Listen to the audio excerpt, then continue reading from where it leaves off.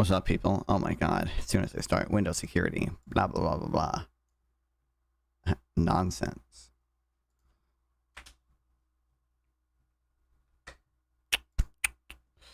How y'all doing?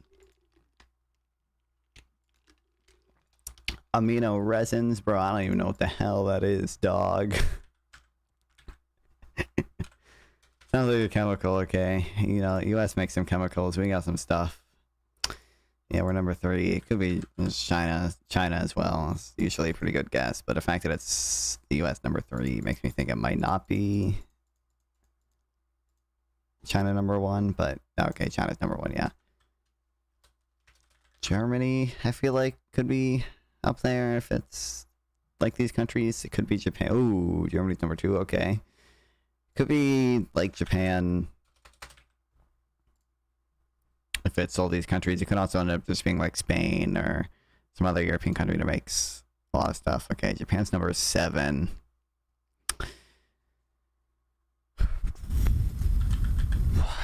Could this be... I'm kind of guessing it's just going to be like France. And or... like Spain or something. I want to guess France. Number 15, damn. Yeah, okay, what's the Netherlands and Belgium? I never would have gotten around to guessing those.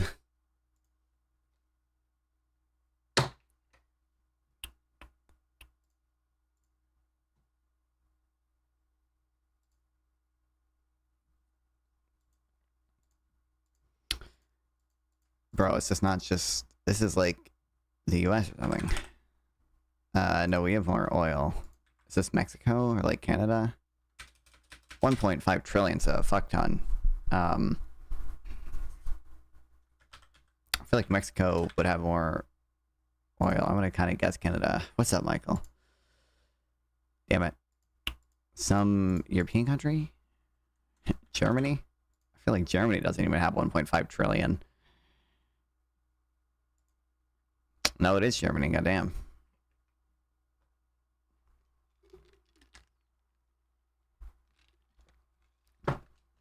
That sure is easy.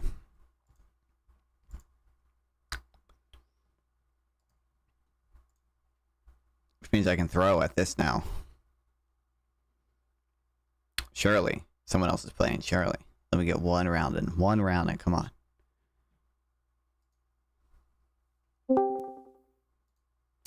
Damn it. Fish fillets, bro. It's gotta be... It's like Iceland on here. Damn.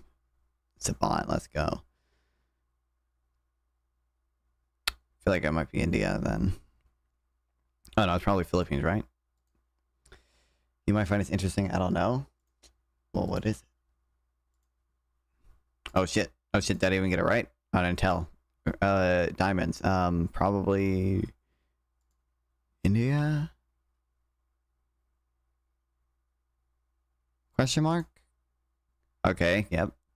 It's a tie again, though. Let's go. I'm pretty sure last round was a tie. We're both at 1,200 still. Bro, seats? I don't know. You know, Switzerland probably makes a lot of fucking seats. Oh, it's Spain. My bad. Penicillin. Oh, fuck. This is probably Switzerland, isn't it? Oh, no. I'm gonna guess Sweden. Yeah, it's Switzerland. I knew that too. Damn it. Valves? I don't fucking know. I'm gonna guess South Korea. Alright, let's go.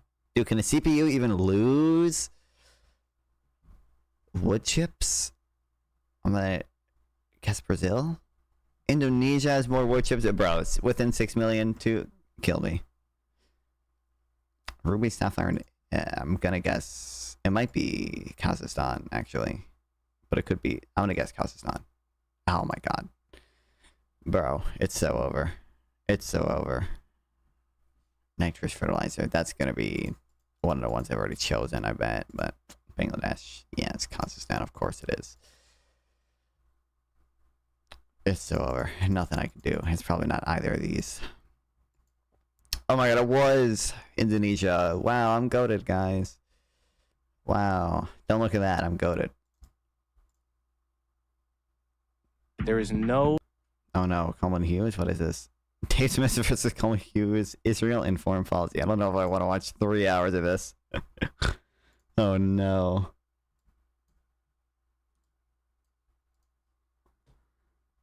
Did Israel influence the Iraq War? Oh dear God.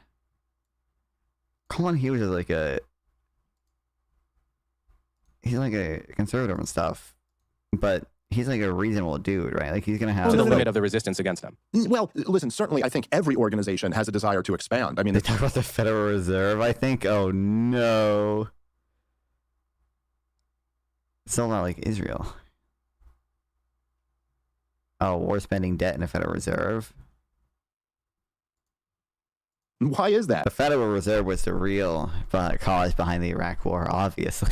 Well, because they were dominating them. It's like the most natural human tendency on earth to hate the people who dominate you and violently oppress you. And it's quite often the case that people embrace violence in response. I don't think that's unique to Islam. I think that's more of a thing that brings us all together. I don't mean to be such an egalitarian on your show here. I assure you I'm not one. But I think that is one of the things that humans have in common. So I just don't see it as, violence. I think that violence, we like to distinguish between terrorism and counterterrorism, but that's really usually not much of a distinction, or at least there's usually not a very objective definition for it. Israel is quite comfortable using lots of violence right now. They're quite comfortable killing a building full of innocent people to get a guy that they don't like. And there's been acts of terrorism. Some argue Israel introduced terrorism into the pre-Israeli Zionist settlers introduced terrorism into the region. I don't think it's something that's unique to Islam. And I don't think, I essentially do agree with your point that most of these dictators in the Middle East are preferable to the Bin Ladenite, head choppers. I agree with you, and in fact, I've been very critical of our foreign policy for siding with the Bin Ladenite head What's up, Patrol? Finally, this channel is so much better than boomers watching protesters. Choppers in Libya, Syria. Better than boomers watching protesters. I don't know what you mean. I'm gonna be talking to some boomers, I think, protesting on October 18th. Be there for the IRL stream, hopefully, probably. Yemen, and I guess not in Iraq, but next door in Syria. I certainly don't think we should be backing the Bin Ladenites either. But it's not a choice between do we prop up brutal dictators or do we back the Bin Ladenites who oppose them, which seems to be the binary choice that the American foreign policy establishment has been working within. But there is a third option there, which is that we don't have to do any of this. It's not in our national interest. It leads to horrific outcomes. We get nothing out of it. And it was never, and it's also just completely unconstitutional. It's not at all what our government was formed to be. Oh. We're not supposed to be the world empire. Now we're going to enter. I was supposed to be a limited constitutional to where they talk to the Federal Reserve. I'm guessing he's going to somehow pivot to the Federal Reserve being unconstitutional as well. There's never a referendum on do we want to become a world empire. And in fact, if you look down the track list of American elections, the anti-war candidate seems to win just about every single time. Whereas if you run back the presidential elections, who was the more anti-war? Was it Kamala Harris or Donald Trump? Or at least was perceived as more anti-war. Oh, it was Donald Trump. He wins. Him or Hillary Clinton? Trump. He wins. Obama destroys McCain. George W. Bush in the year 2000 ran on a... This is also excellent causal analysis. Not fielding econ questions today? We'll do econ questions today.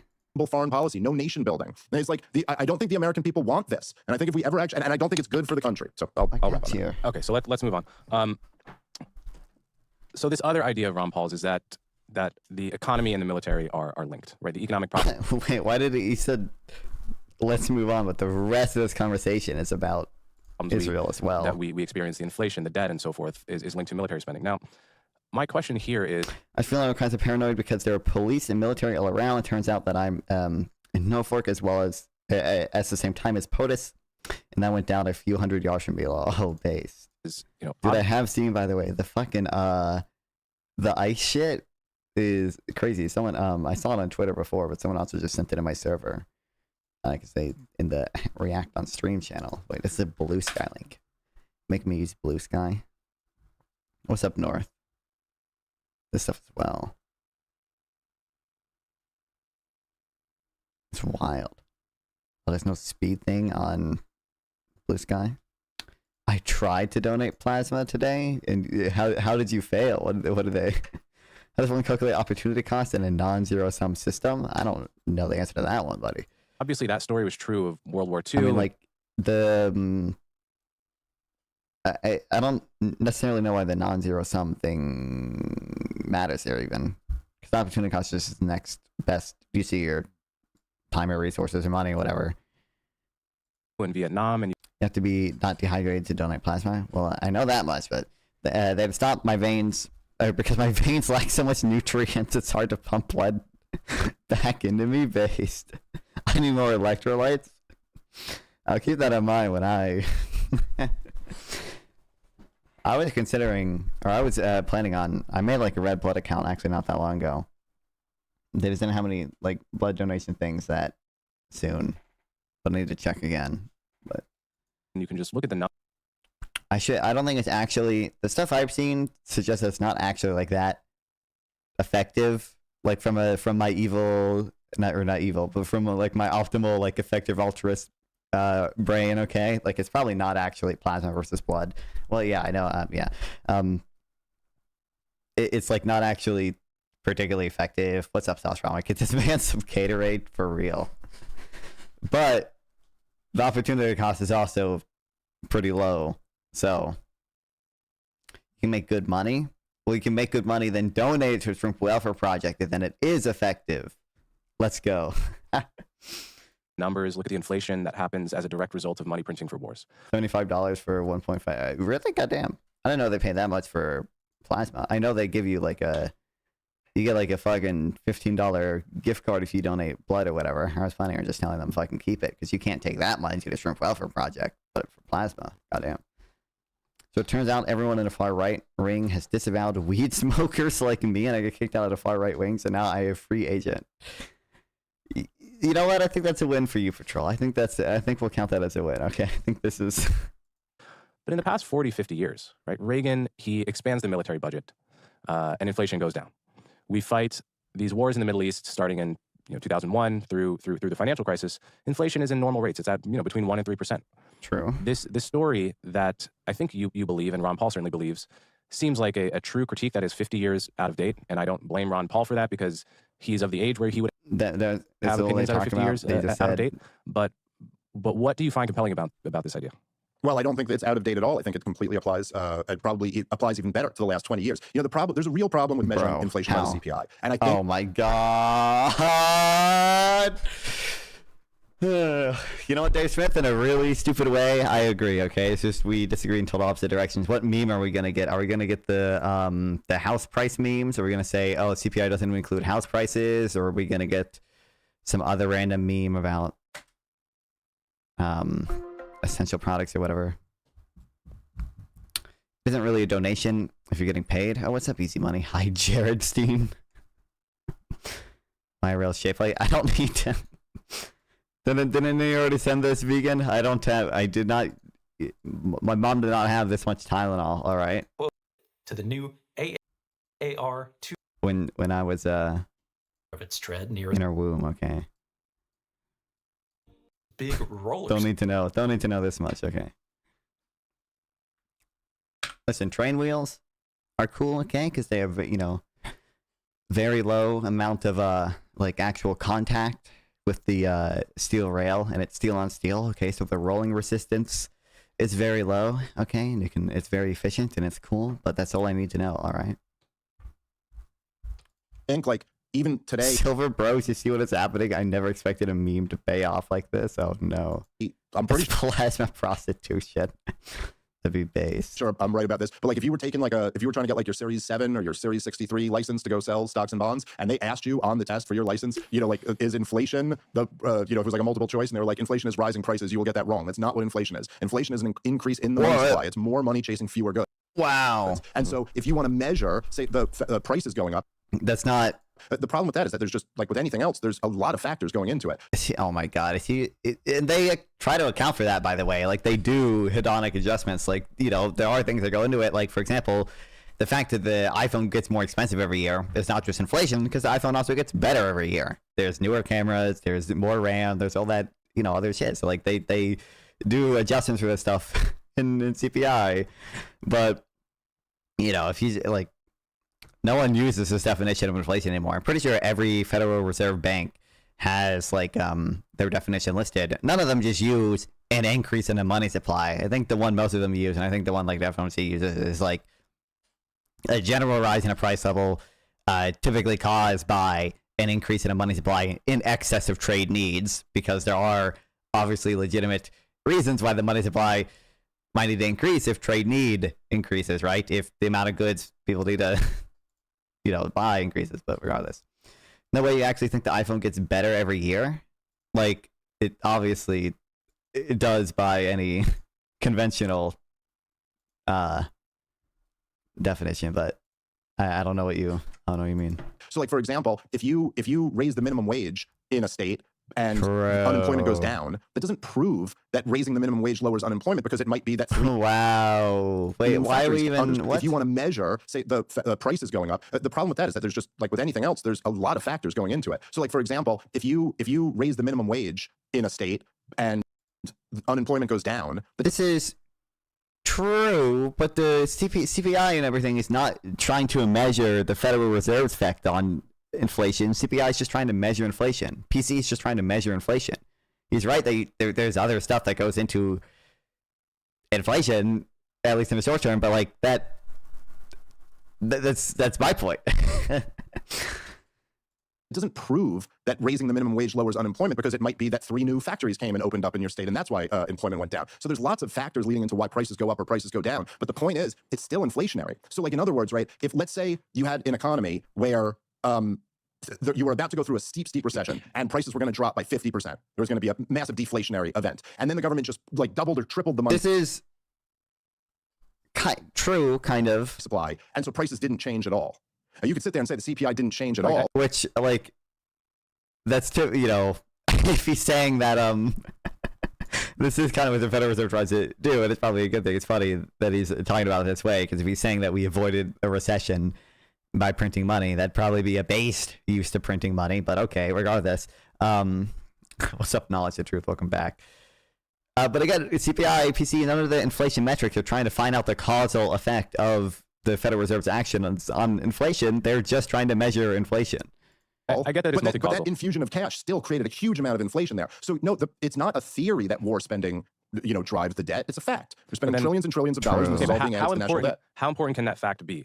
If America, with all of its excess massive military spending compared to, say, Europe, has the same long-run inflation rates as all these European countries and pretty much the same debt to GDP ratio, it's not a one-to-one correlation. Obviously, all of these economies are complicated, but it does undermine the idea that the military is the difference between Western Europe spending 1.5 of GDP on their military and America spending 4% of GDP on our military is showing up my causal inference from a comedian at the grocery store in any way that a person could Kill actually me. detect. No, again, that's just not right. I mean, it's not the case that, like, if you're getting drunk and getting behind the wheel of your car and you go, oh, but my neighbor's shooting up heroin and getting behind the wheel of his car, it seems like we have the same outcome. Why do we have the same long-run inflation rates as all European countries that don't have empires? Typically speaking, they've embraced more. Oh, because they spend on a welfare state instead of the military. There's welfare states than we have. They have big government of a different variety, and that also requires money printing. And we also kind of act. I mean, they usually have higher government spending relative to GDP compared to us, right? But I don't think the inflation comparisons between the U.S. and Europe are weird because they don't include home prices in their inflation, so you got to use the harmonized indexed for the U.S. And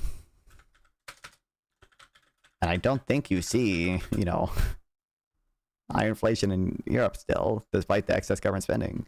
There are other things that go into it, like even, you know, doesn't military spending have a better economic stimulus than a welfare state? I mean, it's just gonna.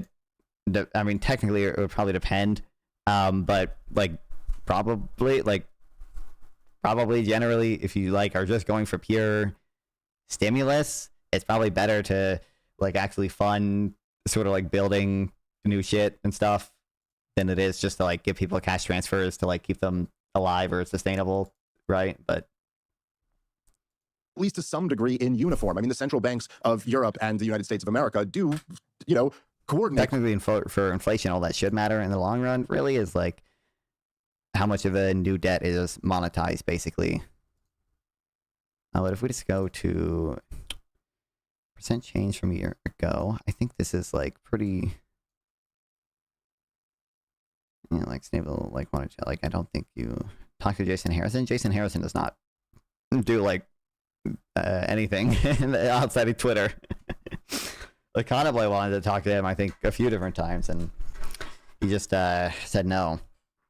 But you know, if you wanted to, I would love to talk to him. But so we should reduce the money supply just to $1 for the memes. This would be base. This would be truth. There'd be no more billionaires if the money supply was low enough. Quite a bit together. But yes, you're right. It is absolutely the case that America has embraced more of the militaristic big government, whereas the European countries have embraced more and even in the case of America, you know, our spending is, you know, 1 part military, 3, 4, 5 part welfare states. So 100%. So it's, you know, okay, yeah, they're so, all huge. They're all huge drivers of this. But like, look, and I'm as against the welfare state as anybody you've ever talked to, Coleman. Like, I can assure you that. But there is a difference between paying for grandma's hip surgery. Like, we could reduce military spending to 0 tomorrow, and we would still every year be increasing the debt to GDP ratio in this country. So to me, the idea of focusing on it is like a 0 area, and let's just change from a year ago. Yeah, this is basically the same. I think they. Looks like they. Nope, these are like very similar. Looks like they're kind of a little bit higher now, basically. Or like right after COVID, they stayed at like above 2% for longer than we did. Although we're back up there now. But I know it's that as a holder, silver to Tomahawk missiles, 15 kilograms of civil on board that might weaken my opposition to Tomahawk diplomacy. This is how I get my foreign policy takes. I'm worth $3 femto dollars. Don't know what that means. Thoughts on reform getting a polling majority in the UK? I haven't kept up with that at all. I don't know. Probably not bad. But they're not going to have elections for another 4 or 5 years or whatever, right? Spending too much in the wrong need for the military. This is real. I mean, my understanding is that a big issue we have with the military, whatever, it's just that is like it's relatively concentrated. What is the shrimp per dollar saving again? Between 1,000 and 2,000, 1,400 is probably the safest, like sort of estimate. That's what they advertise on their website now. But my understanding is, since we like initially cut the defense spending after the Cold War, there was a lot of consolidation in the military companies, and now because we have to do a lot of okay, I lose 1,000 for my calculations. So ungenerous, evil. You know, like it's not really an option for us to let Lockheed Martin go bankrupt or anything, because they make all the technology we need, and it's a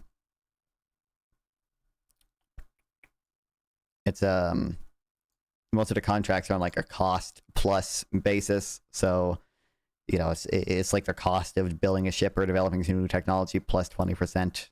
So they don't have any incentive to have low cost. They can overcharge and stuff. That's my understanding, but never done that much research. You can save 75,000 shrimp per blood donate. Well, it's actually, it's 1,400 per year, or 1,000 per year if you want to use that. For 10 years in estimation. Sometimes like the machine, like that estimate is based on a few different like assumptions, like because machines are going to kind of break, the stunning machines will break at different times, but it probably is about 14,000 shrimp in total over the next 10 years. Find your net worth, be the M2 money supply, and find your net worth in a $1 system. I don't know what that. Like a firefly to the sun. What do we mean by that? If we're talking about issues like inflation and the debt. No, I mean, look, it's not a firefly to the sun. I mean, yes. I'm exaggerating slightly. No, but not even slightly. I mean, it's like, I mean, I could take my net worth as just like a percentage of the M2 money supply. Although, obviously, my net worth is also in the M2 money supply, right? Most of it probably. No, I mean, it's kind of like a third of the sun to the sun. So yes, there are other sections that the entitlement programs are slightly bigger, but that's it. After that, it's the, well, I guess interest on the debt now might be overtaking it, but then it's the military. We've spent something like $20 trillion since the collapse of the Soviet Union. And that's a huge driver of the 37 trillion. But you are absolutely right that with the it sounds huge when you don't include the biggest GDP in the world in the denominator. Yeah, no, it sounds like a lot. Coleman Hewitt might go actually. A lot of money for the government to be spending, which is currently $37 trillion in debt. It's not the GDP isn't spending money on defense, right?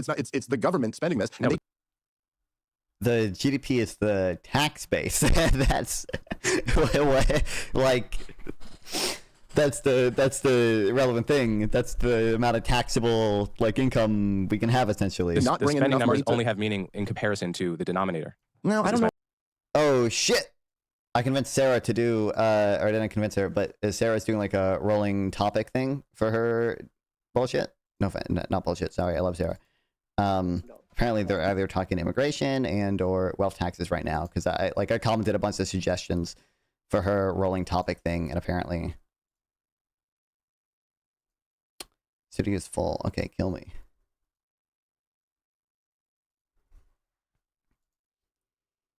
Huge degree that you can start taxing people. I live in a think they're talking about tax. semi-socialist country, I honestly think 25% of everything should be socially funded. But it was Ryan's debate with Erudite in full. Other What were taxes, your like thoughts on that? I thought you watched it and stuff in full like that before. to go to roads, and then everyone else who wants to pay for that private premium stuff pays for it. And there's a nice, easy way that everyone can make things work. Anyone I don't else? think they should be taxed inherently for being wealthy. I think people that are making money out of communities should be taxed based on how much exploitation is going on. What does that even how mean? much money is being like excavated. I'd agree with some of the- Ryan's assertions on Trump admin, but I also think Erudite was looking for disagreement. Looking for disagreements and disagreement. I said basically the same thing in his chat earlier. Like I agree with Erudite, at least from the hour I watched. I saw enough on Attack Mode. I saw. Interest in that Unfortunately, community. We shouldn't be forced taxing those people. I can't even. I think that it's the backstage full as well, or is it just not doing it because the actual studio's full? I only watched like the end before, yeah, okay, but it did feel like Erudite was like looking for the confrontation.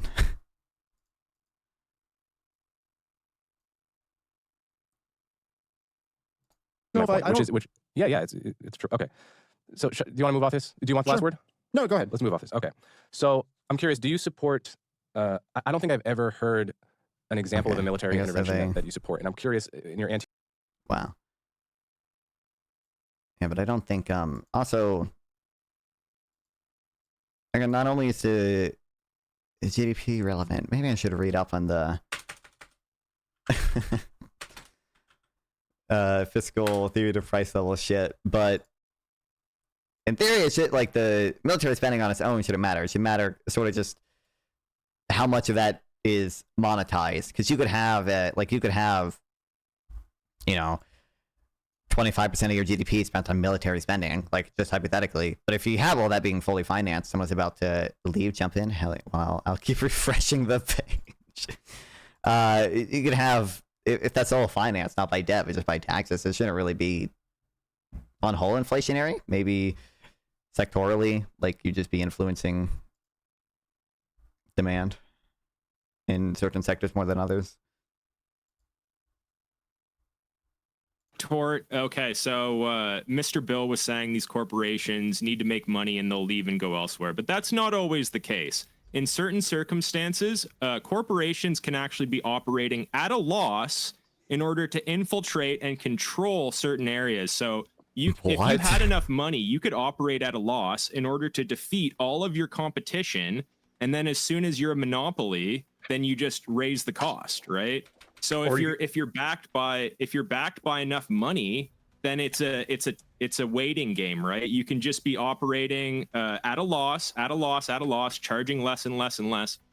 So that's why you need to charge the fuck out of these corporations that are coming in, like Walmart. How would taxes even these big box stores that have an infinite amount of money, and it doesn't matter if they win or lose, right? If you just tax investment enough to the point where nobody invests, then I guess technically you can't do that. But ladies and gentlemen, Non-Fun is backstage. And I think, if I recall, this was his topic of choice. So if somebody wants to boot someone to get him up here, that would be awesome. Because I know this is... go ahead. Sarah. Anyway, they just move it to a tax haven. So fuck investment. Oh boy, do I have a tax for you. It's called a DBCFT, destination-based cash flow tax. So many other tax havens all around the world that they're just going to shove their money in. And you got to pay to get on? I'm not paying. If someone else wants to pay, they can pay. Okay, someone in Sarah's chat's got to be looking out for me. You can't just move money from country to country that easily, right? Yes, you can. Yes. Not in all countries, can you? If somebody sends a wire to your bank out in the Cayman Islands, depends on what country you're in. It's gone. No, what assets you're holding, but it's not particularly hard. But you need to try and enact Swiss laws and all this other crap to retrieve money internationally. it is a losing game. That's why you've got so many corporations Hey. that will just steal everyone's pension and run. Hey, Savage, how long does it take for you to send Zelle money to me if I lived in another country? About 10 seconds? But you can say whatever you were, I think they booted the only like pro-tax guy. About 10 It's seconds. over. I was going to ask Cheeto if he ever overpays on his taxes. Non-fun, your topic, I think, right? Yeah, it was. It was. I did recommend it. Muted, mate. I guess I'm not. I wasn't fully watching. I told Ryan to alert me. Singing until you're unmuting. Doobie doobie doobie doobie doo. Doobie doobie doobie doobie doo. Ain't nobody got time for that. Panel. All right. Oh wait, hold on. Am I? There we go. Yay! Talk Yay. about amateur hour, non-fun. I know, Jiminy unbelievable. Crick. Has somebody paid to bring you up and everything? You make an ass like that? Horrible, horrible. I know. Yeah. No, it was my topic. I did recommend it. I guess I wasn't watching everything because I'm streaming on my end. I was doing other stuff, but I did tell Ryan to alert me when it came up. So I don't know everyone's here's position on it. I think the one person that might have been defending the wealth tax got kicked, and I'm not particularly pro taxes. I do think there are a lot of taxes that I would like that I think are more efficient than a wealth tax. So maybe if there's disagreement on just raising taxes in general, we can talk about that. But Anyone What taxes do you like? yeah, I think I would like green text. I would like a tax called a DBCFT. I think that's one of the taxes I like the most. It's essentially it's kind of a more efficient way to do a style of the corporate income tax, essentially, where you would allow for immediate full expensing of like all investment a company does. You're essentially only taxing their cash flow, whether or not they have a negative or positive cash flow at the end of the year. That avoids a lot of these sort of incidents on investment that we might be worried a corporate tax would have, but it still allows you to raise a lot of revenue, and it's destination based, which typically I can go into that if you want, but would lower avoidance and makes it harder to sort of hide your money offshores and everything. And then kind of broadly, any type of tax on like economic rents, I would be in support of. So, you know, a tax on oil revenue is beyond the cost of extraction plus any sort of return they might need to find new oil fields, because that's not a distortionary tax. The amount of oil that exists is fixed, so it makes sense to, you know, tax away any rents from extracting oil, and you're not going to distort oil production. But then you're getting taxed. I appreciate the $100 because when you fuel up at the Bowser, super chat. no, not when you fuel up. Sorry, when the fuel retailer purchases the fuel, they're paying a tax on that. They're paying an excise, which then goes to help meant to build your roads. Not so. Tax the, go again. So well, that's the gas tax we have now, right? It's like whoever's purchasing the gas is the you know, is paying that or whatever. This would be a tax on sort of the extraction, like the, you know, a company extracting oil. You know, beyond like Australia has something like this for their mining companies, beyond like a 40% profit margin or something. Essentially, all that money would be taxed away. The incidence of that would actually not be on the consumer, because again, you have to think that the supply of these minerals is fixed. You know, you can't make more oil. There, it just exists in the ground. There is a cost to refining it and extracting it and finding new oil fields, but beyond some reasonable return, simply taxing away those profits is not distortionary because of the fixed supply. Well, so what do you do with the oil drillers? So what's reasonable? It might depend a little bit on the industry, but like certainly, like you probably, you know, I think Australia's system is probably fine. I think it's above like a 40% margin or something. So if you make over 40%, they tax you how much? I don't know if Australia literally does 100%, but it's close to that. I can't actually tell you because I am not sure on that figure myself. But so do you live in the States? To eliminate that is slow production down. So how much over on your taxes do you pay every year to the government? I don't see how that's relevant, but you know, I don't. I'm was up until recently a dependent, so I think this is probably going to actually be probably my first year filing taxes of my own. But So are you gonna? He's our baby panelist. Okay, Yeah. so when you file your taxes, are you gonna send them an additional $5,000 on top of what they say you owe? So people don't usually intentionally do that, right? I mean, my understanding, a lot of people do get a tax refund at the end of the year because for whatever reason they did overpay on something, but typically intentionally you do not do that. No. My question is why aren't you sending more money to the government since you want to tax other people's money more? You would think that if it was good for the goose, then it'd be good for the gander. No. So for one, I am separating out here different types of taxes, right? I'm talking about the taxes I do like because I believe some taxes are more efficient than other taxes. So the income tax, I don't think it's particularly efficient, due to temporal reasons. Basically, it diminishes savings, it diminishes investment, it probably reduces the labor supply to some marginal extent, probably. A resource extraction tax type I'm speaking of, where you're just taxing economic rent. You're essentially taxing an unearned payment. That is not distortionary because, again, the supply is fixed. The supply of investment and working is not fixed. I could choose to work more. I could choose to invest more. The income tax reduces the return to that. That's not true of the resource rent tax.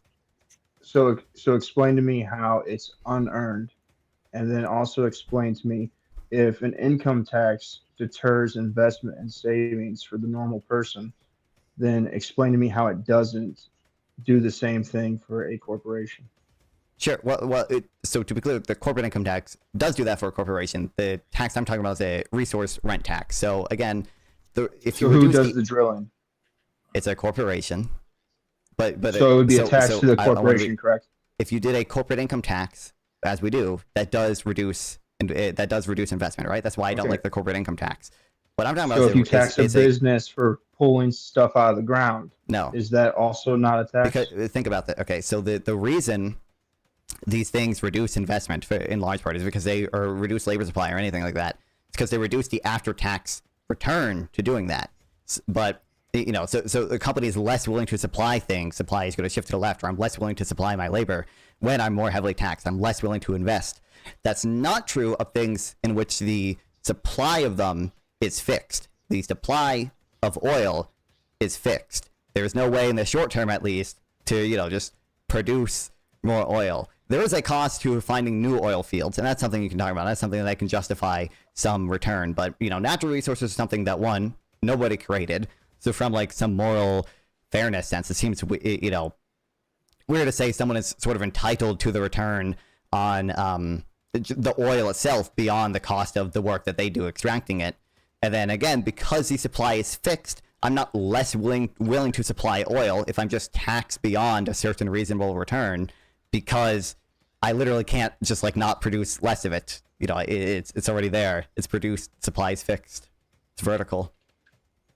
But I can slow the production down if I'm losing money from taxes to make the price go up. Well, no. So you would only be, you would never be taxed if you were losing money, right? You only tax beyond a certain return. You can make under the normal return and still be profitable and not be taxed. What about taxing something like solar energy that isn't limited? Well, so if you were to tax the production of solar energy, you would get less solar energy, which would be bad because solar energy is typically good. I don't think that's I don't think you would want to do that. Well, no, probably not. I just kind of threw it out there. So why would you? So do you want oil to go up or do you want it to go down in price? I don't have a strong opinion on that. I don't know what it means. So I guess in some sense I might want it to go up just because I believe climate change is an issue, but this tax is not at all meant to address that. This tax probably would not change the price of oil at least meaningfully either way. So I don't see the relevance really. And speaking of tax, have you paid your tomato tax? Because as you know, the show only continues if we hit those donos every hour. So far, you're 7 out of 10, and you got 12 minutes left to complete that. So all you need is 3 more measly super chats, and we can continue on this panel. So get them in while you still can, or else I go to bed and I get a good night's sleep. All right, continue, Non-Fawn. My apologies. I mean, I think Non-Fawn. Oh, sure. Sorry, were you continuing something? No. I was just saying, I think I was just asked a question. I didn't have anything else to say. you went. Go ahead. Don't worry. Yeah. What exactly is a wealth tax, and are you against it, and why? Yeah. So I mean, a wealth tax, I would essentially just define as a tax on someone's net assets, their total wealth beyond a certain amount. So like, you know, the income tax is not just a wealth tax. You're just taxing someone's income, like how much they actually make in sort of traditional, like, you know, wages, and maybe other benefits are included sometimes, essentially. A wealth tax is going to include all of your assets, right? It's going to include your unrealized gains that you have on shares, right? That's not something that's included in the income tax. You only have to pay tax on that when you actually sell it, when you actually sell those shares. And I would be against a wealth tax. Or I should say, yeah, I am against a wealth tax. I think it's, for one, I just think the issues that it exists to solve are typically over exaggerated. Although I do think like wealth inequality and income inequality has to some extent gone up. I believe it's typically way overstated how much it has, and typically the negative effects of it are overstated. And I think that wealth taxes are just really administratively difficult on the state. It's hard for them to track everyone's net assets and tax them appropriately, and rich people have all the lawyers they need to avoid the tax. They can hide wealth offshores. And then lastly, you know, I do just have concerns about the negative investment effects. You're reducing the after-tax return to investment. You're reducing the incentive for people to work, to make good companies, to make good products that everyone buys. Do you think the government's going to do that with my tax money? Or me as a billionaire that's got so many businesses that I'm employing people, you know, I can make more jobs for people. The government's not going to do that. They're going to pay themselves and give the peasants the crumbs. I mean, so I like half agree with that. You know, I do think that typically, you know, money in the hands of billionaires, saving and investing, a lot of times it is better to keep it in their hands than it is to tax it away. But I do think that the government does do some essential functions that I like that are not like what you just described. Grid has an important question for non-fun. Is if you are coming to Nashville to debate at my event, because you know you should. Is it his event? I thought it was the just modern day debate thing. So modern day debate is Saturday, Sunday, but Grid is also putting together a really cool in studio debate / event hangout session on Friday. So if you want to go do that, it will be live streamed, I believe, and food, drinks, party, and debate. Wait, so, when is this? This is like this Friday? This will be the no. It's the Friday before the modern day debate. So there's modern day debate is I think November 15th and 16th. Grid's Friday event would be Friday, I think the 14th. Like whatever Friday falls right before that. So you'll have back to back. Yeah, I definitely cannot promise anything. I'm a little far from Nashville. I think I'm like 8 hours basically from Nashville. So it could be worth it, but I don't know. We'll have to see. I'm not opposed to it. But you're gonna have to grift your chat harder for some airplane money, and that way it's not that big of a deal. Yeah. Mm-hmm. That would be unearned. That would be unearned income, and that should be highly taxed. I think that'd be earned income. That's a donation for the valuable work I do. Daniel drops in the Big Ten to hit the goal and says blah blah blah blah blah blah blah blah blah blah blah. Thumping Weevil drops another 10, says just take my money, Sarah. Thank you. I will. And Kokomo says classic. I'm too lazy to actually make decent money, so I need to take it from others. You're welcome to respond to that, non-fun. I mean, listen, I like voluntary transactions. Donations. Can I ask you a question really quick? Sure, go ahead. So if we lessen the oil that we produce, right? Mm-hmm. How are we going to access energy to provide everything that we have today? Like vehicles, television, like literally everything that we run is run on oil. So how are we going to fix that? Well, so for one, I think that the tax I'm describing, I don't believe would, and I don't think there's any evidence to suggest that it would decrease oil production or anything, because it, again, the supply of oil is fixed. But generally because I do want to move away from oil. I mean, you move. I think the best way to move away from oil is essentially to make other technologies cheaper, and we're already seeing this. Like, solar energy is pretty cheap now. Wind and hydropower energy are getting cheaper and cheaper. I think it's a. Wait, one question. How are we getting that energy? One question. Bear with me just a second. Non-Fawn, would you like to debate? I don't know who else is going exactly. I mean, I guess I'll. If I do go, which I'm in no way committed to going at all, I would debate almost anyone who would take me up on something like Trump and his economic policy, or tariffs, or immigration stuff, or even taxes, wealth taxes and stuff like that. I don't know who exactly is going there that would like to discuss those things, but I debate people on capitalism versus socialism too. I'm a capitalist. I guess I could debate a more lefty person as well. That's fair. And also, Non-Fawn, pick someone to drop. Oh no. Yes.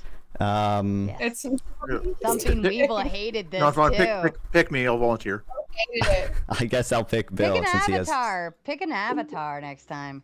I mean, Bill volunteered. I was leaning towards avatars, but since Bill has volunteered, I will respect his wishes. All right, Bill. We'll see you back around on the next round. I have a question for Non-Fawn. Sure. Oh no, I was totally unready. Or unless Trippy already has something. You guys go. Here comes the clown. Okay. So here's what I was going to ask. What technology is there to substitute plastics, for example? Do you know? I don't know. I don't know if there's not necessarily perfect substitutes for plastics. I don't know, but I think like it'd still be beneficial to move away from oil and energy production. You'd understand that oil isn't only used for the production of energy, correct? I do know that. Okay, so give me an imperfect. Something that An would imperfect substitute. I mean, an imperfect substitute for plastic. I mean, metal obviously was used before we had plastic for things. You cannot use metal to contain everything. There are things that's why it is an imperfect substitute. We got a lot of sand. I have a small example that's been put into practical use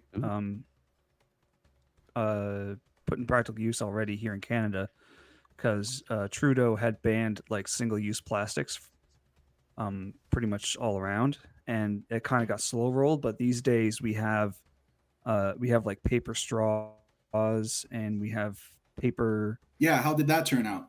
It's working fine. Yeah, it's working fine. No, it isn't. A lot of people. Yes, it is.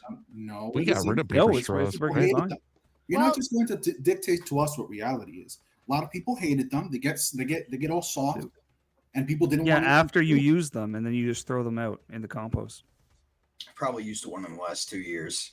You can roll a doobie when you're done with it. Working just great. my point, look, my only point is this: the substitution of oil isn't going to be something necessarily simple. It isn't only for the production of fuel, and we extract other uses out of it. Yes. So it isn't the case that people just don't want to invest in solar and in wind power. There's a lot more that goes into it. So because I hear this from the left often, that it comes down to some sort of feeling of, well, people just don't care about the environment. It's like most of these people haven't even had a blue-collar job or anything that puts them close to the production of utensils or use of metals in any shape, way, or form. And they claim to tell us exactly how society should function. I mean, I don't know how young you are, but you just showed up. You just plugged into the matrix, and you're going to tell us how things work. I don't think if you could just take a step back and consider just for a moment that it isn't that people just don't care. That's all I don't think that, and I don't think I've ever implied that I think that. The issue is not that people just don't care. The issue is that there's a cost imposed on a third party on everyone else when you use some oil product that is not paid by you, right? There are negative externalities associated with it.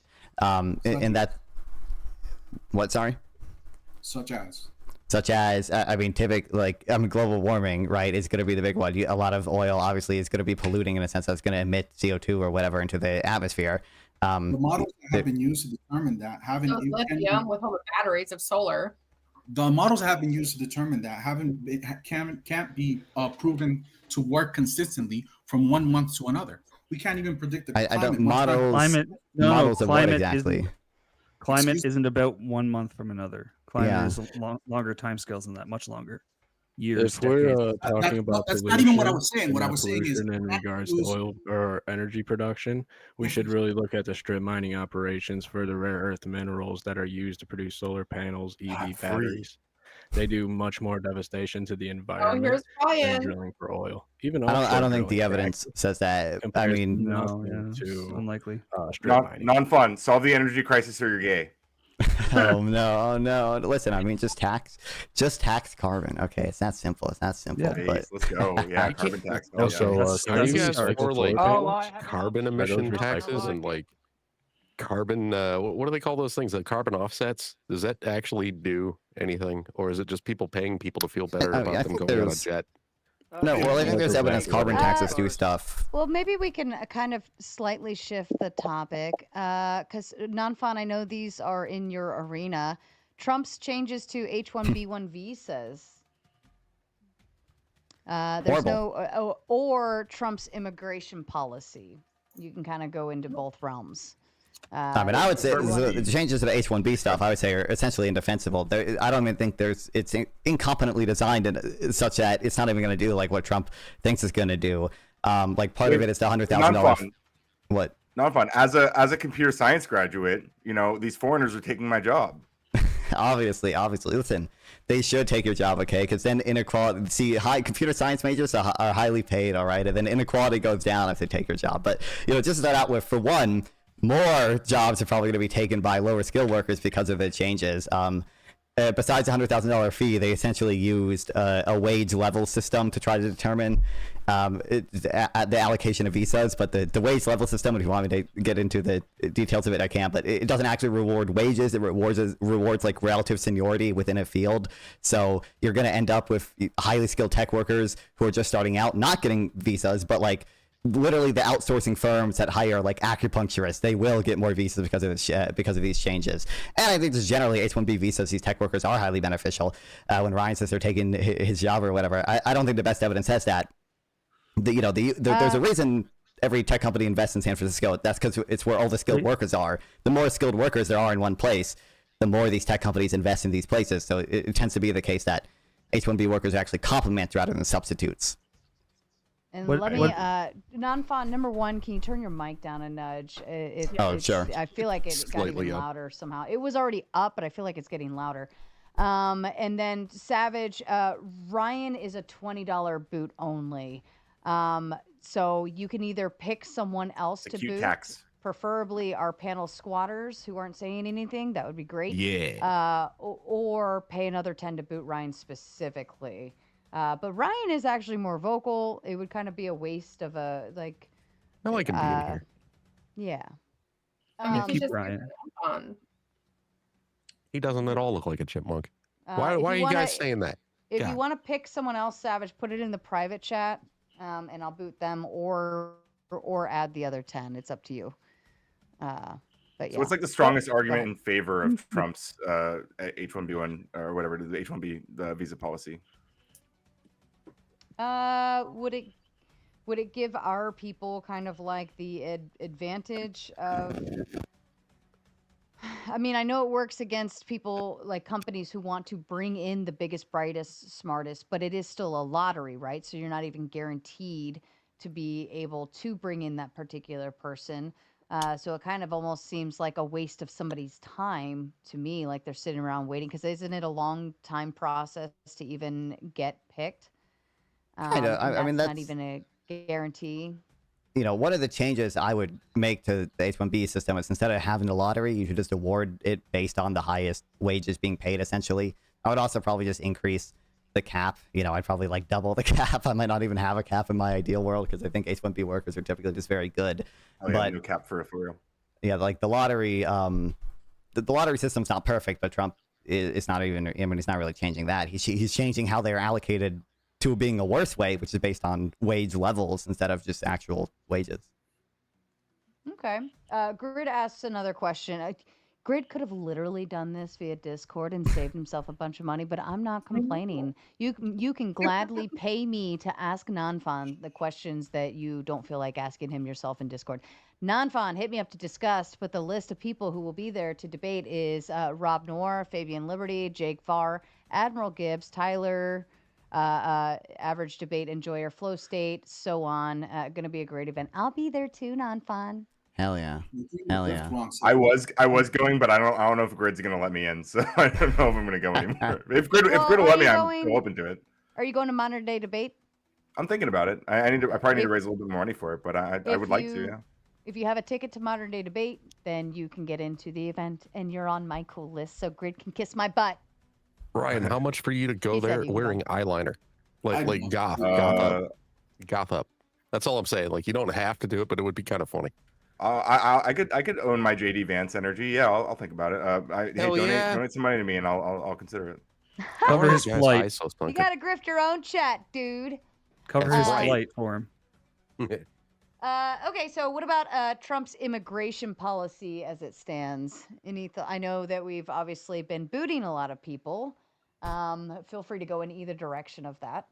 I feel like his policy is basically just. I feel like his policy is kind of just no immigration allowed. That's what it kind of boils down to. Not only no immigration, but it's find anyone who's in the country, even potentially illegally, and send them to a fucking foreign concentration camp. There's a lot more nuance to it than that, guys. There's people here who are like literally radical Islamists that live in fucking Dearborn that have talked about how they want to take over the country and make everybody a Muslim. You're going to have to source that, buddy. Yeah, okay. Isn't Dearborn the way it is because of legal immigration? Like, what are you even talking about? We're talking about people who are here allegedly illegally. Through the southern border, regardless. So Islamists coming through the southern border? You guys are going to go, hold on, because you have no idea what I'm talking about, because it just shows how unstudied about it you actually are, and you'd rather just rage about the president. I'm sure more than one Islamist, extremist in Dearborn, Michigan exists. Okay, I'm sure that's the case. And if Trump, if Trump was just utilizing like ICE to go after like very extremist people who cross the border illegally and then give them some minimum amount of due process before being deported, that would be fine. But he's not doing that. He's deporting essentially, anybody he can get his hands on. He's ordering ICE to go into a bunch of workplaces and just round people up and deport them. Many of them are not given, appropriate due process rights. There's already been 2 Supreme Court cases where they have ruled that and said, hey, Trump did not give, the proper amount of due process to people deported, and many of them were sent to places that I don't even think Islamist extremists should be sent to, like Saqqat, where these human rights abuses and torture is relatively common. Girl who was supposedly held by ICE, and her dad, was the one that was going to get deported, but yet they claim that ICE held the daughter as bait to get him. When in actuality, with the fact dad actually fled the fucking scene. That in JGG, is that what you're going to bring up next? No, I'm going to bring up. So when Trump first enacted the Alien Enemies Act, he deported like some 200 people. Some of them were able to get temporary restraining orders to avoid being deported. But when Trump first did this, he deported about 200 people, and the Supreme Court later ruled in JGG v. Trump that the AEA detainees that he deported did not experience proper due process, and in the future, Trump actually had to inform people of what act they were being deported under, and let them dispute it. And then there was another case a few months later that said, hey, actually, Trump essentially failed to follow through on this. There were more immigrants deported who didn't have proper rights to seek habeas, because they were only given documents in English and or moved around the country so they couldn't talk to their lawyer. There's already been a lot of fucking excuses. And a lot of what sounds like he's just telling you what happened. What do you mean? Pardon me for just a moment, gentlemen. Weevil, I have to step away for just a couple minutes. Weevil, can you just take over telling men to shut the fuck up every now and then? Everyone, you know the rule here. You know how we engage and interact. Act appropriately. Just give me just a few minutes and I'll be right back. So obviously Trippy's just deflecting. I mean, Non-Fun just explained clearly things that Trump is doing, violating people's due process, and no one wants to talk about it. Why don't you guys defend Trump violating due process? And you got to do that shit. What about Obama? What about Biden and their due process? You guys never even would have said shit. I'm critical of Obama's deportation processes. But anyways, why are you guys defending talk about it back? Hey, Savage has his hand up patiently. Let's let Savage respond. Why do you think Trump's removal of due process is good? He didn't. Why would you frame it like that? That's a jackass way to frame it. We'll let him answer. He can tell me if it's a jackass way itself. Obfuscation. Hey, Trippy, he doesn't need you to save him. Happy save a hoe. He doesn't need you to save him. Ryan, why? Let him talk. Let him talk. You had the hand up. So I just want to know what due process they did when they crossed the border illegal. What was the process that they took? Most of them claimed asylum. In fact, in the first case I mentioned in JGG v. Trump, that JGG immigrant was someone waiting for their asylum hearing when they were deported, or when they got a restraining order to avoid being deported. Question. Did any of these illegals have orders to deport them? Any of them? I don't know if any of them did, but even if some of them did, if you are deported under the Alien Enemies Act, that's not being deported because you committed some crime or something and already have a deportation order. That's because you're suspected of being a member of Trend Agra, and then you're deported based on that. You're illegal. It's illegal. Being illegal doesn't make you a criminal, though. One at a time. Let these. Yes, it does. Illegal means you broke a law. That's exactly. Retarded. God, that is the dumbest stuff, man. Illegal and criminal act aren't the same thing. Criminal is different. Criminal is different. There's a civil offense. It's still a criminal offense because you broke the law to get here. So because it's a civil infraction, they don't have the same due process as you would in a criminal trial. So they're getting their due process. They do. It's true. So you don't have the same due process rights as a criminal trial, but you still have a level of due process. No. And again, if you guys want to disagree with the Supreme Court, that's fine. But the Supreme Court literally said these AA detainees were not given the amount of due process as required, even under the Alien Enemies Act. And Trump, from now on, has to inform these alien people whether or not, or what act they're being deported under. Essentially, that was the first order they gave. And that's his Supreme Court that said that. Yeah, exactly. Do they get deported? Do they get deported? There were people who got deported. There were about 260 some people who were deported in the first round. Yeah. Are they still deported? Concentration camp. Well, some of them are probably dead in Sakat, but yeah. Worked out fine. Yeah, right. You guys. It didn't work out fine. What the hell? What concentration camp were they sent to, Ryan? Sakat in El Salvador. Sakat. Okay, so how many of them were Americans? I didn't say they were Americans. Nobody said that. What are you talking about? Okay, so if they weren't Americans, then why are they there? Wait, what? Trump sent them there? They previously wanted by their government. Exactly. So they came into the United States illegally, and they got sent somewhere. Or they were here illegally. Which, like, you can overstay a visa and be here illegally, right? Like the superintendent who was recently arrested. Exactly, illegally. They were. He didn't enter. He didn't enter the country illegally, right? Who was caught with guns? Processed. Okay. Oh no, he had guns in America. Oh. Yeah, if you're here illegally, you can't. It's illegal. If someone is also called breaking a law, yes. If someone is in the U.S., if someone in the U.S. is an illegal immigrant, remember those? Is it okay to deport them to CCOT? Sure. Well, I mean, I would say no, just because I believe Sakat is probably too cruel to really send anyone to. Yeah. But regardless, you can have the position be okay to send them to Sakat. Do you think it's okay? Do you think it's okay for the president of the United States to violate due process rights? Do you think it's okay for the president of the United States to violate due process rights? Being in a prison in America or anywhere else, are they not being fed? Justify Trump ignoring due process. Someone justify that. What's going on here is you guys want to deem these places that they're being sent to terrible places because you expect their governments to somehow prove that those people are sent there. I don't know if I can say that. Hey, Auschwitz wasn't in Germany, by the way. Auschwitz was in Poland, and they deported people there. No shit. Did you just learn that? Exactly, and that's not in America. Whatever you're saying that they're getting sent to is not in America. Well, you're really missing the point. The concentration camp that Germany sent the Jews to, and not just the Jews, a lot of other people. It was in Poland, right? It was a concentration camp, a foreign concentration camp, just like we are doing to CCOT. We're sending people to CCOT with no due process. You should go visit. Did they enter the country illegally? How many people have died there? Did the Jews enter? I don't think we know. Did the Jews enter the country illegally? That's another government who's not under our control to prove that anything has happened. Like you're not going to. And yet we're paying to send people and hold them there. Good. That's what you fucking do with people who are here illegally, dude. That's not what you. First of all, you shouldn't violate. No, yeah, it's really not. That's not what we do. That's the whole problem. Earlier, you want me to? Hey, Ryan, why are you pro child toucher staying in the state? Hold up. If you're if you're a child toucher, then you go to fucking jail. Like, doesn't mean you go to a foreign fucking prison. People let them out accidentally, illegally, right? So you want taxpayers to pay. So you want taxpayers to put these people that are here illegally in our. You're paying for them to be in CCOT. You are paying for it either way. What are you talking about? Why are you yelling? Because it's a stupid question. I just said that you're paying for CCOT. Nobody was yelling at you, Ryan. Well, no one's infringing her right to speak. I'm just telling her she's stupid. Calm down. He took too much estrogen this morning.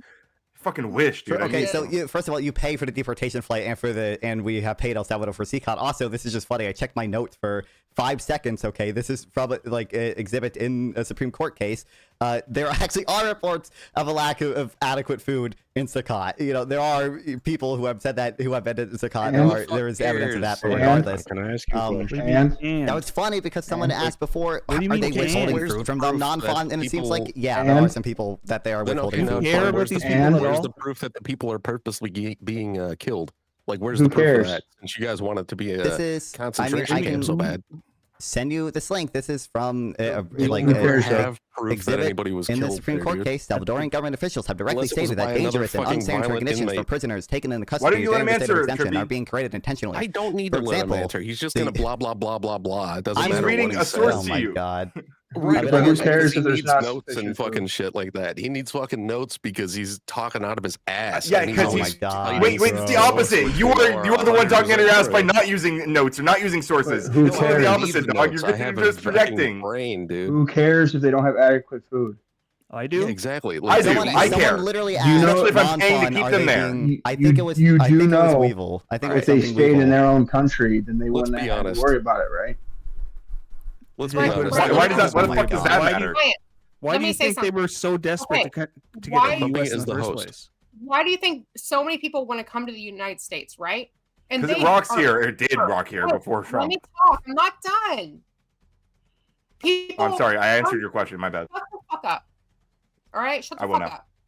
Yo, stop, dude. She's literally the stand-in host. Trippy. Stop. Hold on. Ryan, people come to the United States, right? Yeah, and it's people awesome. fear to get deported, but they don't want to stay in their own country. Why do people fled to America, but they don't fled to any other country? Why is that? Tell me that. It's awesome. I literally did, and you yelled at me for it because it's awesome here. Why? Exactly. So why the fuck are they why can't they come here legally? So you know how many people? I think a lot of them are trying. Like Non-Fun explained. Non-Fun literally explained how a lot of these people are coming here and filing for asylum, and they're getting deported. Why don't you want me to answer the question? People hate America so much they want to fly their own flags. I'm sorry. When you asked me a question, I thought you wanted me to answer it, but I realized you actually just wanted to monologue more after you asked me the question. Why so go ahead. People come here and want to change America to where they came from. If where they came from was so bad, why do they come here to change it to where they left? They don't. I don't know. I want to address what non-fam put in the chat. This is just not the case, Evil. Yeah, you sound insane right now. No, I really don't. You actually people come here illegally, or people come here and they want to fly their own flags and say that we're horrible. That Wait, how is flying a foreign flag changing the country? Yeah, it's not. Wait. How is flying a foreign flag changing the country? How about how it in California this past summer when they were fucking throwing rocks at cops while flying their own country's flag and claiming that America was so fucking terrible that the people who were flying the flags were the ones throwing the rocks, or was it two different groups? Motherfucker. You watched it. You watched it. I did watch it. I saw people flying flags and I saw people throwing rocks, and they weren't trapping police cars up underneath bridges, throwing things at them, flying Mexican fucking flags. Again, we're talking about multiple separate events. Our country's so great, we don't want to go back to it and try to make it more similar to America.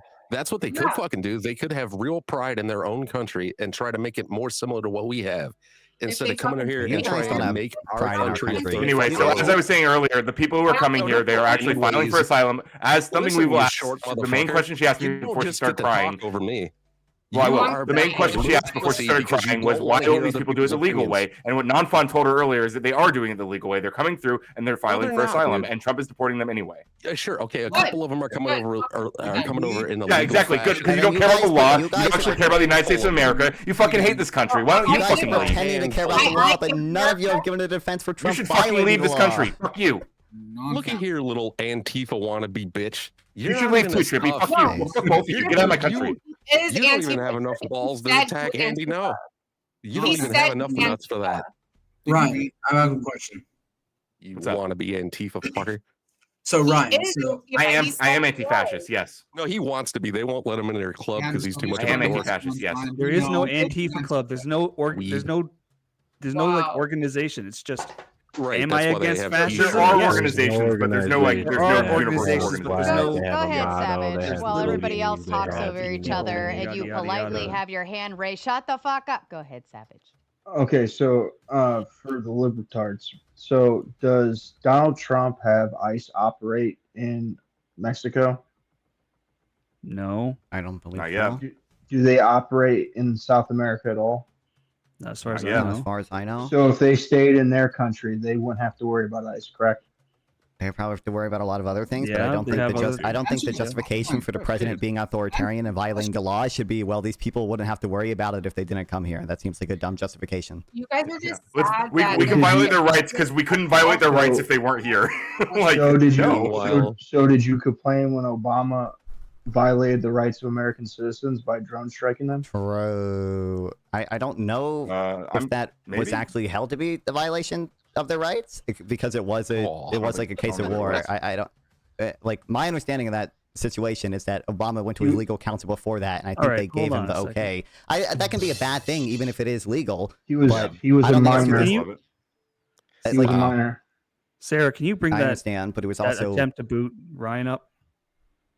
He was also what? Read that. He was killing a drone strike because I think his dad was an Al Qaeda operative, right?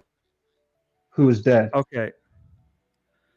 Because he was killed in a drone strike? Okay, I need to rant about this real quick. Boot Ryan, it's so disrespectful how often they compare everything they don't like to World War II. It's a disservice to actual victims. Motherfucker.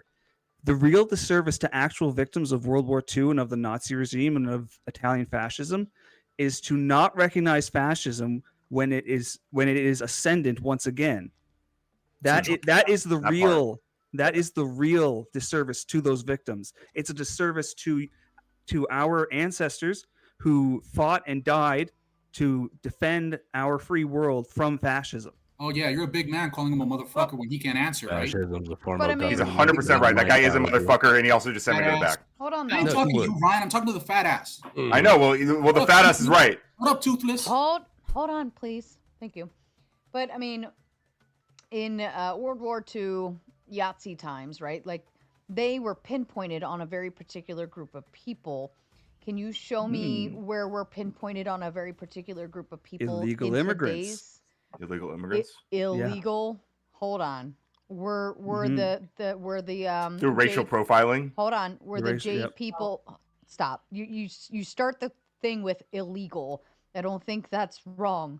To boot people who are here illegally. Now, if we're targeting people, because in Germany, the J people actually lived there. They were part of society. They were legal. They were residents. They had all of that.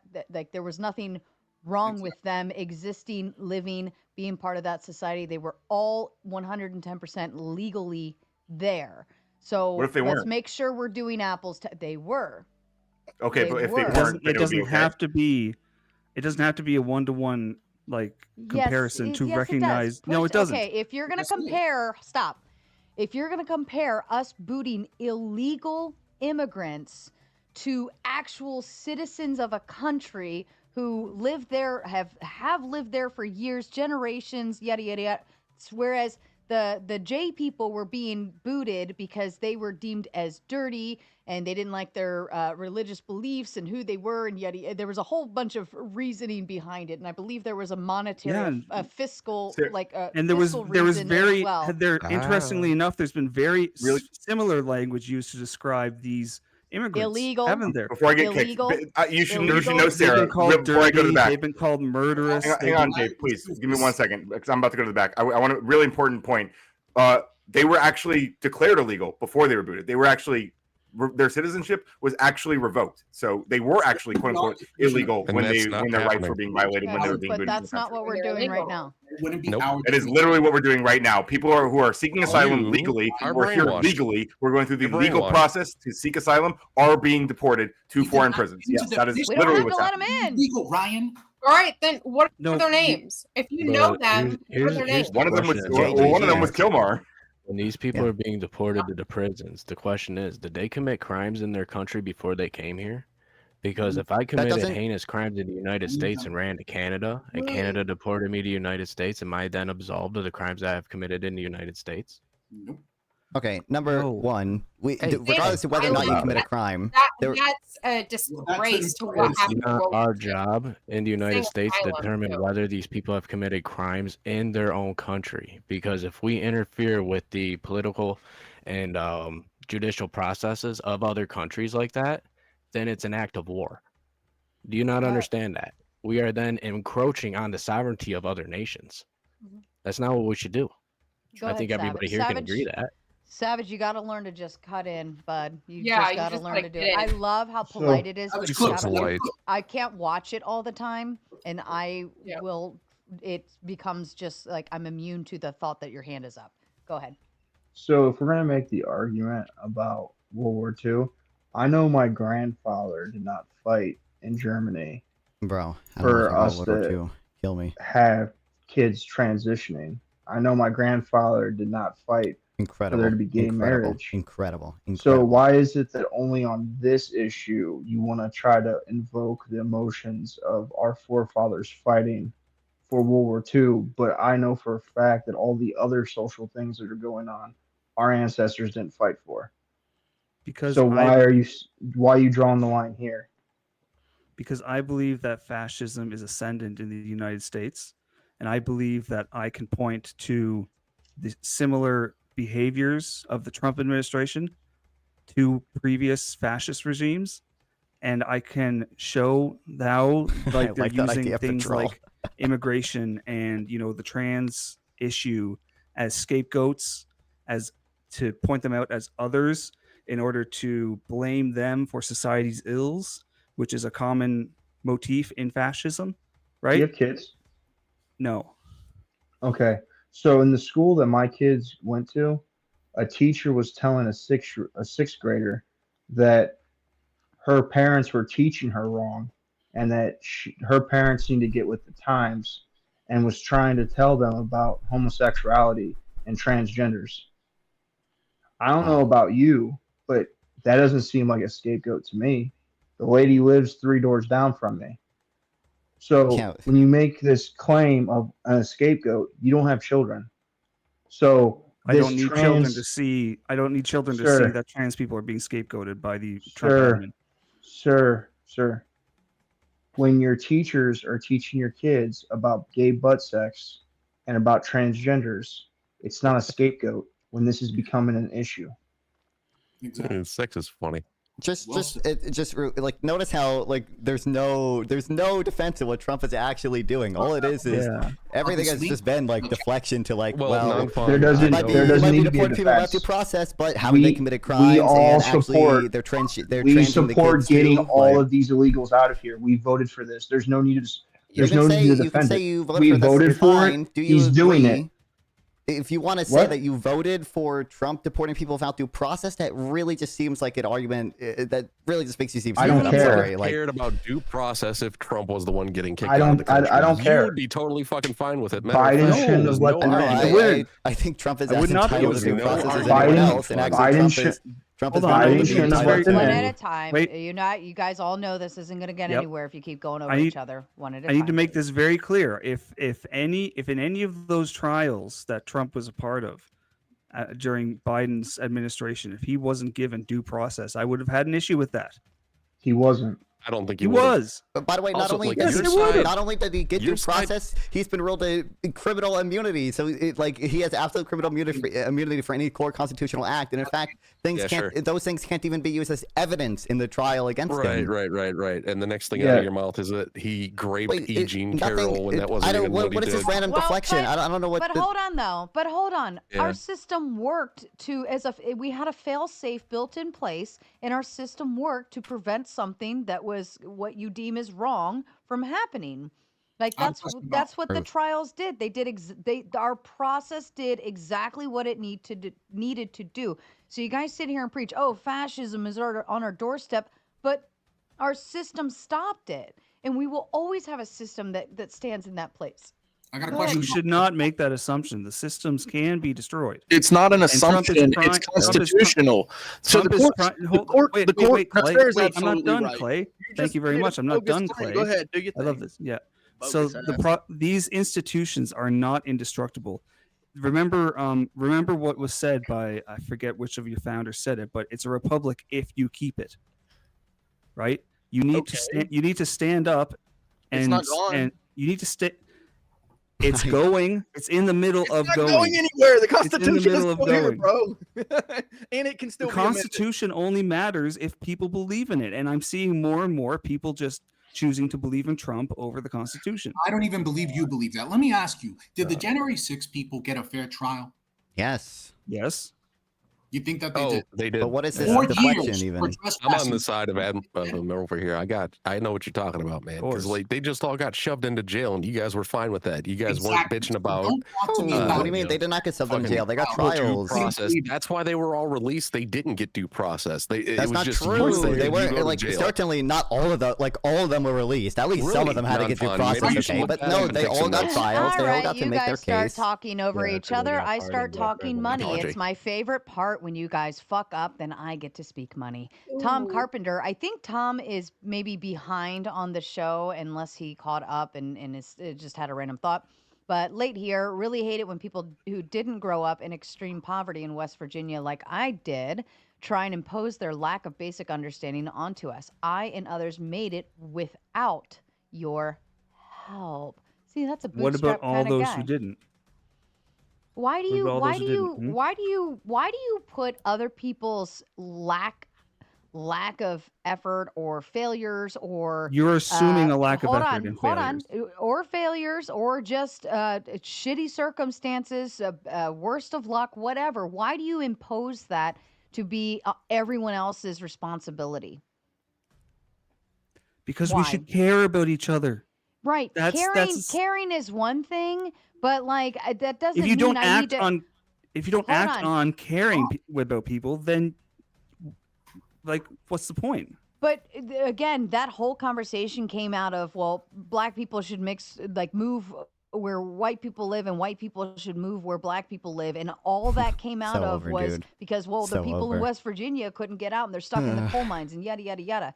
Like, it doesn't make any sense that why does my community that I live in or my experience and all of these things that I did and all of the efforts that I go through, why do I suddenly have to get dragged backwards or have to extend myself to others because they're stuck in the coal mines of West Virginia, or if you guys like the slop, make sure to smash like in the stream. Make sure to like and sub and share. Why do I have to keep doing that when I will even say it this way. People who are stuck in those systems or whatever, they stay there because they don't want to get out. Just the same as an addict doesn't want to stop, an alcoholic doesn't want to stop. They never. You sit there and you tell them until you're blue in the face. You take them to all the rehab centers. You give them all the money you can to try to help. You give them. You do everything in your power to try to change, and then you realize you give up on them and you say, "Fuck it." When they're ready, they'll come back and they'll figure it out on their own. And guess what? The ones who do get sober, they want to, and they actually go through the efforts by themselves to get to those places. Can I add to that?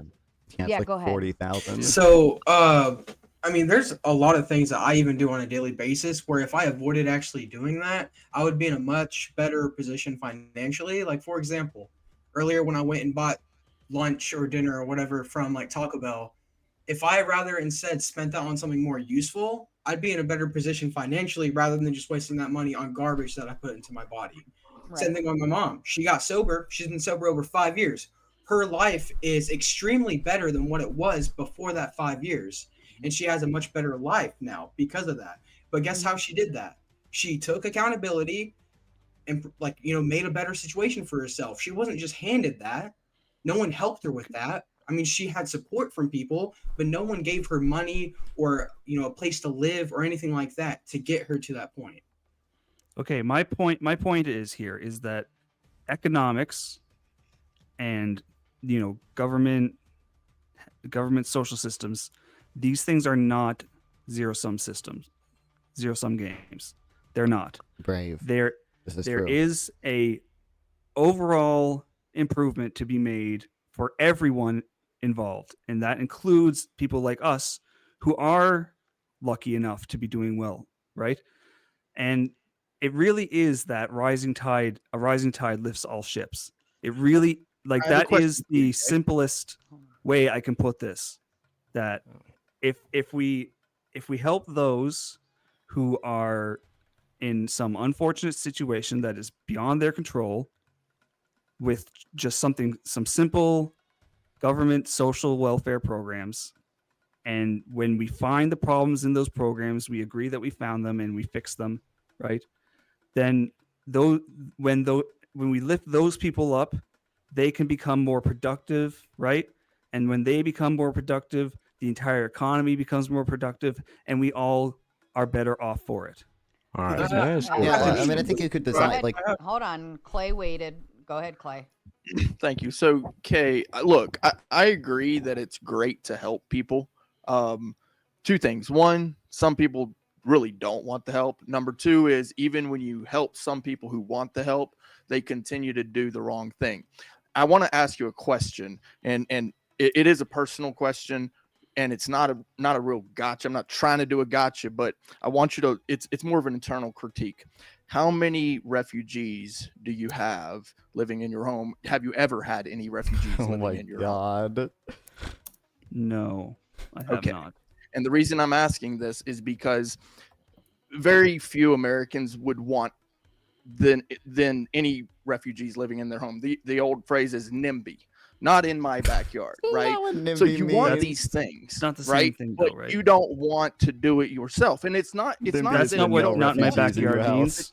It's that you really just don't have the means. But here's the thing. Here's the funny thing about that is, and no offense, I see a lot of toys in the background. You know, you put a figure on it, a number, how much that might be worth. I don't have anything. Okay. And this is my personal experience, but I do what I can, right? Now, me personally, I do what I can. And I would still say that I don't want someone coming into my home illegally, right? This is a breaking and entering. This is a burglary. Okay. This is the way that people are telling you that this is. Now, U.S. code actually, there's the civil side of the crime, but there's also a criminal side, the U.S. code. Okay. So what you're saying about how they're coming in and it's only civil, no, it's actually a crime too. Right. So it's a breaking and entering in a basic form. Okay. And if you don't understand this, then I really don't know how to tell you. Because there is a legal process even for refugees, okay? And when the refugees come here and they just stay in your attic, they're no longer civil refugees. They're now criminals. They chose to break into your home and then live in the attic and come down at night and eat your food and peek in on your wife while she's taking a shower. This is not cool. And this is what that people are trying to equivocate this for you to. So understand that the process is the process, and due process is for those who don't break the law.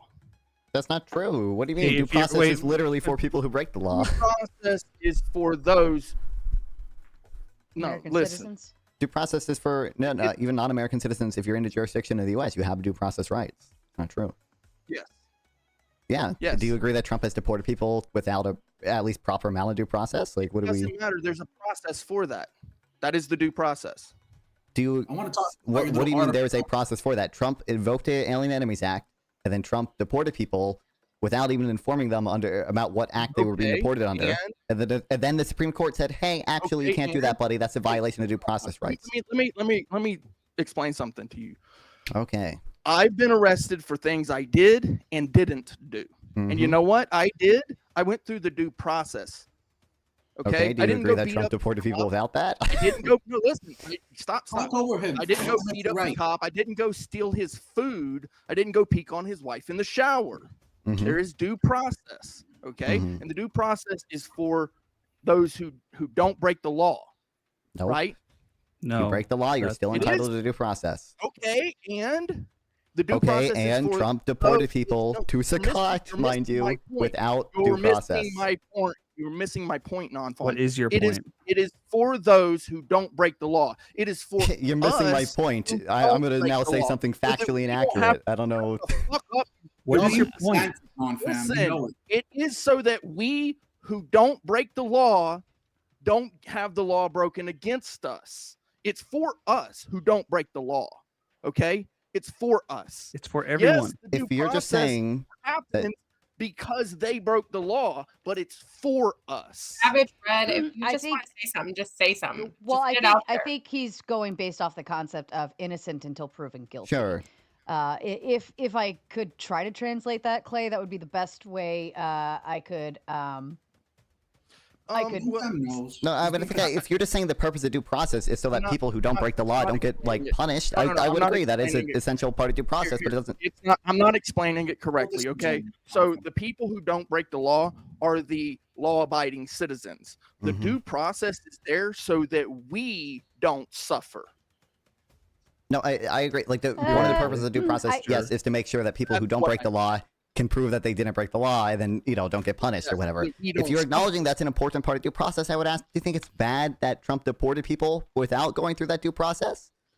Yes, but that does not make their law breaking okay either. So Trump broke the law, and the one point break into the House also break the law, and just equivocating like one thing to another doesn't do it justice. Okay. The point of them having not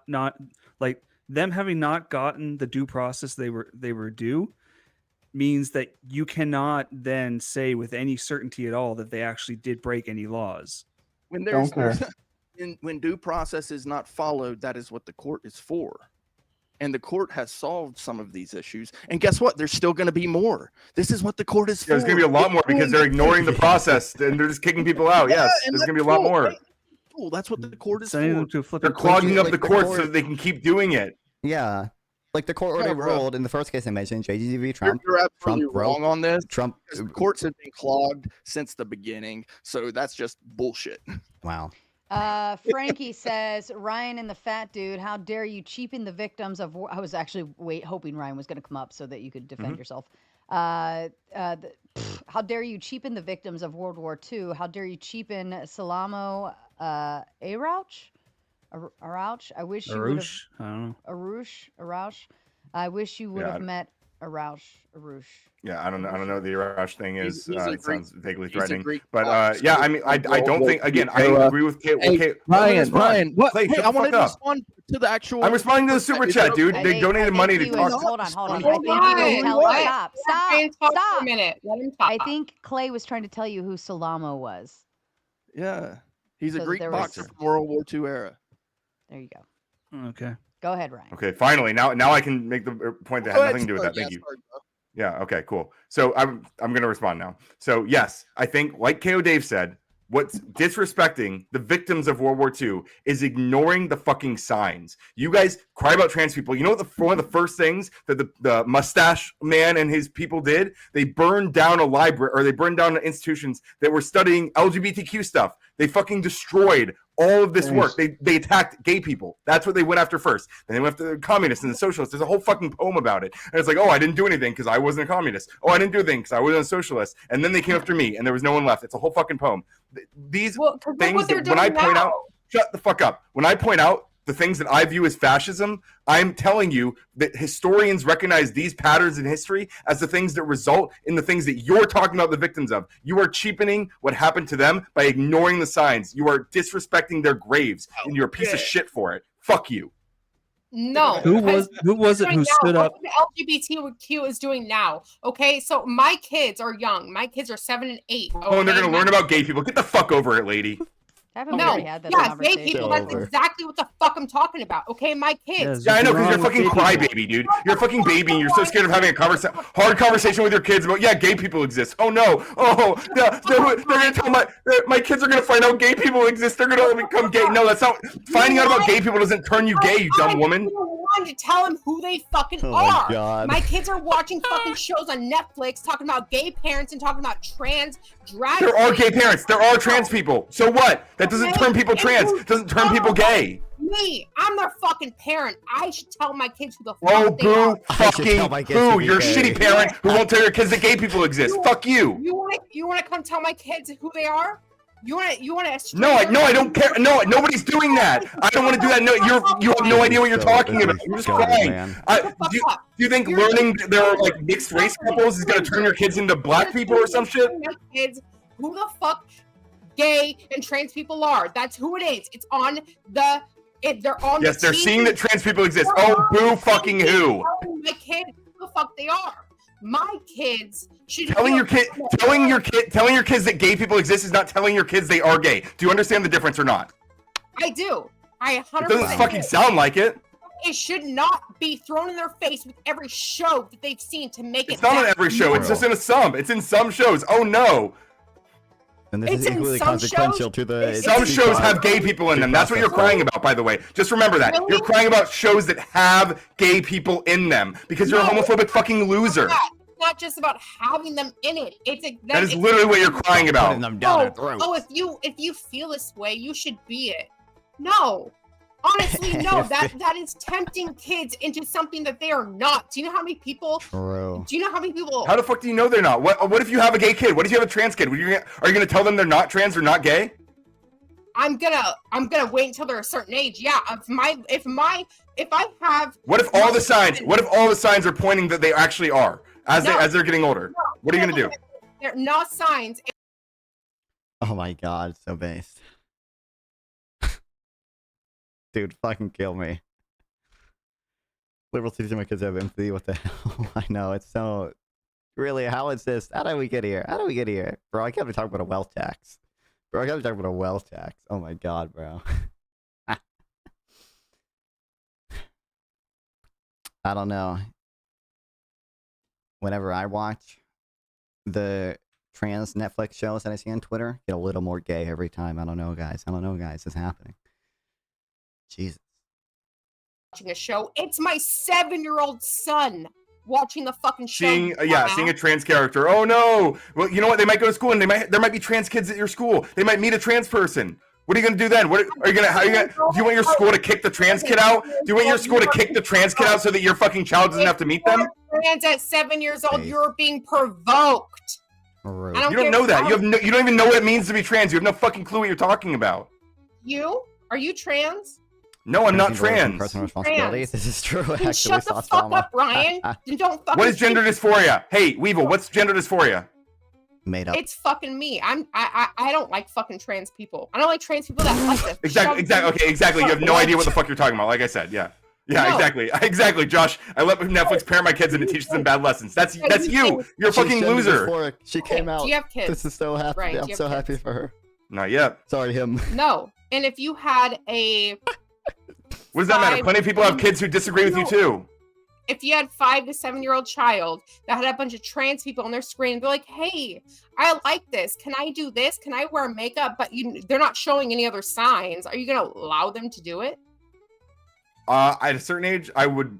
I don't know what age I would let my kids wear makeup. I haven't decided on that yet. No, 5 to 7. I'm giving you an age. 5 to 7. I probably wouldn't let my 7-year-olds wear makeup, either gender. Exactly. So Wow. shut the fuck up, Ryan. Because that's what we're talking about. We're not talking about. Literally not, though. It's literally not what we're talking about. All this other shit. We're not talking about all this other shit. No. Yeah, you're lost, but thank you.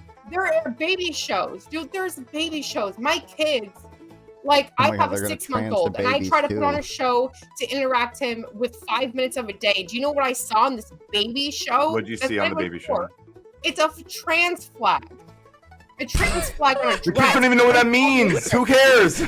But you know what? We do.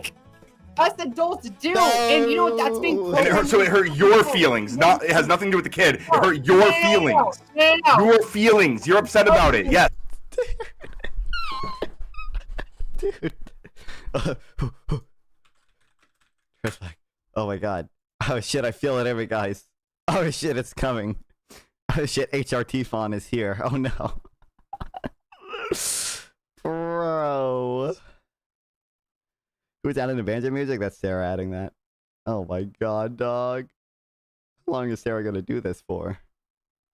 I wish there was a just definite undeafen button in StreamYard, but I think pretty sure the mute and unmute site's the only way I can do it. Sadly. So that whole super chat earlier that like led to this whole thing, which was talking about disrespecting the memory of the people who were murdered in World War II. You are equally disrespecting them because you're a fucking freak. No, I'm fucking not. This is true. First of all, I'm not. I'm telling you right now that a trans flag is not going to be programmed in their fucking brains. It's not going to True. Yeah. Wow. They're not even going to think about it. That's true. I agree. But if it keeps happening over and over and over and over again, it's not going to do anything, right?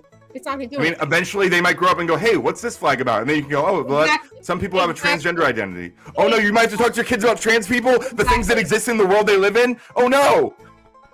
So I'm sorry, if you are so scared of having hard conversations with your kids, then that's on you. That's on you, lady. So I have to train my kids to lie to other people. You have to have hard conversations with your kids. Yes, I'm sorry. You don't have to lie to them. You can tell them your own dumbass understanding of trans people, but you might have to have that conversation because there are trans people in the world. I've had those conversations with my kids. I've told them about consequential. You know what? But I don't have to have other shows shove it down their throat.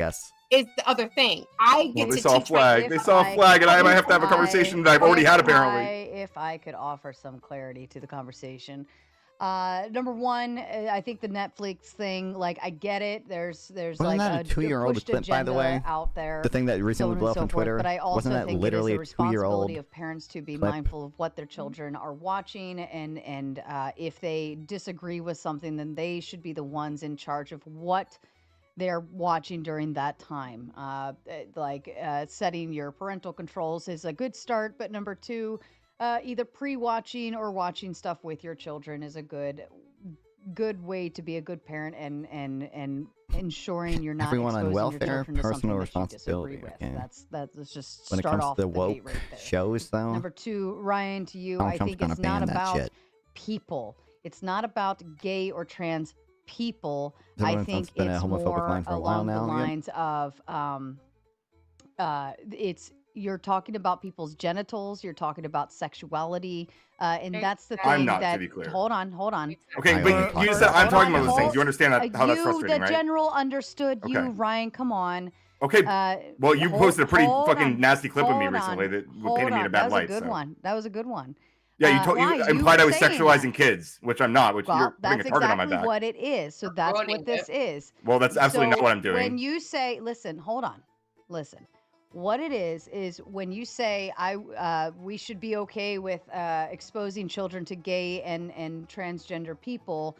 However, the underlying concern is you're exposing children to sexualization of their bodies. Okay, because if you're gay, the only thing that makes you different is the fact that you enjoy having sex with people of the same sex. Wait, not sex, attraction. It's attraction. Ryan. Exactly, attraction. What does that lead to, We Ryan? already went through this. What does that lead to? Hold Hugging? on, Weevil. Hold on. Holding hands? Okay. Love? But these are, I can love my grandfather. Yeah. Is there? Okay, but like, wait, nobody freaks out. No, none of you guys freak out when like a fucking kindergartner has a girlfriend or something. They have like they have these cute little playground boyfriend and girlfriend shit. None of you cry about this. But if they had a boyfriend, if it was a boy with a boyfriend, you would cry your fucking. Dude, sorry, real quick, the incest joke reminded me of this, okay? Dude, Nicholas Decker just joined my Discord server. I didn't even tell him about it. He literally just yesterday joined my server randomly and typed the message, "Hello, F-slurs." And that is the only thing that he has said so far. Based critical support for Nicholas, not even critical support, full-fledged support to Nicholas Decker for doing that. My goat.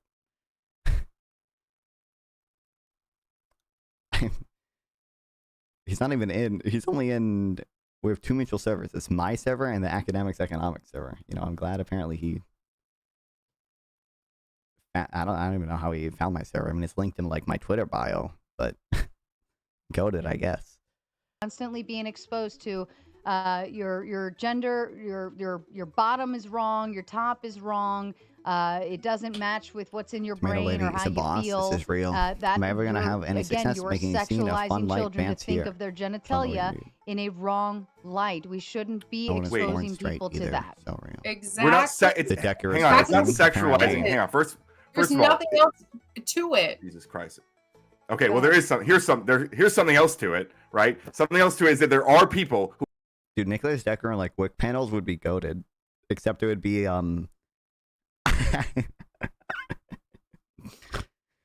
it'd be impossible for him to communicate some things or whatever. Like if you were talking about tariffs, he'd be like, "Well, according to the Millett-Stiglitz model, you know, you don't really observe, you know, like it would be fucking goated though." like even when we were talking to Drew or whatever, like he was just like citing papers by name. It's like that's not gonna fucking fly in Wick panels, but dude, that'd be goated. That'd be goated. I would love it. Dude, how long are they gonna keep doing this shit, bro?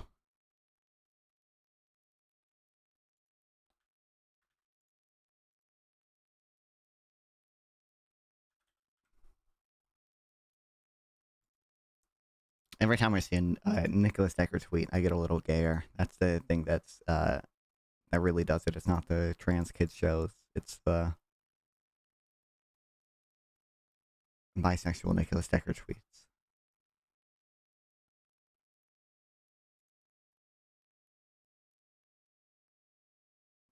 Someone to the right of you, Nalfon, listening to this feels painful, as I'm sure you feel listening to the Vanguard. Listening to just me, or listening to like Ryan and them. Hey, that stuff is painful for me too. Just because I want to have more. Oh, we're coming back. Maybe. Somebody's mental disability. Well, we've all been entertaining your fucking mental disability all fucking night, Weevil. Wah, wah, wah. Oh, Ryan. I have a boot that came in. Hold on. I'm waiting for them to tell me who. Wait a minute. It came in through Cash App. Oh, Weevil. A total of $70 has come in for you to get booted. They sent in 50. No, Weevil. They sent in 50. And then sent another 20 for Weevil to stay gone a little extra. Thank you. So I'll put you back. What I'm going to do, because it's not a full 100. If it's a full 100, then it's a full boot, right? So what I'll do is I will set a timer for... I'll set a timer. It's up to you whether you want to stay or go, but that's 70 minutes. So I'll set a timer only because that's a big chunk of change. And we'll keep you in the lineup if you are choosing to stay backstage. And then once that timer goes off, then I can pop you back up once the next person gets booted. Does that make sense? Okay. Yeah, that makes sense. And that came in from Jelly, also known as Angelica. Angelica, also known as Jelly, if anybody knows who that is. She's one of mine. We love her. She didn't say who she wanted to come up next.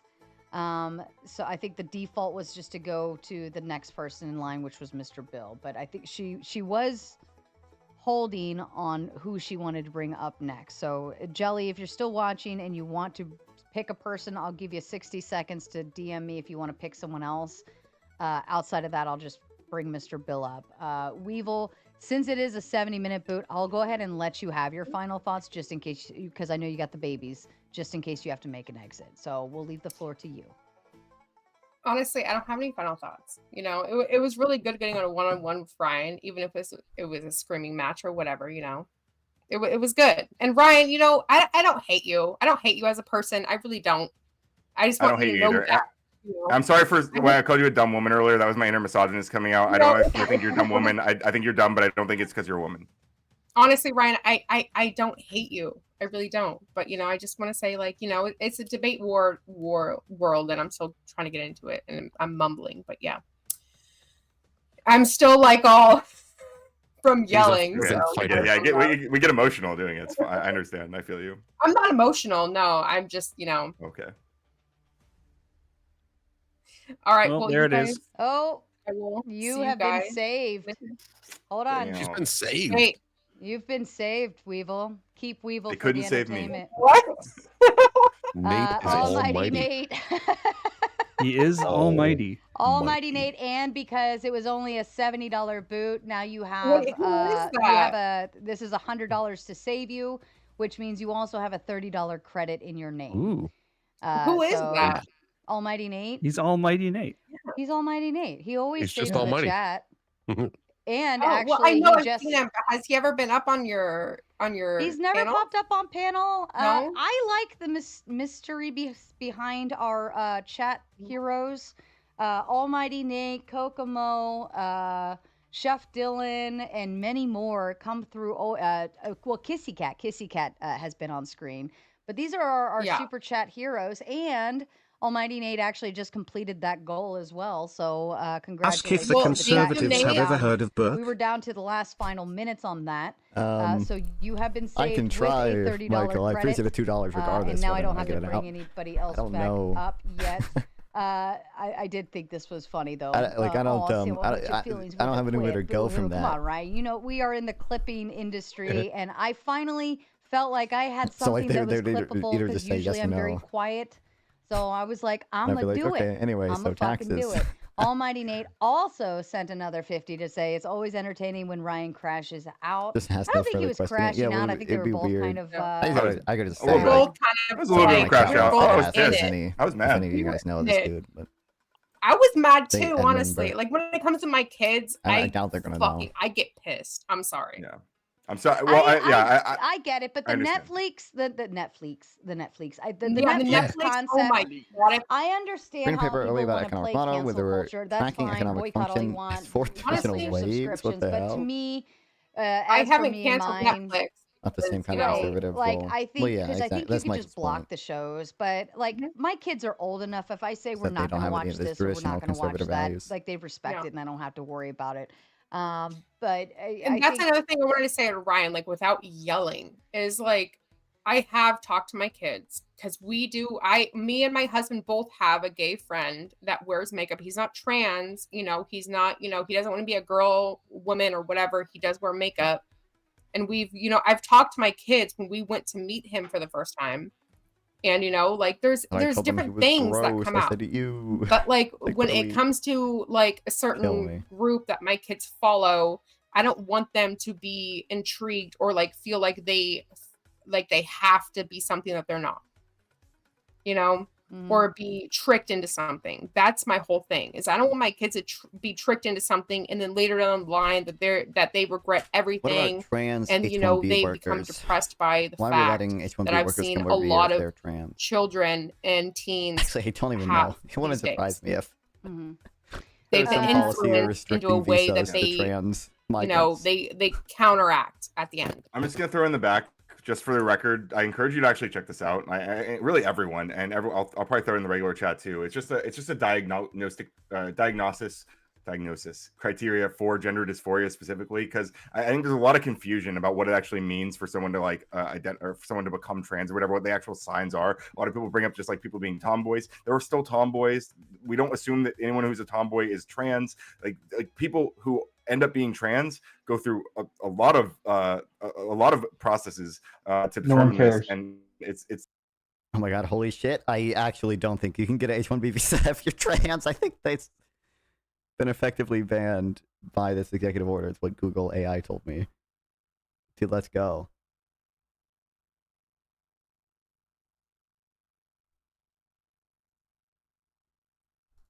You may not care, but Someone there else are will. people who care. So Bro, we if you do just- care. But It's even just if so that, disingenuous though, to say that. We do even care. We if- just don't care about you telling us every 5 minutes that there's this weird thing that people like. It's a mental illness. Yes, we get it, but you don't have to tell us every 5 minutes.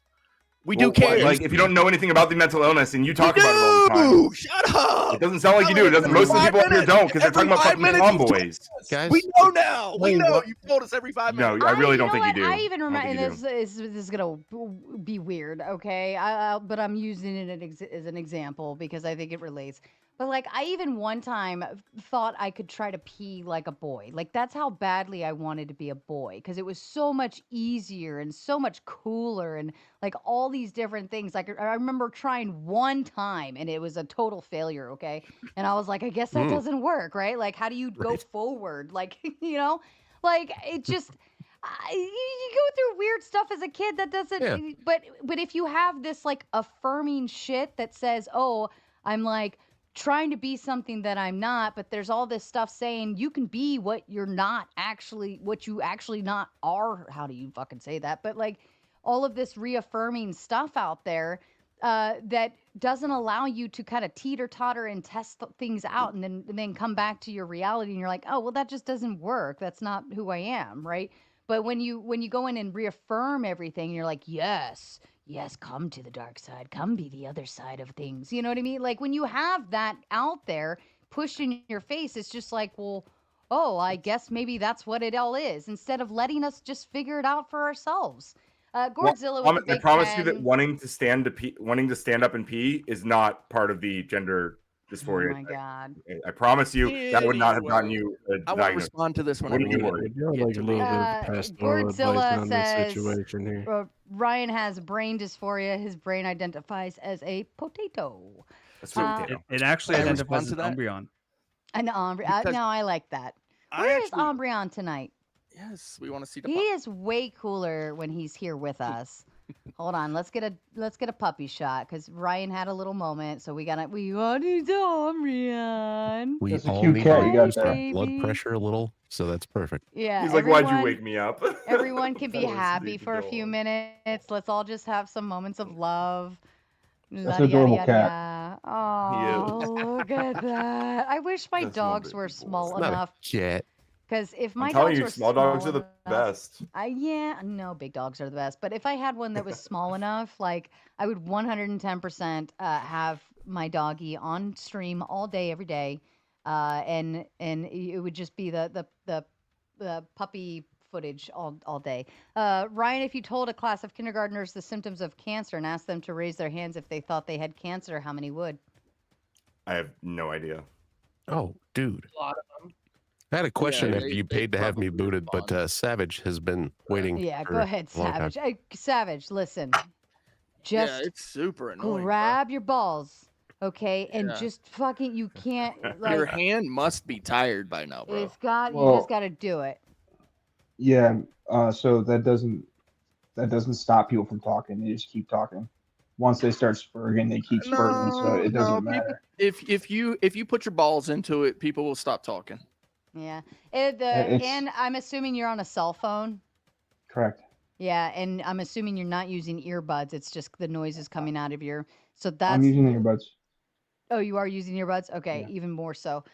So what happens is the cell phones, earbuds, cell phones, any of that sort, cuts it usually actually makes you louder, but for some reason your Bluetooth has more of an echoey sound on it, so it sounds more distant. But like Hope with this guy always better brings it back to quality mics, and immigration I'm or not telling you you have something to go and out and buy a mic, but you at can least actually Trump and not amplify just your trans voice power a issues. little bit more. We know some people who like to specifically turn their gain up and turn their volume up to do so. But go ahead, Savage. Yeah, I actually have a computer and a mic and set up. I just don't have it set up right this second. Yeah, all good. That's no pressure. So, the guy with the glasses. I wanted to go back to the caring about people in West Virginia conversation. That's what I came I up can here deal with for this. Okay, to let's go. begin with was to talk to these liberals about West Virginia. Oh no, he's gonna say Cole. Who's wearing glasses? It was I K. think it was Youth. K. Yeah, But I'm a liberal. And I Yeah, care He about might be people too. grabbing the snack. Yeah, and I'm kind of a liberal. I'm left of liberal, but Oh, okay, good. The energy guy. We'll go back to your topic then. Spicy boy. So you care about people? I think so. Yeah. Okay. So you would want the people in West Virginia because every time you leftists talk about poor people, you always bring up West Virginia. Would you like them to have more money? Would you like them to have better lives? Yes. Okay, so then why don't And we just open the mines back up so that they can have more money? Well, you should care about all people, right? It's probably externalities associated with coal, like Yeah, it air sounds like pollution. I mean, there are particular. I don't know that we should open up a new industry. That's not really how capitalism works, right? Like we don't just start like. Well, opening do you up. know why the mines in West Virginia closed? Do you know why they were shutting down? Educate me. You don't know? I don't. What about you, other liberal? The young I would one? imagine a lot of it just had to do with automation, and I would imagine a lot of it also just had to do with the cost of renewable energy going down. No, it actually had to do with Obama's policies and all the green policies that have been being passed to Which shut down drove the down coal the industry. cost of renewable energy. The cost of renewable energy is not down. That's entirely untrue. My understanding is the cost of solar by now is cheaper than coal. Okay, all right, sir. So how many? I'm an electrician, so I can get into you with this with solar panels. So how many solar panels is needed for the average house in America? I have no clue, but it's not. I don't know how relevant that is to just the cost per kilowatt hour or whatever. Okay, just wait. So it's 18. Do you know the average cost of a solar panel? No, but I also don't know. Again, if that's particularly relevant to the cost per kilowatt hour, like it just seems like something that you can pretty easily look up. And I'm looking it up, and it seems like solar is cheaper than coal in many cases. Okay, all right. Per So kilowatt hour? how much does it cost? How much does it cost to buy a solar panel?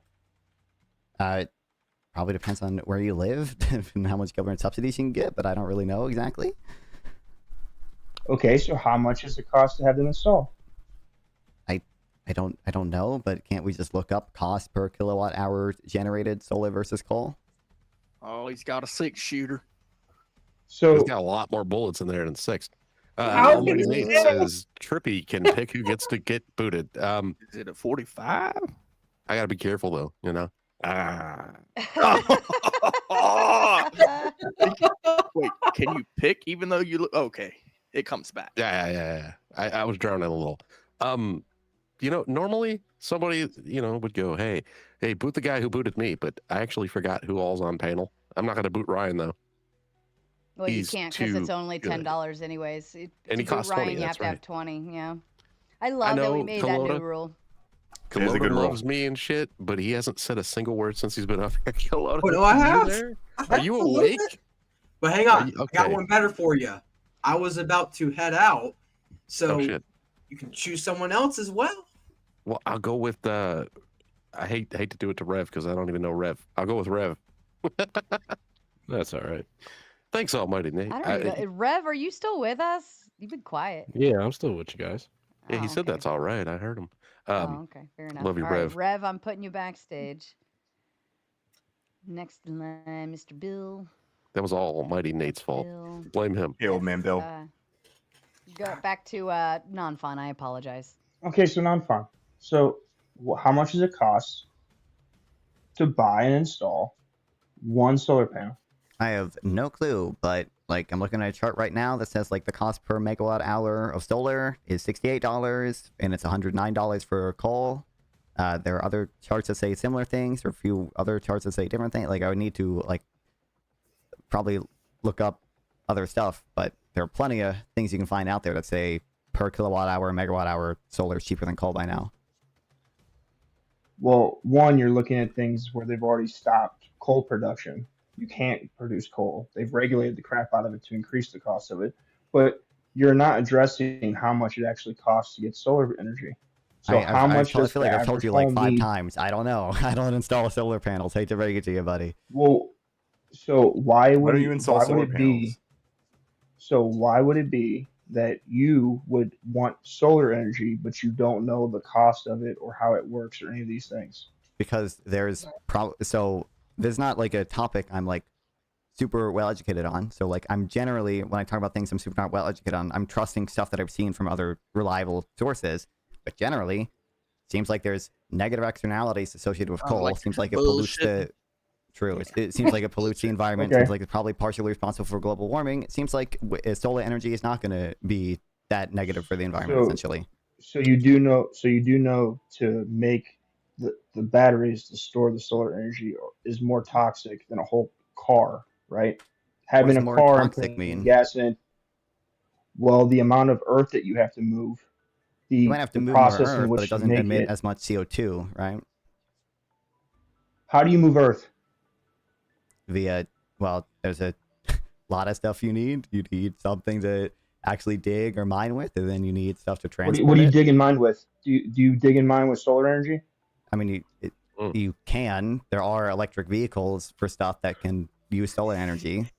I bet the majority of it is still gas power, but insofar as we get solar cheaper, you would be able to you know, and so like battery technology is continually improving. So it can probably electrify that stuff, at least at some point. Okay. You can't actually you can't, because whenever you're putting a load on electric batteries, it actually drains them faster. That's the same reason that the Ford Lightning. Maybe I'm mistaken here. My understanding, if you put a load on a gas powered car too, it also takes more to push it. But you know, maybe I'm mistaken there. I don't know. You'd have to still mine more. What is it, lithium, to create the amount of batteries that you would need for these large ass vehicles that are, you know, necessary to move that earth. Yes. And so I don't disagree. To make more batteries, you have to mine more lithium. I don't believe lithium mining. It's real simple. This is real simple math. Okay. So your solar panels are only going to be good for about 10 years. They're only efficient in certain parts of the country when they're at optimal temperatures. 72 degrees outside is when you're at the most optimal rate of conversion to get energy. Okay. What do you think? So listen. So when you're in a place that's cloudy, you're not getting 100. It's not efficient. If it gets too hot, it's not efficient. All right. In order to install 18 in your house and a backup battery, you're looking at $50,000 to $60,000 to get that installed. Okay, wait. Do you have data, please, that suggests that the cost per kilowatt hour or megawatt hour of solar is more expensive than coal? Because most of the stuff I'm seeing says that's not the case. Even if it was cheaper, you're still not taking into the effect that you're going to have to put up $60,000 to $70,000 to have enough power to do your house. And you're not going to be able to do your house. You're not going to be able to do your house if you live in Ohio. Ohio is one of the cloudiest places in the entire country. So you're not going to be able to optimize the transfer. When it comes to Alaska, any place that has weird climates, you're not going to be able to do it. My claim is not that solar energy alone can replace 100% of energy in the U.S. I recognize solar panels don't work in places where it's dark, right? But you know, we have other technologies, wind technology, hydropower, geothermal stuff that can work in those places. And I'm sure, like, I don't want to ban oil production. Like there would still be oil production in my society. Do you know how wind generators work? Like I just support, just real quick, like having subsidies for solar stuff and battery stuff to make new technologies and deploy the technologies we already have, so that we can make sure do you know how oil. You Savage know Red is an electrician, and he knows about this stuff. If you want to learn, I'd listen to him. So do you know how wind? He doesn't actually engage with the points that Nonfon's been making. Yeah. So what are we learning? This is dumb. Like saying like, oh, I know how much it costs to install a solar panel is different than like saying like the cost per kilowatt hour. I didn't say that. All of a sudden, learning is dumb on this. But this is what you don't realize. The average lifespan.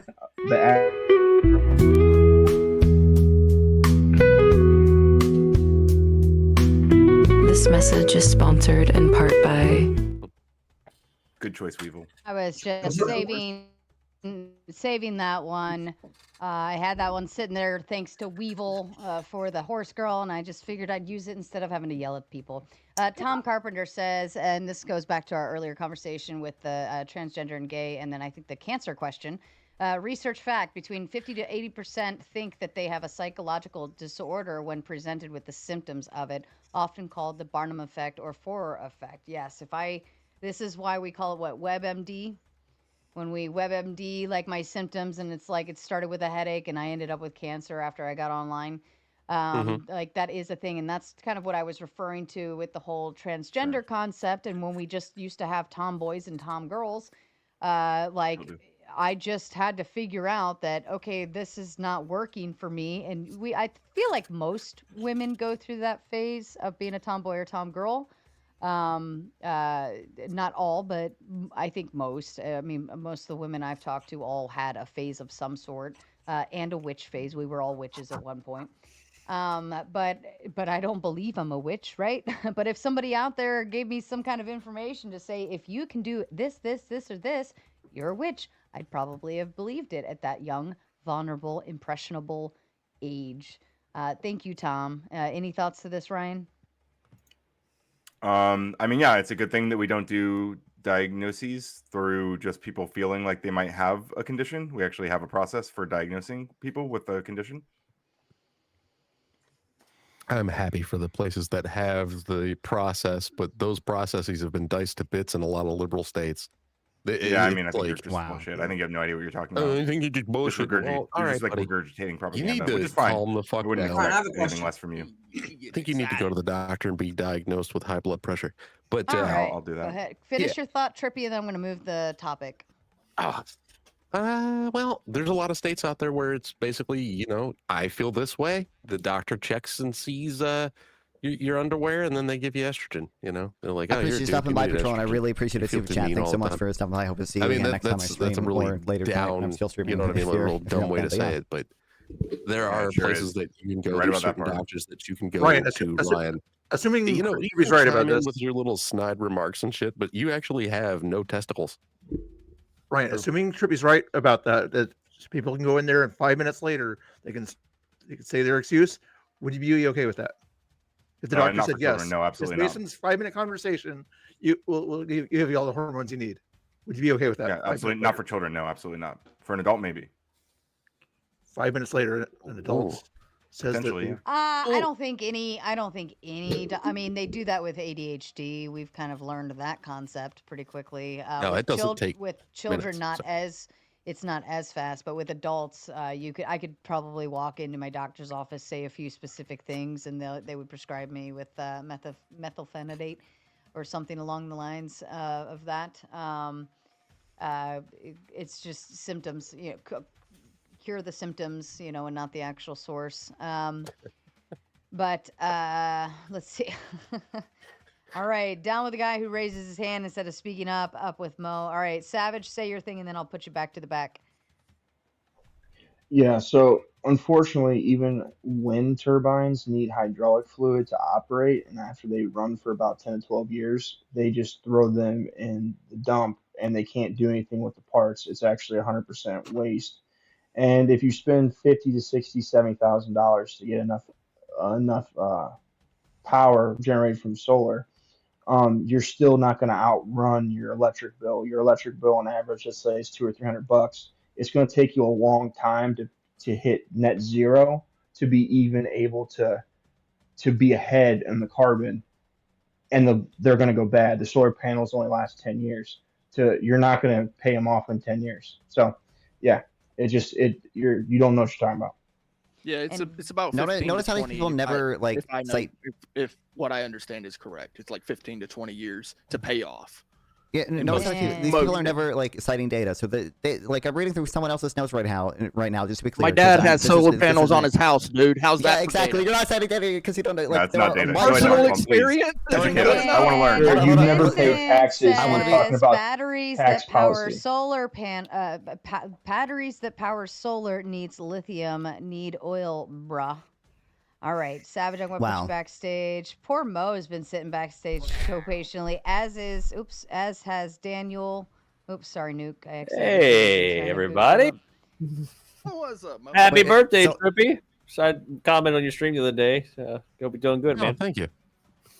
I just want to be. I want to be clear. I'm reading through this is not an area where I'm super well educated. I don't focus on green energy. I'm reading through someone else's notes right now, essentially. Well, there are a bunch of smart people who do research and do life cycle assessments, and most of them say hey, actually wind turbines pay off their carbon debt from having to be made and installed within 5 years.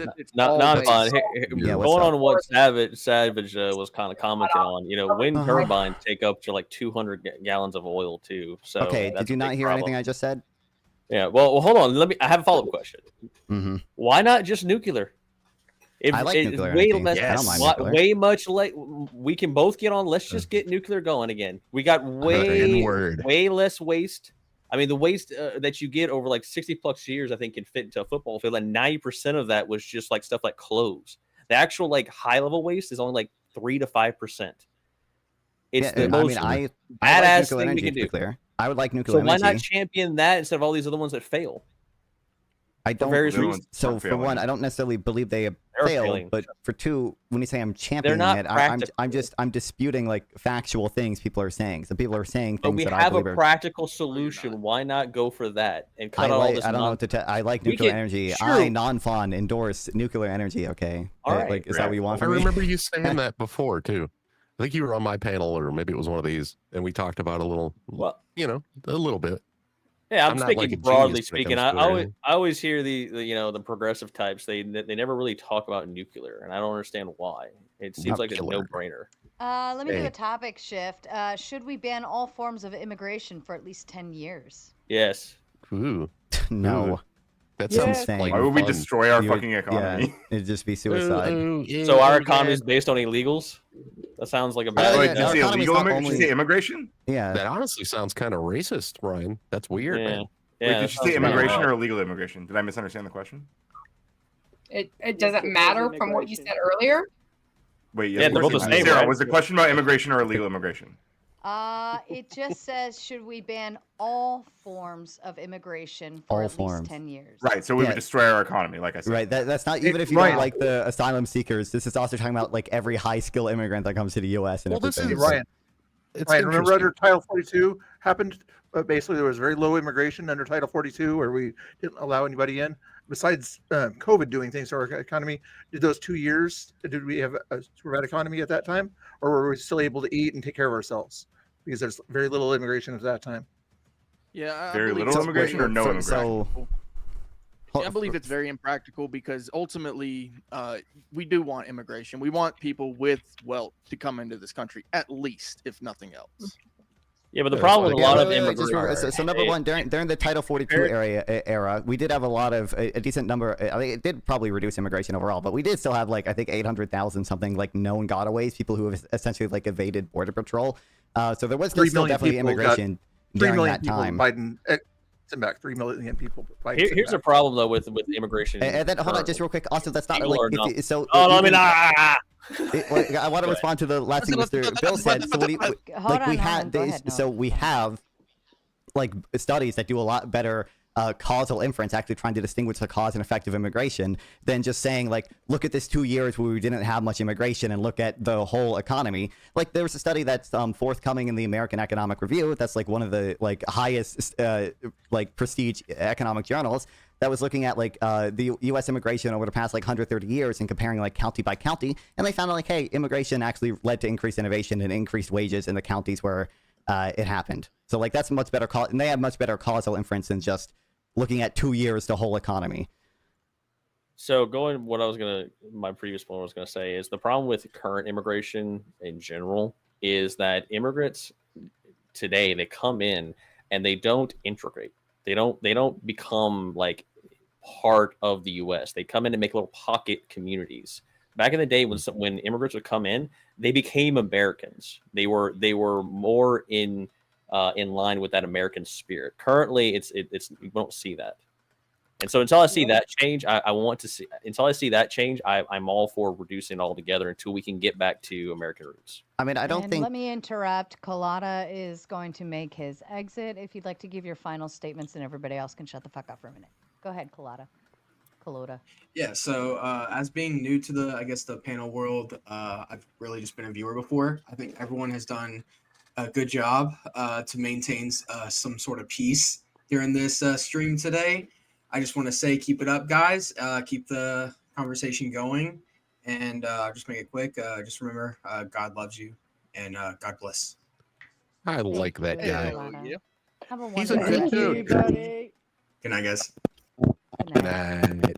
Hey, I got a question. Maybe you guys know about it. Maybe you don't. Not fun. And Ryan, what do you guys think of Epic City, the proposed 400-acre Muslim-centric city or community in Texas? That would basically be an miniaturized ethno-state.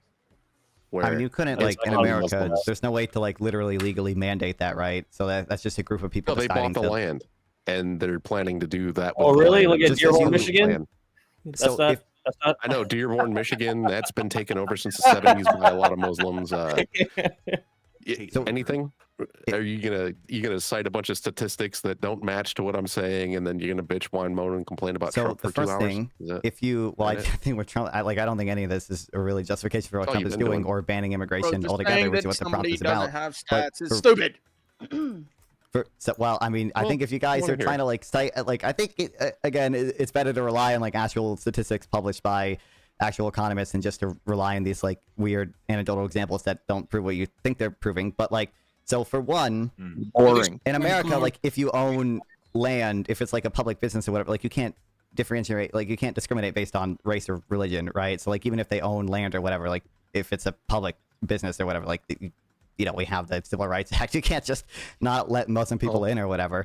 But like, I'm not like, I think we saw this historically. Yeah, exactly. White Lives Matter. Let's it's go. It's a plot of land that they want to move Muslims to, and then they want to institute to the extent that you say like there are problems with integration. It's just called Epic City, dude. For one, I think historically integration has not always been perfect either, but it doesn't mean that immigrants don't have like positive overall effects, and certainly you know at least like many high skill immigrants. I'm sorry, non-fun. I'm sorry. Sure. I apologize. But everybody else is fucking being rude by interrupting non-fun. He's literally sitting here and making his case, and all I keep hearing is all in the middle of his statement. Shut the fuck up. Go ahead. I think that was all me. Yeah, I don't think you can say that just because there are problems with integration, and I think particularly you see the problem of integration with like more low-skill immigrants, asylum seekers, that we should therefore ban all immigration. I think there's a lot more work you would have to do to get there. And Savage sent 10 to say, I think this was to you, Non-Fon, regarding the solar panels. The expert said C-19 didn't spread BLM protest. Didn't spread. What he's trying to say there is during that time when it was all being locked down, it was like, oh, you can go out and still riot because that's your right. Yeah. That's what he's trying to say. Yeah. I was like, man, that's a topic shift all in one sentence. What happened?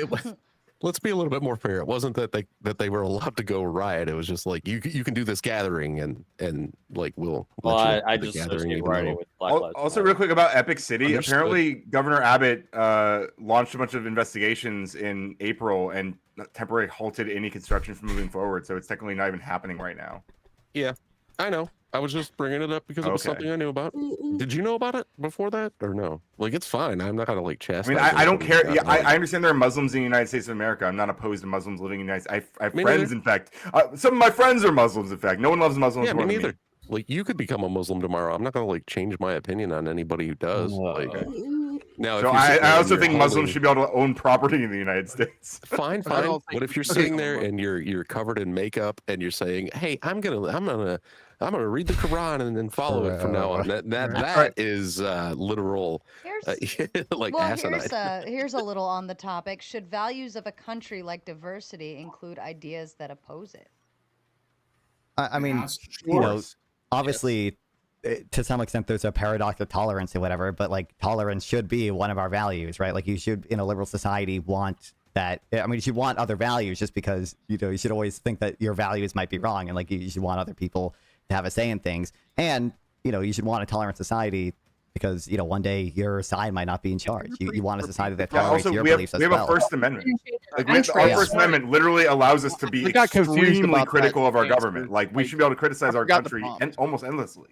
That's smart. But let's not change it. The prompt. What do you mean change it? Sorry, I had to we always change it. The laws change. We vote for people who change laws. The prompt was, should values of a country like diversity include ideas that oppose it? I just don't believe in diversity, full stop, so. Huh. All right.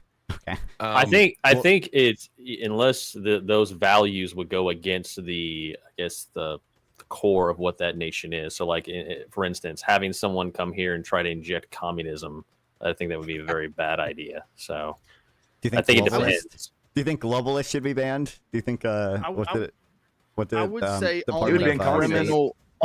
only criminal activity is the only thing that we wouldn't have as diversity. So real crime, and we all know what that is, and so those things, and we can vote on them. Well, but beyond that, sorry, go ahead. Oh, I was gonna say, I think you could bring it back around to our rights in and of itself. So when your diversity, talking points, belief system, value system, principles, whatever, impedes on the rights of someone else, then that's where it's a full stop. Right, so you're saying criminal, but we could just cap it all together, and it encompasses everything. When your diversity impedes on somebody else's rights, then we don't allow. Yeah, we need to define what we need, what we mean by diversity. If it's just diversity for diversity's sake, or is it something else that we're pursuing? Because, for example, prison guards, should we make them women for diversity's sake? That's dumb. So we need to define exactly what it is that we're pursuing. But diversity for its own sake, I don't see the point of it. Yeah, no, and even with that, there's still a caveat because you do need female prison guards to search the female prisoners. For female prisons, yeah. Right. So there are caveats, of course, and that's about it. I mean, for male prisons, should we have females for diversity's sake? Oh, because they can't all be male. That's stupid. Well, yeah, sure. They're just Also, not all of our Navy SEALs are going to be women. Like, okay. Yeah. They're going to be trade-offs if any. Like, you can value multiple things and like weigh the trade-offs with them. Like, you know. Muslims think transmissions can fly. Oh man, you guys are laughing about like the murder of trans people, but yeah, that's exactly right. Hey Ryan, how do you feel about? How dare I point out what you guys just laughed at? How dare I? I'm so rude. Why are you guys more offended by me pointing out that you're laughing at the murder of trans people? Ryan. Go get your pearls. Laughing at it. Go get your pearls, Ryan. It's okay. It's okay. Ryan's part of the. It is okay. You're allowed to do it. I believe in the First Amendment. I believe in my First Amendment ability to criticize you for it. Yeah, you believe in your First Amendment right to criticize jokes. Sometimes. Like, what's the joke though? The joke is about throwing trans people off of fucking buildings. He wrote it. He laughed about it. He still giggled. It's okay. You'd never laugh at Carlin. Ryan, what does it look like when you open a peanut? Is it like a little squirrel? Is it like squirrel? No, Carlin would chastise you, Ryan. All right. I don't give a shit. Carlin's dead. Yeah, no, he would if he was alive. That's he would, but he can't because he's dead. Wait, cry about it. Well, is that a joke? Is that a joke? You're making fun of Carlin. All right, here we go. I am, yes. At least I stand on business. I'm like, you guys are like, whoa. Can a politician be a good moral person? Yeah. No. I mean, probably. No, yeah. I don't believe so. What happens, Sarah? What happens when you give a politician Viagra? He gets taller. Yeah, it's kind of a dad joke. Ryan, are we allowed to laugh at that? We're making fun of a guy being a dick. I never told you what you're allowed to laugh at. All I do is point out what you laughed at. Oh God. Are you offended? Are you offended, Ryan? I thought it was offensive, but I'm not personally offended. No. No. It was how it was like, for instance, if you didn't know that people utilize different words in replacement of transgender in super chats, right? If you didn't know that, you would read that and it would be like, what? And in my head, I'm thinking of a transmission literally flying. Me too. I don't know how you can't find that funny. I didn't know it was trans people. I thought it was a transmission. That's why I laughed. Transmission. Okay, yes, well, I'm glad that I was able to point out what was actually the joke that was being made, and now we all know. Yeah, but you got offended without even knowing that transmission is. Speaking of transmissions, Ryan, we should import the champion transmission chuckers. What are? Oh. What the hell? See, now that time we haven't. We have tons of those people in the fucking Republican Party right now. They're all over the place. I'm gonna quote another Ryan. Don't take life too seriously. You'll never get out alive. Yes. Oh, so brave. You're so brave, dude. I love that quote. And you're especially not if you're a trans person in a Muslim country, right, guys? You're the bravest of the brave. So what trans people in Muslim countries? Confirming nobody thinks any politician can be a good moral person. I think you can. You know, I think the most moral president in our history, was George H.W. Bush, who passed, who did the PEPFAR program, which saved millions of lives of people in Africa from HIV and AIDS. Okay, and then Trump. It's funny because actually PEPFAR is still around, but Trump doesn't like USAID in general. He killed, I think, 80-something% of its programs. So hold that thought. Weevil has to go. Baby's waking up. Weevil, did you want to get any final thoughts before you go take care of baby? No, I just want to say thank you for having me on. It was nice talking to you guys. Thank you again. Nice to see you. Bye, Weevil. Nice to see you later, Weevil. Tell your hubby I did add the 40K thing to the topic list. I'm sure he's listening. All right, who was next in line? Reverend Russ was back up. Okay. So going back to the politicians, where it gets kind of gray is in any person in a power seat like that, they're going to make decisions that have large reaching consequences. and you can post Hawk kind of look at it and go, oh well, that was bad, or this this was good. That's where it gets gray. So you can say that the person themselves are moral, especially if they have like a moral framework that's grounded, that they abide by to invoke those policies. But anyone can look post hoc and say, oh well, this was bad, but at the time it might have been the most moral decision they thought they were making. Well, I mean, you can consider the expected value of the action taken at the time, right? Like, can I grab your attention? It's not the person that's good or bad; it's their decisions. If they make a good decision, then they're making a good decision. It's not the person themselves. Yeah, because you can have let's just say the guy's a complete piece of shit, right? He's the most evil guy ever, but he's making good decisions. He's making moral. Yeah. Post hoc, would you say, okay, well, how would you frame that? How would you even quantify that? Well, that's Machiavelli. Machiavelli would actually describe this situation as like, you actually do good in the moment because you have an ulterior motive. So really, I don't care why you do good. You could be a piece of shit, but as long as you're doing good, that's great for me. Yeah. Everybody has different definitions of good. People on our side or whatever think it was good that Trump got 3 new judges that sort of sent a certain decision back to the states. Right. But the other side, they think that's a bad thing. So in their moral world or whatever, then he took rights away from women. You want to read that?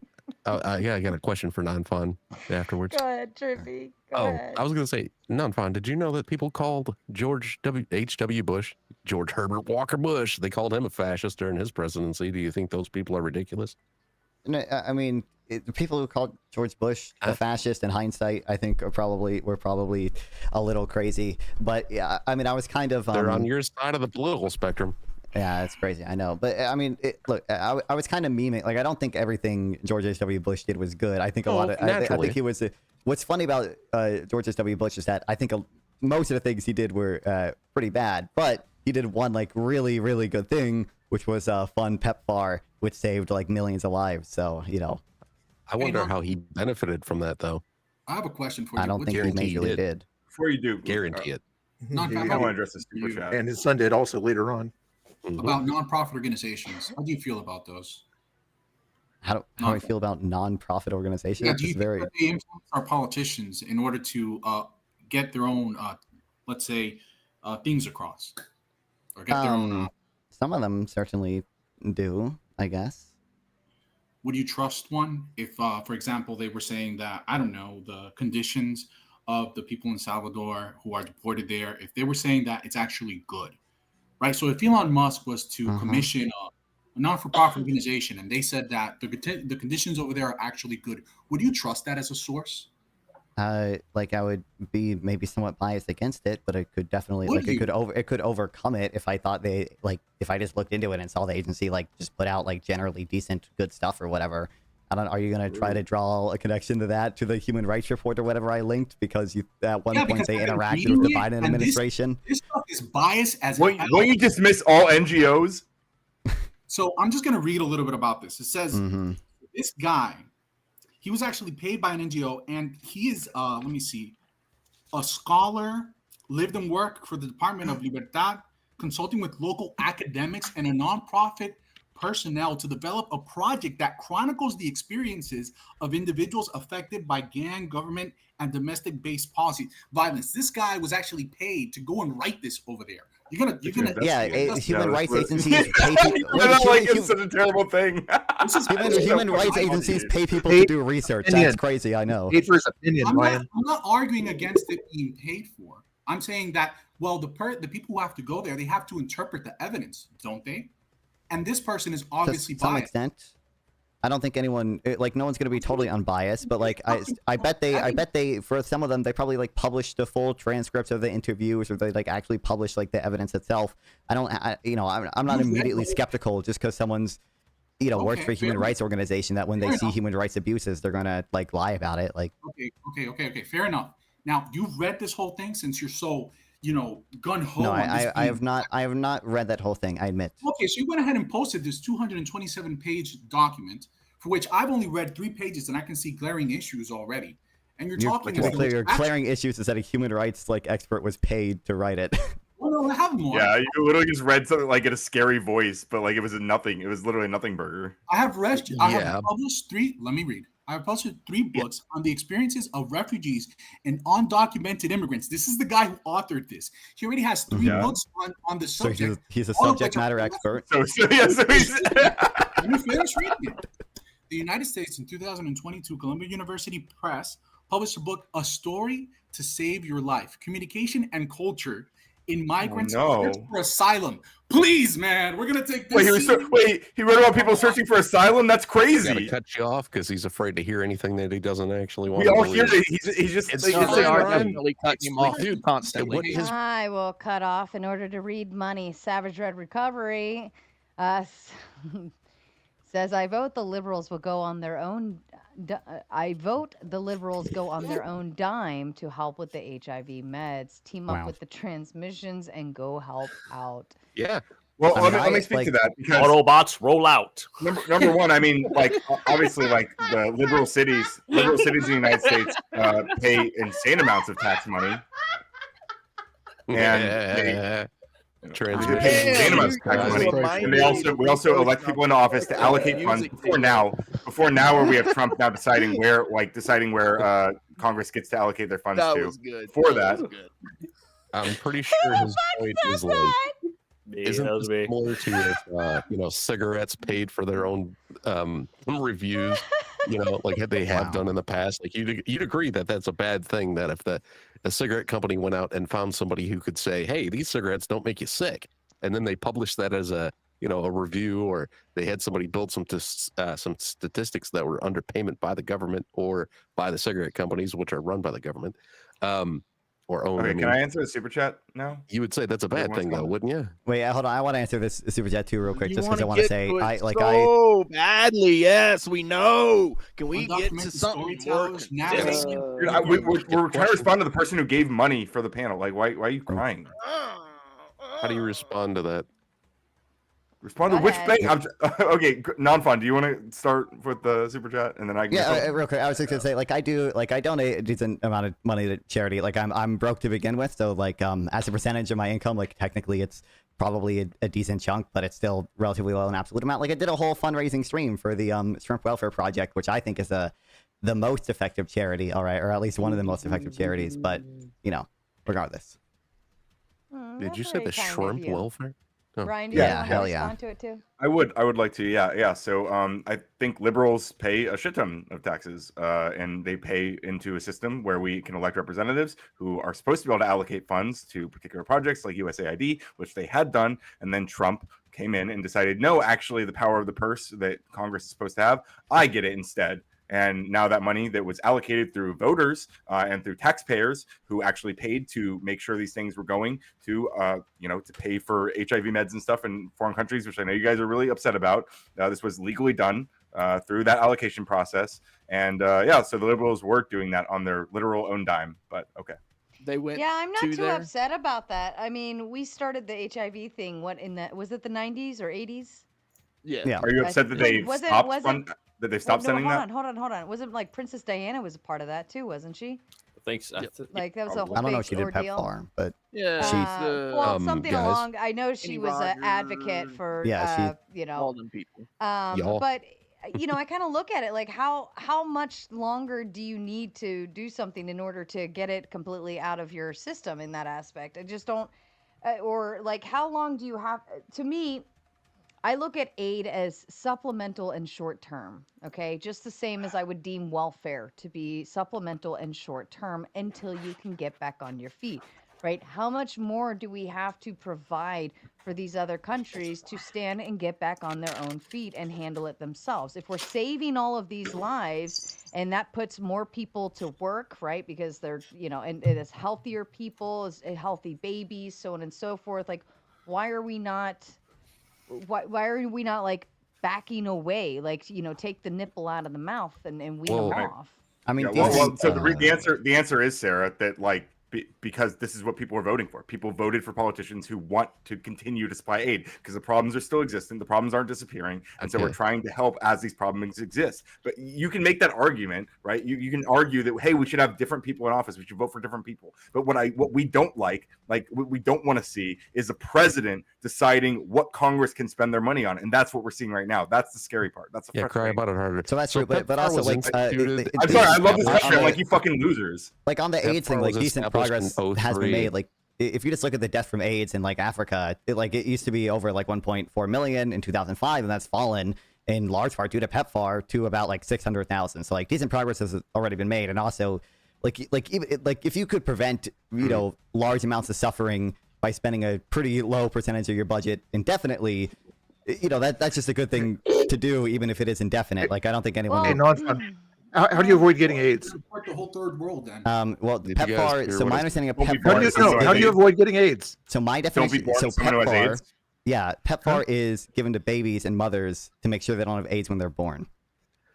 PEPFAR was established in 2003. How do you prevent your parents from getting AIDS?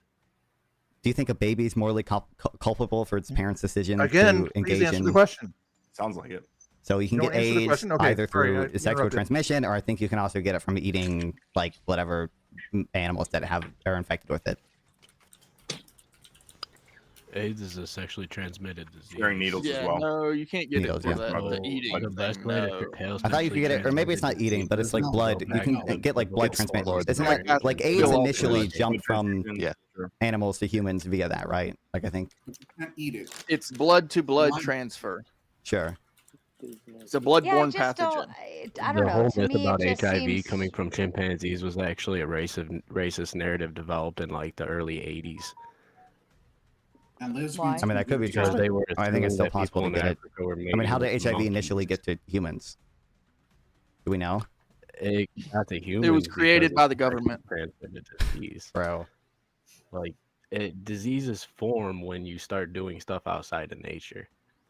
Okay, why do you think it Diseases spread come through from homosexual nature? I don't know. I don't know what you mean. That's an insane thing to say. It sounds insane, Non-fun. but the Oh. empirical data is there. Non-fun. I think this one's at you. I don't know why a young kid that hasn't paid taxes before is so smug. I mean, I don't smug about what exactly about my like tax plans. I don't think I'm like particularly smug about them, but I try to do research and what type of taxes are the best. I rely on papers published by economists. I rely on economic theory. I rely on empirical data. I don't think I need to rely on personal experience to determine what an optimal tax code is, especially because there is no country for an optimal tax code. So no matter what country I'm in, like, I'm not going to get the personal experience of what a good tax code is. Well, and I'll even kind of back that up too, because there's a lot of people that paid their taxes or do their taxes and have no idea what they're doing. It's just punching numbers in, like, okay, box 3, enter, box 4, and then it calculates, here's the number that you owe. So I don't know if that experience necessarily, it can work against you in that aspect, Savage. And I don't know, Savage is sending all this money. I don't know why he didn't just buy himself back up earlier. The guys worried about babies getting AIDS from birth are not worried if the babies make it to birth. Wow. I am worried about that. As long as the mother is consenting to full pregnancy, I'm absolutely worried about that. I like that caveat. That's good wording, dude. So, that's the point he's making. I'm engaging with what he's actually, because I listen to what he's actually saying, and I understand he's referring to abortion, and I'm pointing out why I support abortion and why I still care about kids who are in the womb. I'm not trying to put you on the offensive. Chat directly. So I'm just pointing out what I'm saying. Not offended. Offensive. All right. Topic. Go ahead, and then I'll go ahead, and then I'll. I was just going to pose. So, if you're against cutting off aid, right? Would you support policies to slowly reduce it and force the other governments, the other countries to replace it and phase us out? Probably. That's what I would do. Like, just the same as like welfare. I think if I'm okay with us, supplemental and short term, but I think it should come with a caveat phase out plan, like within 18 months, anticipate this thing to happen, and here's how we will do it and implement it. If there's another financial change within that 18 months, then you need to reapply all together. and then we've come up with a new plan for you. But there actually has to be a significant change or some difference, that some major, you had a baby, you lost your job, so on and so forth. That I could understand. But I think we need to make it harder, not easier, to sit on welfare. But just the same as with giving aid overseas, I don't think it should be a long-term plan. I think it should be, hey, here's what we're going to do. Not only are we going to come out and we're going to try to help curb this issue right now because it's needed, right, for the matter of not only your health and wellness of your country, but the matter of the world. You know what I mean? Because I understand how diseases spread. But I think in that instance, we should also implement another plan. Here's what we're going to do. We're going to build these facilities for you, and we're going to give you these researchers or these laboratories or this place where you can now take over and create your own stuff, and you can run clinics through here, and you can do this all on your own, and you can do it however you want it, right? That would actually make sense to me. And then we can say we have an exit strategy. We're going to give you like 10 years of doing this, and then at the 10th year, as long as everything's running the way it's supposed to be according to plan, we're going to leave, and it's all on you.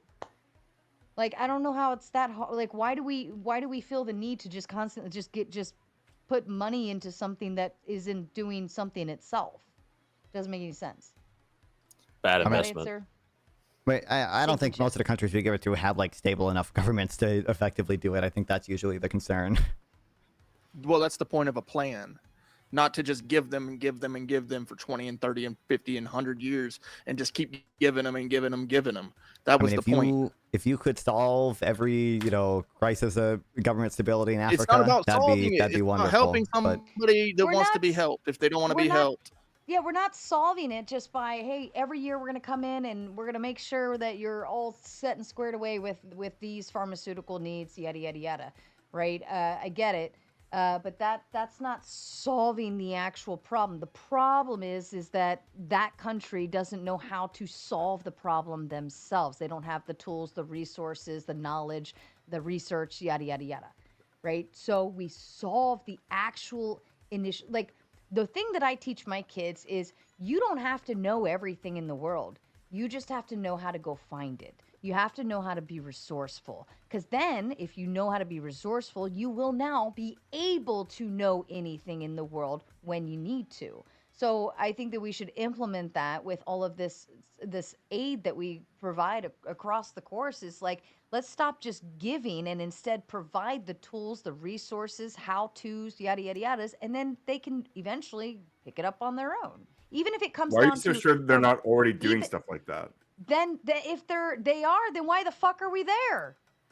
I mean, because the stuff doesn't get solved overnight. Yeah. Like, the world's problems are complex, Sarah. Like, right. I just said, like, oh yeah, maybe a 10-year plan, or have an actual exit strategy, but have it. I know it. That's why I said 10 years. Even if it takes more, fine. But like, have a fucking plan and have an exit strategy. Yeah, if it's been going on since the 80s, I think we're kind of. I think we're over it, right? Yeah. Yeah. I feel like I guess you again, if you guys think you're over it, then what you should do is vote for different representatives into Congress who are going to allocate money in ways you would prefer. That's what we What's do. happening Yes. instead is you guys are using the president to do that. Are you No, under the? we vote Are for, you? yeah, the Congress. I'm an American do. citizen who understands how our country works a little bit. Yeah. Do you That's why believe you that like they to just vote. ended AIDS You understand support in Africa, Ryan, or did you know that they actually Well, continued? they did briefly. I don't know if they actually reinstated it. Like, I think Yeah, they so was that temporary lull, PEPFAR though. is still in place. I think the initial 90-day freeze did apply to PEPFAR, but about 83%, I think, of USAID programs were shut down. Yeah, it's so back. Yeah. Well, PEPFAR is back. But PEPFAR, I don't know if y'all heard me earlier. PEPFAR started in 2003. It started about 10 years after H.W. Bush got out of office. I'm pretty sure Ryan, I think H.W. this one's directly at Bush you. passed the bill, but maybe I'm wrong. Sure, yes. I'm against mothers smoking narcotics while pregnant. Yes. Not her body, her choice, though, right? Now if she's planning, if she's planning on carrying that child to term, then that's two bodies, right? What if she's not? What if she's not? What if she's not? She's got a set date. Well, she shouldn't be allowed to do illegal. I still wouldn't support her doing illegal drugs because it's like. Let's just say she's drinking. Let's say okay, 8 months. She's like, yeah, I'm gonna abort this thing in 8 months, right? And she just starts drinking like a crazy alcoholic. You okay with that? I would recommend. I mean, I would be extremely concerned because there's probably going to lead to a lot of complications. There should be a difference between doing harm to a future person and preventing a future person from existing. That'd be the relevant moral difference for most people. So you're against abortion? That's not future harm. I don't feel super strong. I would be tentatively pro-choice. I would say the issue is I have a lot of weird views on Schrodinger cat the unborn. I'm totally pro-choice if I'm the one that got the girl pregnant. Are we seriously applying Schrodinger's cat to the unborn? Only if it's LGBT. It's not Schrodinger's cat. Then they can be born. Schrodinger's cat is neither alive nor dead while it's in the box. It only becomes so when you look at it. Clay, are you talking about same case for the unborn? They're neither alive nor dead until you did it. I don't think anyone's position entails anything close to that. I don't know what that. Yeah, literally no one. But that's fine. You guys heard him. Clay said, "Save all the gabies." Think about it. It's all okay. Gabies only. More, but it's not if she doesn't. If they're not a gaby, then you can't have them. So what's right, the next and if topic? we continue and we get all the gabies to be born, then Sarah, in the future, we will become the Galians. Not the Galians again. All right, next topic shift. What does the new middle ground of the left and right ideology look like? What views do they have? Nuclear energy. Actually, that is a good question because right now we're kind of in like a stage where we're resorting ourselves. I think it's not, we got to center on the law of the land. We have to center on the Constitution. We have to understand that the people who are breaking the law right now, who are in power, these people are going to have to be held accountable. That's what we're going to have to find middle ground on. Well, the problem is everyone on the left, if you're not as loony as they are, you're automatically on the right. So according to them, there's no middle.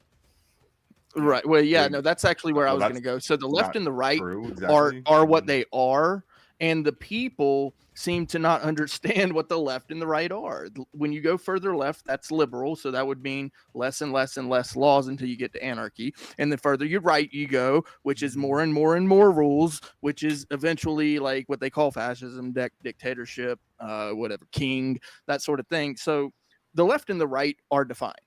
This is just what it's a hyper simplistic way, but I think there's something people, to that. But I think stupid people on the left and the right try to redefine what these things are all the time.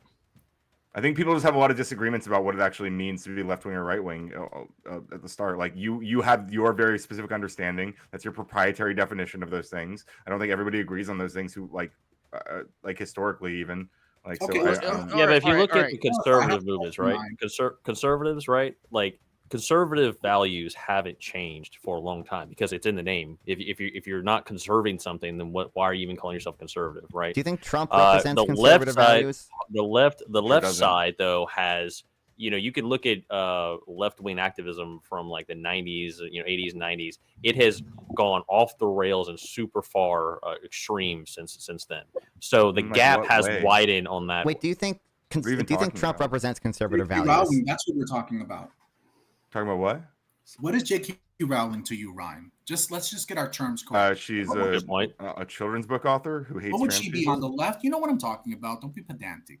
I think she works. She would be a liberal, but she works with a bunch of right wingers because she hates trans people so much. She's like brain broken. Okay, is she more along the lines of a TERF then? Yeah. She's a TERF. Yeah. Would she be accepted then amongst your ilk?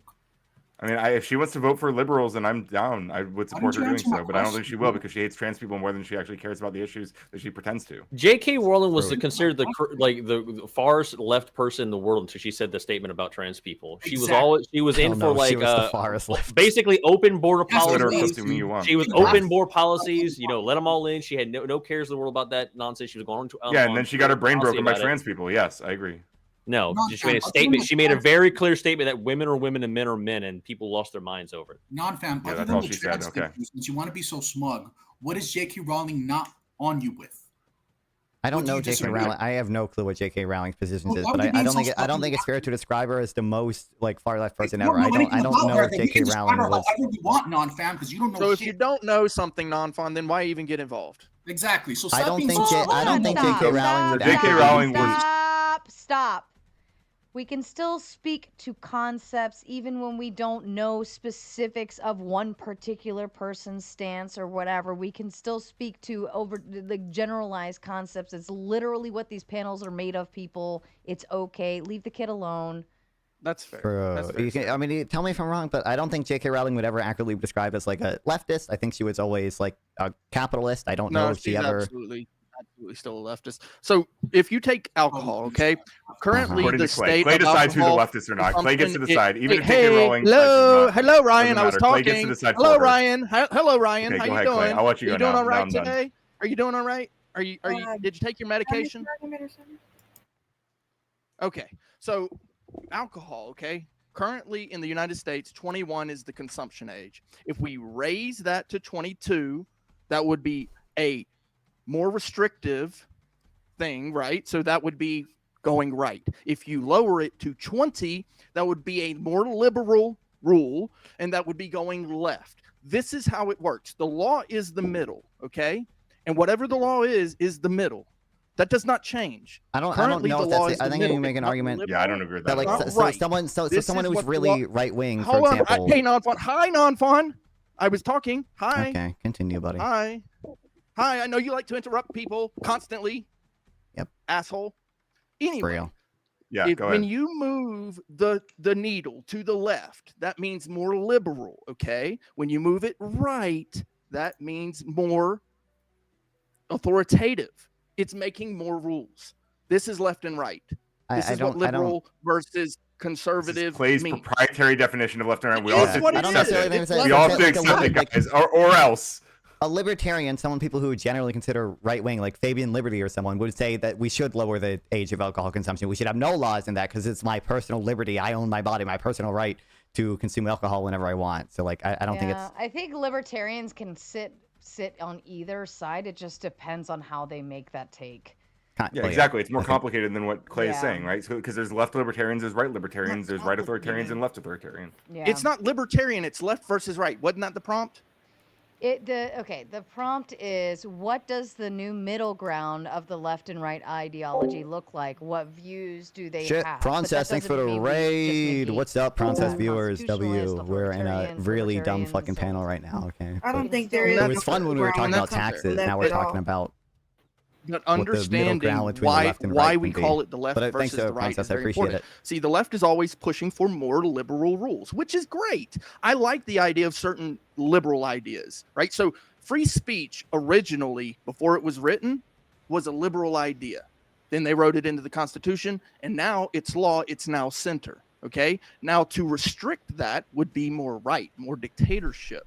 So pushing left, like if you go to extreme, like red rumming babies, that's extreme liberalism. Okay. Now, if you go right, Well, the United States is on aggregate extremely go, liberal. If you go right to the extreme of that, and say, and we're going to make all mothers that we particularly pick abort their babies, then that would be extreme authoritarianism. Okay. So understanding Mandating where people the get middle abortions, is I agree. important. The middle is the law. I don't necessarily agree with I don't that, know if but I do think the middle right. So to answer the prompt, I would say that we need to find the middle in the law. We need to find the middle in the Constitution, and we need to acknowledge that a bunch of people right now who are in power don't give a fuck about that law. Let me interrupt very quickly. We only have 2 minutes for you guys to finish that goal. You just need 2 more donos. Not that hard. Hurry, hurry, hurry. I don't care what it says. You can tag me after with whatever it is you really wanted it to say. That's fine. Just get the donos in and quickly. You have 1 minute and 30 seconds left. Move fast. Hey, Non-Fun, Very, you very, asked me very a question. Can I? earlier. Sure. I was just gonna real quick. You asked me a question if I consider Donald Trump a conservative. Yep. If he represents conservative values, yeah. Sarah, Yeah, can I? so conversation I'll back a little bit. I'll just engage with that a little bit. I'll say that under what I would consider conservatism, which is more like a traditional like paleo conservative. No, I wouldn't consider him a conservative. Not really. Okay. We have to remember before he ran under the Republican label, he was a Democrat. So he has a lot of views that are not what I would classify as a quote unquote conservative. If that answers your question.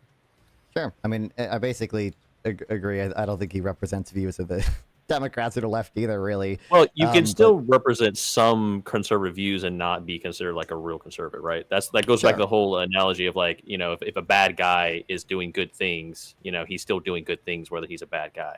Sure. Right? I just think it's just to me, like, it seems a lot of people make the claims that like, oh, similar to what you made, like, oh, the left's values have changed so much, they've gone so far left, and they don't say the same with the right, when Donald Trump, I don't think, represents anything that more traditional conservatives, would like. Like, Milton Friedman would not like Donald Trump. I don't think George Bush would like Donald Trump. Like, these people, Well, I would argue that many people today who claim to be conservative are not conservative. It's like just they don't represent conservative values. Sure, if you're not conserving conservative values, then what's the point of calling yourself conservative? Real. And you've all been saved again. Almighty by the Nate. one and only Almighty Nate knows that my favorite colors on screen are pink and red, and he loves to delight me with my favorite colors all the time, and it's my most favorite thing in the whole wide world. What an absolute Chad. What an absolute legend. Yes, tomatoes in the chat for Almighty Nate. He saved all your asses. Okay, again. So, tomatoes and tomatoes and tomatoes. All right, Britt, go ahead. I know you wanted to chime in here. Yeah, I did. I wanted to chime in about the topic y'all had, the second topic y'all had about Black people and how to solve it. I do want to ask the chat on here. Do you think bringing in more people illegally or legally helps or hurts Black people? Hurts. It hurts, right? Hurts, yes.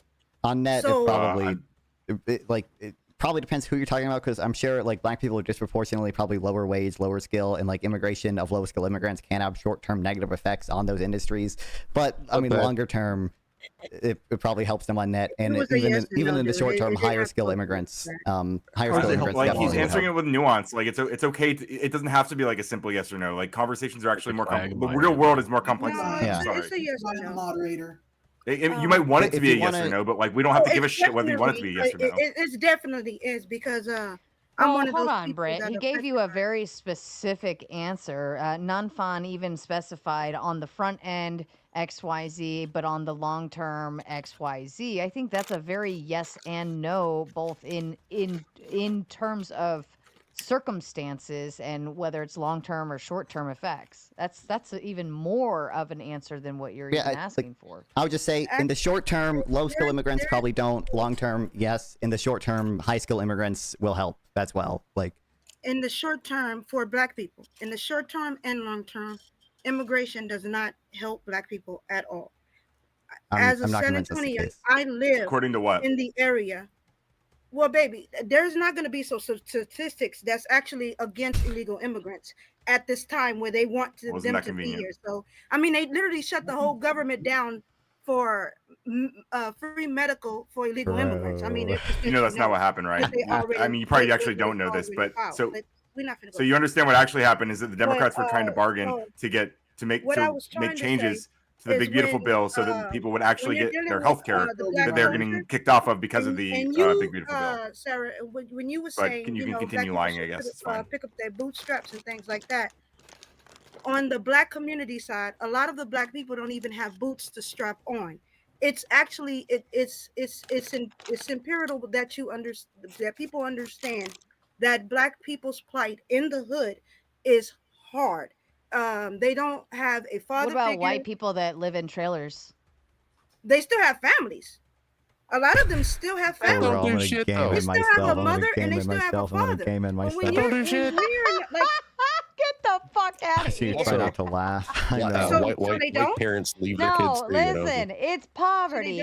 Poverty, lower class. Like, you want to sit here and Sarah, why are Black people more likely to be impoverished? I'm not black and whiting shit, but what I'm saying to you is that the solutions that we're given, I would think out of all the people that understands the solutions when it comes to Black people is Donald Trump. Due to the fact that he understood that there were jobs that are Black jobs, that Black people that were doing those jobs are now being taken by illegal immigration. And we have to compete with these people. These people are hard to compete with because they know 2 languages. They know English, they know Spanish. That wins off of any time you try to compete with these people. This hurts our community. So putting ICE in these areas like Chicago and things like that, it's actually a positive. It's a negative. It's a positive thing that is happening, and it is being praised by people that the media will not show you. And so what I'm saying is that it is 10 times much harder for, I say, Black people that live in the hood. I'm one of those ones. I've seen it. Not only do they not have a father, but their parents is on all kind of drugs and things. Their mothers is on drugs. The kids have to grow up, and this is where gangs are created because of that. But the only person and who put those kids in that position? Who put the children in that position? The H-1B visas. Their parents. Exactly. Blame the fucking parents. Stop blaming everybody else. Parents are failing their children left, right, and center, not doing better. Listen, you can sit here and say, well, why are Black it's parents hard doing worse, Sarah? Oh my God. You don't even go in the single mom mode with me, Ryan. Why are Black parents doing worse? You can't even why do are Black that. parents more likely to be poor? Why? One-on-one. I'm asking you. I know you're the one that asked the question. I don't know. I believe why. it's because of systemic racism. Oh, Lord. Why the rage about raising tomatoes? I mean, she's neutral. So why do you think? I actually think tomatoes more neutral than most. Brian, if systemic racism was such a problem, then how come Motown was started in Detroit in like the 50s? It does seem like on the Does anyone have a serious question and everything. I think Britt would probably agree. Like that systemic racism is the reason Black people are disproportionately poor. Little bitch child. In a way, it is. Ryan, I actually agree with you. I bet there was fucking meth that took that tooth out of your face too. Racism there. Shit. But want to talk shit, get hit, and then ignore people when they Trippy, talk. Listen, Britt's talking, please. Yeah. Now it's Britt that's talking. But when I asked you a legitimate fucking question, your question was moronic, and you know it was. So no, there was a Black man that owned a home in Detroit in the 50s or the 60s that started Motown out of his own fucking home, but systemic racism stopped him from being rich. Right now, get there eventually, he made a shitload of fucking money, and he was able to be, well-to-do and affluent on his fucking own in the 50s. But nowadays, Black people getting held down by the government and all them whiteys. Makes sense. Sorry, Britt, that wasn't for you. I'm not trying to be like that. But... Britt's on something. Go ahead, I would Britt. go as far as to say that when it comes to the inner city, it's mostly Democrat run. So it's Democrat policies that are really affecting these areas. So what does the Democrat Party do for these communities? Do they bring in new job growth? Or are they just bringing in the McDonald's and the box that pay less than and they bring in immigrants who will work harder, longer, and for less than. I mean, compete. Look, there's secondary effects to immigrants too. So if you look at, you guys are touching on something that I do think is somewhat correct, which is that if you look within occupations, for example, like if you look within construction, if you have a bunch of immigrants come in the short term, for example, like construction wages will fall. But if construction wages fall, companies can afford to hire to just build more things, build more factories and other things, and those have kind of broader effects that help a lot of other people as well, right? And it doesn't help build shitty situations. When you're on a construction crew and your foreman's paying you $20 an hour to dig a hole, and then somebody shows up to that job site says, "I'll do that job for $5." Do you think that foreman is going to keep you around? These are contracts. I don't know. I literally just said if you look like within an occupation, like if you look within a skill set or something, you do sometimes see profit. They will pay the cheapest labor they can. Yes, and that's what hurts the Black community. That right there. Okay, so what I'm telling you is that effect can exist sometimes. Now, I think you guys are probably exaggerating the extent to which that effect happens. I don't think I have good data to suggest that it happens all the time. Dude, I come from a construction family. Every day is not like a meaningful. When I say like you're exaggerating the effect, that like how much do you think Black people's wages have decreased because of this? Like, and I hear what you were saying earlier, Sarah, about how like, okay, well, you can speak to like the broader piece of it, but no, non-fun, you really do have a lot of opinions on things you have no experience over. I'm citing paper, like I could cite the papers if you want. So there's this really good paper that I'm talking about here. You guys don't care about expert opinions, which is fine because you don't believe in it. This is a question. Oh my god.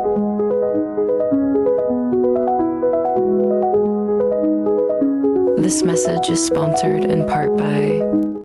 Oh, is that a new one? Fuck up. You should do No, we just always play the horse one because that's always the favorite. So do the fire department. One at a time, please. Clay, I think you were trying to get somewhere with a conversation. If you can continue, find the landing on it. Wait, I would like to. Yeah. So non-fun. My question is for you. So with experience, right now, I've heard that experience is the best teacher. I don't really agree with that. I do believe it is one of the best teachers, right? So when you're asking people or you're telling your experience from the paper that you read. Why is it that's not experience? It's data. Why I didn't ask the question yet. This is what you've been saying the whole time is I read a paper.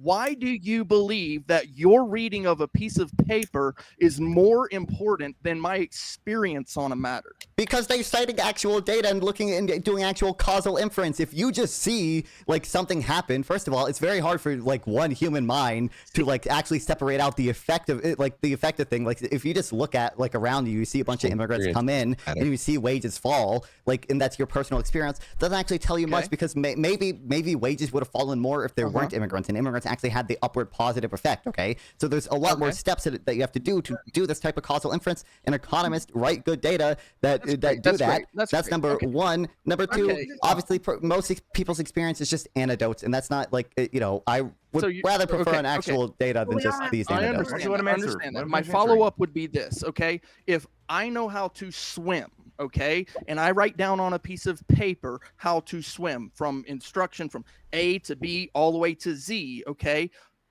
but there's another guy in the water, okay, that also knows how to swim, and he's in the water, and he can teach someone else how to swim. Who would you go with? I don't think you'll understand what economists do. He has no idea. Clay, I think you're such a stupid argument. Kind of conflating. Teaching someone something is because there's kinetic learning, right? And that's what you're referring to as kinetic learning. It's the combination. You're hearing, you're seeing, but you're also doing at the same time. Then there's audio learning, there's visual learning, right? Those are all three different variations. But what non-fawn is referring to is that you can't always pinpoint, like, okay, this may be my experience. I recognized something happened, and when that something happened, also it led to this event happening, right? So like immigrants came in and you noticed the pay wages dropped or something, okay? But what non-fawn is saying is you can't prove that was what actually happened, the causal inference, right? So what he's saying is there's experts out there who can actually go in and look at the data surrounding those specific events and actually be able to determine what caused what. And let's just say maybe at that same time that specific company was going under, and in order to save it from going under, they happened to lower everybody's wages. And at the very same time, a burst of immigrants came into the area as well. So correlation doesn't always equal causation, and I think that's what kind of non-fawn says when he pulls data and information. He's utilizing that because the experts have gone to determine all those differences. Can we? And I would like to respond to that because and then I want to say something. Yeah, no, you. And do. I You also always would like to say something too. Okay, so I agree that it's a useful tool, but there is no better teacher really than boots on the ground. Okay, like the guy that the expert got the information from was the guy on the ground. Okay, no, yes, exactly what I was speaking to. Literally surveyed information and numbers. Who did he ask? Who did he ask? Listen, who did he ask? The people on the ground.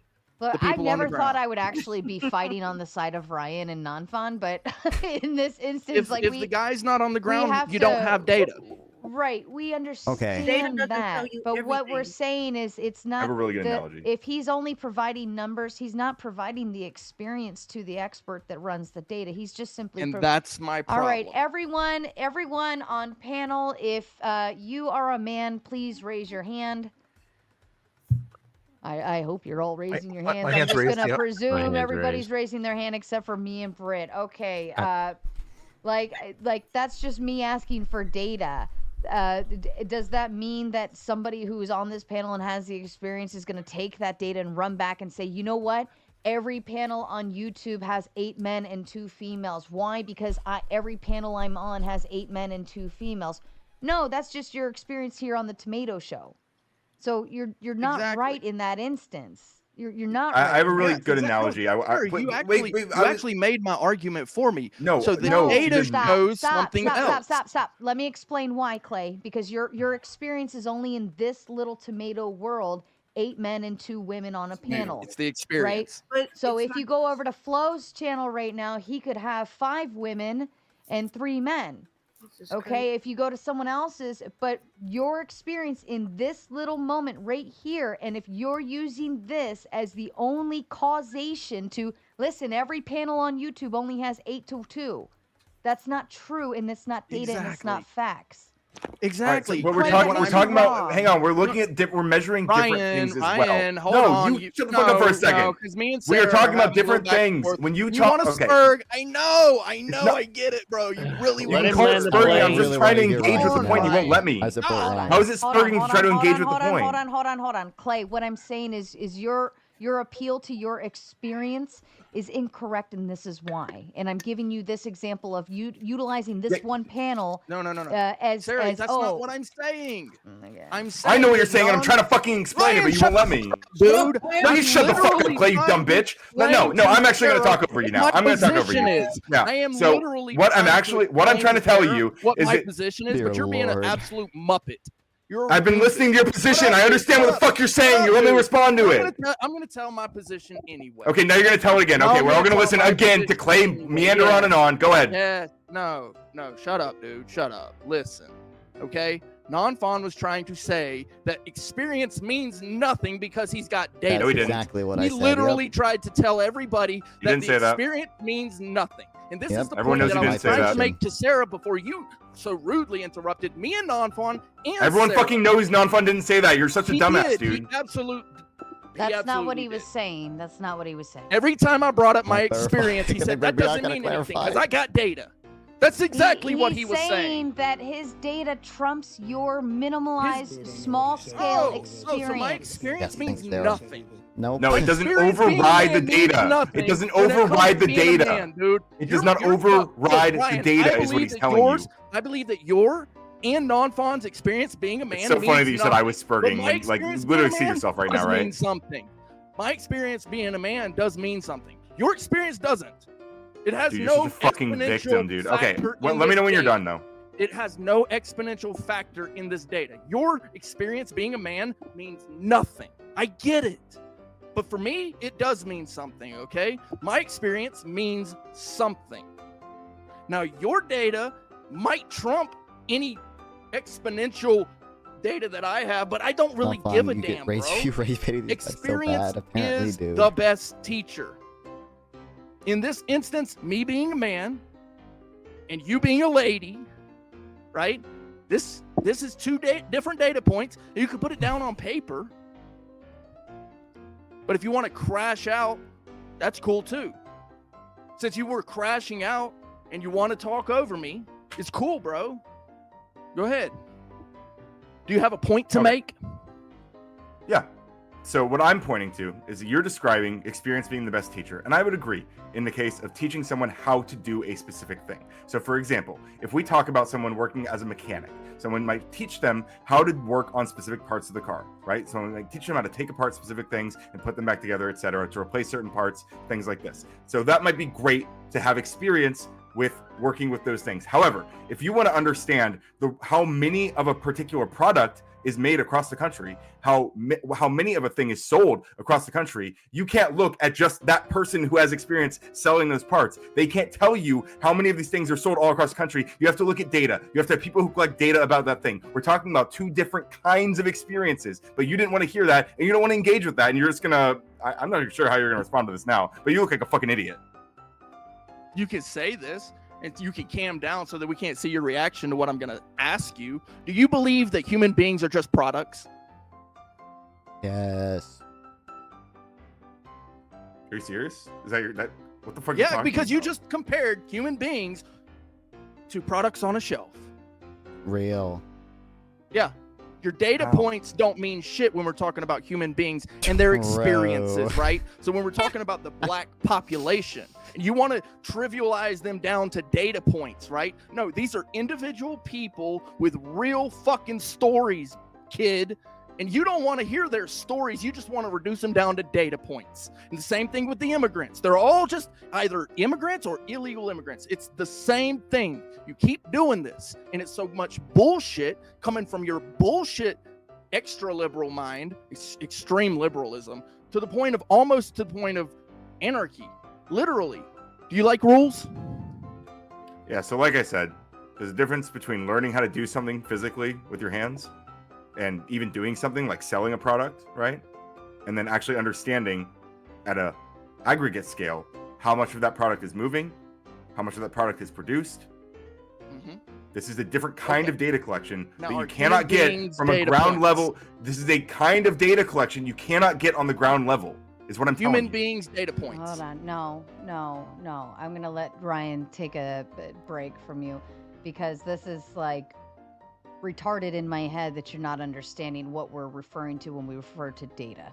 Okay, if I'm going to take a poll in the chat, if you're wearing a red shirt type of 1, if you're wearing a blue shirt type of 2, if you're wearing any black shirt type of 3, if you're wearing any other color from that type 4, please feel free to hit any of those. 1 if you're wearing red, blue if you're wearing, number 2 if you're wearing blue, 3 if you're wearing black, 4 if you're wearing any other color. Okay, see all those numbers coming in? This is data that I am now collecting from my chat. Now, my experience right now, Clay is wearing a blue shirt. I'm wearing a black shirt. I think that most people that do speed dates on these panels wear a black or blue shirt. However, that's not true. It's only my personal experience, because I'm only bubbling it down to this one minuscule moment, this small. Have you ever heard the difference between local scale and global scale, right? And the numbers can change when you localize something and you look at something on a local scale versus when you pull the data across all of the global scales. Like it could be from a city to city, city to city, state to state, country to country, right? We go on a global scale. But I'm minimizing my data based on just my experience right here. Black and blue. We wear black and blue on these panels only, and that's what we do. However, I've just pulled data from the chat. If I want to go on a more global scale and actually pull data to see what color shirts do people actually wear. I see a lot of 4s in the chat, which means maybe they don't wear any of those first 3 colors. So now I can circumvent the data into a bigger picture and say, oh, maybe they don't just wear black or blue, right? So my experience is minimalized to only a localized small thing. But the thing about experience is it's subjective. It's subjective to what? To the one person. To the one person. So what Non-Fon is providing you is data based on actual averages and statistics that collects from all people. Maybe it's all companies, all pay wages nationwide, all immigration rates that come in. Because based on what you're saying, we could say ice cream trucks cause crime. And again, why do we say that? Because ice cream trucks happen to be out in the middle of the summertime. Like you do a difference in difference. Like you don't just like look at every one summer. Community. Strange, but I blame the ice cream trucks because every time I go outside to the ice cream truck, somebody gets shot. What the fuck? So it's the ice cream truck's fault. That's only my experience, right? Nothing. You see what I mean? Stats, though. This is true.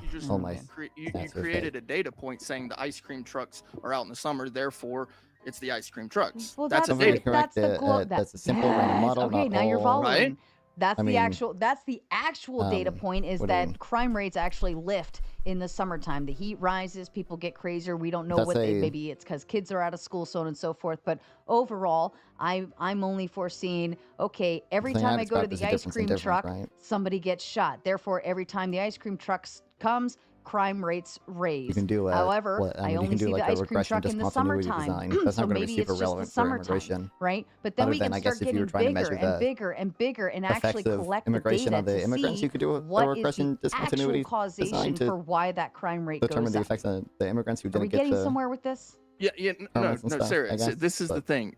I don't disagree that the data is a helpful tool, but every single time I want to bring an experience to the table, Non-Fon has a problem with that, and then Ryan wants to scream over me. Because your experience is on a local scale right here. Here's you. Okay, what non-fawn brings in is global data that's on like 5 times the size of this compared to little old you right here. So your experience, my perception's my reality, right? If every time I engage with I don't know, an Asian person, my car gets into an accident somehow, right? I'm just gonna think that it's Asian people that cause my car accidents, right? But it's not actually true, right? So, like, my perception is my reality. That's why we don't accept data as fact from one small person's experience. That's why we only look at data as fact when we take a global picture on it and we can actually average and balance all of those answers. So is it possible that the data is wrong? No. No, it's not possible that non-fawn's data is wrong. The chances of his data being wrong compared to your own subjective experience are very slim. Really? Yes. Why is that? Why is that? Because Bingo, his data, I'm going to take a stab at it. Non-fawn's a pretty smart kid. He's probably one of the smartest young men I've had on my panels, and I can't wait to see him go very far. He's very bright. Okay, non-fawn is the type of nerd who likes to check sources and citations and like dig into all of that shit and yada yada yada. This is why I like him even more because he doesn't just sit on one side, but he does take an expansive look. Okay, he's pretty open-minded to a lot of different things, and he doesn't just make a decision just because he's a leftist, right? But I would also say that even at that, if he's pulling actual data, BLS methodology, no matter that, what, it still has a larger fact measure versus your own subjective really understand it or care. Experience. I would highly doubt that. I'm joking. I don't know where he lives, but I lived in Jacksonville. Okay. Oh my God. The red rum capital of the world for a little while, or Incredible. not the world, but the U.S. for a little while, right? Now I live in Albuquerque, okay, another dangerous city. Now I can go downtown, right, and I can go through the war zone, what's called the war zone, and I can tell you what the homeless people are doing, right? That's my experience. But non-fawn, on the other hand, all he's gonna have is data. That's all he's gonna he's gonna tell you. Well, the data shows this, the data shows that, but I'm literally seeing these people and what they're doing. They're camped out on the sidewalk. They're literally in their little tents, right? And watching them, knowing what they're going through, right? He can sit there and say, well, the data shows that this is why this is happening, right? And I'm actually very close to the border, right? So this is another factor that comes into this, right? So when I'm looking at these people and I'm talking to them, I can tell you that most of them are Americans. There's not many undocumented people on the street. They're mostly Americans. They're English speaking, they're educated, they're doing drugs, right? But you know what the data would show? The data would show that there's a bunch of undocumented people on the streets of Albuquerque because I'm close to the border. I bet you that would be the data that he would bring up. Did you ever happen to check and see if that's everywhere else? Everywhere else for besides inflation data we use is fake? What do you mean the inflation data we use is not fake? Look, I understand what you're saying, okay? Yes, for every city, it's gonna be something different, right? And this is kind of what I was trying to get to. It's an individual problem. I think CPI probably overestimates and inflation to a just little discount bit, the experience itself and say, well, you've got your experience, but that really doesn't mean anything according to my data. It's silly how it's calculated and how what is calculated. A portion CPI or PCE of the data and GDP throwing it out. deflator, It's taking the baby and there are a throwing bunch it of out. different measures of inflation. I don't think either of them are, or any of them are particularly silly how they're the calculated. data has considered an average across the board. CPI. And so what's probably happening what's so with silly whatever about it? information he's trying to give to you is I don't think it CPI probably is. I pulls think CPI the- probably overestimates the inflation. majority, the minority, You know, whatever. it's the reason the Fed doesn't Just, look at it. But, so, for instance, Clay, if I said every man how many low school immigrants live in super has content blue spaces? eyes. Whoa, I've never Okay. considered this. Or if I For said how long most are they gonna men have blue talk eyes, about and I don't know. Are yours brown by chance? Mine are hazel. Hazel. See, okay. So if I said most men have blue eyes, and you're like, well, mine are hazel. Okay, but that doesn't mean that you're the majority. So you are the exception to the rule. We don't. And so what we're saying is your experience can be the exception to the rule, but that's what makes it a subjective concept. It's subjective. It's not. It's not objective. Whereas the data is going to. But the data is going to appeal to be more objective only because it's pulling numbers, including the exceptions, but it still finds an average in the middle. Does this make more sense? Yes. No, it absolutely. And I've been agreeing with it the whole time. What I'm saying is if you're trying to find a solution for an issue, which it seems to me that a lot of debates run based upon finding solutions for issues. Now, some people like to do the debate roast stuff. I'm not a fan of that. I like solutions. I'm a solutions guy. I see a problem, say, okay, what's the solution? Now, when I hear constantly non-fon saying, well, your experience doesn't mean anything, he's throwing the baby out with the bathwater. And then what's super annoying about that is that Ryan comes in with, and that's just, I mean, it just blows my mind that I can't have an intelligent conversation with what you're saying is a very intelligent young man, which I happen to agree. He has a lot of good data points, but when it comes to experience, I have a lot of experience on the street, boots on the ground. And if he just discounts that, then I mean, it's not a wise conversation to have. I mean, yeah, I agree with that part. But you know, he's a young buck too. I'm like 40 years old, so. If everyone in my chat hated Ryan, but 3 of them liked him. Yeah, I'll find you got them street smarts. Does their experience trump the data that 95% of the people in my chat don't like Ryan? We've been talking about this for 20 minutes. They've just been talking about me and one thing. Please, please. Does their experience trump it? For the 3 people in my chat, and no offense, Ryan, this is a perfect example that people can actually understand. If 3 people in my chat like Ryan, does their experience of liking Ryan trump the data that 95% of the people in my chat don't like Ryan? Neither nor. Neither one trumps. It doesn't mean that, well, I like Ryan, so and that's my experience. Like, so everyone else should too. Like they have to. Like why wouldn't, like, I don't understand. Why would you say that people hate him? I like him. Yeah. Does that change? Exactly. Because that's how they. That's what you sound like right now. Well, I've had experience with this, so all of that data that you're pulling, like my experiences, and it trumps that. It doesn't. No. Centralized, federal, I'm not trying to say it trumps it. I'm just saying that I do have experience with some of these things. You can have all the experience you want, but that experience doesn't mean that non-Fon's data is just not when people can't afford specific goods, which defeats the purpose. No, what do you mean? His data will trump.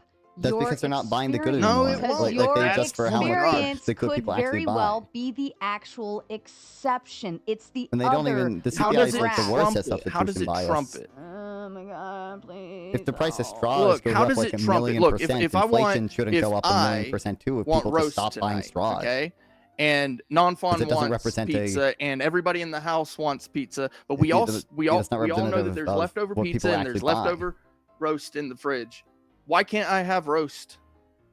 You can have your CPI analogy. It's worse at substitution bias than PCE is. Okay, let me do it this way. They don't assume substitution between categories. I dated a man. They only assume substitution within categories. Beat the crap out of me, right? Like if coffee goes up, people can afford it. They will adjust the weight. Every man. Yeah, because people are buying less coffee. Well, coffee's probably pretty less. People buying less coffee. But what does the data show? It doesn't. The price going up doesn't.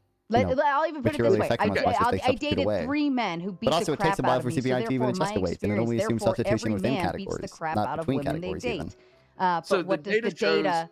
The data shows that it does not happen like that. It's the majority do not beat women.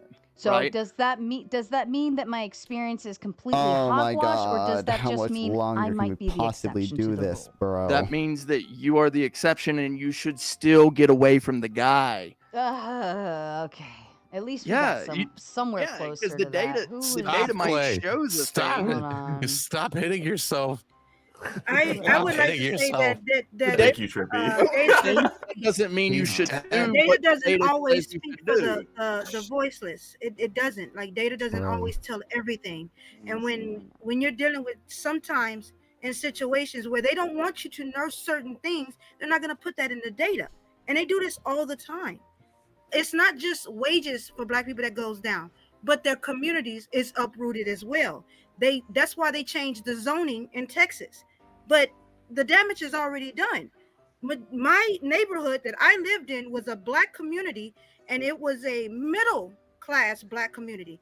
It is no more that anymore. Now it's just illegal immigrant speaking people. It's not a community. They really stick to themselves, and my people were particularly moved the hell out of the community. And this is not just happening in San Antonio where I live, it's happening everywhere. And they always show Black people, like for an example, with the Chicago thing. I follow certain people that are literally on the ground in Chicago. They're not afraid of ICE raids. They're not afraid of the federal nothing. They're not afraid of any of that. But when you go to the news and they talk to one Black person, you'll get this. I mean, obviously, you agree. There should be at least some ways. Like you should. The people that is there. Like in the insane hypothetical, like something, the price of something goes up so much, people stop buying it. Yeah, we actually like inflation should not show that. And we want these people removed. People are continuing to buy it. Like, that should not be measured in. It hurts us. Inflation Data does not speak to those people. Inflation should not be double the. So that's what I'm saying. Let me read through some super chats. Tom Carpenter says, what is a p-value, a moderator, a regression analysis, etc.? If you can't answer instantly without ChatGPT, stop saying you read papers. Who said they read papers? Non-fun. I think I said I cited papers. I want to be clear. I just started my econometrics arc, okay? I just started reading about econometrics. I have a friend who's a data analyst, so most of the stuff I know is like through him, and I just started reading through a textbook on econometrics. But a p-value is you're like testing the robustness of the data. You're testing like essentially what percent chance of theirs is they're getting this result, this stronger like correlation just by chance. A moderator is it's one of the variables in the like linear regression model thing. I forget exactly what the moderator is, but you have like your dependent variable, your independent variable, and you have some of them have a moderator variable. Regression is just the regression is just a tool that you use to essentially find out how correlated two things are, or more. You can do a multivariable regression, but that's my understanding, at least. Oh, yeah. What is a replication crisis, non-fam? That's just when that's just that a lot of results from studies fail to replicate, right? How much? How much? I don't know what the percent of results that fail to.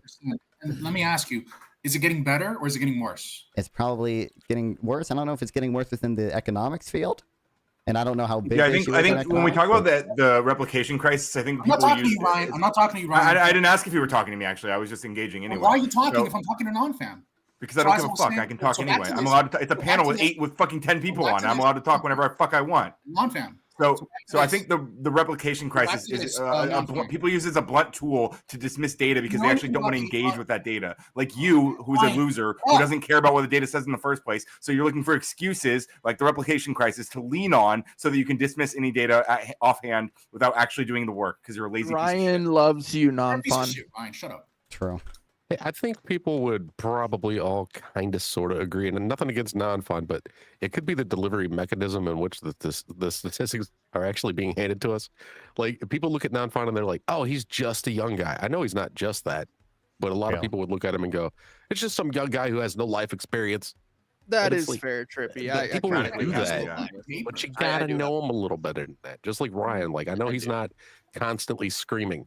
Ryan's like not the loudest guy ever. All the time. He's right there. Yeah. For anybody who forgets, he's right there. I just want to be clear about like what my claims are. My claims is when I see a study published in the American like Economic Review or whatever, like a study by economists who have expertise, who rely on data, not just anecdote, and who do causal inference. They aren't just making a bunch of assumptions about things. They actually do some type of synthetic control of difference or some model to try to take into account the effect size. I weight that data higher than I weight someone's individual personal experience. And again, I want to be clear, like this started with me talking about how I partially agree with you guys. I think when you look at the data about immigration and wages, you do sometimes see that if you use a compositional approach and not a spatial approach, so you're looking at sort of the effect on wages within occupations or within skill sets, you do see, in many cases, a negative effect on the wages of low-skilled workers when you have an influx of low-skilled migrants.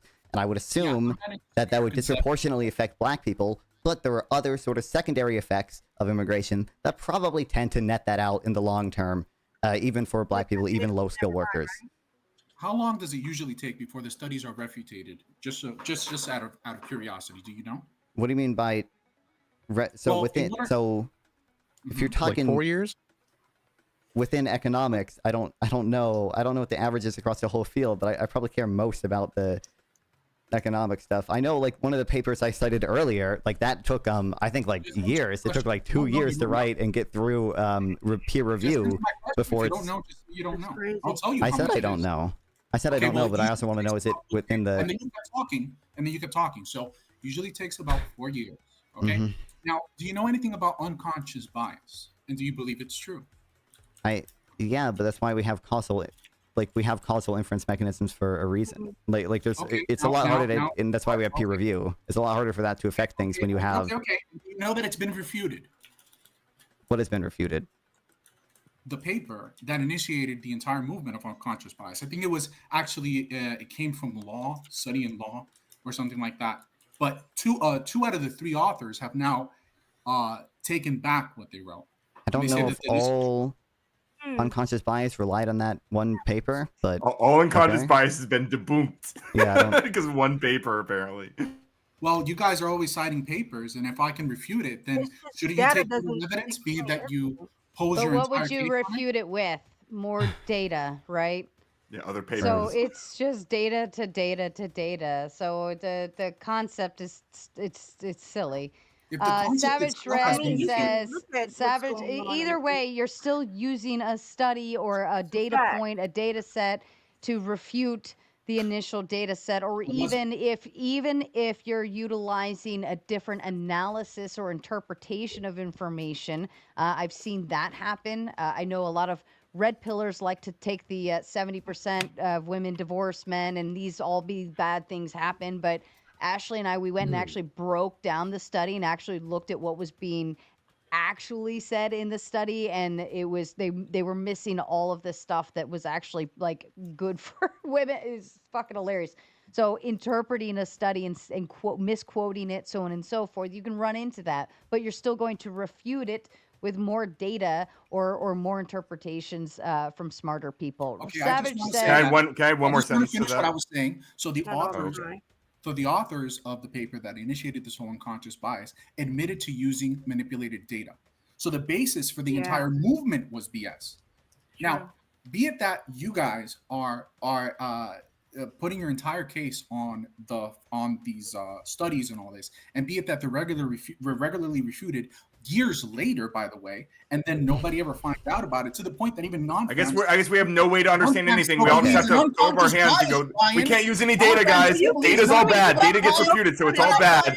Guys, we can't use any data. That's what this fucking moron's saying to you guys right now. All right, time to read a super chat. Savage just real quick, I want to make clear, this is the study I cited. It is called The Impact of Immigration. Why do studies reach such different results? This is the study going through why compositional studies, they cited a bunch of different studies in there and say, this study used this method and gets this effect on immigration and wages. This study uses this method and gets this effect on immigration and wages. The thing I was using it for is when you look at compositional studies, I was partially agreeing with you guys.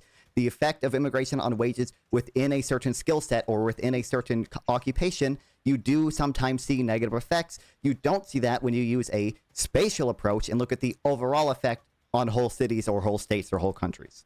Well, you can see that most of these studies are going to be later refuted. No, I don't think that's true. In most, I don't think.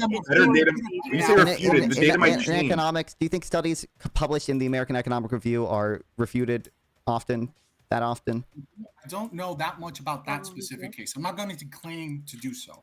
But what I'm saying is that at least in psychology and in other fields, they are regularly refuted, and it's at 64%, and it's getting When you worse. say refuted, you just mean the data changes. That's what you mean by that, right? No, that's not what I'm saying, Ryan. Yes, that's what you're saying. That's what, yes, that is what you're saying. What I'm saying rather than telling me. Because I know what you're saying. Well, is that why you took a tooth out? Because it's white and straight? Oh my god. Yeah, exactly. All right. Savage Red says illegals get paid $15 an hour in Cleveland, work 80 hours straight pay, no benefits. They drive processes down. The company doesn't pay benefits and the company doesn't pay taxes on them. Any commentary from the panel? Thanks for stopping by, Wrestle Smasher. I appreciate They it. get benefits. They definitely do that. I don't know. I don't know what to comment on that. It seems overwhelmingly good if They do drive the. are coming here to work. The processes down. They do. What does drive processes down mean? A lot of times they actually get housed by the guy who hires them. Yeah, they do that out in Missouri at a lot of amusement parks out there. They would bring in the Russians, and they were, I think they still do, but they're like ages 15 to $15 an hour. 20, Dude, I don't even know. $15 an hour is like a decent amount. They put them in hotels, like cheap, nasty hotels. Bad? It's supposed to be bad when they get paid a measly $15 an hour. And they come, they work, not even... and then they all drink and get drunk on their days off. And they'll do that for the season, the working season, and then they'll ship them back home. That was my experience. They used to do that. Somebody just brought up an example. They do it up in New Jersey on the beach up there. They're definitely of Russian arena side of things. And they come out, they do the same thing. They work the boardwalk in the summertime. So I mean. But they're also here on like visa, like work visas too. So that they overstay. Yeah, a lot of them. Yep. I don't think they can overstay because they actually fly them in, fly them out. Like it's part of a whole package plan. So I don't know unless they like specifically run away. Tom Carpenter says, in fairness, most research uses small sample sizes, a few hundred or less, and specific methodologies, and this must be considered in weighing results. Non-fun to you. Yeah, you know what's funny? The study I cited goes over studies like George Borjas's, and George Borjas is known for having controversial results in immigration, partially because he uses very small sample sizes. If you use larger sample sizes in studies, you don't see as negative effect on immigration as wages as George Borjas finds. But I agree the sample size should matter, and you should wait. You should consider that when citing studies. But we should just get. I just wanted to add one quick thing about the implicit bias because I remember hearing about this, and I think. I'm digging into this right now, so I don't know for sure. I might eat crow on this one, but like I believe that the issue that he's pointing to when he talks about implicit bias being refuted or whatever is that actually what they ended up finding was that more often than not that it wasn't actually implicit, it was actually explicit bias more often than people assumed. So the bias is we didn't debunk the bias, we just found out that there were more people explicitly who knew they were being biased. That's actually the issue. You know what the hell I was saying? What currency is that? It's a wiggle sharp symbol thing. Unconscious bias is what I'm talking money. It is from I don't know where Azrone is actually from, but I know it's east. Wow, what a weird little currency thing. Cool. That one's Aussie dollars. Yeah. We love our. Sarah, you gonna read it? Friends. Not the $5. Sorry, not when things are crazy. Tom says most of the replication crisis is in social sciences and not as much in economics or physical science. Mm-hmm. Oh, I wonder if the statistics would show that fires went up after George Floyd, or if they stayed the same. Ryan, you gotta laugh at that one. That one was funny. Well, anybody know? I mean, I'm pretty sure that the fires went up. Oh, that was good. Look, Sarah's laughing. I'm pretty sure they went up though. Like I wasn't really. Ryan joking. is mad about that. Next topic, so we can move on. Let's move on. Why does political evil dominate left-wing ideology? It doesn't. Because they have no moral. They have no groundwork to base their morals on. Ultimately, Yeah, and unfortunately, if you're a moral relativist, then you understand the morals morality are evolves based with time. on just And the morals so if somebody are based on has just ad consistently populum. bad, if someone has consistently bad morals like Christians do, then we can just like still view them doing bad, and they're like, oh well, we have grounding to do our bad things. Yeah, unlike your morals, that's based on ad populum. Whoever says that this thing is good, that's what we do. Not at all. No, that's not true at all. Usually. That's exactly. My values are not tied to how the majority feels. Okay, tell me how you ground your morals. Back it up. I have like a rights-based framework that evolves with time. Rights-based framework, and rights based on what? Rights based on laws, right? It's based on rights, and I choose what I would decide rights what rights I would want the by laws to laws, respect. are they not? I just no. The Rights? laws are based on what rights I think should be respected. What? Rights is okay, so right. See, you don't even understand what you're arguing with. You're so confident because you outsource your fucking morality to a book, and you can't even think about anyone outside of your dumbass perspective. You're not helping when you do that. I'm not trying to help. I'm trying to fucking bully him. When you're done spurging, listen. What do you? So you say you base your morality on rights. Yes, what do you mean by that? Like negative rights? Framework. Yes. What do you mean by that? Good night, Antonio. I'm telling you. Wait. I'm telling you what I mean. I mean that I have a conception of what rights I think should be respected. Right. I have feelings about what those should be. So where do you get those? So it's subjective. And yes, like all right, like all like everyone's is. You just outsource it to God. Okay. So where do you get those ideas from? Then they can change, correct? Yeah. Yes. Okay, so then if they can change, then they're not based on anything concrete. I never said they were based on anything. My point. That was my original statement. So you clearly weren't fucking listening, were you? But I wasn't arguing with that part of it. I was telling you that you can ground your morals out in a way that isn't so rigid. Do you, Brian? Like if I get more information, if I found out tomorrow that like me yelling at you on the internet and calling you a fucking moron, which I think you are, actually like gave you brain cancer, then I would start to think that calling you a moron was morally bad. I would stop doing that because I think I would suddenly be causing harm. But right now I don't care. Right now I want to bully you and call you a moron because I think you're a fucking moron. So going back to people like you did to Medicare. You guys caused that, man. So my fault. So you guys don't know. So you don't have any. You don't have any non-moving structure that your morals are based on. It's just whatever. Harm. My conception of harm. What is harm? I mean, like if I punch you, that would be harm, right? Okay, but who defines from a legal standpoint what harm is? It would be laws, wouldn't it? Not necessarily. How would you define it then? Like. How do I define harm? I mean, it's in some states you can have a duel. It's almost axiomatic. Like there are things that are just like you can have a duel and fight each other. In other states you can't. It's not legally. Yeah, I think that would be harmful. If I believe personally, my values tell me that having a system where people can just duel each other to death whenever they get in I'm just saying there's like Texas. I wouldn't support that. I think a world that does that to solve problems is a worse one because I think there will be more harm. In that case, it would be like more dead people for things that they could have settled in more like. Okay, but you just told me you're basing it on these laws, correct? These. No, I never. You keep adding that in. I never said that. Well, then where do you get the idea from? I base it on my idea of harm. And where did you have an idea of harm as well? No, let me explain this to you. You have an idea of harm as well. For you, harm is deviating from the Christian God's perspective of the world. We're critiquing your idea right now. So I need. I'm actually critiquing yours right now. What I'm saying? When you say we, I didn't agree to do shit with you. I'm critiquing your worldview right now. I didn't agree to sit here and be your fucking specimen. You can poke and prod at me. I didn't agree to that. Oh, you didn't agree to that? Yeah, because you're gonna get fucking wrecked. That's why. Well, when is that gonna happen? But the you keep dodging the answers. You want to answer the question so you can't get further. I answered like almost every question you asked me. You just didn't like the answers. No, and then I went on to ask you questions and you cried about it. Where did you get your idea of harm from? Did it come from people before you? Human experience, living my life.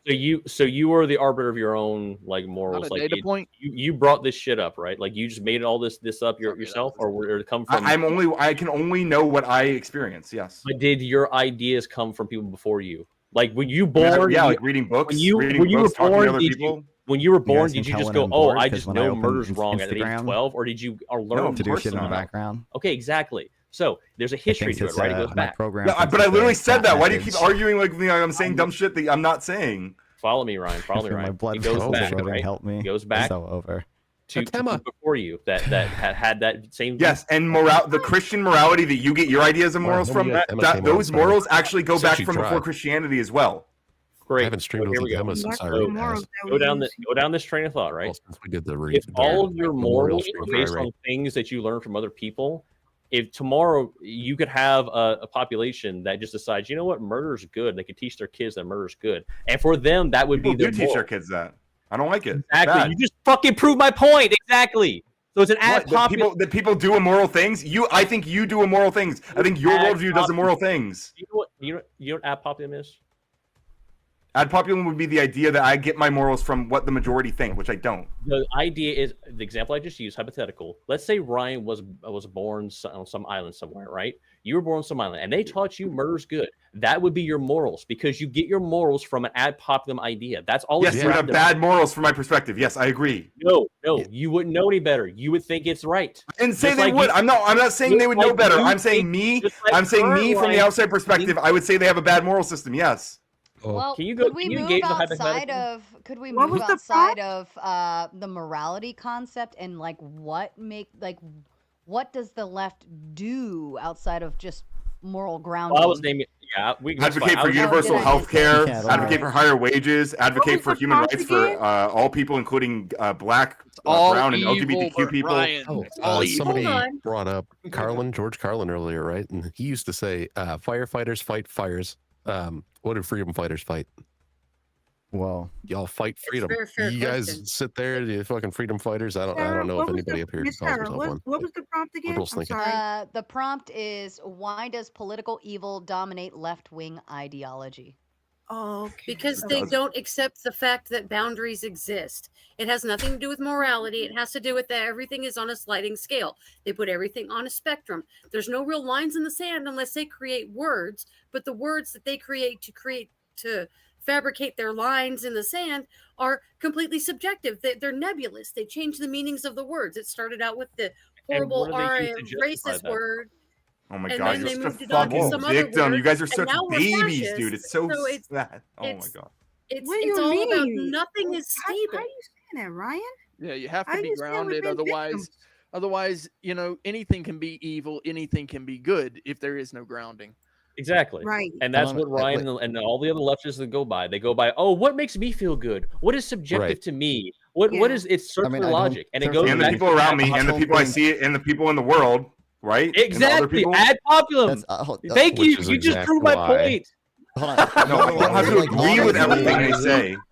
It's exactly why the liberals and the leftists were fighting. I can recognize what other people are feeling and recognize what they perceive to be harm, and then decide whether or not I respect that harm. Like you view it as harm for gay people to get married. I don't think that's harmful. I think if enough of you decided that it was harmful for gay people to get married, and you tried to stop them, which you want to do, right? I would view that as harmful. You'd be fine with it. You're on the wrong side of history as is right now. When you says the guy who's supporting a fucking fascist who's running around blackbagging brown people on the street. You fucking moron. Wait, what am I supporting? A fascist who's running around having people blackbagged on the street and deported to a concentration camp. One example of that having happened, Ryan. Go fucking look up ICE detainee videos, dude. You can watch all this shit. What are you talking about, bro? Single example. One. I'm talking about ICE. I'm talking about ICE, which is blackbagging people on the street. That are allowed brown people, illegal immigrants. They literally are. You fucking moron. They are. Just because you deny it doesn't mean it's not happening. They're grabbing people off the street and sending them to a foreign concentration camp. Can you say illegal? I never said whether they were legal or not. I said brown people. Temperature, bro. Oh, so they're illegal, so it's okay. It's okay to blackbag them and send them to a foreign concentration camp because they're illegal. Okay. Not happening. Nobody's blackbagged them. You just believe every story you hear that you think is from the correct news source, and you don't check. I don't mean a literal black bag. I'm talking about people being kidnapped, dude. Anything else? You just go with the one news source because it's the easiest. You have no idea what you're talking about. You're just in denial. Onto the internet and stream. This is what's happening in the world. You guys are cooked. Your brains are melted from fucking Fox News and OAN and listening to Trump. That's exactly why. There was a foreign student who was literally just walking home. I forget her name, but we can look up the video and you can see. Love Trump, don't you? That's exactly why conservatism is the bigger group of people, you dumbass. Because that's not even true. It's also not even true. Yes, it is. You guys are the fucking vocal minority. You're loud and you're proud and you're queer and get used to it and all that bullshit. Yeah, you're just wrong, dude. You can't fucking handle hearing an actual level. If it wasn't for gerrymandering, Republicans would never win another local election again. Everybody else must be insane because I can't get over the fact that boys can give birth. You jackass. So Ryan, Republicans do way more. Have asked for better. Can I ask Ryan a question? Ryan, what's the most important thing? The fuck does that mean? So you can't find it. Exactly. See, I can answer that. What a stupid question, dude. You can't answer what is the most important thing. It's net utility. What does that mean? I can answer that personally. So I can answer that. So for me, right, I'm agnostic. I haven't decided what the most important thing is. Right now, I think it's laughing at you. Okay, so for me, it's family. Family is the most important thing, okay? You have no grounding. It changes from one day to the next what your grounding is. This is why evil can be anything for you. I don't think you would. If your family tried to kill you tomorrow, you would you just like die? Yeah, if it was tomorrow and that's what you decided. I'm sorry, today. If your family tried to kill you today, okay, I changed the hypothetical. So it's the same day. So the moral doesn't change. No, it doesn't, dude. You said it yourself. If your family tried to kill you tomorrow, what would you do? What are you talking about? Leave. Wait, would you rather save your family or save like 2 million people? Hold on. Before you chat, you're 6 out of 10 on the dono goal, and you only have 9 minutes left. I did go and make more coffee. I was ready to keep rocking and rolling, so it's up to you guys. Of course, Almighty Nate dropping another 10. He's just dropping people left, right, and center. Somebody got a name down here. Says, what is it? I already removed him. Don't worry about it. Okay. Paper. I see that. What a very ethnic name he had. Yeah, that's crazy. Yeah, that shit doesn't fly here. So don't worry, I already took care of it. Once he said that, that was bye-bye. I was like, wow. I mean, it is a funny trolling name, but it's like, you can't come up with that name. Oh no. I just looked. I guess, Ryan, I just want to point this out. So kind of the theory here is that the legal law is based on grounding, right? And if you don't have a grounding, then really you don't have quite the say. You can have a say, but it's not going to mean as much if there is no grounding for you to put your say. I don't need it to mean enough to you. All I need it to do is mean enough for my vote to matter, and I don't need you to approve that. Thank God. So it can change. Your vote will change according to your moral, your theory, your principle, whatever. Yeah. If I learn new information that changes my values with regards to a certain thing, then I'll change it. Yeah. Do you need to change something that you know is true? No, because I haven't received contradictory information. Right. So if it's true, that's why grounding. That's true. That's grounding. That's what grounding is. If it's true. Okay, so my current belief state is grounding. Okay, so then if that's the case, then you don't change that. I mean, I would if new information presented itself to me that contradicted it. Then it's not grounding. What do you mean? Okay, see, that's your issue. You guys are so committed to whatever bit you're doing that new information will not change your mind. That's a flaw with you, not me, dumbass. Right. I've watched you on stream after stream not change a single one of your opinions, no matter how much other shit you've been thrown. Ryan, I need to kind of make a decision here because Almighty Nate paid to kick Russ. I kicked Russ. And Effigy was not backstage at that time, but Effigy has now made his way backstage. But originally, I went ahead and put Vinny in that place, and then Vinny got replaced by Vapor. So I leave it to Mo. I'll do it. I was gonna do it. If you let me do a closing statement, I'll give my spot to Effigy. Okay, that's fair. Oh, thank you. Can I ask the question? Before you, because I'm gonna be gone after this, and then you guys we all have the floor. So I just want to say, like, the main reason that I came tonight is because 2 of the topics were actually about me. Number 1 was I believe was how do we save Ryan, which I still no one really made a case for like that I needed to be saved or the process of saving me. Apparently, I think what they meant by that is can we get Ryan to agree with me more? Which, like, in some cases you probably could if you made a strong enough case. Yeah, I might change my opinions on things because, unlike Clay, I actually do change my mind with new information, which he thinks is a strength that he doesn't do that, which I think is absolutely insane. No, I do change my mind. Closing thoughts. Sure you do, buddy. Yeah. What was the other question, Sarah? What was the topic that had my name in it? It was the first one. Hold on, let me scroll up my little word back here. Why does Ryan think he should be able to force all of his ideas on everyone?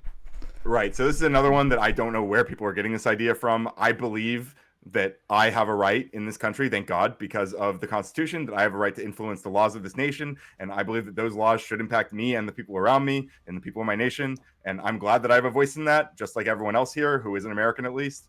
And I want people to be able to do that. Just like I don't want it to be just me. I'm not going to force my laws on anyone who doesn't also have the right to vote for those things. I just don't understand what the question is. I think people are pretending that I'm like forcing my opinions down their throat by speaking my opinions to them on this panel, which is what we do here. We tell people our opinions. Just because you feel like you're offended by me speaking my opinion, that's actually again a flaw with you, not me. And if you do the same thing when you come up here and speak your opinions, you don't have a problem with that, then I don't even know what the fuck we're talking about here. It was an interesting panel overall. Good conversations. I'm gonna keep streaming for just a little bit and have some closing like chats over at youtube.com/@radicalcoder. But do not leave the Sarah Tomato panel. Just open a new tab and come and give me whatever leftover money you have after you open your wallets to Sarah. Appreciate you always having me on. It's been a pleasure. Non-Fun, you're a fucking king. The rest of you, hit or miss. Yeah, right. Who the hell am I supposed to talk over? You're his king, non-fawn.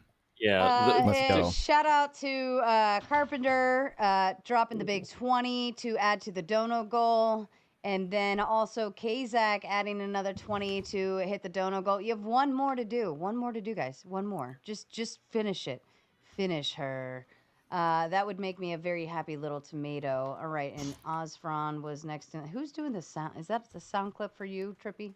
No, no, I had that. Yeah, I had some question for Ryan. Yeah, so just to touch on like, for an example, when I was bringing up the moral subject, the reason why that they act evil, you can look at a really good case example of this, right? Like in the 80s, 90s, left wing like people. I don't think any of them would have really cheered and celebrated the death of a podcaster that they didn't agree with. But because that they have it, because now in today's day, their morals are so fluid, they could just shift to whatever the ad populum idea is. Now we see that. We see the millions and millions of likes online. You have like we've also seen Christians' morals shift as well. I don't think Christians in the 90s would have supported a man who like cheated on like multiple of his partners, right? I don't think Christians used to be like you can see. Well, I can't. Yeah, let me speak. I can't speak for all. This is a fucking stupid Orthodox precept brain mush argument that we hear all the fucking time. Just because you have a fictional character doesn't mean your shit is more grounded. We ground morality in all kinds of things: human well-being, flourishing, mutual benefit and agreement, reason, empathy, moral intuition, consequences, cultural norms, utility. We ground morality in all kinds of fucking shit. Your deontology is the icing on the and all those are subject to change. Morality comes from us. I don't think every day. I don't know. You are subject to change. Those literally can't change. Hold on. Ethics. What does it mean to... comes from us. Morality comes from immutable truth. So, Effigy, let me ask you: if you had a desert island, right, and they raised all the children there, it is not a static thing. Anyone who thinks it doesn't change is ridiculous. And they raised all their children to say that murder is good. For them, their morals would be murder is good. Yeah. So are there not? That's the ad populum through history idea. Who have taught that murdering certain people is good, regardless of if exactly. You're proving my point. Exactly. I don't see why you. Thank you. The world looks exactly like it would look if subjective morality ruled the day.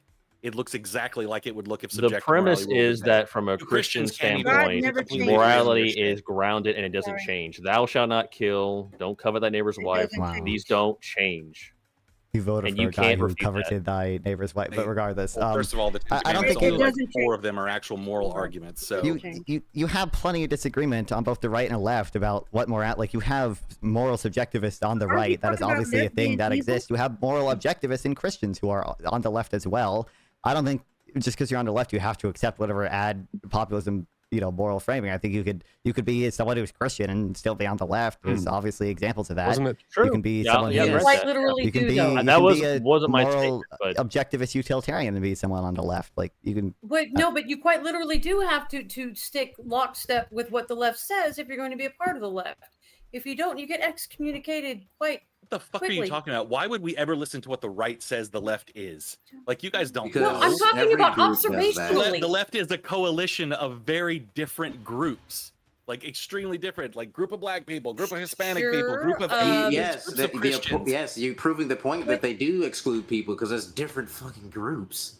They yeah, and then can we just make that same argument right back at you, dude? Totally be kind of all lockstep and just on the same page. But you have black nationalists that are over there on the left that are also what the hell? anarcho-communists for some reason, and you have tankies who don't agree with those guys. They literally do not agree because the right is descending into fascism is so big that it encompasses moderate right wingers, also the extreme left. None of those. All right. None of them agree with anything. None of them agree with anything.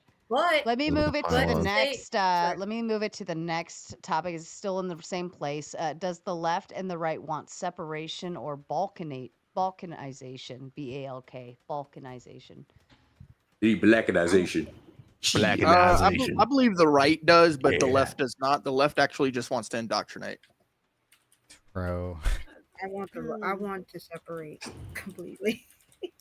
And it's funny because I actually sit on the left on a lot of issues, and that is my position where I sit. Now I sit center right because I'm the majority, like the biggest thing, which is unaliving babies, and that's probably one of the biggest issues why I would sit center right. But when it comes to the left, I recognize that yes, I want to convince these very authoritarian righties that speech shouldn't be limited. Now I know that that's sitting in the center, but when you move authoritarian, what happens?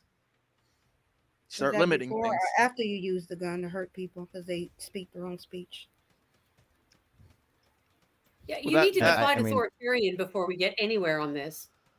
Well, that's my understanding of left and right. So left and right would, like I said before, when you move left, that's liberal. The more liberal you get, no, that's nonsensical. It's not true. You can only go so far until you're also a fascist. Of course, I mean, there's extremists on both sides, obviously. So there's you can be authoritarian on both sides. There's two opposing. Hold on, Clay. Look, Clay, Effigy said something, and I wanted to know what he said. I said radical coder, let's fucking go. And that's why the authoritarians on the left are not I can call out all I sorts of appreciate shit it. where there's people on the quite left. literally are somehow listening have to gone this to an even dumber fascist too. topic It's now. not just a right-only thing. But obviously, if you guys don't where know the left Ryan is sitting there and does his own stuff as well, you should check him out. Dress the same. You guys, you dress the same. You got the same piercings, same fucking tattoos. That's a lot of similarity to just magically happen, right? You got the same ideology. You argue the exact same points for full weeks at a time as the big boys do. You fucking sit there and you guys just repeat the shit that you hear coming out of the big wigs on your side. We got this shrimp pill. Half the shit that Radical Coder says, I've heard from people clipping Hassan the day before. And it's the same shit that Nonfon says. You guys have no original fucking thoughts in your heads. I don't think that's true. Like the MAGA people also MAGA people repeat the same 10 talking points. I don't know what you guys mean. Right. Like, how many of you are now saying all of that, you fucking morons? Like, come on. Please tell me what my talking points. You guys all repeat the same stuff about immigrants and wages. You guys all repeat the same stupid bullshit about tariffs. You guys all repeat the same stupid thing about the deportations.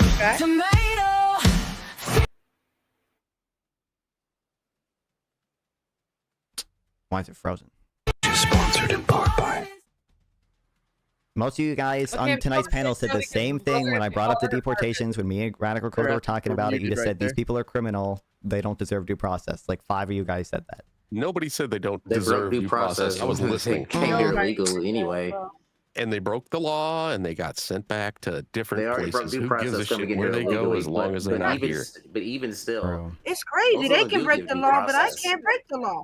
I don't think a lot of the people necessarily broke the law. A lot of them were going through the asylum process, which is a legal process. Non-fun. Would you consider expedient processing due process? In some cases, yeah. If you're just gonna pivot to the Obama stuff, I'm familiar with the Obama stuff for whatever issues I might have with some of the deportations Obama did. I don't think it nearly reached the level of the deportations Trump is doing now. So, Mo Rebuttal, do you agree, yes or no, that the Supreme Court has already ruled in 2 different cases that there were immigrants deported that did not receive a proper amount of due process? I know that the Supreme Court ruled that expedient processing was okay and fit due process. Okay, do you agree, yes or no, that in JGG v. Trump, in WGG v. Trump, that they said there were immigrants deported, some of them to Sakat, who did not experience due process, and in the future, Trump had to do better with deportations. That he had to actually allow people to claim habeas. Sure. It also that sounds like the legal system's working, doesn't it? Well, yeah, sounds like it doesn't. Sounds like do you think it working, reflects bad? Do you think it reflects badly on the administration that they were rounding people up and not even informing what act they were being deported it's the under? J6 arguing all over again because the coup didn't work. It wasn't a coup. What do you mean they did? We can go all the way back to They can't even file the paperwork to start the deportation process. What do you mean Trump invoked the Alien Enemies Act and then he deported a fuck ton of people? And you still have to have proper. You have to have paperwork. You have to have paperwork to install and to initiate any of that. Because if you don't have paperwork, how are the ICE agents going to know who to go get?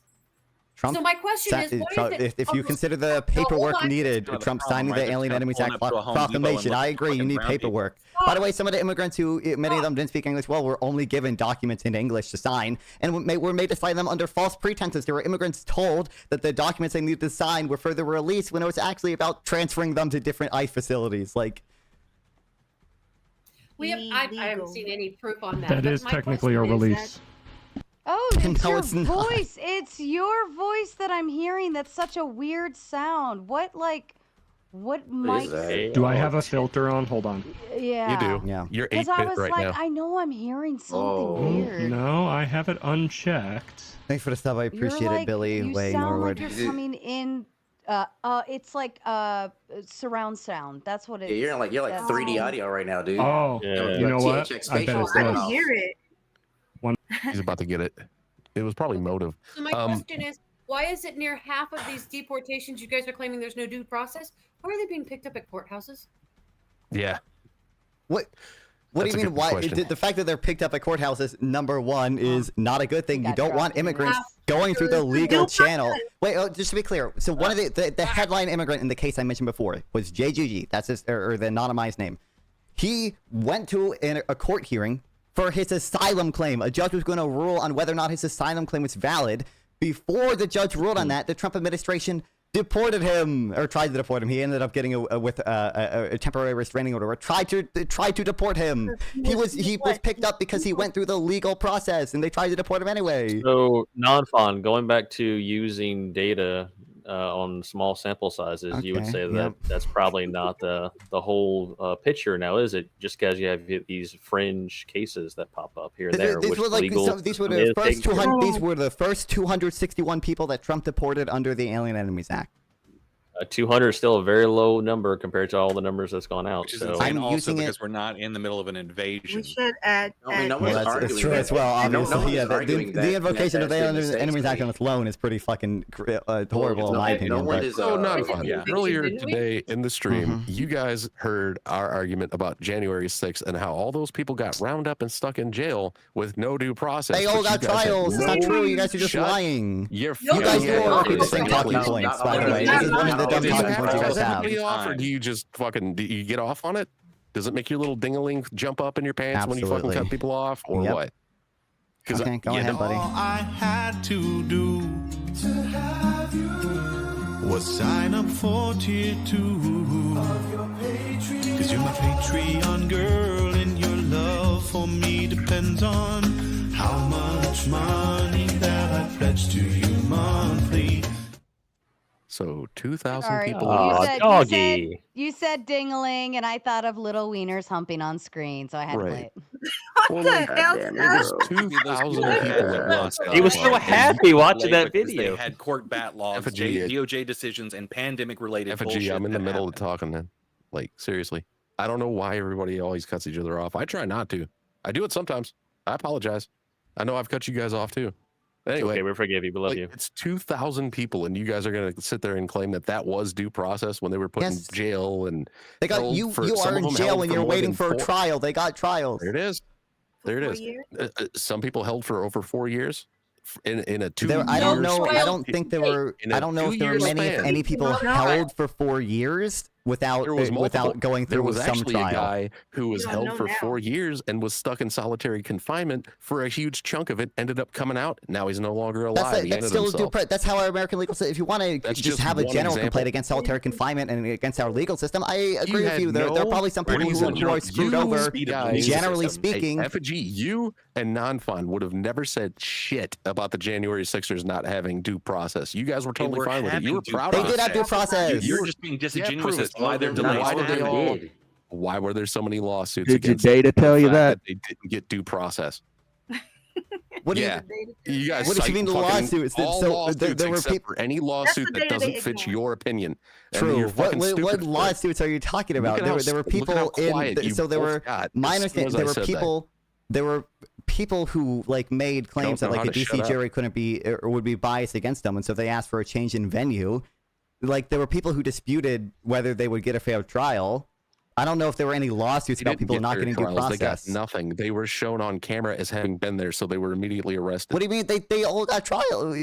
Unless they pleaded guilty, they got trial. Yes, they didn't get trial. There were extended What January 6er who didn't plead guilty got trials? I guess you can avoid a trial if you just plead guilty. On their due process, but that's fine. That's fine, right? But each one of these people, you're just lying. Not fine. I wouldn't say it's these 22 million people that are supposed to be, deported. They're all supposed to get exactly the right, fair due process, and we're supposed to do it quickly and swiftly and get it done with, right? Mm-hmm. But if you deport someone through due process, they should have some minimum amount of due process. By the way, millions of as lawsuits you every guys fucking week. love to mention earlier, the due process rights can be more limited than those of native-born U.S. citizens charged with a crime. You can do expedited removal and not do the insane shit Trump does, where he doesn't let immigrants seek habeas claims at all. You don't even bring up any of that. And they're fucking terrorists. You can expedite them. Effigy, you guys all come off so fucking angry.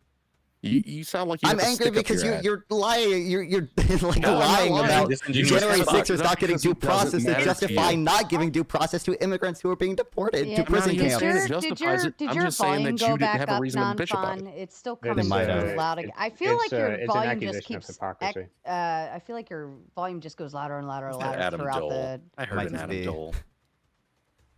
So, since it doesn't matter to you that those people didn't get due process, that's why I bring it up. It's not that it makes it okay. Not due process. It's not okay that their shit took so long. But there are actual if you look into it at all, instead of just following whoever you think is the right one, if you looked into it on your own instead of just repeating the shit that you heard from like what CNN, MSNBC, fucking Don Lemon, then maybe you would be able to form your own opinion instead of just spewing it out. And copying whoever you heard say it. But the fact is, those people didn't get due process. There was multiple people that ended their own lives after they were released from prison because they were there on January 6th. There's even the one dude, he was there, but he was a voice on Bob's Burgers, and he lost his voiceover job and ended up in jail. Didn't get due process. These people got didn't get due process. How do you, Non-Fun, how do you stick 2,000 people in prison within a 2-year span and give them all due process? How do you do that? What do you mean? Does that make sense? Does that make sense? Yes. Does that make sense? Yes, we have a lot of judges. This is one of the most incarcerated countries. We have in the world. enough judges for that. But okay, yeah, I guess that means we got enough judges for 22 million people who are here illegally. Then, right? I don't think that would follows, something like that take 20 fucking years? You know what's crazy? You guys brought this up earlier when you're talking about Obama's deportations, which you love to deflect to so much. You can do the due process rights for deportations when he was in there. Don't necessarily have to be the exact same as U.S.-born citizens accused of a crime. Exactly. You give them There's more nuance to it than I agree, Trippy. I understand. Trump didn't give them the bare minimum because he's fucking evil. Who gives a shit?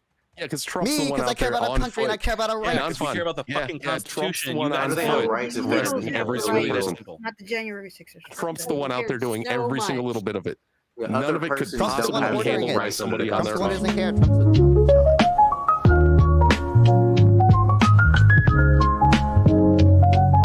Trump's This message is sponsored in part by. This message could be sponsored by you. I have put up a goal. It's high and it's quick, short and fast, short and sweet. But a big goal. You have 10 minutes to do it. It's up to you to decide if we go beyond 2 a.m. We've already been going I appreciate it. for 6 hours. We did get a little bit of an early start this evening, but I'm all fair game to press on. I just need to know. Damn it. I love red. I'm going to officially go refill my coffee. I made a little extra just in case. I just didn't know if I wanted to drink another cup or not. But Almighty Nate has determined I will refill my cup of coffee. And yes, I fucking love red on this screen. It's so lovely. All right, I'm going to shift the topic one more. It's still in the same realm. If America has a second civil war, what would the rest of the world look like? I.e., more wars, economically, strong-arming human rights, etc., etc. Anybody want to kick us off with that? Well, I think it would echo out. Well, the obvious question that I would always have is like, well, it very much depends on like what the fucking Civil War looks like in a very I'm good. Yeah, I figured way, because like America's last Civil War wasn't a civil war in any way that's recognizable anywhere else in the world, because it was basically an attempt to prevent secession, not like war over the governance of the entire nation, which is what a typical civil war looks like. So if it's similar to that, then it could realistically remain rather similar. Like ultimately, because the U.S. could just use domestic military to get the seceding states back in, and just use the external military for the other shit. But if it's like a traditional civil war, then all bets are off. I would say that it was definitely about the entire nation. And governance over the entire nation. Yeah, I mean, secession means that there were certain states that were trying to leave, certain provinces, certain cities, whatever you want to call it. If there's a nation, right, and there's certain territories of that nation that say, I don't want to be part of your country, that's governance over that entire country. So, I mean, not to say that you're wrong on the other parts, but the entirety of the sovereignty was that question. You could just look at like economics, right? Like economically, when the U.S. has economic issues, it affects the rest of the world. So just from that alone, fighting internally, all that chaos and strife, it would definitely have an effect, even just on an economic level. Not to mention all the foreign aid and policing, you want to call it that, the U.S. does all over the world. That would change dramatically as well. I think when he was saying about it not being a civil war in a traditional sense, it wasn't like two splintered groups split off to fight over who's going to essentially have control of a nation or the state. The point was that one side left, and then the other side's trying to get it back. So yes. in that sense, it's not like a normal civil war. Every other civil war was just like probably someone in some sort of high political seat, another one. They form their own factions and they're trying to fight it out on who wins. But that really wasn't the Civil War. The obvious example of this is the English Civil War, which was two different factions trying to control over England. It was not the case that one group was trying to leave England and the other group was trying to keep them in. That's what we had in the U.S. It's a very different sort of. It's not but it's still a traditional civil war that we have. No, in it the US. So you're saying the traditional sense what we see. How do you classify Korea? That was a civil war. I don't know enough about. I don't know enough about. It's just that it ended with the separation instead. Now this one with the American Civil War. So if I look up Korean Civil War, am I going to find what you're talking about? North Korea, South Korea. Does this ring a bell? Korean Civil War. I found the Korean War. There's a North Korea and a South Korea. Well, it's going to be like in Wikipedia. But it wasn't a civil war. That was more. That was instigated by foreign interests. So how was it a civil war? I mean, look up the Sudanese Civil War, right? Like South Sudan got independence through separating from Sudan. There's other cases of it too. It's South Sudan. Vietnam. Vietnam. Okay. Vietnam, just because one side wins and France, it literally called the American Civil War. Yeah, well, that's I don't understand why you're including Vietnam. What I'm saying is the American Civil War was atypical for civil wars. And that's fine. Yeah, that's why I said I agree. I agree with the rest of it, but no, it was definitely defined as a civil war because it was essentially the whole nation went to war with one faction against another, regardless of their ideologies, political, whatever affiliates, territory. It can be anything. It could be religion, but it is the definition of a civil. Okay, so if you have two gangs in the U.S., is that a civil war? And they're both we call that a civil war as well. Yeah, because the Bloods and Crips were considered at a civil war. Yeah, I mean, scale would matter, and also the sort of intent to either form your own nation or like actually separate out, or control the whole nation for yourself. Like there'd have to be some intent to like govern. I would say. Gangs don't have that. Yeah, I don't know. Inner city gang politics is really map onto civil wars. The inner city, like the Lake City boys versus the Jayville boys, no. But when we talk about like the massive gangs, it would be like the Bloods, the Crips, the MS-13. Like MS-13 is outside of the country. You're just listing gangs. MS-13 is outside of the country, right? And there are MS-13 gang members inside of the country. But that doesn't mean they're from this country. They literally come from different originating groups. Like what? So with the McCoys and the Hatfields be a civil war? It's a prison gang thing. No, it's a feud. I'm saying it. I'm saying you can't even really relate. You can't even really relate gangs to it because most of them come from different origins. Hatfields and McCoys was called a little civil war too. So that was a mini civil war. But I want. Yeah, it was a mini. No, it was called a mini. Those would be like two different. I just thought it was a bunch of mountain people shooting at each other. But it was a family feud technically. There's not going to be a civil war in the United States. Well, I think there may be. There are going to be some crazies. Well, the prompt is contingent on it happening. The prompt isn't will one happen. It's assuming one does happen. It would be World War III. It would be funny because we did do our hypothetical. If you didn't have breakfast this morning, how would you feel? Question. Everyone passed it early in the panel. It was except for one person. All right, moving on to: is there a right side of war? The winning side. Oh, no, are you on the west or the east? Real quick, Sarah. It depends on what you mean by right. Hold on, I think Non-Fun, are you making your exit, darling? Yeah, I am going to make my exit. So, I will say, appreciate coming on. Love talking to all of you. Even if you saying stuff about immigration and January 6th, okay, and due process and all that look stuff. up the J6 arrests after you leave. If you look it up, there's 300 people without trials right now. Closing statement. Shut your fucking mouths. You all demand the same respect when you are leaving. Give it to the fucking person who is. Go ahead, Non-Fun. Yeah, fun time. Appreciate coming on. Appreciate having me on, Sarah. Sure I'll come on again relatively soon. I'm gonna keep streaming for probably quite a while on my channel, Non-Fun, on YouTube, and Non-Fun 420 and Twitch or Kick, doing cool, fun stuff, reacting to stuff and things. So yeah, come check me out. Appreciate it. Bye, Non-Fun. Have a good night. Later, Thanks for stopping by. Good night. Good night.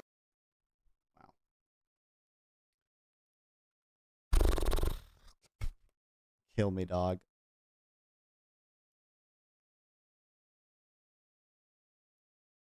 Leak DMs destroyed.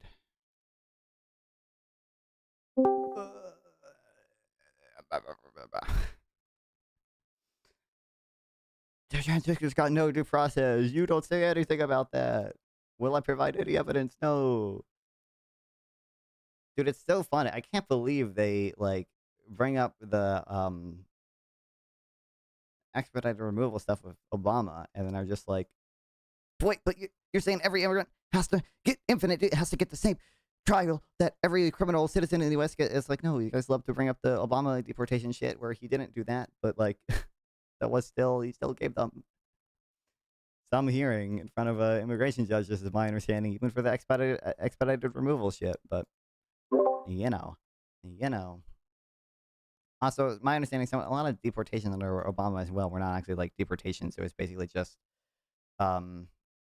he reclassified some people who were previously just counted as encounters and turnarounds to being deportations. But no, I'm gonna get the same energy when he interrupted, bruh.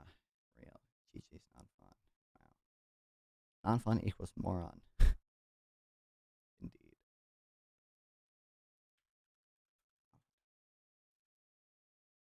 Bruh, kill me. What shit do I have open? Ugh. Did you quit the debate? Quit is a strong word, but I left. What's up, Bill?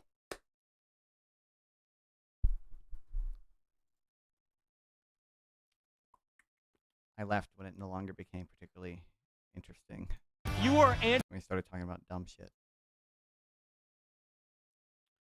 I'm still in backstage. Well, good luck. I don't even know how much longer Sarah's going. Jesus Christ, kill me. I bet now. Good night. Thanks for stopping by, Tactical Johnson. I appreciate it. Listen to Localist. I will do everything but listen to Localist. Dear Lord.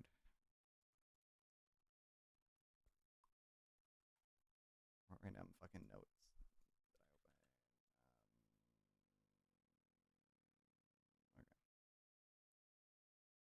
He's gonna go he chose life, exactly. I'll leave you. I chose sanity. I chose some minimum amount of sanity, alright? God damn. Okay. Now time to get to the thing that the stream title is actually about. Dude, Adam Mockler might be my goat, okay? He went on the Michael Knowles shit. This stuff is done really well on Twitter, okay? And also, I don't know, like, maybe it's just a fun format or whatever, but the, I don't know. It makes Michael Knowles look like an absolute pussy, in my opinion, that, like, I haven't seen him debate, like, anyone actually, like, competent one-on-one or in a more serious tone. Like, he's simply willing to, like, do this in front of, like, a bunch of, like, drunk people. Like, what are we doing? Over. Adam, also, I've seen a lot of clips on Twitter. It seems like he did pretty well. Oh, so we got a bunch of racists in the audience. He's goated. Might be the goat. Might be the goat. And he follows me, so he is my goat. That's the only qualification I have. Anti-American. No. Let me talk. Most of the illegals are asylum seekers or are they economic. Wait, listen to what you said. I want to help you get laid. Not me, Are you pro-incel? Wow. My two guests. Wow, real sophisticated answer. I know. And it's not a convenient, Jubilee. That's sober audience. You go to okay, if the big beautiful bill is the guests, you go to the red microphone. Let's get into it. Sassy ladies first. Okay, if the big beautiful bill is the ugliest piece of legislation written for the American people. Real. Okay, Adam. Let's go. Trump is putting Russia first before America first when it comes to the Ukraine war. He's putting Russia first, yep. Okay. Nope, you guys can boo all you want, it's true. Okay. Yep. My topic is, the only problem with Trump's deportations is we need more of them. Oh my god. This feels a little bit skewed. It seems a little bit, hold on. Bro, Michael Knowles is gonna immediately back away from that position, right? We're gonna get like the Cope meme of like, oh, so all of Obama's deportations were perfect. Don't you know Obama drone striked a kid or whatever? Like we're immediately gonna get those memes, right? There's no way he actually defends this. It's a blue city. I don't know. The whole country's turned red though. Mr. Davies, who won? Looks like the people want more deportations. They want more deportations. Let's hear, Michael. All right. The deportations have been great thus far. We've gotten rid of lots of criminals. We've gotten rid of lots of face-tattooed, Satan-worshipping gangsters. I think it's all really good. We have cut crossings over the border down to basically nothing. In May, it was literally nothing, not one man apprehended. Historic lows since then. So that's all been great. Self-deportations have been even better. 2.1 million immigrants have deported foreign-born in just the last 7 months. 1.6 million. Not even, I highly doubt that 2.1 million number, but that was ignoring the fact that BLS collects data primarily for centralized. That's the job of the BLS. Localist is to collect aggregate data. That's not a bad methodology. That's not the methodology being bad. That's just you having a fundamental issue with any national economic policy at all, because you don't want America to exist. You want us to just be a bunch of states, like you have said this before. But Jesus, I hate this state, man. Yeah. I will be backstage with you soon. I am backstage. You look familiar. I'm not backstage anymore. I'm gone. Who is he? Million of them illegal. That's 10% probably of the illegal alien average. The only problem is, if we want to improve our crime statistics, if we want to improve safety, and if we want to improve drains on our public welfare systems, we need to deport more. No, you say no. This is homelandsecurity.gov. It says 1.6 million according to the Trump administration. I don't know if there's any non-Trump administration data on it. I don't know if this is as reliable or if it's any more reliable than the U.S. has actually gotten $1 trillion quadrillion dollars in tariff revenue, guys. Like, I don't know if we're doing those memes with this or if this number is actually basically accurate or whatever. But why? Am I going to start? I'll go. I say ladies first. Yeah, I'll go. Okay, so here's the thing with the deportations is that you look at it through 3 different lenses. The first lens you can look at it through is the money lens, right? The billionaire lens, where they pay $89 billion in taxes while Tesla and Amazon pay 0. So we're going to toss out 80. Okay, you know what? I agree with some of the sentiment there, but oh my god, bro. We're immediately going to the billionaire memes and the Amazon, Tesla, corporate tax memes, really, dog. 89 billion. But we don't know what, and then the second lens you could look at it through is, they're all criminals. But in reality, a study done by the Justice Department in 2021 showed us that American-born citizens are 10 times more likely to be incarcerated for a weapons charge, 5 times more likely for violent crime, 2 times more likely for drug offenses. Why is this the... and 2 times more likely for property crime over documented and undocumented immigrants. And it's because when they come here, they have more to lose than we do. I'd rather have probably is going to do the meme of crossing the border at all is breaking people here that are willing to cross. But also, I don't know, like, if we just look overall, for my understanding, bro, the best data we have, which, to be fair, I don't think it's, like, super, super great data, because Texas is, like, the only state that, like, reports whether or not immigrants are, like, documented or undocumented. Like, it seems like property crime and violent crime are probably both lower for undocumented migrants. Thousands of miles with just the clothes on their back because they really want to be here. And we've seen our GDP has crashed into the negative. All these farm jobs that you guys all say, I'm going to go, they took our Are we going to get the imports from track from GDP meme? job. They're empty. Why is no one taking them? What's going on? Okay, Adam, do you agree? I have my own framing that I want to approach this with. Do you want to respond or can I go? Sure. So you mentioned that the non-illegals, the citizens commit far higher crime. That's a little strange because when you look at the federal docket for just 2024, almost 1/3 of cases on the federal docket are non-citizens. That's much, much higher than their share of the population, which is in the single digits. Probably. Does the federal docket include just like deportation proceedings and asylum proceedings? I don't know what he's referring to by federal. Does he mean federal criminal docket? And does that include like criminally crossing the border while not committing another crime? Because if that's the case, that doesn't at all show what Michael was talking about, but I don't know exactly what it means by just federal docket. Not think national aggregates ignore local circumstance and variation. Like, if they don't ignore it, they're included in it.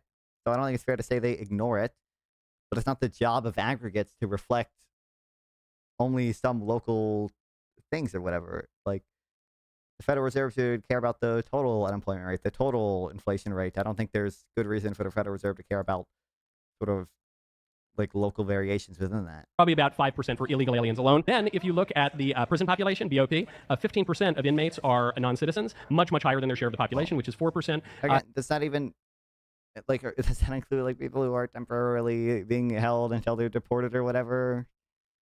I would assume some of that. Then if you look at just the costs to the cities, I can go to New York, my old hometown. The New York comptroller showed that they were spending $1.5 billion in 2023 on the illegal aliens who were there. That number doubled the following year, 2024 to $3 billion. It's over $3 billion this year. So when you say wall around the welfare state, buddy, like what are we doing here?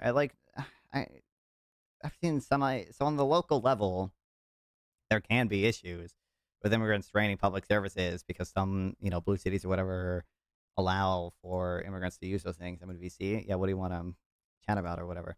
But like, I don't know why. If this is your issue, you can just restrict that. And on a federal level, it almost all is restricted to begin with.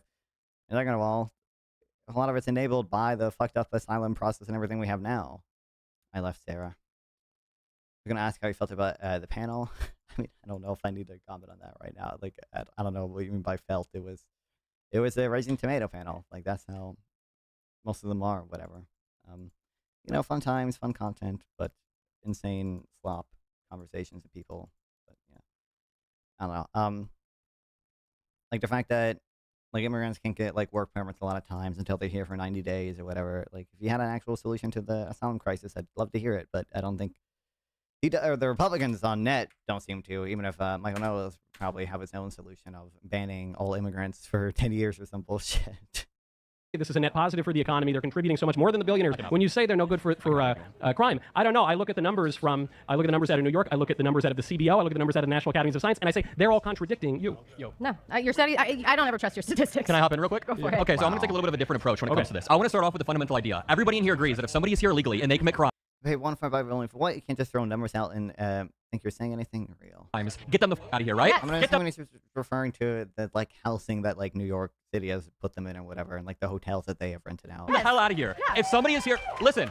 Yeah, did you just hear? No, not all of them. No, not all of them. You said if they're here, Michael, not all of them. Michael, is there a difference between a civil and a criminal violation? Well, wait, is crossing the border illegally a civil or a criminal violation? It depends on the case, but it can be a civil violation. It can be a civil violation, If so it's it's a not repeat inherently violation. illegal. So can I just? It can be. Okay, so let's all start off with the fundamental idea But that it's still somebody illegal. is It's here still illegal. illegally. No, it's not. It is a civil violation. Well, it's not a criminal. what is illegal mean? Criminals. What is illegal? They Because just you're call opposed to them the law. criminals. Okay, so let me just get into this. I can start with the fundamental idea that if somebody's here illegally and they commit crimes, they should be sent to another country's prison. And I'm a libtard. By all standards, I'm a libtard, and I believe that. But that is not what the Trump administration is prioritizing. They have reallocated funds meant for the deportation of criminals towards the deportation of farm workers, the deportation of people going to the court. What's up? Ook. What are you? What are you streaming again? Yeah, that's why I'm in my stream room. You didn't put on notification. I literally did. You can look in the stream announcements thing, and it said at live stream and sent all my links. At 8:26 p.m. Yeah, or 9:26 in my time zone, but yeah. Freaking. Okay. Courthouse, Trump made a True Social post. Listen, Trump made a True Social post where he said, all the great farmers of Iowa just called me and said, I'm deporting too many of them. Did that happen? Did he make that True Social post? Yeah, unfortunately, he stopped deporting them. He should have continued deporting them. Your issue right here is that you always say liberals are taking these 80-20 positions, and you're not quite there, but you're getting closer to the 80-20 position than we are. 70%. Why does your Twitch chat never work? What do you mean? Kick chat should be working. It was working last time I checked.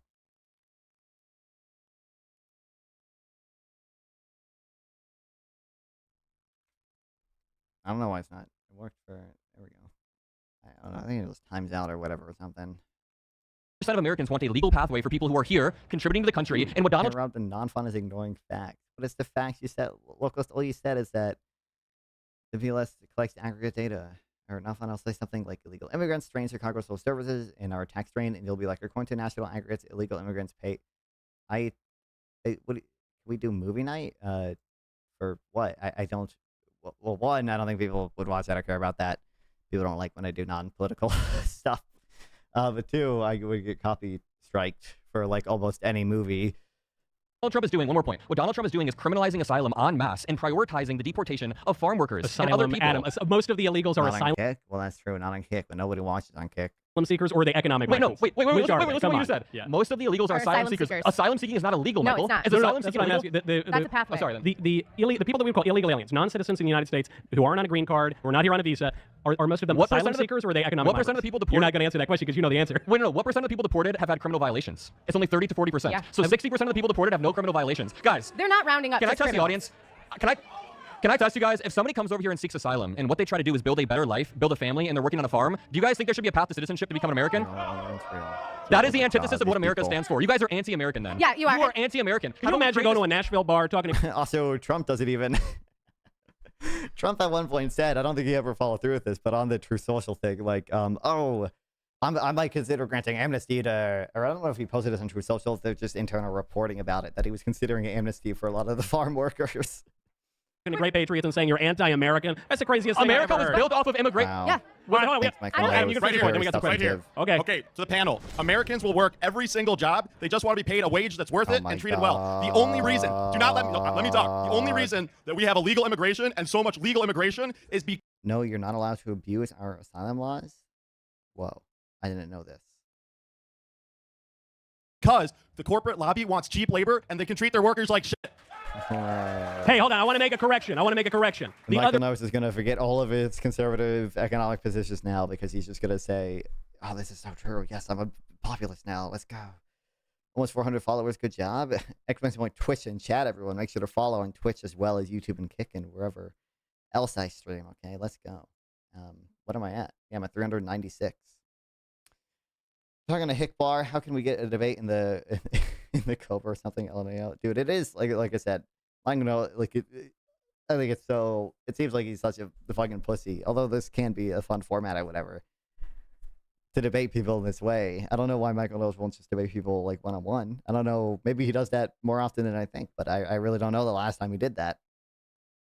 I think when he debated Destiny, which never came out, it was also a like a drinking game or whatever. He's like localist. He never debates people sober. other reason is that Democrats want a permanent electoral majority. Correct. They want. They want an electorate. Americans work every single job hunt and just for a good wage, which would cost the employer how much more though? Yeah, exactly. Like no one thinks about this way for like any other input. No one like thinks about this way for anything. Like you can't. You cannot.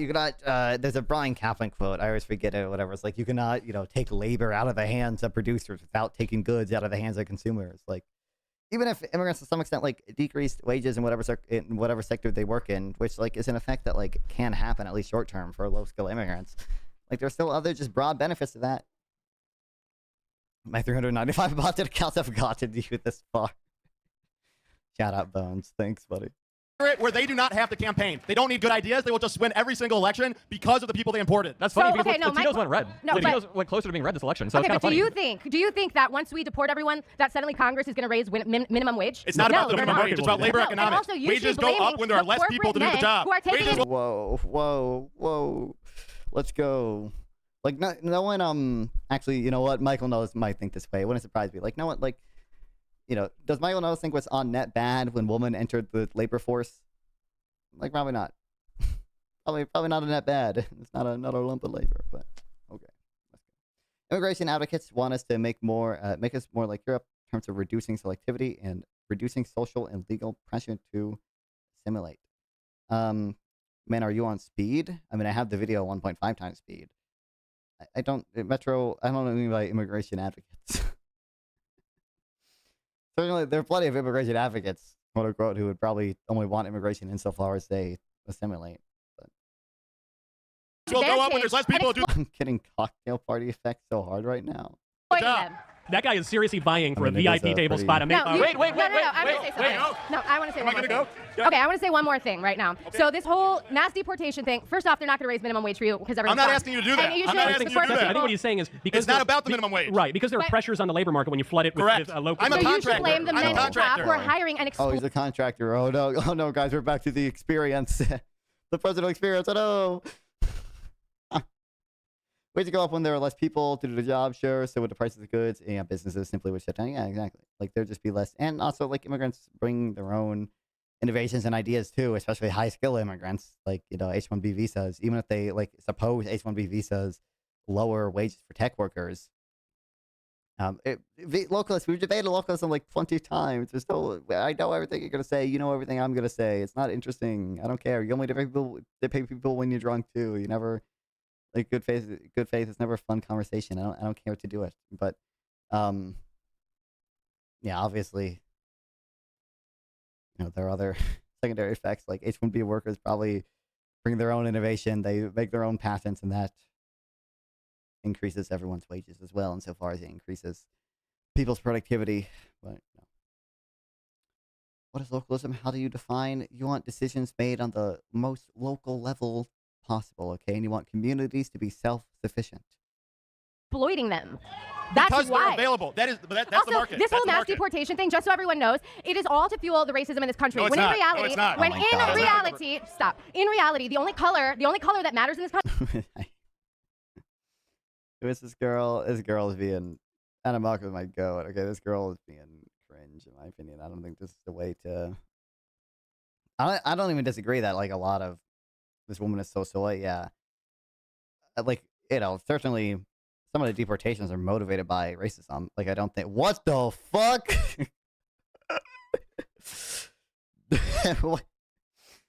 What?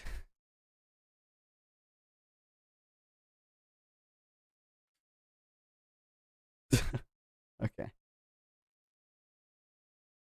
I don't think this girl has a YouTube channel.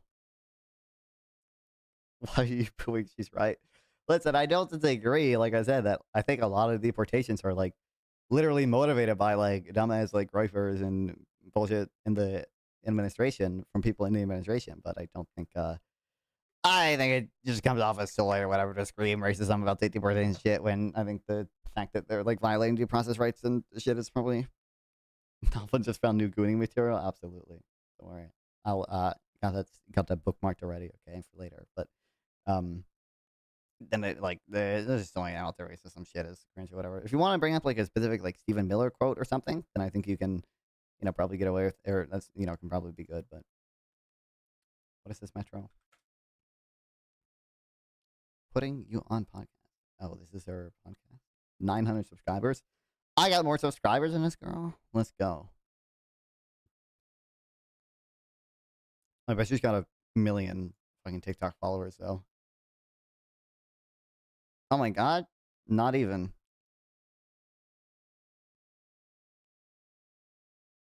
Let's make sure to subscribe, folks. Okay, hit that sub button down below and hit the like while you're there, so I can maintain my lead against her, and I can get on the Michael Knowles drunk people whatever show. Country is green. Are you green enough? And 99% of us are not. So you're not watching this on YouTube. Need more likes for real. Gonna get a pass unless you can pay for it. Yep. But yeah, but we're actually at more likes than viewers right now because people stop by and liked. But I bet not everyone watching has liked, okay? So we can still increase it. That's up to you, Ryan. Thank you, Billy. See, everyone should imitate Billy. Money. But to our earlier point, if that were true, though, Ceci, the illegal aliens are a drain on resources at the state and local level. They're not. According to the CBO, they're the National Budget Office. Oh, the CBO that you guys don't trust when it's convenient for you? But also according to the National Budget Office, the big beautiful. Adam is right, but my understanding is there is like actual decent evidence that like within towns particularly affected by immigration inflows, like they do tend to put strain on things like public schools. Well, I certainly trust. But I think like most of the resolutions of those issues are not like deportations. Certainly, that's not the best solution. A lot of it is, amnesty, assimilation, integration. Like I don't think deportations is the solution to that, and I also don't think that like that doesn't appear like Trump's goal. I don't think. Why do you speak so fast? I mean, I'm not like intentionally speaking fast. That's how I speak. Trump's goal, I don't think is. Oh, I'm just so concerned about like Chicago having to spend a high percentage of its budgets about on maintaining immigrants or whatever. No, like Trump just fucking hates immigrants. Okay, like he's just a populist who views things as a zero-sum game. Like he hates immigrants, he wants to get rid of them, and he wants to expand the executive branch's power. And he likes the idea of having his, fucking secret police to go around and secret police is a little harsh, but is it really to go around and deport a bunch of immigrants? Like, not that I cannot understand that it's just going to go above heads. I mean, I can try to speak slower. More than Adam Mockler. Do you believe the CBO or no? Listen, if we enacted the mass deportation that Donald Trump wants over the next decade, the CBO, by the way, like contracts out some of its work. So there's some stuff like published or integrated in CBO by like relatively biased people on either side. But like generally, the CBO is good. $900 billion would increase the deficit. 3.3% of our. Are you high? I'm not. GDP would be hopped off. Okay, wait. Pays for their health care. Wait, can I ask you a question? Why can't they put you on 2X? I mean, you can if you go back a little bit. Would you be okay with people being here, immigrating here? Probably not, no. Listen. Probably not. Can I ask you what? So you're just un-American. Intellectual. So you're just un-American. I wasn't born here. What do you think is Orhan's homeless policies? I honestly don't really know what they are. You weren't born here? Jamie, put a chipmunk filter on fine. No. And you don't want people to immigrate here. We have more than enough. Yeah, we have more than enough. You know what? You Are you should gay? get out of my Are you gay country. people too? It's my country You weren't too. born here. That doesn't matter. Right? That's the Wait, mindset. guys. No, it's not. I want to do the best for That's the Americans here today mindset, and now. you're not from here. That's okay. You're a hypocrite. You're a hypocrite. I don't think it's hypocritical to come to a It's country and then 100% say, hypocritical. yeah, No one else is allowed after. I don't really want this guy in my country. I don't know. I do. I want to elect that Nah, I guy think to, you I don't know, gotta go. Senate or something. I definitely want You're also a little brown. Jesus. You say he looks brown? Ryan speaks. That's what they're doing. Well. If you look the wrong skin color, if you have the wrong Love it. tattoos, they're just picking you up. All right, do we have another question back there? What are people saying America's full as like we have a, declining working age population, right? Or a stagnant working age population. I don't think I think that's a little silly. I have a question. Are you guys okay with ICE racially profiling? Way faster. Oh, so we got a bunch of racists. Oh, they're all okay. Well, hold on. Are you okay with ICE racially profiling? I Yeah, think stuff went viral on Twitter. if ICE is confronted with a little Norwegian grandma and a guy named Jose who doesn't speak a lick of English and either trying to pick up illegals, probably go for Jose, right? That's not what the racial is that racial profiling they're profile? doing? Technically, that's probably That's racial not what profiling. I'm talking about. You can go to What an are you talking extreme about? example. I said you got a Norwegian and a Hispanic. You're picking up illegal So aliens. you're Who picking you the gonna white look at? person. Someone just joined my Discord, which reminded me. Exclamation point Discord in chat. I just sent the command, and I'll link it in a second. Join the Discord. Would American and 90% Indians who share American values still be American? I mean, probably. I think that's a rather crazy hypothetical, but like, I don't think the racial composition matters that much if they like really had American ideals. Person is what you're doing. I would not pick the white person because You she just didn't. said no. She You're didn't hopping to the most extreme example, but do you think you should be able to go somewhere and if there's a group of people speaking Spanish, you should be able to directly target them due to the Spanish that they're speaking, due to the race, speaking due to Spanish their is not race. race. I'm just talking about the profiling. Plenty of they white do. people speak Spanish. I'm Even talking black about people do too. They are So that's not profiling race. people based on their Well, language, their skin thinking color, about and things. all. That's what I'm saying. And are you Hold guys on, that's different, Adam. That's a very important point. You're saying should we profile people based on strictly one criterion? And I would say probably not. That's probably broad brush. But they think we should. Hold on, The audience thinks we should, so you what disagree if- with your own no, audience. No, you just said. Wait, should we racially Hold on. pedophile. Hold on. But what you just said was race, speaking a foreign language in an enclave that's segregated from the mainstream community, speaking in their own way. Well, now you got like 5 different touch points. Yes, I would say Tom Homan, round him up. Here's the problem. The Trump administration has admitted they have done illegal deportations. When they brought back Kilmar Rondo Abrego Garcia. Kilmar Abrego, give me a break. Wait, this gangster from Maryland. The Democrats. Then no, there's going to be no substantive engagement. There's going to be no fucking substantive engagement. It's all just going to be, you want a gang member to be here. I can't believe you want a gang member. You want a fucking wife murdering, beating gang member. Senator Chris Van Hollen, love of his life. Wait a minute. If he's a gangster, why did the Trump administration bring him back? He's being prosecuted right now in the United States. Why did they bring him back? Because some 2-bit federal judge made him do it, so now he's being prosecuted here. Why would they agree if it was just Trump always disagrees with judges? Why would he bring him back? Because Trump's not a tyrant like you people always say that he is. He follows the law, he listens to the courts, and he works within the system of laws. Okay, now they're so fucking shameless. Yep. Who was the VIP in that round? Do we even have to ask? Is that our future senator, Mr. Not Born? Yeah, no substantive engagement. Yep. Here, American. Where's he? Where's he at? Sir, you get to go to the VIP table. Great to see you. Paolo, that's a good name. Is that Italian? All right, now that's... Get him out of our country. Get him out of our country. Yeah. Anti-Italian discrimination. Right. Okay, now, folks, Ceci, would you like to go first? Okay, so my top topic is Trump is using national emergencies to distract from the Epstein files because he's in them. Oh, I thought it was going to be just to do authoritarian shit, but whatever, okay. Dude, Michael's topic is always going to win, isn't it?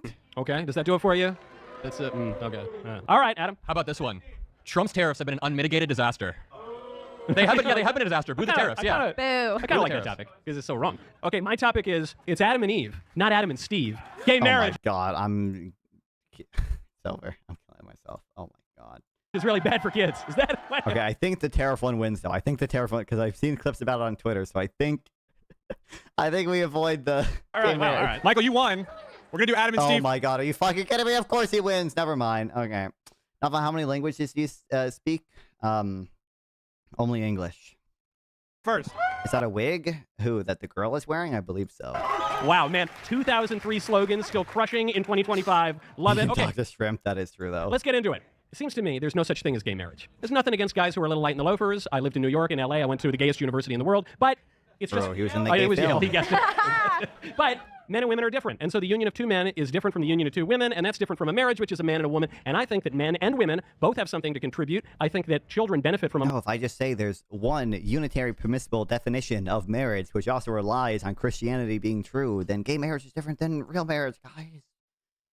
Whoa. Mother and a father. I don't think men and women can be replaced and substituted for each other. And the science shows that kids who are raised in gay households do a lot of work on basically every measure. That's not true.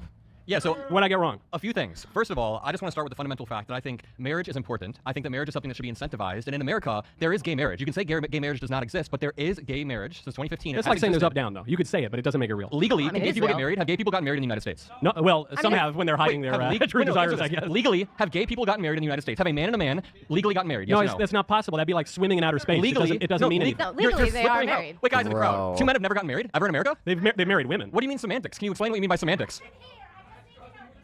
No, I'm straight. I'm just trying to defend... If you have a point to make, go up to the microphone. Yeah. So I feel like you're the one that's playing semantics. When you say semantics means meaning, and I'm trying to get to the meaning. By the way, semantics are very, very important. So when we look at the laws in the United States, you cannot... Does any researcher claim that kids with gay parents perform worse is true? Look me in the eyes and say... I mean, I've never researched it. Like, it wouldn't surprise me if they had, like, marginally worse outcomes on some things, but I don't know. Federal government SCOTUS has no authority to define marriage or restrict states from defining marriage as a union between one man and one unit. This is commonsensical. True. Do you know if you take my very idiosyncratic view of the 10th Amendment, then there is one unitary permissible definition of the word marriage. Yeah. Say two women have never gotten married. You can play semantics. Adam, I'm looking you right in the eyes. Two women have never married. You're lying. That's not true. You guys can cheer, but I'm sure you guys know that people. Right. We know that people have gotten married legally. Let's go downstream to your next argument that children don't do better in gay marriages. Which I think true. that there's a lot of statistics showing the exact opposite. There's studies. There's one that I was reading earlier. I can't remember the exact name, but it was the main one that's supposed to prove that that children in same-sex couple or same-sex marriages don't perform as well. But there were a lot of other factors they weren't controlling for, such as unstableness in the family household, which was not directly related to gay couples. But can I ask you a question? Hold on. So you were touching on points that do bear on that. This is a very important part of the debate. Yeah. Is the study that everyone cites in defense of gay marriage, is the Rosenfeld study from Stanford 2010. Oh my God! Every single time he has to make sure to do the And it found that the kids raised in gay households did just as well as the kids raised in normal households. The problem was that the study eliminated households where the parents had moved and the kids had moved. Adam was right. It's literally opposite if there's any effect at all. In 5 years. Yeah, I've never done that reading on it myself. That disproportionately removed the same-sex households. So that was re-examined later on, and when you controlled for that fact, it wiped it away. More importantly, in 2012, there was a study that came out of UT Austin. This was much more thorough. It measured the kids of married parents, heterosexual living together parents, 2 fellas, 2 chicks. Measured them on 80 different measures of social outcome. The children rather, of the same-sex couples did worse on 77 out of 80. The exceptions were voting habits and alcoholism among kids raised by lesbians. Can I ask you a question? No, I want to ask a question really quick. Would you rather, so the gays, when they adopt, are taking kids who don't have homes. Would you rather kids grow up in a foster care system? Let me rephrase. The federal government, or SCOTUS, have the authority to define marriage or restrict states from defining marriage as it. I believe the federal government has a mandate to protect certain rights, and obviously through the 14th Amendment, you're guaranteed equal protection under the law. So I believe this, yes, a plausible case to be made. I'm not a lawyer. I think gay marriage is good regardless of what of whether you believe the Orber whatever, I forget how to pronounce it, the 2015 SCOTUS case is real or whatever. But yeah, I believe that plausibly there does seem to be a good case that you are guaranteed some right to marriage under the 14th Amendment, and that's not something that states should have the right to restrict. Like, probably a decently plausible case for that. What would change your opinion on gay marriage? I don't know. You'd have to prove pretty substantial negative effects to society, and I just don't think that's demonstrated at all. Yeah. Sometimes intentionally purchasing kids with the intention of depriving them of their natural mothers. They go through the same checks as straight couples to adopt. Can I say a few things really quickly? Can I ask you a question? Sure, Adam. So yeah, each state has different laws that are, you have to meet certain requirements to adopt people. So you cannot just adopt somebody if you're an absolute piece of shit all the time. But plus, how many straight people have kids that shouldn't? 2050. You can, but overall, there are house checks, there are things that go through. Can I ask you a simple question, though? Yes. Say a kid was abandoned by their family at a young age, and they're growing up in the foster care system. Would you rather them spend most of their formative years in the foster care system or with 2 parents that are the same sex? So I think it's very telling that you're focusing on older children in the foster care system and not defending kids who are either adopted as newborns or kids who are, which is an increasingly frequent occurrence, kids who are purchased through the IVF and surrogacy industry with the intention of depriving them of their natural mothers. I think they're doing it because it's the most sort of. Well, no, you're not answering my question. Wait, did he just answer my question? Yeah. Do you want them in the foster care system? No, I guess my answer is no. You because the overwhelming scientific evidence backs up the overwhelming common sense evidence that kids do. I'm answering it for you. That kids do worse on virtually every measure raised by same-sex children. Yes or no? I would rather have them in a foster care system. I don't think. For example, yes or no? You kind of just slithered around it. Wait, what's his answer been, guys? Yeah, I don't. Does he want them in the foster care system? Clarify your answer. He's not gonna answer. He's not gonna answer. Oh my god, bro. What is his answer? I don't think that children do well raised by same-sex parents. That's not the question. The question is, do you want them in the foster care system more than in a two-house? You were born. I was born in 2005. I don't think that 2 men or 2 women should be able to. So yes, foster's better for them. So you're slipping through the guys. Are we going crazy or is he not answering the question right now? I guess my answer. Common sense evidence. If you just accept the Christian worldview, then it is common sense. For the foster care system would be that kids are being raised often in same-sex situations in the foster care system. So you can't make a comparison between those two because you're already dealing with 1 man or 5 men. Why did it take you 5 minutes to make that point at the end? Because you're evading the actual point, which is whether children raised in same-sex households do better or worse. And the scientific evidence... I'm not evading that point. They just have a dispute over what studies are valid, essentially. Like Adam brought up his own studies earlier. Could not cite. There's scientific evidence which you could not cite uniformly says that they not uniformly. No, you just cited a study from 2010, which was corrected from 2010. There are multiple 3 years studies later at Simon Fraser University. There are multiple organizations. When I was doing my research, I can't remember. There are multiple organizations. Then you got to do better research if you can't remember. Dude, you got to answer my questions a little better. I don't know. I think I just answered your question. So yes, really. the foster care system is what you prefer. Yeah, that's so ridiculous. You're making a totally inapt comparison to avoid the actual point. But there aren't enough gay couples adopt, and so do straight couples. I don't understand why you would rather have them in the foster care system. It's a very common situation that happens, Michael. A lot of times people are abandoned, and gay couples obviously can't have kids, so what they do is adopt. Now, my question is no, that's not true. What they do generally is purchase children through the IVF industry. Adoption rates are way higher. Oh my god. They purchase children through the IVF industry, which also kills all the babies, and oh my god, yes. Yes, thank you, yes. Straight couples are also buying kids when they do IVF. Well, they shouldn't do that either. Now, do we have any questions over here at the mic? Adam, I think you're completely wrong. About what? How did we get on the topic from kids to marriage? First off, that was no. Let me talk. Oh, that was his problem. No. Let me talk. All right. There is 2 genders in this world. You are born with either a, you just went from kids, marriage to gender. Okay, but it doesn't make a difference. Well, you just said he segued. Men belong with women, and women belong with men. That's all I got to say. Thank you very much. Wow, real sophisticated answer. I know. I thought that was well said. Your prompt didn't. By the way, Michael, to be fair, Adam didn't press him on this that much. He just asked whether it was true that men have married men or whatever. Michael never actually defended his definition, which requires you accept that there's one permissible definition of marriage. That is the only reasonable definition of marriage. No other definition works when for just about every other word we would accept. It can obviously have multiple meanings in different contexts. Like, you know, when a therapist says toxic, that has a different meaning than when a chemist says toxic. Just like when a Christian says marriage, that can have a different meaning than when a court says marriage, right? Like, obviously, there could be different acceptable definitions in different contexts, right? Michael Knowles is committed to saying there's one permissible definition of marriage, and that is the one that his religion upholds. And also, his religion is true, and that's why it's the one permissible, acceptable definition. Include the kid part, though, right? Say it again. Cecilia, kind of bad.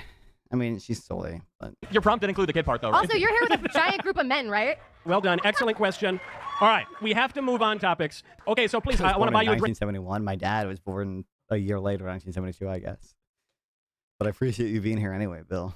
Think of the I'm VIP. gonna bounce. Can't watch more of this until I cover it on my own stream, or I'll just copy all the non-false correct answers. I'm still a base Radical Recorder. Well, thanks for stopping by, Radical Recorder. Thanks for the raid as well. Yeah, I'll be in your chat later next time you stream, or we'll see each other in Sarah's panel. So yeah. Table. We got Mayflower cigars over there. Don't let him inside, please. Can you tell me what is your name? Joey. That's a good name. Josephina. Josephina works too. I mean, so no, get the reality. Yeah. No, the crazy thing that happened in our society is we all started to pretend that like the farce was reality, and that's when you take it a little bit too far. You know, I don't know. Do you think shouldn't? It's bad for you, in my view. Okay, ladies first. Okay. What's your top topic? Okay, my next topic is the incel male loneliness epidemic is self-imposed. Bro, kill me. That was the incel crowd. Okay. Dude, that's just gonna win too, isn't it? Oh no. Adam? My last one is, Trump has personally profited more off of this presidency than any other president in history. He has doubled his net worth. They're applauding the prophet, I think. They're not applauding. Yeah, because you guys are hypocrites who have no spine. I don't mind profit. Profits are great. He's doubled his net worth, my dude. That dude at the mic was just saying that Americans should be paid. I don't mind profit. Profits are good. By the way, I will never shut the fuck up about Hunter Biden. Like, oh my God, Joe Biden and the kickback. Like, living wages, yet the president is doubling his net worth, and you're like, yeah. During the presidency? No, I was in the internecine period. Now, okay, my last topic. Now, why do you think there's only one permissible legal definition of marriage? I mean, I don't. I think, like, you can, like, I think the state should be secular, and the state should ensure, essentially, some, you know, minimum, or have, like, some minimum standard for everybody. But I don't think that means there's one permissible definition of marriage. I think Christian institutions can have different definitions of marriages and only marry certain people, right? Like, I think a church should probably be able to you know, not marry, or if they, you know, if gay people do marry, you know, kick people out of their church, right? Like, I don't think that's, you know. So you have no problem with state defining marriage as one man, one woman? I do, because like I just said, I think the state should have some minimum standard, and I think like that would include equality. Like 28% of Zoomers should be alive today. And the 14th Amendment probably plausibly requires that be the case. But their mothers killed them. Kind of a doer topic. Yeah, okay. I know one wants to talk about that, but it's true. Isn't that crazy? Okay. I don't know, Mr. Davies. I actually couldn't tell between those two. I was actually a clear winner on the decimator. The decimator popped when all the incels came out in force. It was incels? We're doing Oh incels. my God, I knew. Yep, let's go. Hold on one second. Go to balanceofnature. Oh my God, sponsorship. Let's go. Yes, talk about incels. Yes, I love incels. And Yes, let me tell you, this whole balanceofnature. movement, it's disturbing. I think that a lot of guys, you know, feel alone or they're angry, and then this whole red pill podcast came through to tell them where to put their anger, blame women, and they can't get laid. Do I care about? Okay, I don't care about incels. Hold on, I need to fucking pee. Okay, so you guys can listen to the incel shit. I'll be back in a second. But in reality, I think you should be blaming more like the dating apps, this and that, because we're not out in the wild. We're at a bar right now with like 70 people. You can find a match here instead of online where you have 7,000 and everyone's just playing the game. I just don't feel like there's enough contact. I mean, as time goes on, according to the CDC, we're having less sex. You're having less sex as time goes on. Like, I think incels need to get a gay friend and a girlfriend to glow you up and show you the way. There is somebody for everybody. Have you ever seen the show My Strange Addiction? They're all married. So if you're an incel in the room, you will find yours. Trust. It's so hold on, Ceci, I want to see if I can narrow. I thought you were going to go after the incels, but that was like a pep talk. That was very inspiring. But that's the thing, like for the incel movement, like I don't want to tear you down. Like I want you to be built up so that you're good men for us women. Wow. Okay. Like I want to help you get laid, not me. Like are you pro incel? No. But other women, I could help you with your style. I could totally help you. Wow. That's it. If the bachelor party could get any more excited, I think they would be out of the room. Okay, yes? Can I just give a bit of a boring answer as a young dude who's grown up in this culture? Yes. I'm not an incel, but I just mean I've grown up and I've seen this. Are you a vol cell? What's That's that? an incel is an involuntarily celibate, and a volcel I've learned is a voluntary. What's the name celibate. for a normal person? That's me. Okay. I think that a lot of this was exacerbated by social media, and then when the COVID pandemic hit, a lot of people put up bubbles around themselves. The COVID pandemic kind of feels like a lot of people were isolating, and I had to intentionally tear down that bubble and make sure I'm socializing after. So I think we see the downstream effects of social media and COVID kind of clean up the brains of young men en masse, and a lot of this stuff happens online. But just from what I've seen firsthand, it's a lot of social stuff that has been caused by the environment we've grown up in. But if that's Wow, fair. I can't believe it's kind of weird, but I agree. Actually, if you look, isn't that odd that we agree on something? Because I was looking, it's the Global Male Loneliness Index or whatever it is, says that COVID was the spike in 30% of male loneliness. The numbers are awful. 80% of suicides are men. Men report, having been extremely lonely the day before at a much higher rate than women. So they're really in a bad spot. And my only thought on it is, well, actually, Adam, it's to your point, which is instead of like the incel, it's like, are you an incel, trad, hip, cool, whatever. Like, if you're just normal, if you just be normal and you live a normal life and you do normal things, which weirdly includes a bunch of dudes like every so often wearing weird wigs and going out to a bar, that is normal. Like, going to a bachelor party is a normal thing. I'm going to one tomorrow, actually. If you just do that behavior, you're here. It worked for your parents. It worked for your grandparents. Exactly. You guys need to get out into the wild, man. Do we have a question? I got a question. I'll clarify. Not an incel. Got a girlfriend. Volcel, practicing Catholic, for now. Okay. But I think there is an issue. There is an issue. And the issue I'm finding is that my friends at least don't want to meet a girlfriend or wife at a bar necessarily. They want to meet her in church or a church event or something like that. In my generation, for the first time in history, there are more men attending church regularly than women. So I'm wondering, I don't want this trend to kind of keep going in opposite directions where you end up with all these church-going, stand-up, men without options for Well, I mean, partners. when they're at church, I mean, are they flirting? Are they doing the appropriate things? The women aren't What's your there. prescription, That's the Michael? problem. What's your the prescription women for that aren't problem? there. The women aren't there anymore. That's the problem. Well, that's because a lot of religion holds women back, so we don't want to be there. Oh yeah, religion's what's holding women back. Religion's the problem. Religion's saving women. Religion's saving women from the idols Didn't that save are me. everywhere right now. Maybe not yet. It's never too late, Actually, let me say this. My grandmother is a Christian pastor. Like, I grew up in the church. Oh, that's not real either. No, They don't. That's the idol right there. Come on. Yes, she's a Methodist Christian Cuban pastor. The reason they're booing. It's very nice that your grandma's Christian. That's like a good thing. But it's because women she's can. a pastor, The but idea she is is. that She was the first one in her church to be a pastor. This is true. I'm not lying. In deference to your grandmother, I won't make the broader theological point. Don't do that. But you go to a Catholic mass, I take it. Is that right? Yes, that's right. So there we don't have priestesses in the Catholic mass, no. And but you make a great point, which is that in the new atheism, men led the way out of religion. Men led the way to atheism. And then now that everyone realizes atheism is dumb and totally. Look at the cat. Look at the cat. I'm holding him such a evil way. He's being held like a baby. Oh, look at him. Oh, he's not happy. He's not happy that I stole him.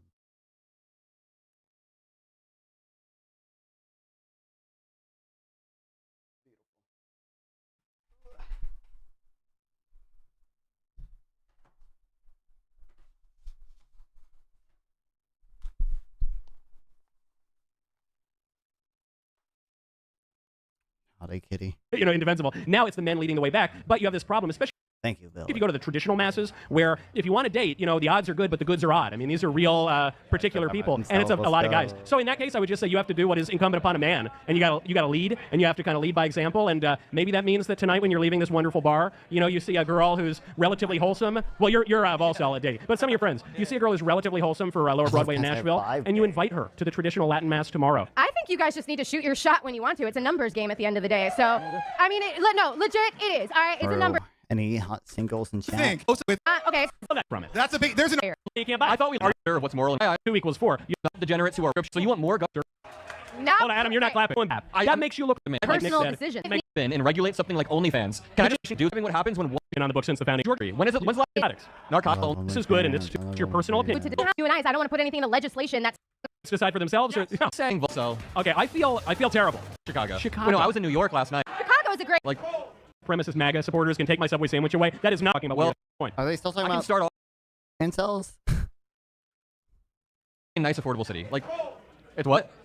I don't know. I don't know. Any city where I can walk around in the middle of the night and Nigerian white supremacist MAGA supporters can take my Subway sandwich away. That is talking about tariffs. What's your point?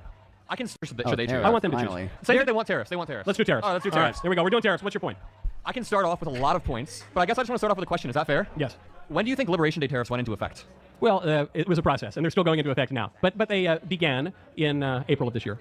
The announcement happened in April of this year, but Trump does this weird thing where he makes tariff announcements, but he doesn't actually enact them for like. And then a bunch of weird exemptions for a bunch of random things. Often I'll school you in a gay marriage debate. You're just gonna you just don't want the government to have any role in marriage, right? Or the federal government. 2 weeks to 90 days. And I think we can all agree with this fundamental idea that Trump's tariffs have been confusing. Trump's tariffs have been pushed back over and over. But the reality is, The Liberation Day tariffs, the most radical tariffs that he announced, didn't go into effect till August 7th because he put in a 90-day delay. August 7th was 14 days ago. So you guys are going to rest your whole claim on the fact that tariffs haven't caused inflation, but the tariffs just went into effect. But I also want to point out the fact that Trump's like I hate that term inflation, silly or whatever, gives people a dumb opportunity to do bullshit with. Actually, technically, it's a one-time price increase and not inflation. But just the data shows, obviously we have seen price increases from tariffs, from the goods that tariffs are affecting. Trump's tariffs have no rhyme or reason. If you just look at, I think there's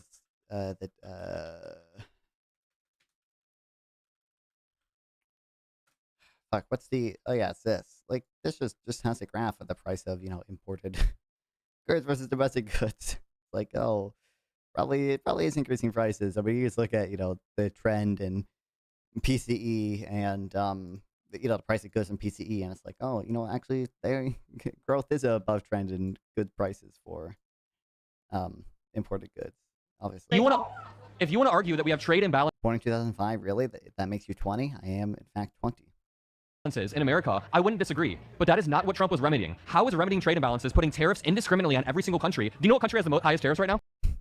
Is it like Mauritius or something? Trade imbalances don't matter. Trump is looking at trade deficits in goods and then dividing it by imports and raising tariff rates on that. Like it's not even looking at the total trade deficit. It's not including services because the United States exports a fuck ton of services, and it's meaningless. It's totally meaningless.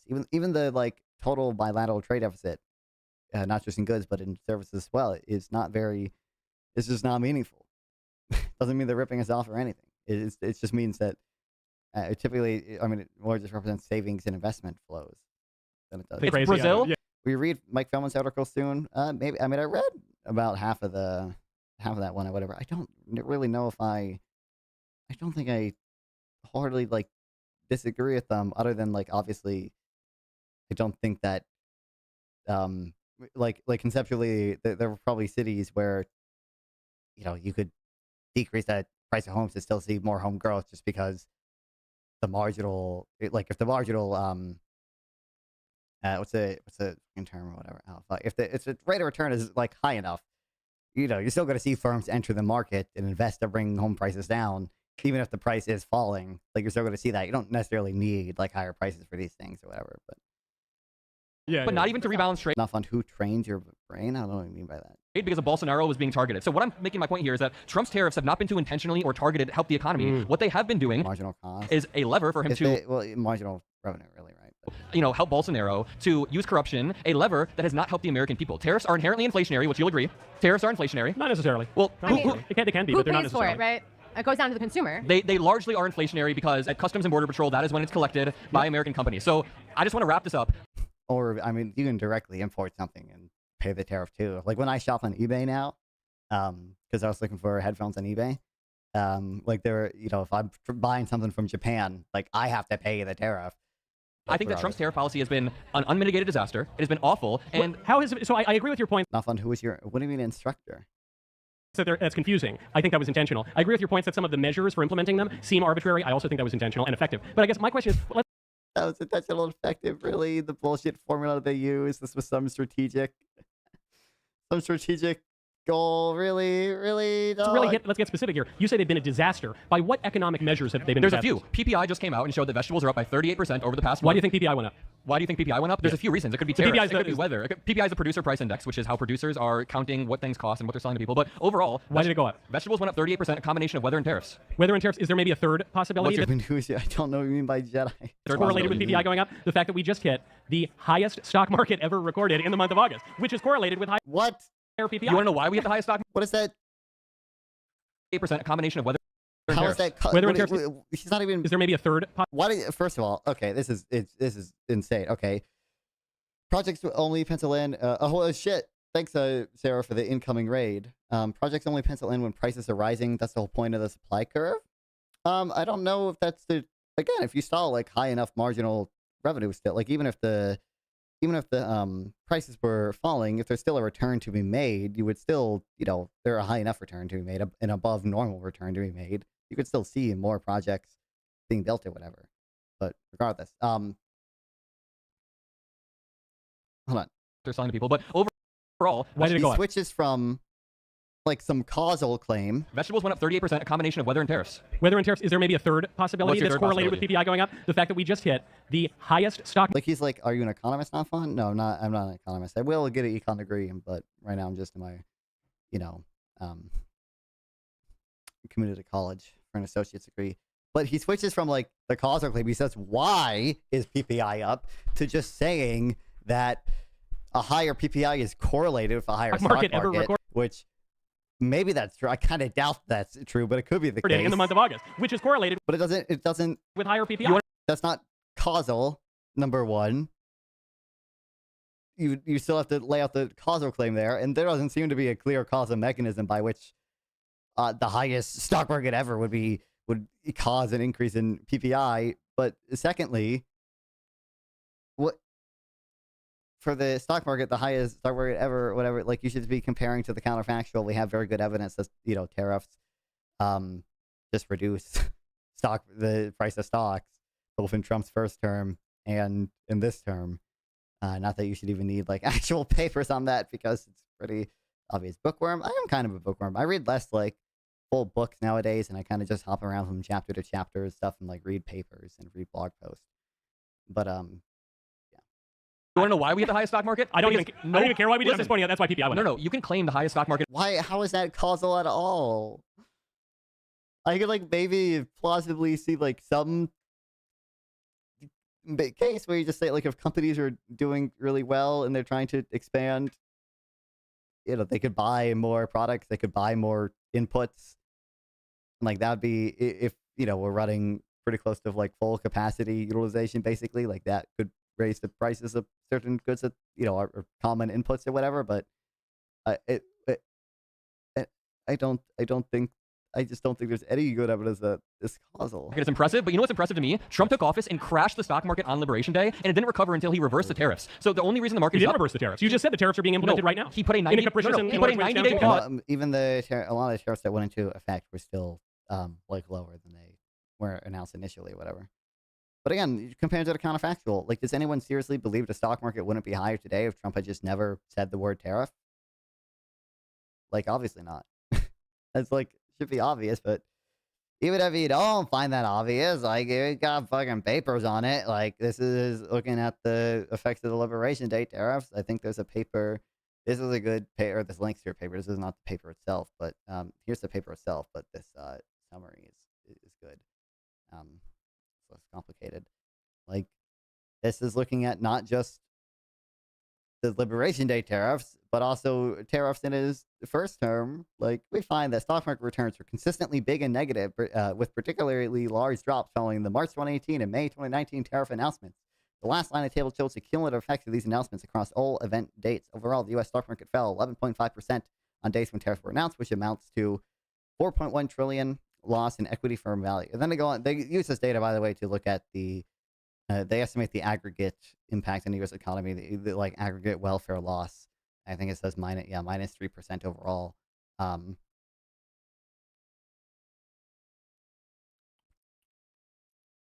you're so smart, not fun, super brain. You don't have to be smart to, really do this stuff. Now, to be fair, this is looking at, I think, just the effects of the announcement and not necessarily the stuff after they've been repealed and everything. But if 1 percentage point higher tariff associated with statistically significant 0.23% decline in stock prices. Further, we find no evidence of a dollar appreciation. If anything, higher tariffs are associated with dollar depreciation, driven by countries with a floating regime. Like, haven't I ever wanted to play a musical instrument?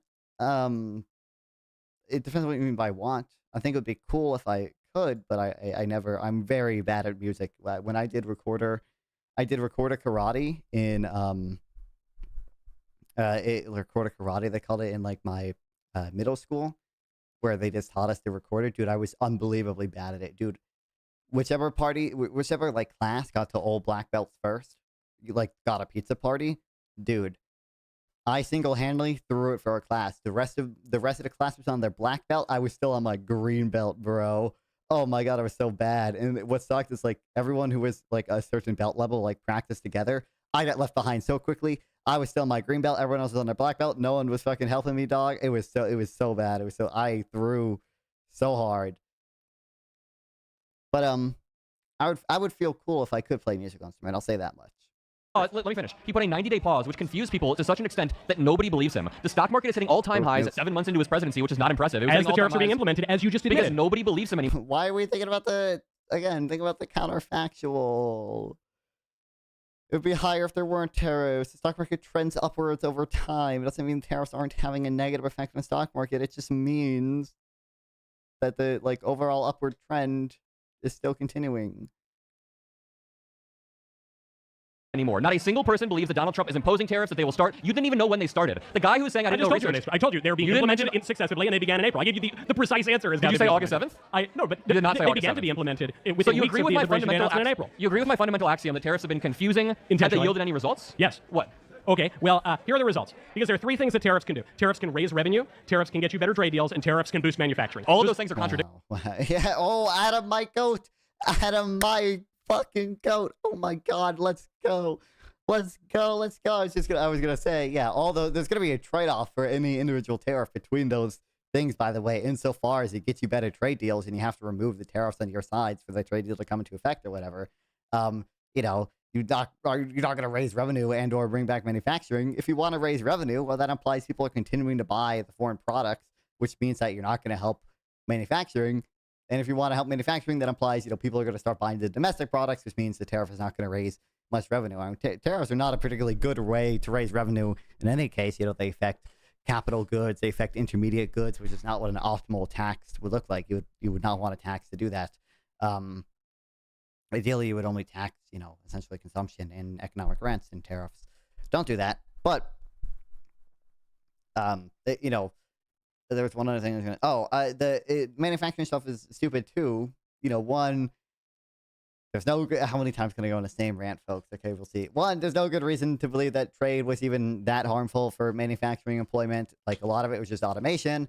And so, you can't just bring these manufacturing jobs back by restricting trade, because trade wasn't even responsible for the reason they declined in the first place. If you look at actual manufacturing output, that was going up until 2008, and it kind of stagnated after that due to issues with manufacturing productivity. But also to see, there's a general trend across, every developed country, and even developing countries, of a sort of hump-shaped, inverted U share of manufacturing employment. Even countries like China, Korea, Germany, which have, trade surpluses in advanced manufacturing sectors, still see they saw an increase in manufacturing employment at one time. Now it peaked, and then it started dipping down. That's essentially due to productivity effects and consumption patterns in countries. Very broad structural trends that happens in every single country fucking ever.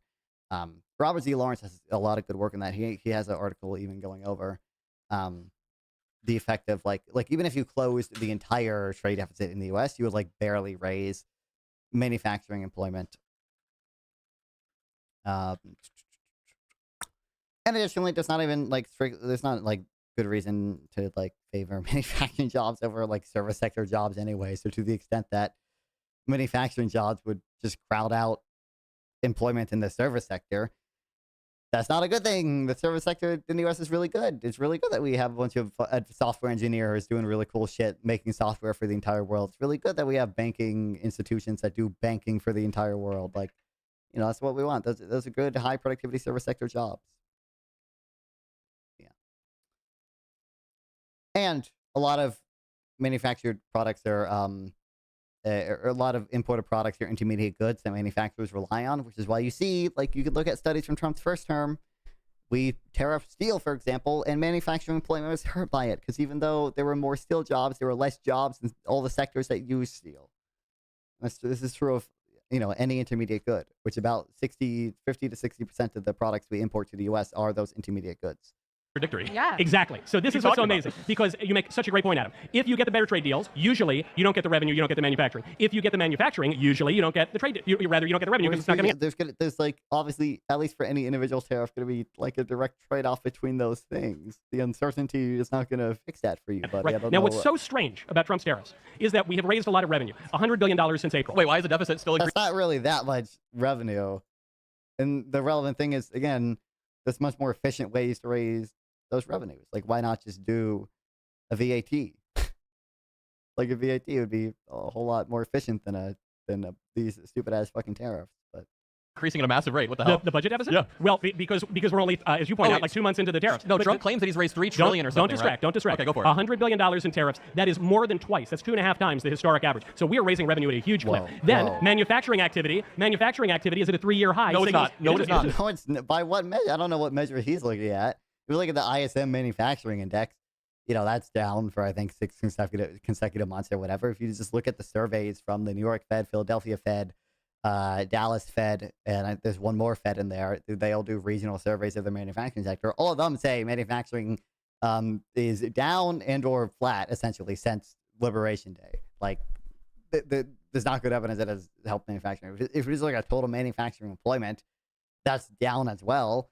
And again, like, we have historical data on this.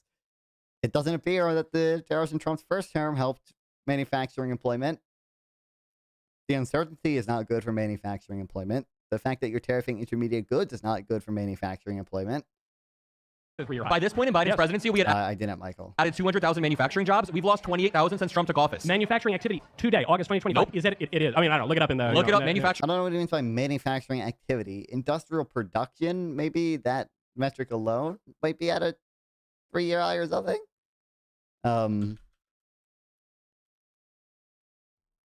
But basically everything else is fucked. I think this might be at a 3-year high, but like pretty minimally. So it's at 103 right now, indexed to 1970 or whatever. This might be a 3-year high, maybe? Since 2020. I think this is what he's talking about. But this is not... I don't think anyone should consider this graph, sort of the major success that Trump touted it to be, right? Like, it's been pretty flat. It's like maybe an upward trend since November. And again, the tariffs might even have a downward direction on this because, again, you're tariffing intermediate goods. But regardless. Manufacturing has dropped. It's at a 3-year high, so that means that it's signaling you're getting further growth. But the craziest thing is the trade deals have been insane. We just closed a deal with the European Union. We tariff their goods. They basically don't tariff our goods, and they're investing $600 billion in the country. That's not good. It's not good because tariffs are not good. Number one, most of these deals are like phase 1 agreements that are not legally binding, and they're all subject to falling through because Trump, blew up half of the other trade deals we had, the Liberation Day tariffs, and he's threatening to blow up even the UK deal that we had with the sectorial tariffs, like him, threatening to put a bunch of tariffs on pharmaceuticals is fucking up all the, the deals he signed with the EU and with the UK as well, because they don't know whether or not they're subject to the new tariffs that Trump announced when they were supposed to not be subject to any tariffs. But yeah, obviously leaving up tariffs on them is not good for us. And if you just look at the sort of average effective rate that other countries are tariffing us at, it was like at 2%. 5% or less. Like, the effects of removing their tariffs on us is just not very good. The EU has already said, by the way, the $600 billion that they're claiming to invest or whatever, these are commitments from private companies that the EU has no actual ability to mandate. Who would invest in manufacturing when you have no stability of expectations? Exactly. That's why we're not seeing it. Country. So Trump managed to get all three. And also, that's going to increase the trade deficit as well. If we care about trade deficit so much, you should probably care about the fact that, foreign direct investment is probably going to increase the trade deficit. It's good for the ones not affected by tariffs. Well, yeah, but it's not very many. Not very many people. When again, like 60% of our fucking imports are intermediate goods. Objectives of tariffs simultaneously, and the economy is at an all-time high, and employment is full. There is no economic indicator that has gone down under Trump. It's all. That's just not true. I mean, we had a GDP contraction in Q1. Like, payrolls are not doing particularly well right now. It's certainly employment kind of at the margin. If you look at employment of younger people, employment of minorities, that unemployment rate has been going up. The unemployment for native-born people has been going up as well.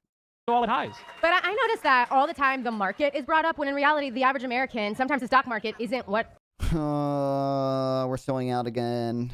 Affects them.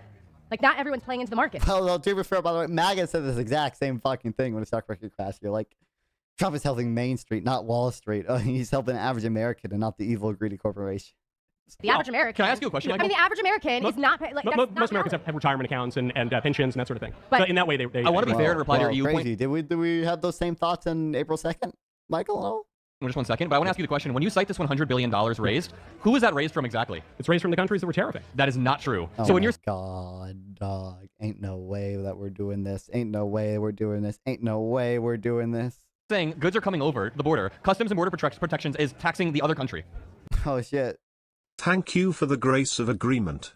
I was half expecting you to reactively think I was defending tariffs, rolling on the floor laughing emoji. No worries, Michael. I appreciate the $5. Thank you very much. I do greatly appreciate it. Hell yeah. Yes. That is not how it works. It is only I'm a cigar manufacturer who makes my product in Nicaragua. I know a lot about tariffs and how they work. And unfortunately for my industry, there's an 18% tariff in Nicaragua. But it's okay. I mean, listen, I'm willing to eat it because we have a very successful... First of all, that's not Nicaragua paying the tariff. That's you paying the tariff. That's an American company paying the tariff. That's still America paying the tariff, okay? It's not passed on to consumers in that case if you're willing to eat it, but it's still an American company paying the tariff. If Nicaragua is paying the tariff, it would look like lowering the pre-export or lowering the pre-tariff price, right? If it's a 20% tariff, if I want to eat some of that tariff, I might lower the price 10%. That way, there's in effect only like a 10% tariff, right? That would be what it would look like. Not an American company paying the tariff. Why are we so in favor of American companies paying taxes now? Like all these people, like Michael Knowles admits he's eating the tariff. Yeah, like that's still an American. You're an American, brother. But regardless, that's not a good thing. I don't know why all these MAGA people are in favor of American corporations being taxed now. All these people like hate the corporate income tax. They love the corporate taxes, under Trump. You can't even get a talking point straight. It's amazing, fucking amazing. I know. It's so like, how drunk is this dude right now? They are like, oh my God, these corporate tax cuts under Trump were so great, so goated. And I don't even like the corporate tax, to be clear. But now it's like, tariffs are so great because American companies pay them and they're just going to eat the tariff. Wait a minute, you just said Nicaragua was eating the cost, or you implied that other countries were eating the cost when it had CPP. Oh, or you're eating Thank you, Adam. the cost. No, are you asking me if a manufacturer in another country has to bear that cost? Yes, of course. Yeah, but I'm saying it's a manufacturer in the other country, which in the case of premium cigars is outside the United But States. you're eating the cost. Yeah, unfortunately. Yeah, but not everyone's going to eat And you're an American. that cost. Not A lot of everyone it is pass going to out go to down to the consumer. I know, that's why you got to go to good companies like Mayflower. No, okay, the folks, entire this point- is the last... Wow. Oh my God, what a pivot. He's not going to engage with that at all? Not even a pivot, he just ends it. Obviously, you can be eating the cost, and there's plenty of companies that are not going to be willing to eat the cost. We do already see that. Even in the surveys of manufacturers that, like the New York Fed does, they ask about that. They had a special question about that. And it turned out, hey, actually, these people did not agree to, or like most manufacturers did pass on part or some of the tariffs. But Last chance. This is your last chance to win a free drink and a cigar. So you need to get to that microphone. We have someone up already. I would say the economic impact of the tariffs was priced in, I would say, even before Liberation Day. Yeah. Americans know what they're getting into as far as this. Oh, wait, shit. Sarah, thanks for the raid. Hell fucking yeah, of course. Had fun with Sarah earlier, if you guys didn't see that. But I appreciate it. Hell yeah. We're checking out Adam Mockler. Yeah, another young liberal epically owning some conservatives on tariffs. Raiders, indeed. Buy not free. Damn, Parker debates, hates me. Well, I hope the rest of you don't hate me as much and you all will click like on a stream and hopefully stick around for at least a little bit. But, we'll have fun. We'll be chatting. We'll be watching stuff. How's it going? It's going good, Hampton. This is what they voted for. Not all and of that's us. also why, as Michael stated, we are... Which is a non-gay option for the poll. Both seem pretty non-gay to me. Bro knows he's wrong. There's no fighting, and that if a Dem puts on a tariff, he'd be screaming about taxing American business. Exactly. And like I said, even if it was the case that, American companies are eating all the tariffs, it's like, why the fuck? Again, they all love the corporate tax cuts that Trump did. But now is a good thing to tax all these corporations. Familiar with David Ricardo on theory of competitive advantage? Obviously, I'm familiar with competitive advantage. Food shops raid. What? We got a food shops raid too. Goated. Let's go. Shout out food shops as well. Did we get a food shops raid? I don't even know. I think were you just reacting to the number going up? But yeah, thanks Sarah for the raid. On my side, it doesn't show a food shops raid, but it could be because I got another raid as well. are at all-time highs for S&P. Yep. Oh, Corey's definitely from Food Shops. Well, thanks, Food Shops, for the raid as well. Only 18 likes. It's said higher than 18 likes on my side, but, still more people watching than likes. So, that's just Food Shops rates. Hello from Tuesday. Well, thanks, Food Shops, for the raid as well. Let's fucking go. We're doing, as always, economic stuff on my stream. We're watching Adam Mockler talk to some people. And inflation is back to 2 to 3%, if I'm not mistaken, and people have more money back to their pay. I mean, inflation has been going up recently. Now, not all that inflation is due to the tariffs, obviously, but still, tariffs directionally just increase prices. They reduce after-tax income. Checks. The other thing is the tariffs had nothing to do with the amount of revenue that we were bringing in. It was more about the accountability for other countries. Oh my God. Wait, I thought Michael Knowles... Has Michael Knowles said taxation is theft and envy yet? No, he hasn't. He supports taxes now. He loves taxes now. You know what's funny, Tyrus? I don't know if you were here. Literally, Michael Knowles was like, "Oh, other countries are paying the tariffs," and then 128 watching. That's what happens when I get 2 raids. Don't worry, it'll fall to 50 in a few seconds. But make sure to like the stream and subscribe, folks. So when it does fall to 50, I don't feel as bad. Okay, or stick around so I don't feel as bad. All right, without it dropping. 120 viewers versus 25 likes. It's up to 31 on my end. But other countries are paying tariffs is partially true. I recognize, obviously, Tyrus, the incidents can be on other countries sometimes. But what Michael Knowles said was that other countries paying the tariffs, and then Adam Mockler asked a follow-up question, or Michael Knowles gave the example saying, me, an American company, I'm willing to eat the cost of the tariff when I import goods from Nicaragua. He literally described himself paying the tax. He said, I'm paying the tax. I'm willing to eat the tax, and not pass it on to consumers. Oh my God, bro. That's a nice distinction. Wait, so you voted to have prices raised? I'm confused. Oh, we knew what we were getting into. So you voted to have prices raised. We voted for a president that wasn't going to fall asleep at the table with other... Oh, he's asleep. Bro, yes, deflect. Especially when Trump literally campaigned on reducing the cost of groceries and saying, oh my God, Kamala high prices, Trump low prices. He literally had that fucking sign for sale. Also, we are helping build China's economy, which now has stronger manufacturing. We're not going to AI war is good. Never mind, she's on left base. Oh, this girl is like soy. Thanks, Visual Atrox, for the follow on Kick, I think, but I appreciate it. Yeah, he's just taking $400 million jets, doubling his net worth based off of crypto, and deporting people. Yeah, and I would give you that. I 100% agree with that. Can I ask you a question very quickly? I agree with that. You can claim that Donald Trump. It seems like you were trying to make the argument that he was rebalancing some of these deficits by holding countries accountable. I would say it's not about accounting for deficits. It's about accountability and how we look on the main stage. Yes, because the trade deficit thing, in my humble opinion, the reason that he picked that is because it's so crazy. But you realize we look batshit insane. What is so crazy about it? With the tariffing Switzerland, he's a bilateral trade deficit in goods is not crazy, especially for a service sector economy. Again, the formula Trump used was only looking at the bilateral, so not total, trade deficit in goods, not including services. When we export a fuck ton of services because we're a service-based economy, we import labor-intensive goods, we export capital-intensive services. We had free trade with. We had free trade with Switzerland, and we're tariffing them. We're tariffing Brazil. We're tariffing islands with nobody that lives there. In the letter he sent to Brazil, he literally said we had a trade deficit when we have a trade surplus with Brazil. He tariffed a ton of countries we had trade surpluses with, but not Russia. So the point is, every time someone makes major sanctions on Russia, we don't have much trade at all with Russia. We can at least play tariffs. Yeah.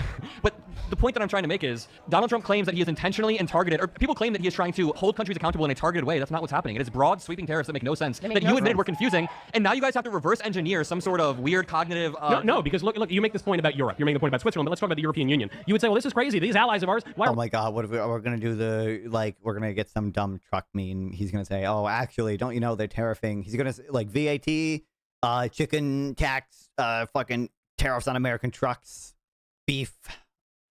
We smack them with these insane tariffs, and why this doesn't make sense. We need to just put even more sanctions on Russia or whatever. But notice now, we have a great trade deal with the European Union. We're dealing with like a 15% tariff. We got $600 billion from them to invest in our country. So obviously it was just... That's not... I can't believe people can get away with saying, oh my God, these trade deficits are crazy. And also, I just got Europe to do $600 billion of foreign direct investment into America. Because all else equal, $600 billion more in investment in America is going to increase our trade deficit. It's going to increase our current account deficit because it increases the capital account surplus.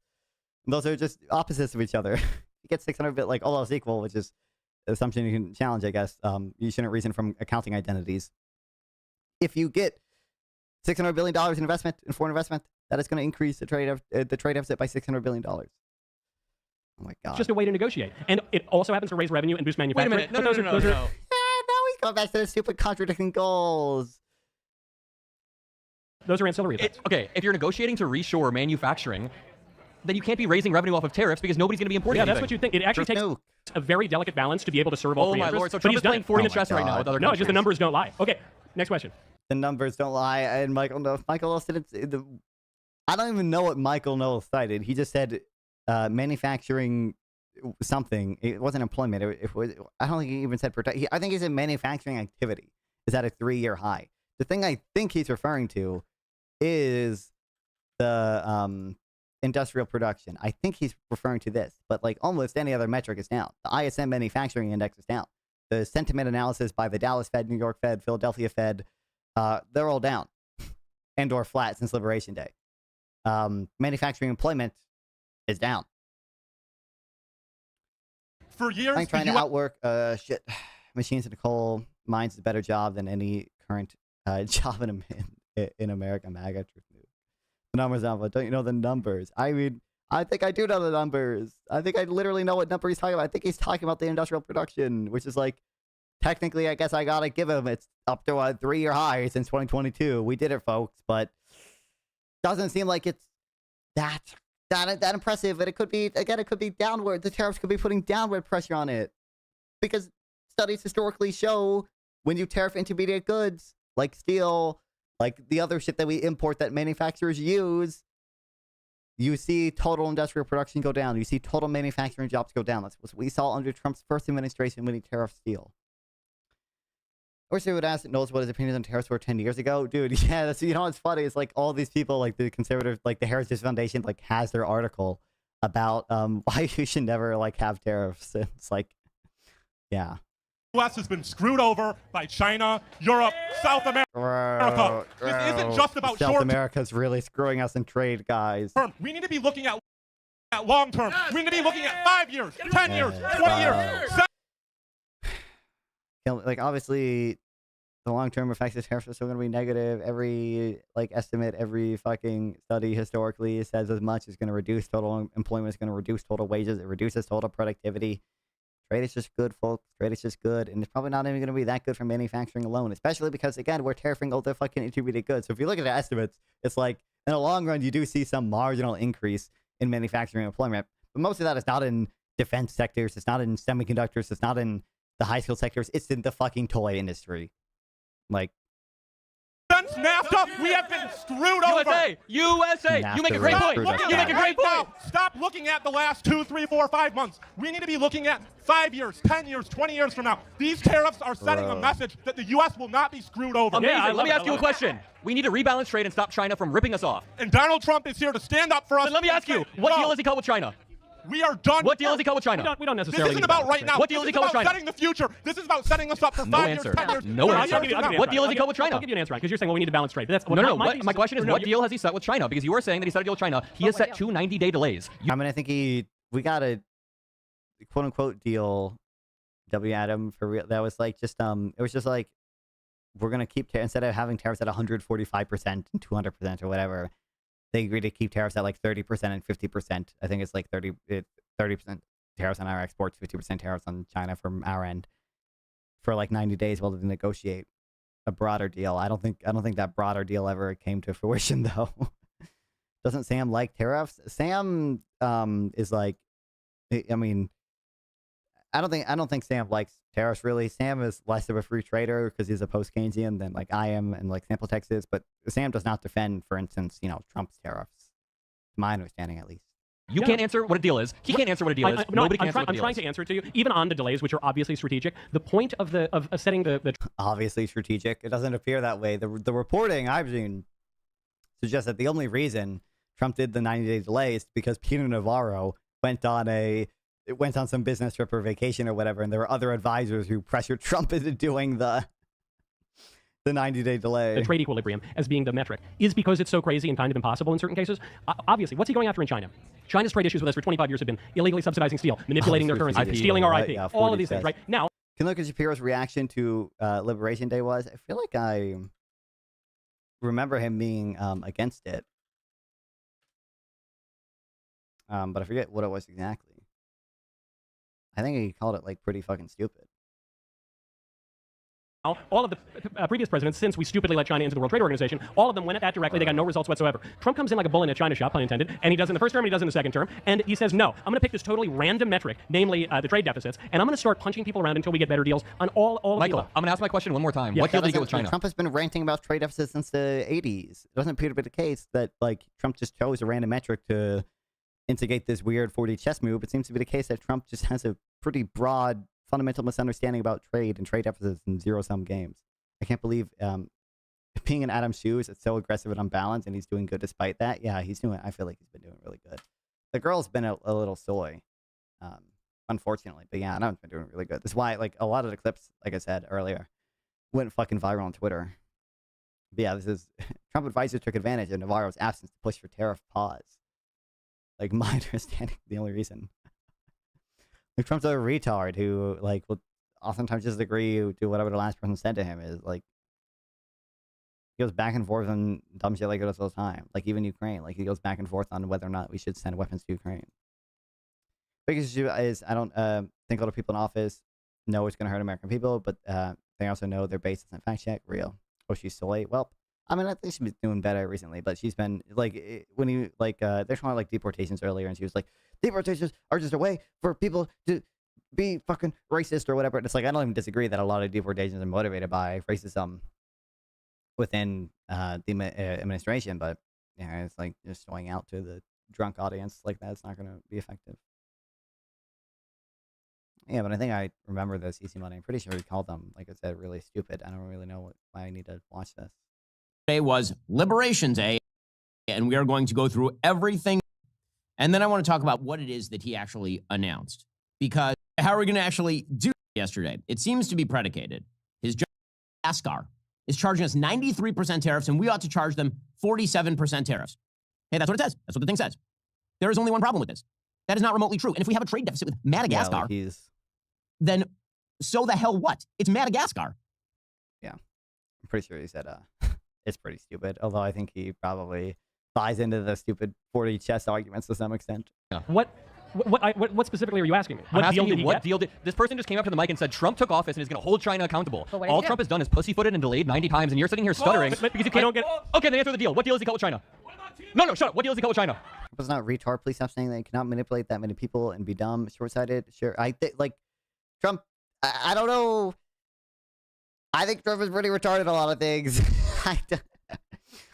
Maybe holistically, you don't want to call him a retard because he's able to manipulate people or whatever and like game people. But I genuinely think Trump is retarded when it comes to trade. I think Trump is like just genuinely retarded when it comes to understanding, for example, Tylenol and autism shit. Like Trump speaks like a retard. No, but I think no. Listen, maybe answer that's right. a little strategic though. No, but Adam, we've been addressing your point because you're saying he didn't get a deal quickly enough. He didn't get a deal in 30 days. There's no deal. What's his framework? But you're saying I don't like. You're looking at the short term. This is a long term play. If your point is, well, Trump hasn't gotten this trade deal done within 30 or 60 or 90 days. Where's Joe Biden's been trade 200 deal? Where's Barack Obama's great Joe trade deal? Biden put any of the underlying problems with Chinese trade. Joe Biden put targeted tariffs on China. He didn't put tariffs on the world like a retard. I'm sorry, he's not a retard. Stop talking. Trump Very is. ableist. Stop talking. I don't like that language. Ableist language. Wokeness is dead, Michael. Okay, I'm Trump going to is a say retard. something really quick. I am totally here. I'm so here for doing more American manufacturing, more exporting. I totally agree with that. Oh my God, no, she's totally too. Thanks, Brick Petitions, for the sub. I appreciate it. Everyone in chat right now from the Rage, make sure to like and sub. Okay, shout out Sarah and Food Shops again. I love them. But you guys know that Trump has all his shit made in China, right? Okay, I just want to point out the hypocrisy. That's a calumny. He makes his stuff in America. He actually does. Okay. He does. I have the hat. I got the hat in 2016. It's made in America. I don't think there definitely are. I mean, it might make them in America now. Definitely are some memes I've seen of a lot of Trump merch not being made in America. It is. It's great. There are a lot of knockoffs, though. That's another way China's stealing our IP. They're stealing our MAGA hat. Can I point something out very quick? True. Maybe the knockoffs are made in China. Can I be a YouTube mod? I guess. Quickly? Yeah. I got to have one topic tonight, and it was tariffs. I think I just ran around the room on tariffs because you couldn't name a deal, you couldn't name a deal, and nobody could name anything that Trump has accomplished. Hold on. Adam, you brought up tariffs, and I was happy to talk about it. You said it was a disaster for the American people. You said it was confusing. Every other topic was Michael's topic because they just did it based on the audience, and the audience is obviously pro Michael. I asked you to cite a specific economic measure by which it was a disaster. You couldn't. I cited every economic measure, which is an all-time high. That's not true. What do you mean? The only thing Michael cited was the stock market, and Adam brought up PPI. I think Adam, they didn't cite very specific numbers on this, but Adam brought up he brought up manufacturing employment. If you GDP, I asked you to already. That's negative listen, GDP contracted in the first quarter. PPI is going up. Electricity has gone up 10%. And electricity has gone up. That's the best you got. All of that is because the tariffs have not come into place yet. The tariffs have not even really started. So hold on. The tariffs have destroyed our economy, but they also haven't come into place yet. When did I say they destroyed our economy? It's been an unmitigated disaster, Michael. Okay. So the tariffs, which don't exist, have been terrible. Now, who is the VIP of that round? A lot of tariffs have come into effect. And again, like Adam brought up, the uncertainty. The uncertainty is bad. Uncertainty is bad. We know uncertainty weighs on investment. We know uncertainty reduces investment. I say the USA guy, right? Where's he? Which one was that? All right. We know trade uncertainty even hurts like our ability to export. There we go. Now, VIP table. You blessed few. I have a question. Wow. If not, is there something did we solve the world's problems? I don't know. If not, do they even debate anymore? Couldn't name a deal. Are you gonna name a China deal? Name it. No, I'm not gonna try. The trick is there's no deal yet. That's the big trick. First of all, okay, deals take. Is 128 your peak viewership? No. I've gotten higher rates before. Time. And in order to strike a deal, China's not going to do it because they're nice, okay? You need to put pressure on them. You need them to bleed for a long period of time, okay? And so my understanding is Trump. Are we going to bleed too? Feels like we would bleed too. Feels like there's actually a strong case to be made depending on how the trade war goes. We'd actually bleed more, okay? Because China's able to export a lot of their things to the rest of the world, but we're not able to import many of the things that we get from China from other countries. Trump's putting a tariff so they bleed for a long period of time, and then they come to the table and there's a negotiation. For small business the most, to be honest. This is truly trib. What else should he do? What can we add? President Mockler? What should Donald Trump add to the tariffs? Maybe some clarity to the tariffs. When it comes to China, he has not gotten a single deal, and I guess there are ways to do this. You're just restating the question. What specifically? What would you make clear if you're going to add clarity? Okay, what Donald Trump does is he sets these you make clear what the goal is and what their actual rates are going to be. Arbitrary deadlines and pushes them back. When Donald Trump set that first 90-day deadline with China, you're totally evading the question. Clarity with deadlines. I'm asking you right now. Clarity with deadlines. Deadlines. Okay. He set a 90-day deadline with China. What did he do to that 90-day deadline? Wait, let me listen. What did he do to that 90-day deadline? Trump has pushed deadlines. Now answer the question. No. Maybe not push deadlines and hold people accountable. He's pushed the deadlines back and back and back. Okay, don't push deadlines. Anything else? You can tariff the countries that China trades with to put pressure on them. There's so many ways to place pressure on China. What Donald Trump is doing is f***ing around. He's not getting a single deal. But he is tariffing countries that China trades. So you bleed China by tariffing. But he's already doing that. Tariffing the countries surrounding them. He's already doing that. He's tariffing Brazil more. He's tariffing the whole world. He's tariffing Brazil more. But he's tariffing like literally every country. What he's doing is destroying our relationships. He's already doing that. Is there anything that Trump is not doing, because you're so upset about his China policy, is there anything he's not doing that you would do other than do it faster or whatever? Wait, can I ask you a quick question? I wonder if he... Right here? Sure. I don't know if they touch on this, but he should also... It is also relevant that Trump doesn't seem to want to do as many, just subsidies for domestic production here, like Biden did. He just wants to tariff fucking everyone instead. You said that it takes time to do trade deals. Wasn't Trump's entire motto 90 deals in 90 days? I mean, that's what he said. Why? Okay, wait. Didn't he also say he'll end the Ukraine war on day one? Can I ask you guys in the crowd? Did he get 90 deals in 90 days? No. Did he end the war? Viral on Twitter too. Adam might go. No. This dude is a weak. Who else does not know what to do. Who else is trying to defend America? Who else is trying to tariff every country like a retard? Who Donald else Trump? is getting their You just advocated tariffing all those countries. Who else is trying to save America like Donald Trump? Who else is waking up to save America? Because if you just scream "Who else is trying to save America," you win the debate. You win. You win. If you just yell it loud enough, it's true. Trump actually loves America. He loves America so much. No, let me say something. Let me say something. How long do I have to yell economies of scale for people to realize? How long do I have to yell Krugman new trade theory for it to be right?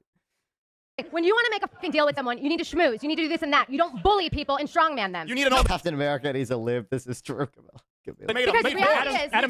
Adam's complaining that Trump is schmoozing and being too diplomatic, and he's saying he's got to bully him more. I'm saying that he's perpetually pushing back deadlines and he looks like a pussy. You admit that he made a 90-day deadline. Okay, listen. You're agreeing with us and with the VIP thing. Can I ask you a question? I don't like Do you remember when Trump said there would be severe consequences on Vladimir Putin if they did not get a deal in Alaska? He said severe consequences. He left that meeting, and not only were there not severe consequences, but Donald Trump has since adopted Putin's position. You see the same framework when it comes to... Listen, what are you talking about? I will answer in 1 second. You see the same framework when it comes to tariffs. You asked me what I would do differently. I would add clarity and I would finish the deadlines. He put a 90-day deadline on China. When we hit that 90 days, our president... Adam, that is a non-answer. You can't say, I'd be clear and fast. Clear and fast about what? And then you say, I would tariff other countries. He's already doing it. He literally said the deadline. And you were complaining about it. No, so what was the other thing that you would do? I would not tariff all countries. I would just not even start with the tariffs. I would not start with the tariffs. You would not tariff anybody. Well, you would also tariff all the countries around China. How about this? Okay. I would do targeted tariffs against China like Trump did in his first administration. Okay. What Trump is doing is tearing up... Trump didn't even... Well, he did more targeted tariffs. It wasn't that targeted, though. At least some of them. Or at least not targeted well. Like, steel is not a particularly good thing to target, because steel's an intermediate good. There's also no good reason to not get steel from our allies like Korea. Like, that just hurts them and hurts our own consumers and manufacturing companies as well.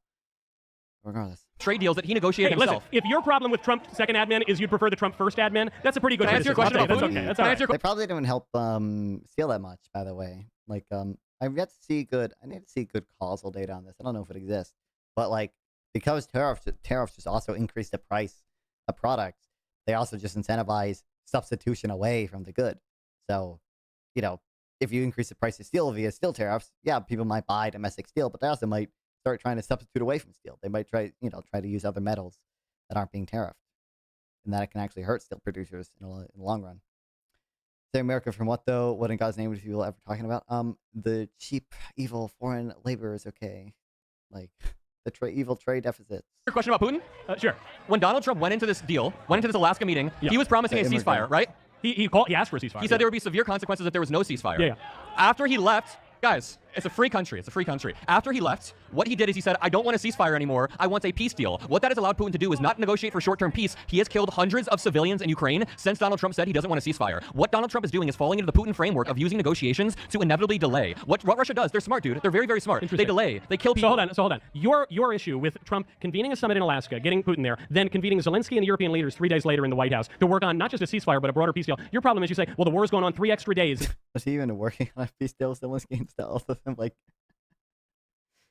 it seems like what happened was Trump tried to negotiate with Putin, failed because Putin is Putin, and then basically went to talk to Zelensky and the European leaders and said, well, Putin hurt my feelings because Putin, I thought we had a good relationship and he would listen to me, but we didn't. So I'm going to send more arms to Ukraine now. That seems to be what happened from my view, but. And civilians are dying. No. I don't remember you saying any of that when Joe Biden was president, encouraging the war to continue. I don't remember hearing that. The war to continue. He absolutely was using peace encouraging the war. Joe Biden and unfortunately not only the Democrats but many squishes on the Republican Party were advocating for the war from a grand strategic standpoint because they said it was degrading the Russian military and it was a meat grinder in Ukraine. They were advocating for more deaths and for the war to go on. And the only party that was calling for peace at all. That's why none of these conservatives wouldn't be in favor of that like even 5 years ago, or even if Trump was in favor of doing that. Like what the hell, man? Me when I have to end American hegemony because I'm bored. Also, what a soy jack face. Let's go. It was the Republican Party. No, it's not peace. And the only president on whose watch Vladimir Putin has not further invaded a country in the last quarter century is Donald Trump. Let's be real here. You all saw the whole meeting between Trump and Putin. Trump is Putin's bitch. He sat down and spoke before our president. I'm sorry. Well, it's so strange. I don't know. I don't know. Trump has levied much tougher sanctions on Vladimir Putin than Barack Obama or Joe Biden. That's kind of strange. No, he is not. I don't think that's true. He didn't lift sanctions. In his first term, you're talking about, maybe. Are you talking about his first term? And well, we're 7 months into his term, and he's calling. The only way to end this war is to make it such that Vladimir Putin is facing such severe consequences that he will never reinvade. Russia has a strategy of launching an invasion, then they pause that invasion, then they reinvade. They've done it with multiple countries. They did it in 2008, in 2014, in 2022. Yeah. We cannot allow. You're right. They did it under Bush and Obama and Biden, and not Trump. That's really weird. How come through Trump? I think I'll go with They Trump. were still in Georgia and in Ukraine under Trump. Strategy. Wait, through Trump's 4 years, Crimea was occupied. Almost 5 years. Yeah. His first 4 years, Crimea was occupied. Right, but he didn't further invade, is what I said. The thing is, Russia has a strategy of launching an invasion, pausing that, then reinvading. We need a peace deal that makes sure Russia cannot just reinvade. Listen, I agree. I thought the Obama doctrine, as written by Jeffrey Goldberg in the Atlantic interviewing the president, that said that Vladimir Putin could operate within his strategic sphere of influence. I agree. I thought that was agree as well, Michael. Is there one more question at the microphone? So, Mike. Whoa. I thought we just said it's bad to have a meat grinder in Ukraine and degrade the Russian military. Why are we... What? Okay. Cool. Do you think that women should work only in the kitchens or pursue their career? Oh, my... What the fuck? I think they can work in the living Why did we switch to this? room, too. There are other rooms also that are even more enjoyable. Okay, folks, that's our show. Nice. I want to thank Ceci and... and we're just going to give a meme answer, okay? Even though Michael Knowles probably does legitimately believe a lot of women shouldn't be working. Adam for being here. I want to thank all of you for being here. Now, before we go, in my view, I'm very diplomatic. As you know, I'm a lover, not a fighter. I find nobody wins a bar fight. People only lose bar fights. So I want to know, of the three people up here, who do you think lost the bar fight? And I'm gonna. I wonder, man. They're yelling at poor Adam. Okay, so I'm gonna. What about? Is it me? That's great. That's great. Yeah, of course. That's not biased either. Adam did really well. I think, like, even if you like, these are a bunch of dipshit Trump MAGA people, but like, even a right-wing person should be able to acknowledge Adam did better. Like, he just did better. Even if you think Michael Knowles is right on the substance, like, he just rhetorically was better. Like, he just brought up better points. Like the woman, whoever was soy. I don't think she did like horrible or anything, but she's probably too soy to appeal to anyone. But Adam did great. Adam was my goat. And I don't want we add. I'm going to click on Michael Knowles, but Adam was goated. Adam's such a star for real. There's a reason, like his clips did Adam's clips did really good on Twitter. I was showing them earlier. That's how I found the video. Like, there's a reason. Also, X in his chat, guys. Make sure to follow me on Twitter/X for the goated tweets I have. But like, Adam also has done really well in some of the like CNN panel stuff. Script tested and everything. So look at 23K likes. Let's go. He's fucking goated. Also, this was a nice meme. Guys, I find it really poor taste to compare me to Charlie Kirk. Charlie Kirk was a grown adult who debated college students on camera. I'm a college-age student who debates grown adults on camera. We know it's the same. And it is crazy again. And maybe Michael Knowles does more of the shit that he does, but he's debating a liberal much younger than him in front of an audience who likes him when everyone's drunk. Does Michael Knowles do any like debates against competent people, like one-on-one, not being drunk? Like, it doesn't really seem like it. Like,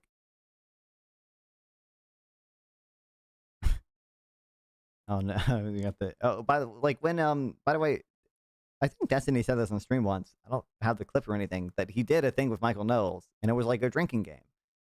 And like they didn't debate at all. That never came out. I think because Destiny said the stuff he said about the Trump assassination around that same time, and it got Michael Knowles didn't want to release it, but he didn't even want to debate Destiny like one-on-one without being drunk. At Not Fun Get Drunk, I saw him on the whatever podcast. Oh, Adam. I didn't see him on a whatever podcast, but I don't drink Localist. I feel like I've told you this several times before, but I do not, in fact. It's not legal for me to drink, but even if it was, probably would not drink anyway. Oh my god. Yeah. Is there something you want me to watch in this Easy Money? Like, this is my understanding. Yeah, he pulls up the graph here even of the country's GDP per capita versus their average tariff rate. Bureau basically came out against them, but I think more recently said, oh, actually, it's been, I like some of the trade deals. Insofar as the tariffs lead to good trade deals, I actually think that they're okay. Although he's not talking about them now. He has to, don't worry, guys. He has to talk about Taylor Swift's new album, The Life of a Showgirl. This is the most important thing we have going on now. Let's go.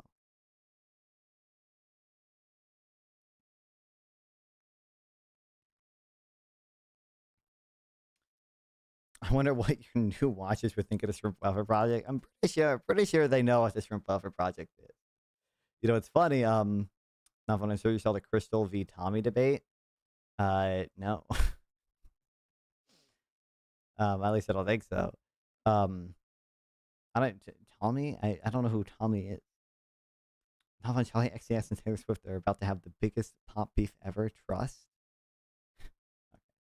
I did propagandize, I know, a Food Shop's audience about this Shrimp Welfare Project, of course. When Food Shops had to ask an economics question. So make sure to shout out the Shrimp Welfare Project on that.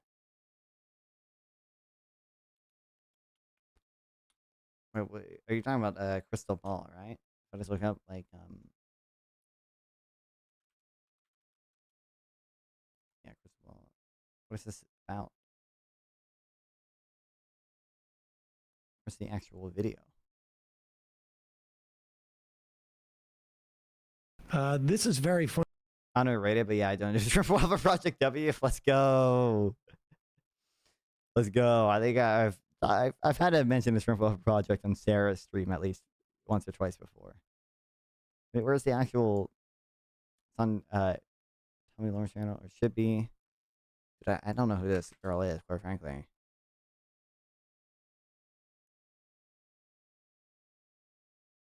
I know who Crystal is. Is it this? Just that? Yeah, I don't know. I'm assuming. This kind of seems like a clip. It's only 48 minutes, but isn't Crystal too left for the Dems? I'm pretty sure Crystal is a leftist. I could be. I don't know if she's too left to vote for Democrats. But Traction that dialogue. That's it. Okay. I'll say it. Trump is a fascism looks unleashed again. Huge component of fascism is uniting racism, bigotry, a form of racist nationalism. We are now living in a fascist dictatorship. We are worried about potential rise of fascism in this country. We're worried about our democracy falling to an authoritarian and potentially fascist form of government. Not only to roll over to Donald Trump's will. Okay, yes, we get it. Federal agents, Trump weren't enough. The public execution of Charlie Kirk wasn't enough. The 1,000% uptick in assault on our federal agents, still not enough. The leftists, the libs, and yes, mainstream elected Democrats who desperately want to be president, all singing off the same sheet of music. And they won't stop because, frankly, I don't think they care what the ramifications are. Fascist this, Nazi that. How dare they call Stephen Miller a fascist? Oh, man. How dare the governor of California press office? Oh, no. Hitler, Putin's hoe, we've heard it all. Did these leftists... But none of the rhetoric Stephen Miller has said has ever been violent. Don't look at any of his tweets. Even know the definitions of the slanderous and disgusting labels they throw on us? If you believe in school choice, a secure border, energy independence, or God forbid, traditional values, you're basically a Mussolini cosplayer, right? That's true. That's the things that the left take issue with Donald Trump and Stephen Miller. Off the rails, this is gone. Wait, you think... Not like any of the, operations ICE is doing, the raids that they're doing, the deportation of people that are due process, the fact that Trump has done a number of things to centralize power within the executive branch. Like and subscribe. Give this man some donos. I agree with Michael, Chad. Thanks for the $5, Michael. I greatly appreciate it. Hell fucking yeah. That's the second. I think you've given me $10 for this stream now. Let's fucking go. But I agree with Michael. You guys should like and sub and give this man some donos, okay? Exclamation point TTS in the chat, actually. You can give me donos directly. And they don't, Streamlabs takes a smaller cut than YouTube does. Let's go. But liking and subbing is more than enough. And I love all you guys. Anyway. Parents should have a say in their kids' education, you monster. If you come into this country legally, you're subject to deportation, the horror. No, it's the law. Let's be clear.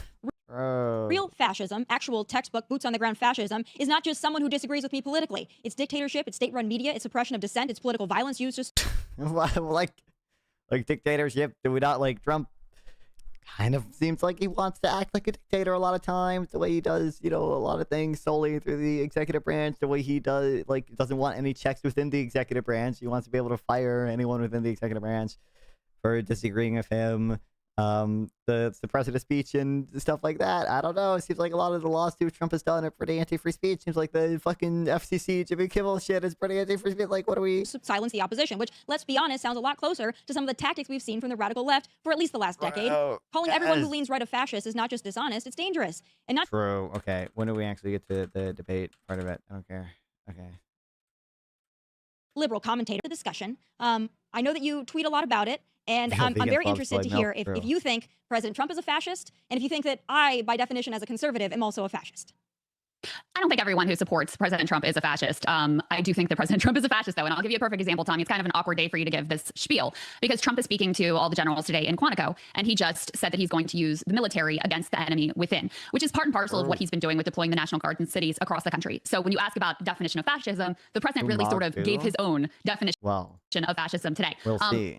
I know you want to agree with that, but let me just make a broader point here. Yeah, I want to dive into Well, let me just make a broader point here because, I think as someone who came from a side that did a lot of tone policing and, by the way, called out people who were policing rhetoric and doing the whole cancel culture thing, I would really caution you from going down this path, especially as someone who, is a commentator, uses your words for a living. I know in the past I did a little bit of research. You called people who were enforcing mask protocols Nazis. President Trump has, of course, used his language in quite aggressive ways. In terms of look, just in terms of look, this girl's got a lot of makeup on, but including calling Kamala Harris and others fascist, radical leftist, communists, et cetera, do I think that was inciting? Not fascism yet. Not yet.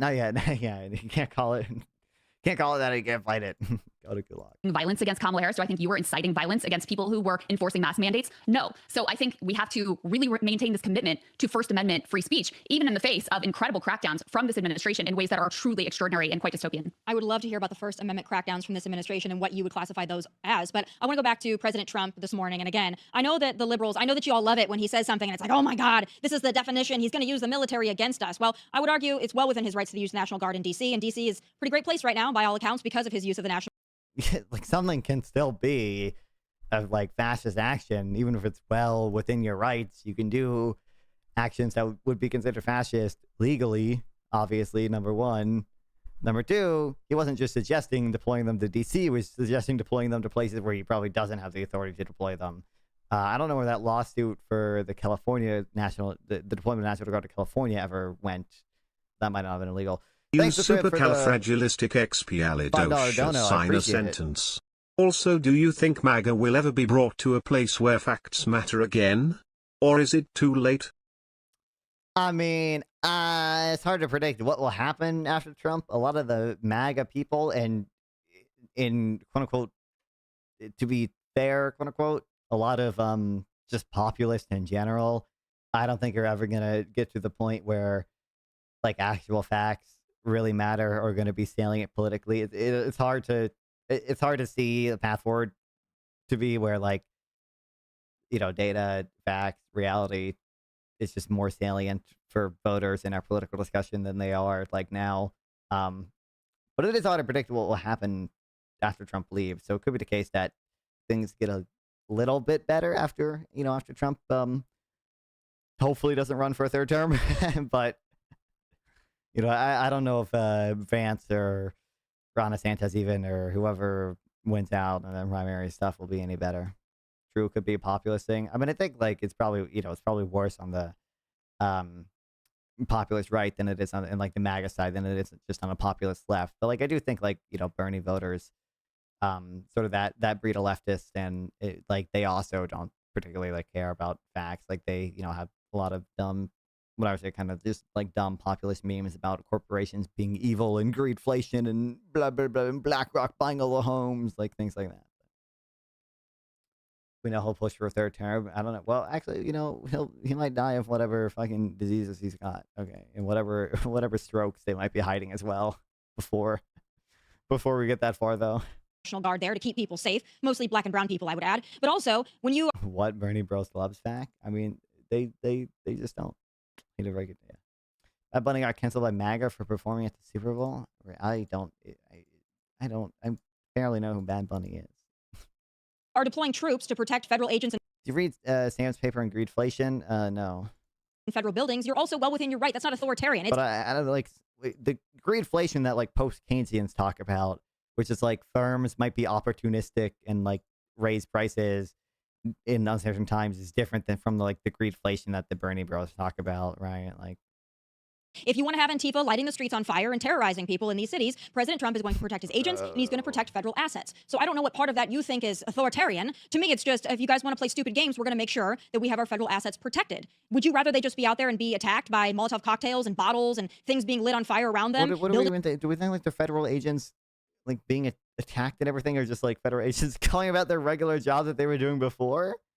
Like, regardless of like whether it's good or not to attack federal agents, and like I certainly, but Navon does not condone, okay, to be clear, the attacks on federal agents to the extent that they exist. A lot of them are probably only being attacked because they're doing new insane shit. They're probably being attacked because they're being deployed to cities that they're not typically being employed before. They're being attacked because they're doing shit like this. Like this was this video went like viral yesterday today, I think, about, you know, like this ICE agent. I think there's 2 ICE agents, you know, being attacked or whatever because they were trying to like just drag some dude to deport him or whatever. Like,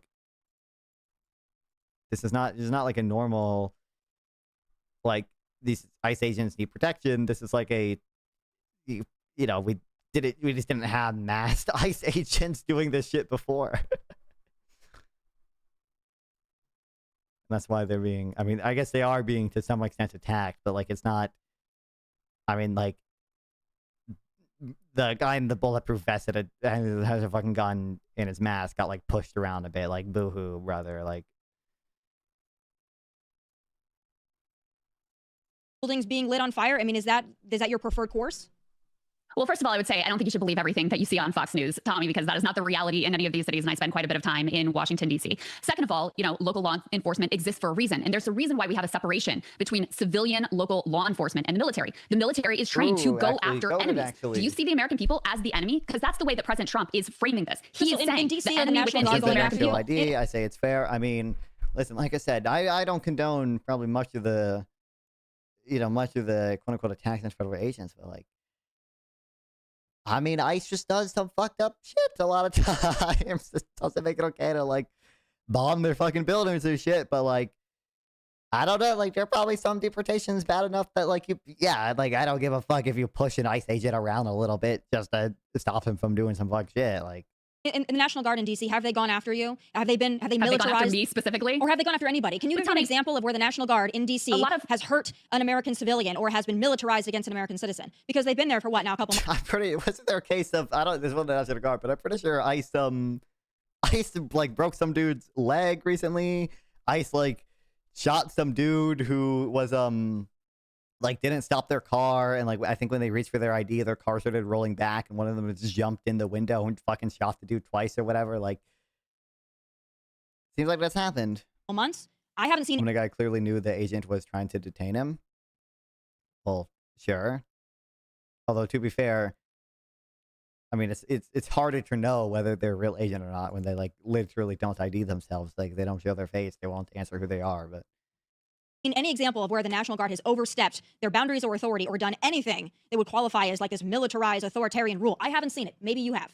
Yeah, so I think there's a fair point that you're making there, which is that because we have the Posse Comitatus Act, you cannot actually engage in civilian law enforcement. A lot of what they've done is to back up ICE agents, and we can have a whole separate conversation about the aggressive abuses there and the way that American people feel that that has gone way too far in a way that has been aggressively violent. A lot of what they have done in DC is frankly like a waste of taxpayer dollars picking up trash and just standing around. However, that doesn't mean— Please don't endorse resisting law enforcement fun. I mean, I don't want to, as a general rule, I'm not going to endorse it, but, like, you know, I don't think I should, I don't think I have to say, like, if ICE is unironically just doing a lot of fuck shit, and, like, there are going to be cases where, like, you know, what we saw in the video, like, I don't know if what we saw in the video was, like, really net bad. Like, I don't know. It'd probably depend on maybe this dude is some super pedophile, fucking Antifa soldier or whatever. But, like, when ICE is doing like absolutely totally unhinged crazy shit, we have courts for that. The courts are like, we do have courts for that, but I don't think I would prefer disputes be handled there, obviously. But, like, courts do they send the courts don't act as a proper check? I don't think it's, like, totally unfair to prevent some shit like that from happening via just, like, not nonviolent. It's certainly not peaceful, but, like, not super crazy shit. Is sanely a word? They should do it legally and sanely. Yeah, I mean, sanely, I don't know if sanely is a word, but yeah, they should do it legally and sanely. Don't make me be the mean that we should accept the image and normalize around here. I mean, if you want to be the libertarian adjacent people, it's probably more justified violence against the state if you truly are the libertarian type or whatever. But having military soldiers, and in LA, you know, they use active duty Marines in our streets. Furthermore, what is probably even more troubling and has gotten a lot less attention is Trump just signed this new national security memorandum that effectively labels anyone who opposes him and his views as a potential domestic terrorist. Now, that does come with actual federal resources that can do a lot more than just like pick up trash and sort of stand around while ICE does whatever they want to do. So you're right. In DC, in Chicago, so what we've seen so far, a lot of this is like fascist. And, like, just generally, like, there's just a lot of shit Trump does, like invoking the Alien Enemies Act, like, even the tariffs are, like, just done through the executive branch via invoking emergency powers when there's definitely not the type of emergency Trump is speaking of, right? Like, it is just not the case that we are being invaded by Tren de Agua and they have connections to the Venezuelan government. Like, that is just not the case, and Trump is just invoking emergency powers anyway, claiming that to be the case. Same thing with the tariffs are not like the same type of violation of rights or anything, but you know, even the tariffs, the IEPA tariffs are through emergency powers done through the executive branch. Like, there's a ton of shit like this. That is authoritarian behavior. Theater, but it is meant to intimidate. It is meant to send a message that political opposition will not be tolerated. And you have to put it together, Tommy. I genuinely want to ask you this question. Like, is there nothing that he's done that you feel like, you know, it's a little too far? Like, we've had the tariffs, which have been wild and unilaterally imposed. We've got Palantir getting contracts to surveil anyone and everyone they want to. We have people being what was it?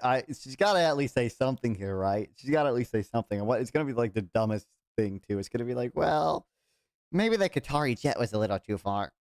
I'm guessing you are leftist. I want to consider myself a leftist. I'm a neoliberal. If so, what do you see in Trump that is even right, ring, or beyond moderate?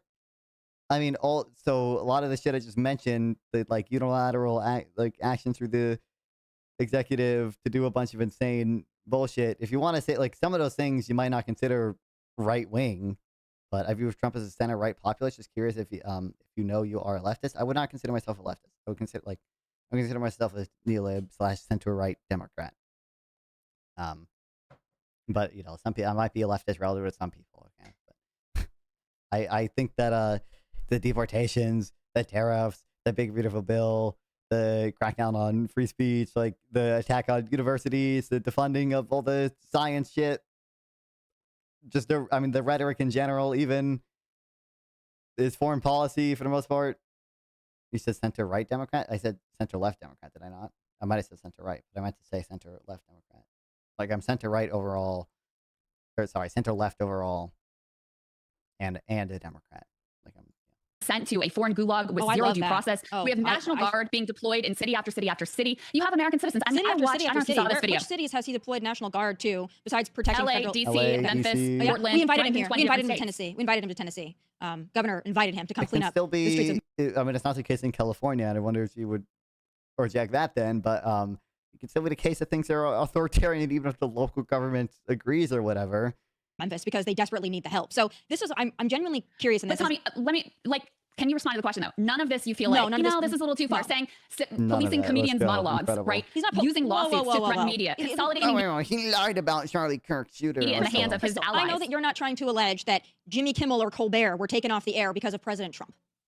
They obviously were. I mean, Kimmel in particular, Colbert, you could make another argument about. But the FCC commissioner came out and said we could do this the easy way or the hard way. And next thing you know, Disney pulls the plug. Why? Because they know that this president weaponizes the federal government against his adversaries. They're worried about their business deals because the backlash was so severe. Look, these people don't care about anything. By the way, some of the mine is doing a lot of the Nexstar companies don't even have not even reinstated him. Like a lot of ABC channels still have, like local channels still have them off the air. Bottom line, I hope you agree with that. And they saw more than 1.7 million Disney customers cancel their Disney Plus subscriptions. So they were like, oh, we've got an even bigger problem here. But there is zero doubt that the intention is to chill speech, to make anyone who opposes this president think twice before they do that. That's what the university crackdowns are about. That's what the legal crackdowns are about. That's what kidnapping students off the street for writing an op-ed. That's what that's about. That's what the National Guard in the street is about. And that's what him saying to these generals today, we have to use the military against the enemy within. So you may not like the term fascist. You may not like it when it's thrown around by Democrats. I had no problem with it when it was thrown around by Trump, by the way.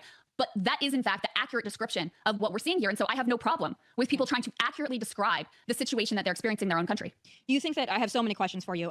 That whole thing, like democracy under attack, dictator on day one, that worked so well for you guys in November of last year. I'm actually shocked that you're still using it and you think that... Is there gonna be no substantive engagement and we're just gonna be like, oh, I can't believe Democrats are this bad in rhetoric and this is why everyone hates you. Oh my God, let's go. It's working on the American people. It didn't. Tommy, not everything is about a poll, right? Some things are about like you actually have a principle and you actually care about. Oh my God, Crystal might go to actually.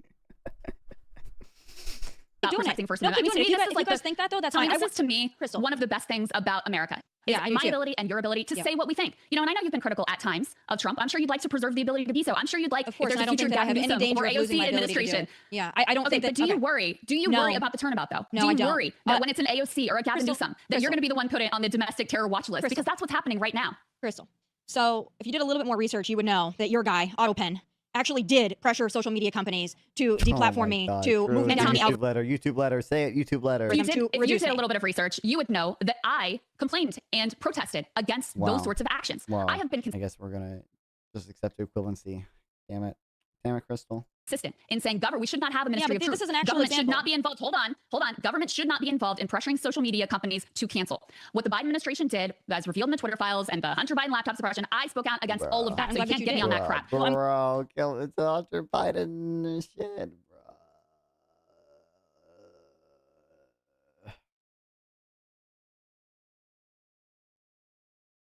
Wait, why do I care about what Thomas Massey said? The government shut down, but the House refused to go back in session. Why are we in recess? Because the day we go back in session, I have 218 votes to discharge a petition to force a vote on releasing the Epstein files. Speaker Johnson doesn't want to break the news. Incredible. I'm glad But that you did. That is nothing compared to the way that this administration He's doing good as a candidate. As I can ask from a leftist use world, the whole of government, weaponize the whole of Although government. I do think they eventually talk about Zorhan, right? Because that shit was in the fucking thumbnail. I bet that's just gonna be cringe. In order to try to silence and coerce their critics. There is no doubt about it. The FCC commissioner coming out and directly saying, we can do this the easy way or the hard way. That is overt jawboning. That is overt threats to media companies. Then you have the lawsuits that are used to basically extract a bribe to coerce these media organizations. And then you have mass consolidation in the hands of Trump political allies. That's what's going on. So the First Amendment is under attack in a way we have never seen before, going back even to the days of George W. Bush and the Patriot Act and that surveillance, which I also objected to, by the way. Crystal, it's interesting to me that when I show you all of the censorship from the Biden administration, which I'm glad that you disagreed with, but when I show you like concrete examples of they did this, they did that, Hunter Biden laptop impacted an election, right? All the COVID misinformation, they pressured YouTube, Google, everything. Yeah, Hunter Biden laptop impacted the election, probably in favor of Trump. What do we mean, bro? It was suppressed on Twitter for like under 24 hours, dog, and I think like Facebook too, because they thought it was Russian disinformation because it had a little markings of Russian disinformation. Oh, even Steve Bannon said it was probably the best thing that could have happened to them, bro. Not fun. This is so single one of them was pressured, and these companies are coming out and saying we are pressured to deplatform people, to lock people out of the accounts.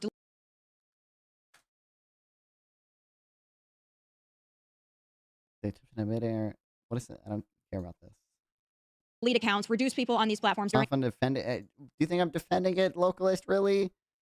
I'm not defending it, but I think it did factually probably help Trump, right? That's a point against it. That's me doing the opposite of defending it. Actually, that's the reason why it's bad. I could probably help Trump, but I don't think it's equivalent to the shit Trump is doing now. Yes, you literally did. How? Please elaborate how I defended it. During COVID, calling it misinformation, disinformation. It's not defending something to just say I don't think it's as bad or as salient as the thing that Trump is doing now. And we have concrete examples of this, but then you say, well, you know, because they deceptively edited that Kamala interview, and because Colbert lost his show because he lost money, and because Kimmel was off the air for 5 days, that's your example of like the government's cracking down on free speech, when I have an actual example of they actually silenced people. Here it is. Citizens, content creators, influencers, politicians, doesn't matter. They did all these things, and you're like, but... They don't consider 24 hours because it looked like Russian... That is literally true. That is literally true. That's the factual statement. Colbert and Kimmel, you see why it's hard for me to believe you when you're like, the First Amendment is now under attack. It's hard for me when you spoke out against those things under the Biden administration and you have nothing to say about what's happening with the Trump administration. Look at the way they are trying to designate speech as material support for terrorism.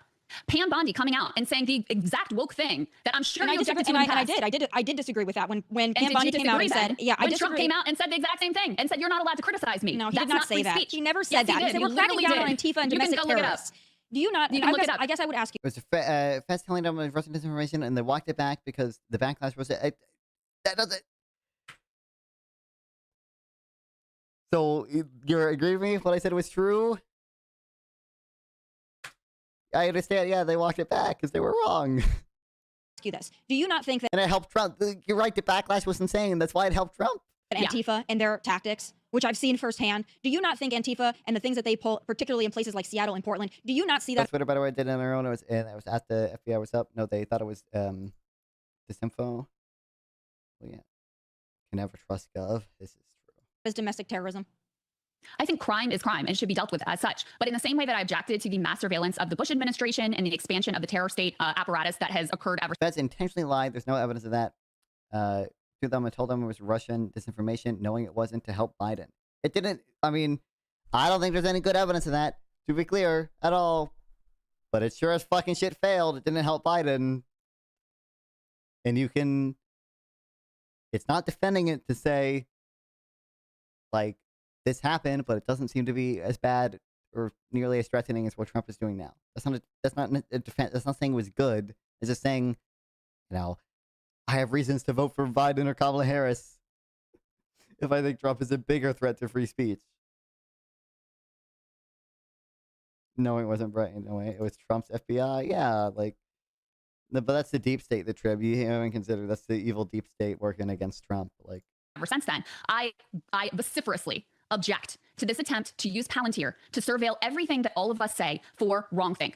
God forbid that we criticize Israel. God forbid that we criticize. Oh, she doesn't agree with it either. Okay, she does agree. She does agree. Okay, Trump went a little too far. Okay, let's go. What ICE is doing. That's the regime that they're putting into place, Tommy. I mean, that's what they are trying to effectuate right now. Well, I disagree with you on that point, but I don't agree with they were the lowest hanging fruit. Yeah, they were the lowest hanging fruit, and now it's coming for American citizens who also. Why is Twitch chat more right wing than YouTube now? We're breaking the matrix.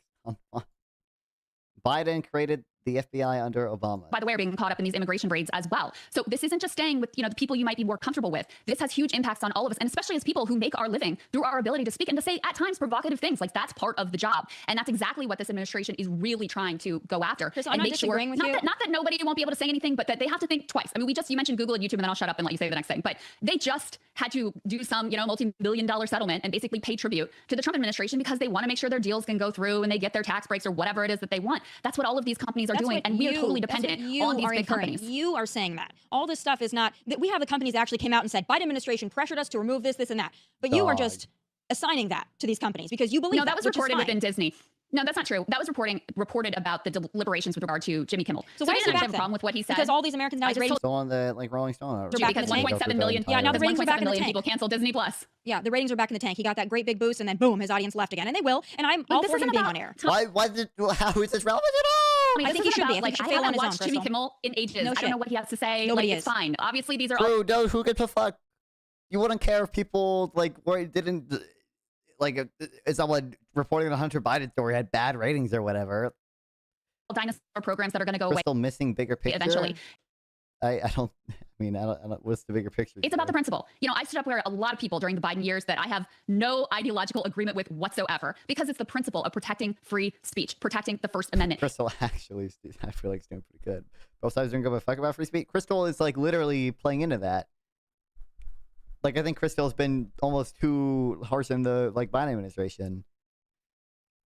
They're not even too harsh in the Biden administration, but just too quick to draw or to sort of accept the equivalency that Tommy is trying to put out. She's literally saying I spoke out against the evil Hunter Biden censorship. Blah, blah, blah, blah.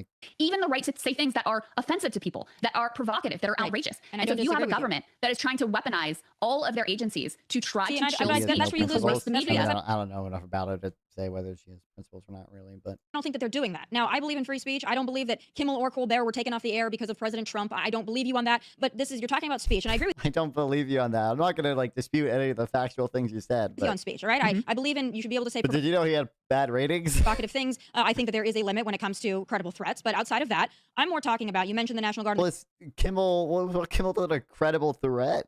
Troops, and I asked you about Antifa. I'm talking about actions now. I'm not talking about words. I'm talking about actions. When Antifa goes out on the street and they light things on fire, or they're firebombing an ICE facility, things of that nature, do you not think that the National Guard might be helpful in deterring some of that violence, not just to protect the federal agents, but also the federal buildings? And I don't know, maybe make the area a little bit safer for the businesses and others that are operating in that vicinity to be able to carry about their daily business without being antagonized by freaks who consider themselves to be Antifa warriors?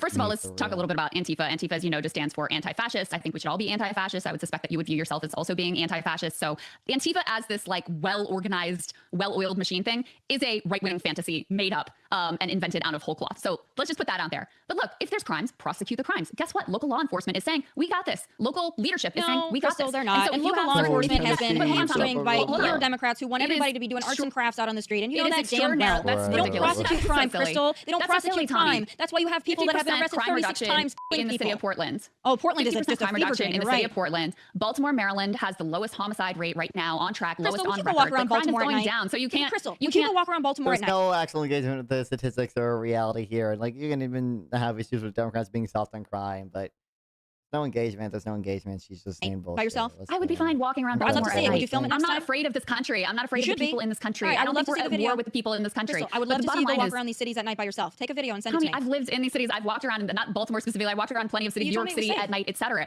It's not something to be terrified of. In any case, local law enforcement can handle it. The situation here is that you have the Trump coming in and wanting to make a show of force. This is not about dealing with crime. In fact, drug trafficking, probably something you care about. Those convictions are way down under the Trump administration. Why? Because they're all focused on raiding Home Depots rather than going after actual criminals. So if you care about law and order, this administration has been a failure. No, when they're actually blowing out of the water is random innocent fishermen, which is another reason why this administration is completely out of control. Do you have facts for that? When they're blowing up these drug cartel, yes, I do. Well, there doesn't seem to have been good evidence provided that they were drug dealers even, or trying to out members. I don't know if they've actually released evidence on that ever. All I've seen are the videos and like Pete Hegseth's. Just take my word for it, bruh. Innocent fishermen. I don't know. Like I would like be willing to like I would lean towards them probably being gang members or whatever and probably doing drug cartel shit. But I don't think there's actually been solid evidence presented that they are. But regardless, it's probably technically, I mean, it's probably bad anyways. Probably not how you should be dealing with drug issues, is blowing up, you know, cartel members of boats. It's probably not legal under international law. They're probably not targetable under international law, even if they're in international waters. And it's probably just better to try to handle it like with actual criminal trials and shit. But they're probably, I would say better, I mean, more humane. Actually, at least one of these Net utility increase. At least one of these boats. Okay, first of all, wildly illegal under international law, even if it is drug traffickers. That's number one. Number two, very few of the drugs that come into this country, which mostly are trafficked in by American citizens, by the way, come from Venezuela. Number three, reporters found the widowed wife of one of the fishermen who was blown up. Okay, so I don't know why you just accept uncritically. Hold on. Why do you just accept uncritically what this administration says at every turn? Like, don't you have a little bit of an inquisitive mind? Like, let me question a little bit. Let me question the government a little bit and what they're saying. Crystal, here's my question for you. Those same people, the fishermen on these boats with all the drugs and whatever that just happened to be on there, are they the same thing as the farmers in Iraq and Afghanistan who were just digging holes on the side of the road, filling them with bombs, used to blow up our soldiers? The same kind of like the farmers. You don't think that we massacred civilians in Iraq? You think we did massacre civilians at times in Iraq? I'm sure that we did. It's called war, my friend. But this whole thing of like, they're just fishermen, they're just farmers, it's bullshit, and you know it's bullshit. But what's weird to me is Democrats I don't know. Like I said, I don't know if there's ever been good evidence. Might still be against the law, against international law, though. It's almost certainly against international law, but no one cares about that. To me that you just accept whatever this administration says, but they lie all the time. Like their go-to move is just to lie about some stuff. We're told the CCOT guys were the worst of the worst. Oh, they're the worst of the worst. They're these violent criminals. They're all gang members. Lo and behold, the vast majority of them had no criminal records. Many of them were following the vast majority of them had no criminal records, and some of them were following the immigration procedures. And they're sentenced to this foreign slave labor camp with zero due process. And it's crazy to me that you think Truth, no Cristobal, my goat actually can't commit war crimes. That these principles will just stay with the people that don't care. Well, have you seen the Who Gonna Stop Me defense? About that when due process is thrown out the window, that isn't an attack on all of our rights. Are you one of those Kilmar Abrego Garcia, Maryland father people? Why does it fucking kill me, dude? Like, these people are so evil, man. Like the fact, like every single time you bring up the deportation, no due process or whatever, they're like, oh my god, Kilmar Abrego Garcia, MS-13. And it's like, even if he was MS-13, still deported illegally. Seems relevant. I want the president to follow the law, even when it comes to criminals, regardless. And he probably I put above 50% odds of him being MS-13 or whatever, but or at least being a criminal. But also, there's been a fuck ton of people deported without due process, like hundreds. And the court already ruled on this. They already said like at least 200 something people. Like, you think he's just he was wrongfully deported. This administration admitted they wrongfully deported him. They admitted that, not me. No. He was wrongfully deported to El Salvador because the judge said he couldn't go there because he feared retribution from rival gangs. So it wasn't that he wasn't eligible for deportation, Crystal. It's that they shouldn't have sent him to El Salvador because then his rival gang members might kill him. So that was the issue. But he's not a gang member, but he's fearful of rival gangs. So that's a little weird to me. But again, so he was eligible for deportation. Do you not know how gangs work? How they try to exact retribution against people who won't join with them and pay their tribute? That's what it was. You don't know that's how gangs work. Didn't he work for my understanding of the story or whatever is in El Salvador, like he worked for some bakery or some shit that would had to pay dues to the gang. And I think when they fled, or whatever, they were worried if they went back, like the gang would target them. That was my understanding. Work. That's what it was. He's definitely, even though how many judges in Prince George County said this guy is MS-13, you're like, nope, he said he wasn't, so he's not. Zero said that, Tommy. Zero said that. You gotta get your facts straight, girl. They didn't have evidence that his MS-13 The bullshit case. No, this bullshit case against them that they ginned up, by the way, was falling apart. So, they're trying to, or they're deporting him to a random third country. Crystal, so but because they do. No, but Tommy, the reason they're doing that is because they knew they were not going to be able to get a conviction against them because there was no there on this nonsense that they ginned up against him. So when he was in Tennessee with all those people in the vehicle that had no luggage and didn't really know where they were going? Wikipedia just says, to escape gang threats. In 2019, immigration judge granted him withholding removal. Facing violence, he returned to El Salvador.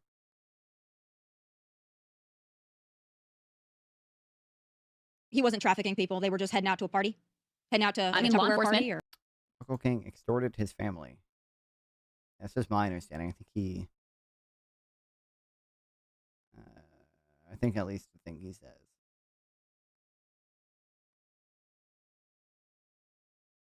was that a gang in El Salvador was like extorting them and their family.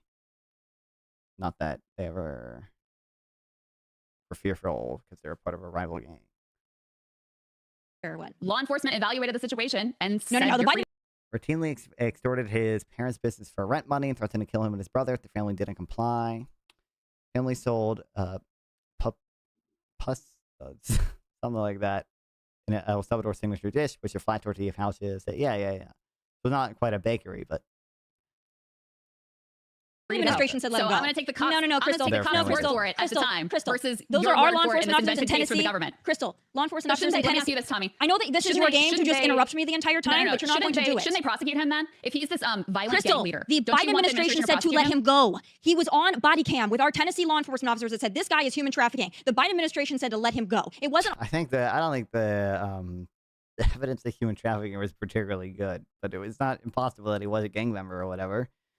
So give him due process. Don't illegally deport him, and also talk about the other fucking 200 people who were illegally deported. Like our law enforcement. Joe in Biden Tennessee intervenes here. Okay, Tommy. But if he's this violent gang leader, talk about just generally the fact that ICE is doing rage, where they have masks on and they don't identify themselves, and they just round up a bunch of immigrants working at Home Depot. They round up a bunch of Korean immigrants working at like a battery plant. Like, what do we do? Like, those are not like MS-13 members working at the Korean battery plant. They're rounding up like. Don't you want to see him prosecuted? I want to see him sent out of our country. Brought to justice? You're going to just let this violent gang leader go? Shouldn't he be prosecuted here? Shouldn't he face criminal justice for these horrific acts you're alleging that he committed? No, they want to just get him out of the country because they know they can't secure a conviction because they know there's no there. So you should be very upset with them for dropping this case and just deporting him. No, I love it when they just deport time or do anything for these horrific human trafficking things. No, Crystal, I love it when they just deport him. So you got me the wrong. And also, you probably shouldn't send them to CCOT regard. Like, I understand conservatives are fucking ghouls and they have no morals, but CCOT's probably just pretty bad guys, okay? Probably just should not send gang members there to begin with because, you know, we live in the U.S. and we have a fucking 8th Amendment and we're not supposed to do cruel and unusual punishment. And now technically deportations are not a punishment, so it doesn't count when you send them to a foreign prison that has a bunch of inhumane conditions in it. But, like, I don't know, maybe we should have, like, some basic, like, moral intuition that, like, you know, torture is wrong and stuff like that. That maybe, you know, we just should not be sending them to CCOT. But, you know, they're ghouls. They don't care. Wrong number on that one. I love it when they just deport people. I think that's better. I'd rather you do like that it when people don't face justice. No, they do. You It's like called to let being criminals deported. go free. No, it's being You like deported. to let criminals go free and not have to serve time in prison. I like them to be deported. We tried to send him to El Salvador, but unfortunately, you guys cried about that and over margaritas. So there was that. Let's go to this. I'm sure you guys, the fucking Supreme Court, Trump Supreme Court ruled that he was illegally deported. Okay, the Trump administration himself said he was deported due to an administrative error. Wasn't you guys? My thoughts on this? Pete Hegseth thinks that we should have uniform standards for men and women in combat positions. I'm going to play the clip and then we'll hear your take on it. This is the biggest I want to be very clear about the this. most salient issue. This is not about preventing women from serving. We very much value the impact of female troops. Our female officers and NCOs are the absolute best in the world. But when it comes to any job that requires physical power to perform in combat, those physical standards must be high and gender neutral. If women can make it, excellent. If not, it is what it is. If that means no women qualify for some combat jobs, so be it. That is not the intent. I agree what MAGA thinks the deportation is. It's just saying that you can't be an American soldier. It doesn't mean said deported is a violent criminal. Yeah, I know. Like, I don't know where they get the impression that every fucking person ISIS targeting is like some violent criminal. Like, all the best data I've seen suggests that above 60% of the people being deported are like have no criminal record, and of the ones that do have some criminal record, a lot of it is, you know, like property crime and traffic violations, and not any type of like actual violent crime that we should really give a fuck about. Be the result, so be it. It will also mean that weak men won't qualify because we're not playing games. This is combat. This is life or death. Fuck, can't go to the military. Damn it. Maybe I can still join ICE though. Maybe I can still get that sweet sign-on bonus for ICE guys. As we all know, this is you versus an enemy hell-bent on you.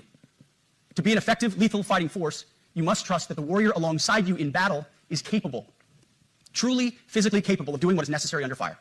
You know this is the only standard you would want for your kids and for your grandkids. Apply the War Department Golden Rule, the 1990 test, and the E6 test, and it's really hard to go wrong. All right, Crystal, I'm sure you got an issue with that. So you want to tell me what it is? I don't have an issue, Tommy. It's fine. You don't? Fewer women sent to fight and die in pointless foreign wars, fine with me. So you're fine with the standards. So you agree with our Secretary of War, Pete Hegseth, that we need to have uniform standards, and if women can't meet them, then that's DEI doesn't apply here? like I said, if we have fewer women sent overseas, fewer everyone sent overseas to fight and die in useless foreign wars, then I have no problem with that. Well, I'm so happy to hear you say that. And I'm assuming that you're against DEI then, just universally, or do you like the DEI concept? I actually am against. It depends on your definition of DEI. I think Republicans have perverted it to just mean like when black people get jobs. For example, the mayor of Baltimore was called a DEI mayor, even though he was democratically elected just because he happens to be a black man. But you know, I don't give a fuck about the uniform. No one's that uniform military shit. Should not be a salient big issue. No one gives a fuck. But those things like affirmative action used in college admissions and things of that nature. So yeah. Well, I'm glad that we can both agree that the Department of War should not be using DEI. So we found one area of oh my God, the Department of War. agreement. Hallelujah. I'm glad that you brought up DEI higher. I bet she supports the Department of War decision too. You know, it's funny. I've seen there were leftists who argued for that unironically, like before Trump even brought it up, just because it used to be named the Department of War. So they wanted to rename it to like increase the salience of going to war. Though, in terms of what we Republicans think of it, what do you think about that Iowa superintendent who's an illegal alien? What do you think about him getting that job? Are you cool with that one too, or? What are they talking about? You're going to surprise me, maybe.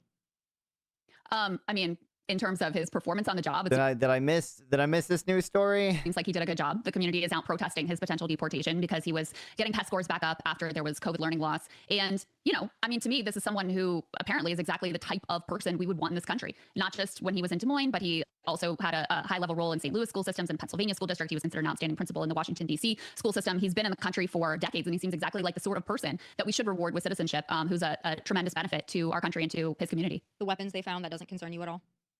I thought you were a 2A girl. I am a 2A. What, this guy just like not had any work authorization in the U.S. since 2020? So did he just overstay some visa? If he had work authorization, presumably he's not even like an illegal immigrant. He's not illegal and like he came here illegally. He probably just overstayed some visa. 2A girl, but illegal aliens doesn't apply to them, babe. They don't get to just walk around willy-nilly. I don't have a problem with someone having a hunting rifle, personally. Thing is, people seeking asylum in America often have criminal records from their countries because of political prosecutions, like opposing Putin in Russia. That's exactly why they seek help. I mean, we do have, like, even for people who, like, literally just, like, cross the border from the, like, southern border, they do, like, background checks. Like, there's some minimum background check they go through. It's not, like, super comprehensive or anything, but we do try to check for that even at the border when you claim asylum. He came here illegally, but his visa expired. Yeah. Like, really, this is people who we want ICE rounding up. Like, really? So you don't care if illegal aliens have? No, I think he should have citizenship. That's my point. I don't really understand why you guys think the story is like a good one. And because Democrats tell us they're not getting these jobs. You guys tell us they're not. He's not the stereotype that you're trying to perpetuate about undocumented immigrants. You know, he has been. This is not like the stereotype. This is not like someone evil like coming here to like steal your jobs. It's just some dude who like seems to be relatively productive in the work he does and just like overstayed his visa. Standing community member for decades. Do you think he should have been registered to vote? Probably not. I don't really care that much if people vote in local elections, even if they're like overstayed their visa, I guess, or whatever, but probably not.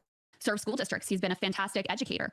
He was performing, apparently, according to locals, he was performing quite admirably in this job right here. So no, I believe that immigrants are a net benefit to society, and I believe someone like him should have been rewarded with citizenship long ago. Now, clearly he lied in the job application process. Yeah. That's not acceptable. So does that not bother you at all? This is exactly why we need. Well, to me, it's an example of how immigrants benefit our country and why we need a path to citizenship so that people can be brought out of the shadows and can contribute openly in society the way that this man was. A lot of places have that because they either let immigrants vote or like even college towns do that. So I guess my larger question here isn't about maybe him himself. If you say he's a great guy, separate balancing your state. In my state, I don't know if we have places that do that, but in places that like New York City, like you can. I'm just going to go ahead and give you that one. He's this great guy. They found this stuff, but that's fine. Do you think it's a little odd, though? Because Democrats tell me all the time that illegal aliens, they aren't getting health care. They're not voting. They're not slipping through the cracks. And then we get examples where it's like, holy shit, this guy slipped through your very tough vetting process. And he's... This guy overstayed a visa. Like, what? That's not a very tough vetting. What do you mean? It's not that hard to, like, get a visa. If you get a visa to the U.S., it is actually relatively hard to get a visa. work authorization in the U.S. sometimes, depending where you're from. But it's not that hard to just overstay it. There's not like some crazy example of someone slipping through the cracks in the vetting system and stuff. Like this is how like the majority of illegal immigrants come here, by the way, or probably not anymore. But probably it's for the last 5 years it's not in process. But also, by the way, a registered Democrat. But I thought that he couldn't vote, so wow. I'm confused because you guys told me that this never happens. I don't know if he's registered to vote. I think we should look into that. There's zero evidence that there's any significant issue with undocumented immigrants voting. So you want the committing voter fraud? That would be voter fraud. I didn't say that. What? I said there's no significant undocumented immigrants voting. So you want the committing voter fraud? That would be voter fraud. I didn't say that. I said there's no significant evidence. There's no evidence actually at all that undocumented immigrants vote in significant numbers. Now, what I am in favor of is the pathway to citizenship for people who do pay taxes, who follow the rules, who, whatever the guidelines you want to set out. So there's a predictable path so that people can be brought out of the shadows and contribute to society and contribute, and have to abide by labor laws and all of that. That's what I think would benefit immigrants, that would benefit our society more broadly, and that's what I'm in favor of. Do you think that pathway to citizenship would be to come to the country legally in the first place? Isn't that the best and We brightest actually path? did, but yes. Yeah, absolutely. But right now we don't have a system that is set up. I mean, it's a completely broken system. I think you have to acknowledge that. And especially depending on the country you're coming from, there's basically no It's possibility only broken because they're let's tuning in. of that. So you have a lot of people who are truly desperate. Local Walmart clerk is what it would look like. The person who works in school, the person, yeah, exactly, who are trying to survive, who want to come here because they believe in the promise of America. And so I believe we should have a path that, allows them to present themselves at a legal port of entry and follow a process and be tracked through the system and all of that. Like that, to me, in my mind, would be a functional immigration system where you don't have the sense of lawlessness and chaos and people who are working in the shadows, who, by the way, are frequently exploited and abused because they don't have legal status here. Yeah, because they didn't come the right way. So if fewer people would come the wrong way, you could have more people able to come the right way. I want to talk a little bit about New York City. I don't know if you're... Does this girl listen to any... I like how she, doesn't even, properly listen to and acknowledge the point she made, and then just, follows up with some, dumb, bullshit, one-liner about, well, if more people came the wrong way, might be the right way, when, are we just ignoring, the fact that Crystal Ball at least, laid out what she thinks a good immigration system would look like and stuff. And that's, by the way, notably something Trump has not worked on at all. Trump is just doing insane action through the executive branch and not actually changing any legislation or anything meaningful. But regardless, and then now we shift to some other random bullshit stuff he has problems with Zorhan, which now I'm gonna. I don't particularly like Zorhan, I guess, so maybe Crystal will be a little cringe here, but you're a Mamdani fan or not, but you are a big fan of Mamdani? Oh, yeah. Oh, you are? Okay. So he wants to provide $65 million for gender-affirming care. I want to play the clip, and then I want you to tell me why we should be putting the bill for that. Let's take a listen. It is absolutely disgusting that it's our administration who they are looking to erase transposed from the very fabric of this country. And it's up to us to actually show what leadership we look like. And one of the things that we said, beyond saying we should crack down on employees blind eye to non-visa citizen personnel. I'd like to know what his status was when he was qualified to be superintendent. Yeah, I mean, I don't, it's realistically, I don't, if you are an immigrant who's employed in a relatively productive job, I don't give a fuck. I don't think we should be doing, raids at those facilities or whatever, but. Busted Bears is also that we're going to provide $65 million of funding for gender-affirming care, the same amount of funding that the federal government will pull out from local providers for that money. So do you think that they should be putting the bill for the gender-affirming care? I mean, Tommy, I think everyone should get healthcare. So yes, I think trans people should get healthcare as well. And what he's talking about is, number one, consistent with New York law, which requires gender affirming care to be provided. And number two, consistent with, basic moral values. Yeah, I think trans people should be able to get healthcare. And one thing I want to say about this, which, personally, I think we should all get healthcare, access to healthcare. So you think we should pay for everybody's gender transition?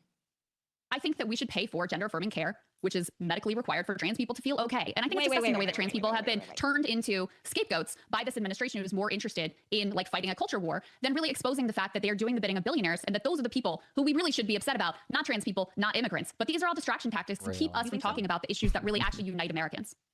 I'm not so sure paying for gender-affirming care or transitions for everybody is necessarily something that unites Americans. I think there was a That's not what she said. She said it's a distraction from the issues that do unite Americans, which is the billionaires. And I, as much as I'm a billionaire defender, oh my God, effective ad leading up to. Sorry, almost said the B word there, okay? But I won't, because I respect women. Election last year. That's definitely twisting my words. That's the opposite of what I said. What I said is these tactics are used to divide and distract from the fact that Trump is giving away the store to his billionaire buddies. So no, he wants to do that, and I support him doing that, by the way. And I also support him not running away from the issue. And this is part of what people like about Zoran.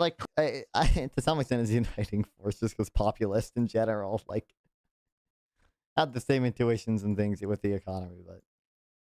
I'm not saying I am the ultimate millionaire, rich people defender. Okay. You're gonna say behemoth, you monster.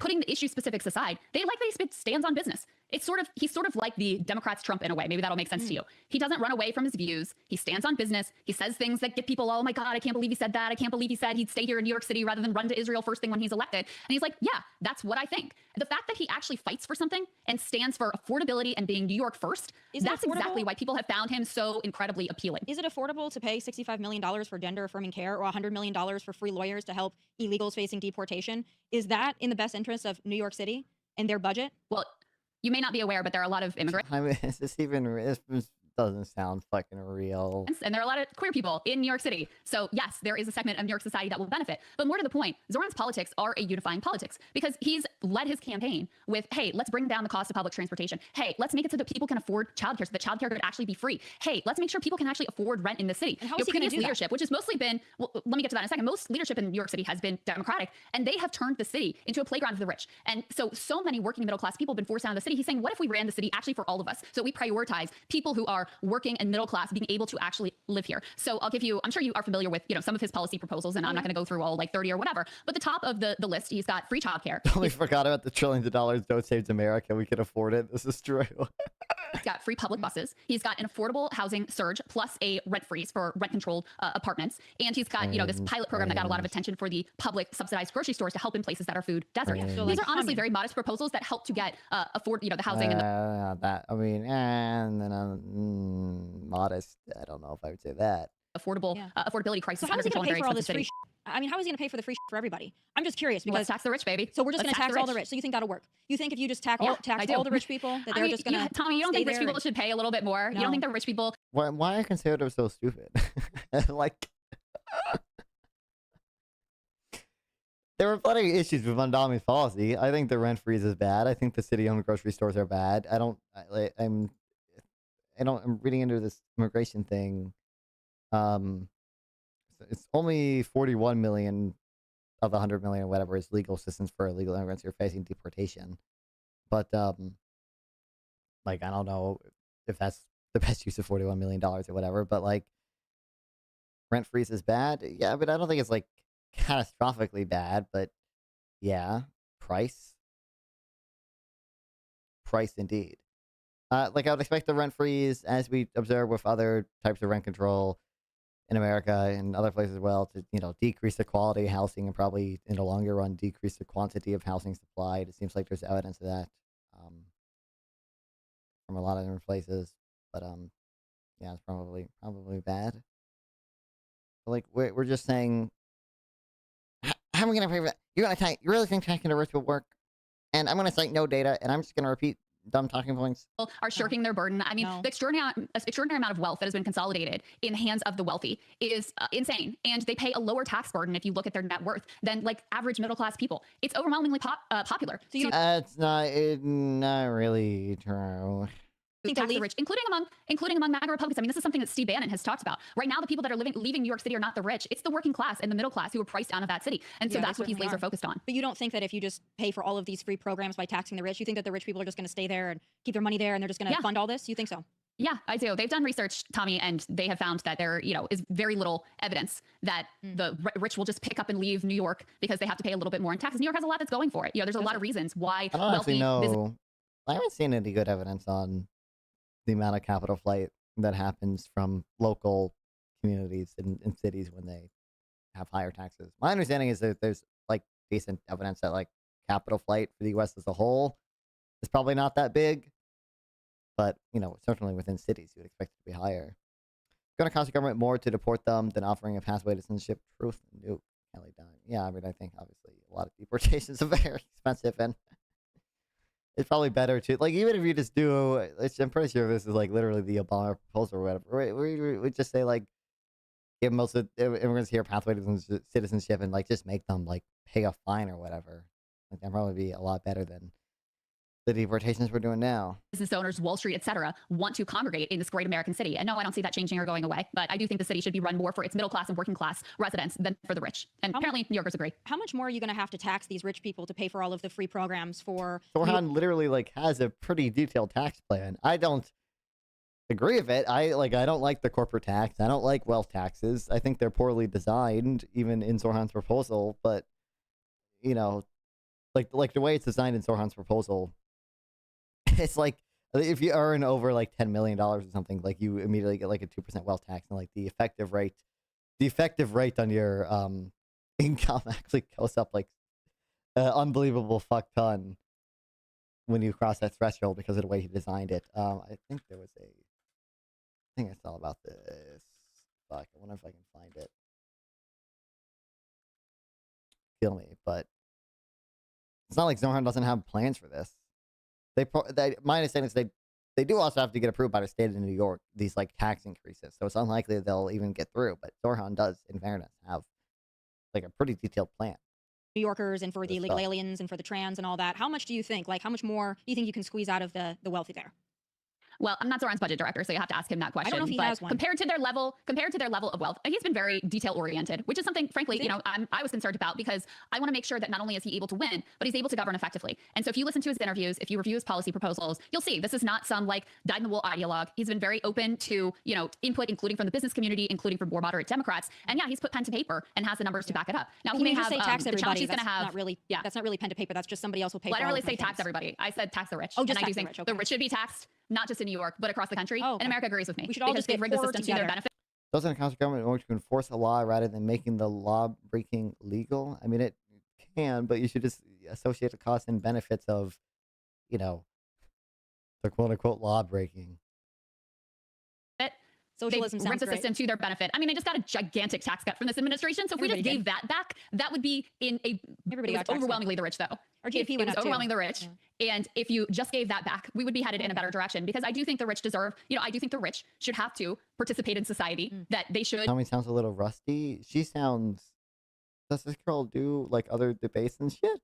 Like I said, I don't know who this girl is. I haven't really seen her before.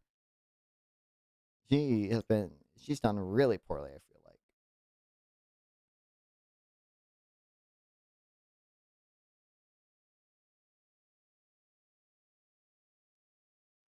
When can we get non-fun v Tommy Lauren debate? Yes, pay back into the. What's up, Grumple? Man, what speed is the video at? Video at feels less than 1.75. Feels uncivilized these days. It's at 1.5. Oh, my camera's gone. Rip.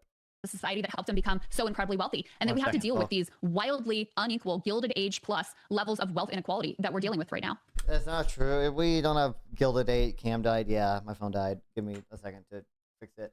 It's not Gilded Age plus level inequality that we're at right now. Especially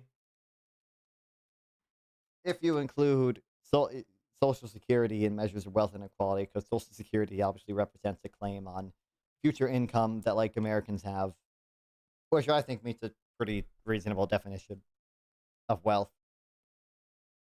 Then wealth inequality in America has not gone up significantly, and we're certainly nowhere near the Gilded Age. Yeah, socialism has usually worked so well as its cousin communism. You're right. We should definitely. Tommy, there's a reason that Bernie Sanders is the most popular politician. I thought she was going to say there's a reason the CIA has to shut down every socialist experiment In America, because most people don't think of this as socialism. They see it as basic fairness. Yeah, they most see of it them are as dumb. a basic part of the social contract. morons. You think most Americans are dumb? Most Americans are not for socialism, babe. But if you want to Most run on Americans, that, go for it. I just said, Bernie Sanders is the most popular politician in America. So you have to grapple with that. I mean, we've had many periods in our country where tax rates for the rich were much higher, and where the disparity between the wealthiest and the bottom 10% or the bottom 20% was much smaller. And guess what? We're still a capitalist country. We're still doing just fine. We had a much healthier society, much healthier middle class. People were able to afford a home, able to afford healthcare. And so I don't think it's a radical idea to get back to that. Well, I think it's a radical idea. I hope that works out for you. Do you think? Okay, sorry, I was just turning the camera back on. Okay, there we go. Hold on, super noisy. She did a ton of memes there. So for one, we used to have a time where tax rates were so much higher and the rich or whatever. People way over exaggerate that, because we the super high top nominal tax rates you had in the 90s and everything, or sorry, the 60s and everything, we're not that high as an effective rate. People rich people found ways to shelter their income. They kept their income more often within corporations. Even Piketty, Saez, and Zuckman, this is their estimate for the effective rates. You can see for the top 1%, you know, in the 40s, there was only, what's that, 45% is when it peaked, and it has gone down, but, you know, to 35% or whatever is not nearly as significant as the 90% rate that we had nominally, right, on the top income earners. Only like 400 people ever paid those rates. And if you just look at revenue as a percentage GDP from things like the income tax, that has been like pretty stable, despite the fact that nominal rates have changed so much. And then you have, you know, David Splinter, Joe Dalton and David Splinter have their own estimates, which are probably better in my opinion, although not perfect. And they basically show the same thing, and they even show that tax progressivity has increased over time. So the effective rate or whatever actually increased for the top 1% over time, at least since 1979. Down a little since 2000, I guess, and decreased for the bottom quintiles and stuff. So people way over exaggerate that. Same thing with like housing affordability and stuff and whatever. Like it's not like, you know, houses now are more expensive, but, you know, also houses now are bigger and better. So part of it is just that. Part of it is supply restrictions. What was the other? Between the wealthiest and, you know, the bottom 10%. Oh, the wealth inequality stuff, I feel like I've like already addressed or whatever. But if you look at post-tax income inequality, you know, that just has not gone up that much in the U.S.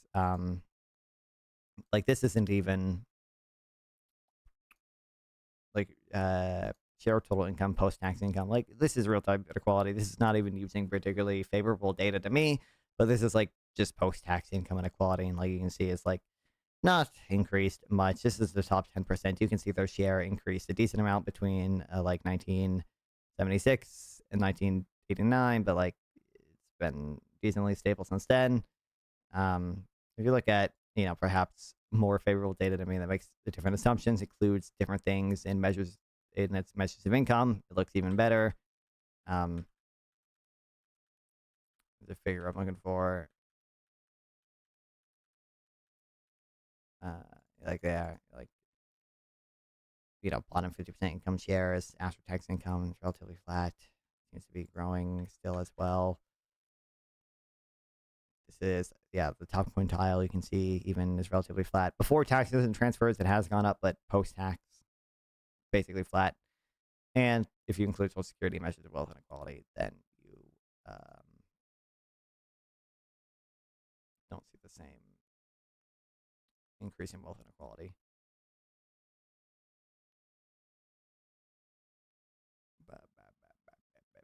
Where is it? Figure, I think it's figure 3. Control F.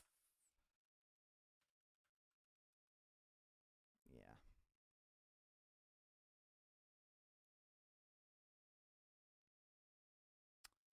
Fun. It's so funny how these lefties want to create massive social programs, but don't want to admit it'll increase your taxes and just say the rich will pay for it. I don't. I mean, I don't think all leftists do that.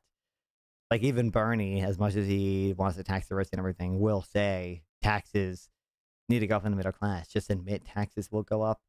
I don't think politicians want to do that because it's just politically unpopular. But even Bernie will say that. Now he'll say like your taxes will go up, but your health insurance premiums will go down and stuff, which technically, under a single-payer system, premiums would probably go down, but you'd probably have other negative effects on like medical innovation and wait times, for instance. But you know, I don't think I've ever hid the fact that in my ideal world, taxes would be as a percentage of GDP higher than they are now.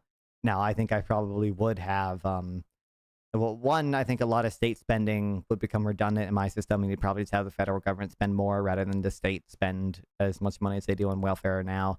And I would tax in a much more efficient way than we do now with the DVCFT and like resource rent taxes and stuff. But, you know, I've never hid that fact. What does your ideal foreign policy look like? I don't know, man. I don't know. It's complicated. We continue funding Ukraine. I think you would draw back a decent amount of support for Israel. I think you would, I don't know. What other conflicts can I even comment on? I think you would. I don't know how to handle Taiwan and China, but something.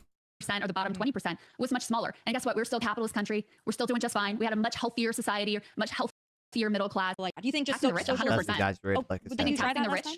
I didn't try that taxing the rich What are you talking about with Kamala? Yeah, with Kamala was Kamala. running around Mark Cuban and Liz Cheney and made a lot of mistakes that are in her campaign. So no, I do not see Kamala as my ideological ally whatsoever. But Bernie would have won. I mean, But she saying, wanted to look, do we're going to have, unrealized of course, gains building tax. out the social safety net, getting back Also, to I don't know being if she keeps saying this. I don't know if it's true that Bernie's the most popular politician in America. I don't know if that's true. I don't think that's true. Our father, Milton Friedman, has warned us of the externalities of federal government. I mean, like, I just think that, like, generally, there are economies to scale to things, and, like, because I value, like, one of the big reasons I would have government spending in the first place is to have some type of, essentially equality, right? Like, I want to, like, I believe equality and redistribution is instrumentally good, like, it's intrinsically good. I ain't no accountable, okay? Ain't no egalitarian here, but, like, the federal government's probably just better at doing that. I think even you see, like, there's probably just less corruption overall in the federal government than, like, state governments. Like, there's better oversight for the federal government. There's better institutional culture and things like that. Like, of the independent civil service and stuff that I don't think really exists on a state and local level to the same extent. the New Deal era Democratic Party saying everyone's going to have access to healthcare. Everyone's going to be able to afford to have childcare for their children. We're going to lift the wage to be a living wage. We're going to invest in unions, make sure we have labor power. That is an overwhelmingly popular. Less corruption in federal government is insane. I mean, I think my understanding is that just tends to be the case. Now, localist, I would imagine that you have a idiosyncratic definition of corruption that you're using. Monopolies are bad, especially in the highest levels of power. I mean, it wouldn't be a monopoly. State governments would still be able to do the shit they want to do if they really want to. But I think in my ideal system, it wouldn't make sense. Like, if we did a negative income tax, it probably wouldn't make sense for a lot of states to continue to have the cash transfer program, any type of cash transfer programs they have now. The feds are corrupt as it gets, I'm sure. Message. In fact, where does it work? Yeah, where does that? Where does I mean, that it worked concept in work? it worked in America. Tell me, it worked in America during the New Deal era. That's where it worked. Yeah, and people like that, you're right. The extent to which that happened, and the New Deal. Not only is people think the New Deal was way better than it was, quite frankly, in my opinion. Not that I think the New Deal is necessarily bad, but people will say insane shit about the New Deal causing a ton of growth and everything. Even if you want to say, like, the taxes and welfare programs we saw in the New Deal, like, didn't constrain growth, like, clearly it's compatible with a high growth in the economy. I don't think it's causal, like people suggest. Yeah, Like, look I guess overseas. We can look to our California own would be the best history. example, right? California probably the best example. We're going to pay the fast food workers this, and we're going to have illegal aliens on healthcare and Medi-Cal and all this stuff. Wow, Would you cite that as an example of where this type of governance works? What is this even? This type of economics works? I mean, again, Gavin Newsom is not my ideological ally. I'm not a liberal. What the fuck are we doing? Like, at least with the minimum wage for fast food workers, there is actually evidence that probably reduced fast food employment. Like, there was a paper on that. I don't think it's been published yet, but it's a working paper, the NBER I saw. It's like reduced fast food employment by 18,000. Food prices skyrocketing, but according to BLS, inflation still 3%. Swap out food for crap and call it a day. Again, you should account for substitution in inflation measures. That is representative of what people are actually buying. That is what you want to measure in inflation. And, the BLS tracks a whole bunch of food data. So, like, you can have your own anecdotal experience of whatever food price is skyrocketing, but the BLS just collects data from a ton of different states and a ton of different places over a much longer period of time. So they're obviously going to have better data about that. That makes sense to you. That makes sense to, every economist working at the BLS making those methodologies. But okay. A leftist. I'm a democratic socialist. He vetoed. That's where we disagree, I guess. I don't know. To me, that's insane. To me, it's insane to suggest that, like, if the price of coffee goes up 1,000,000%, inflation should be 500,000% because you don't adjust the weight for coffee because people aren't buying coffee anymore. Inflation should be weighted based on what people are actually buying. And again, CPI does not even properly account for substitution. CPI has substitution bias. It doesn't assume substitution between categories. It only assumes substitution within categories. It's only every 6 months or something, like, the weights are adjusted. So CPI is probably fairly beneficial to your view about substitution. vetoed universal or blocked universal health care from coming to fruition. Because they couldn't even afford to California provide has for one the of the illegals, you know? California has one of the most vibrant economies in the entire world. Now they also have a mass affordability crisis, as is New York City. It's not measuring that though when you don't have consistent basket. What do you mean? So again, I believe, like I said, the basket of goods I think is only updated like every 6 months or whatever. And they don't assume substitution between categories. So they don't assume substitution between meat and vegetables. They might assume substitution between like different types of meat or whatever. But again, I don't want to react shit food eat shit food. No, I mean no one wants to eat shit food, but again, I think it's a more meaningful measure of inflation when you say the goods that people are actually buying, their prices have gone up this much compared to the goods that people are not buying, you know, have gone up this much, but we should still weight them the same. No, you should measure what consumers are actually buying. As is every city, major city, basic. If price go up, just adjust the weight because people can't afford lol. You're not just adjusting the weight because people can't afford it. You're adjusting the weight because people don't buy it anymore. It's not in their basket of goods anymore. But again, they don't adjust the weights that often. CPI fails. Like, just look up CPI substitution bias. CPI does not properly account for substitution. They've gotten better about it as they do more and more adjustments in different weights. But, yeah.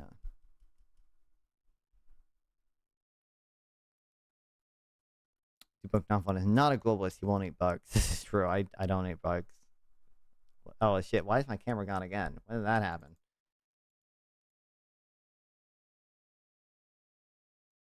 Yeah, I didn't notice. It might just be my phone might not have charged fast enough.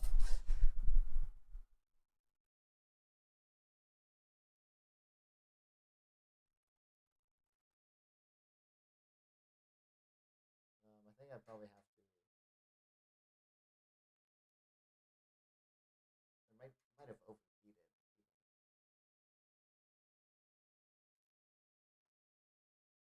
Why is it not working now? There we go. I'll probably have to turn the screen off and then hopefully it'll be good. Basically in the country. So I think we need to dramatically address the affordable housing crisis. And that's part of what Zoran has been running on. So I took a look. There's only 26% of the country that actually opposes his core policy proposals that he ran on. So do I think it's a national message? Of course. I think Democrats would have done much, much better if they focused on these core economic issues. I hope that you guys stick with that. And I hope that Mamdani is your poster child. And I hope that you run on it. I'm not going to give you any feedback because it is like, I do think, even though a lot of the policies I think are bad, like, if you poll Americans on, like, actual policy, they do tend to align with a lot of, like, left-leaning populist economic policies.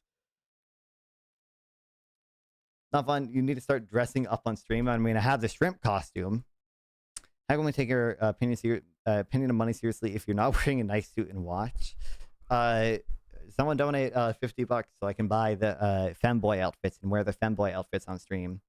Can you lower your cameras for power saving? I don't really think I can do that conveniently. Yeah, it's fucking loud. Oh, there it goes. I think.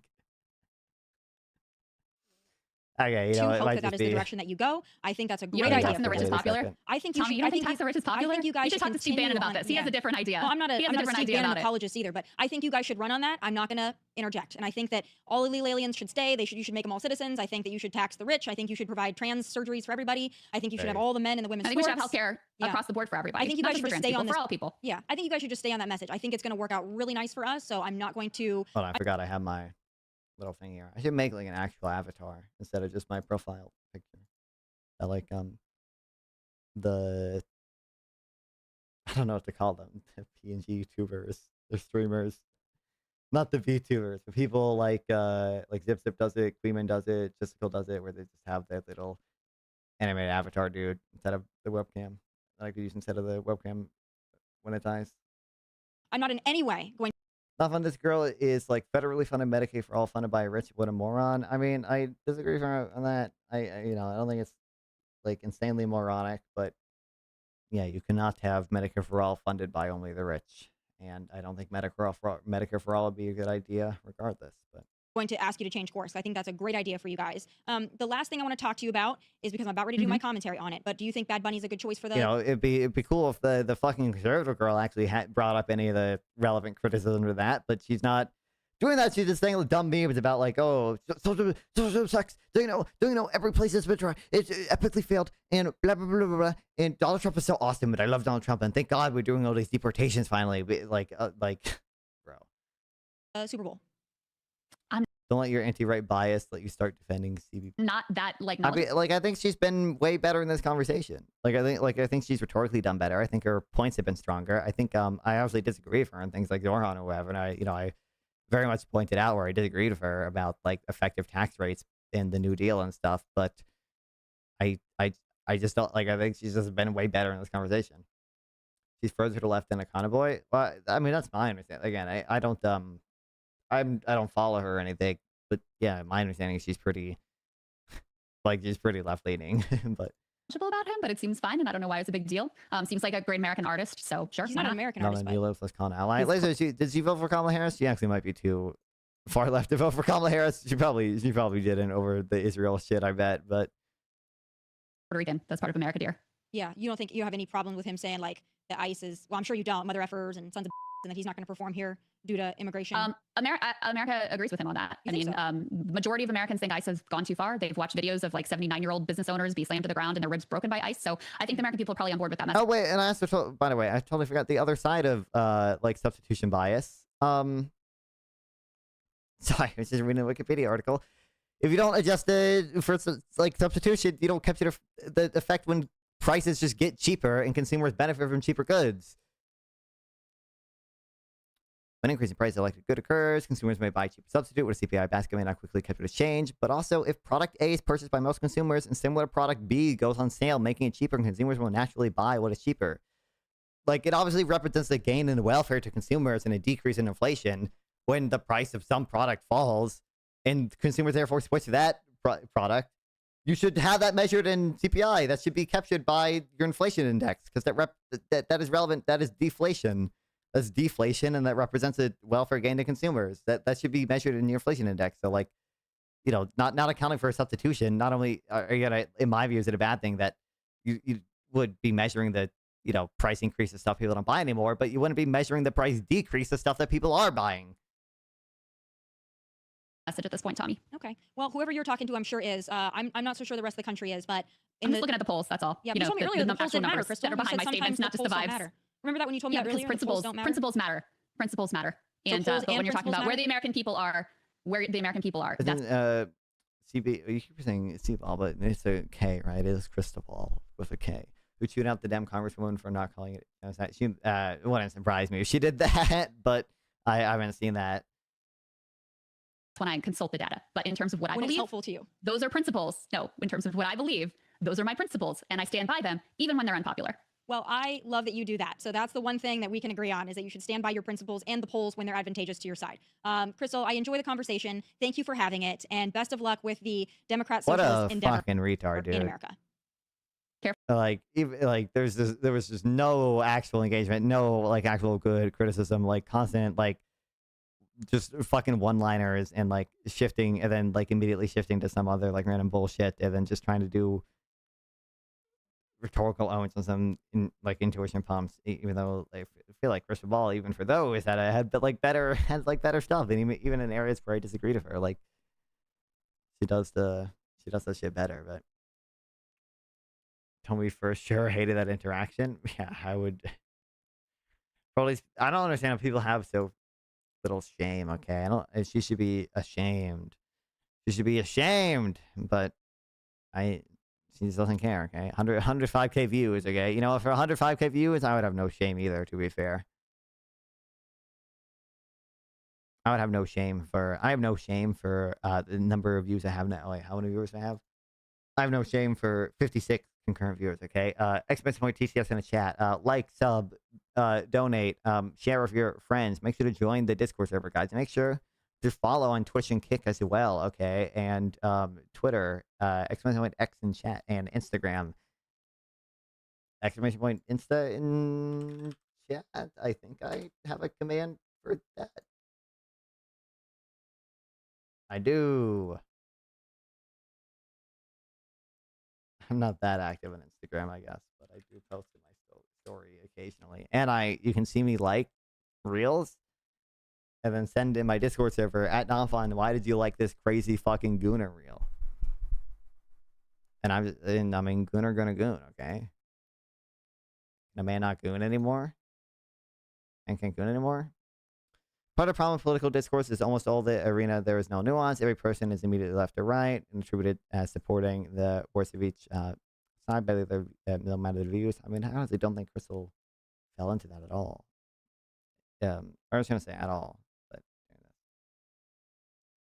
oh, yeah. I mean, it doesn't surprise me that she did this, Michael, but I don't follow her at all. So Joining us now, Senator Alyssa Slotkin of Michigan. Senator, thank you very much for joining us.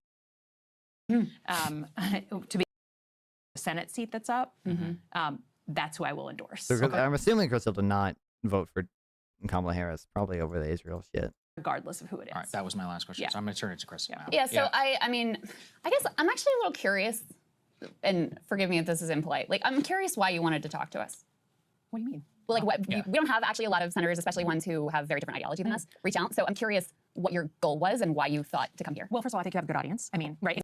We need to focus on delivering on their concerns. Just yes or no, do you believe his position there? He won in part because of it, including if you listen to Andrew Cuomo's numbers, he won a majority of Jewish voters inside of New York City. And so what I'm curious for your view on is while, you know, I would love to debate you on your healthcare policy, I think we need Medicare for all, you think public option, your housing policy, et cetera. I'm just being really real with you. I don't really hear we're still supporting a genocide in Gaza. And that's for me, you know, I'm speaking for myself, but I know there are millions of other people who feel the same, that you have to at least cross this sort of moral threshold. And what it indicates to people, and I think part of why, you know, Zoran won so many people in New York City, young people in particular, but Jewish New Yorkers, people across the board, in saying this is a genocide. Do you accept, even Marjorie Taylor Greene yesterday came out and said it's a genocide. Do you accept that? And even Marjorie Taylor Greene. If you do, I mean, what responsibility does a United States senator have? For this is a nation that, you know, we send every year billions of dollars to aid that you have, you know, voted for and supported. Like, what responsibility does a United States senator have to prevent genocide and to stop genocide that we see ongoing? We have a responsibility up till today to ensure that food is getting in. Is it so a that genocide? people don't starve. I don't know that I'd use that term. Why? It is violating the law of war. Why don't you use the term though? Because I think, you know, it's to me, do I think it's ethnic cleansing, which is what I think of in genocide? I don't know if it meets that definition. Didn't you say it earlier that it was ethnic cleansing? You said that they wanted to force it. I mean, this is open from the Israeli government. Like, they're saying it. They're Minister of National Security. They come out and they're like, we don't need shells. We need shells, not food, and we need to encourage migration. Like, they're saying you're not going to get me to support what the Israeli government is saying right now. I think the point I was trying to make is it's not just about, like, we have relationships with nations over time, regardless of who their leaders are. We have really tough moments. We have easier moments, but that doesn't. So I'm not willing to say that, like, I hate everything ever. Sure, but so even if you accept that they're committing a genocide, you still wouldn't cut off their aid.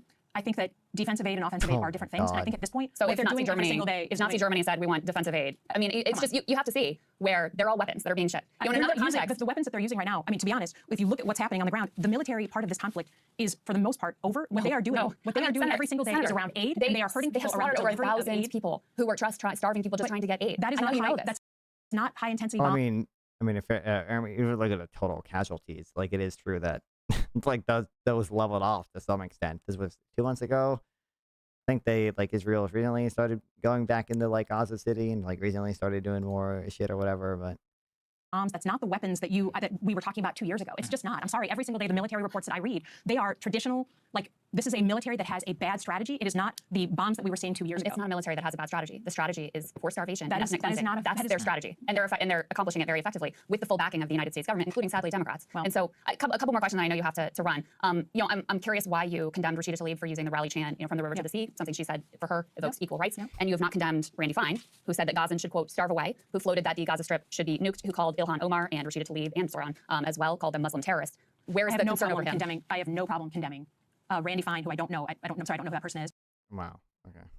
I have no problem condemning someone who talks like that. Senator, we have to ask you last question because your staff is telling us. Do you think AIPAC should register as a foreign lobby? I don't know the answer to that. I think that I know plenty of people who think they should. You know, I don't. It's kind of a cop-out answer, don't you think? I mean, I literally, I just guess I have to look at the definition. I certainly have had my tough moments with that organization, and so. Okay. Wow. Incredible. Like I said, not down with the neo lib/con alliance. I mean, yeah, it doesn't surprise me, but I don't know. I do just, like, generally think that, like, she just had way better points in that debate. She was just way more rhetorically effective and factually correct and stuff. But I agree.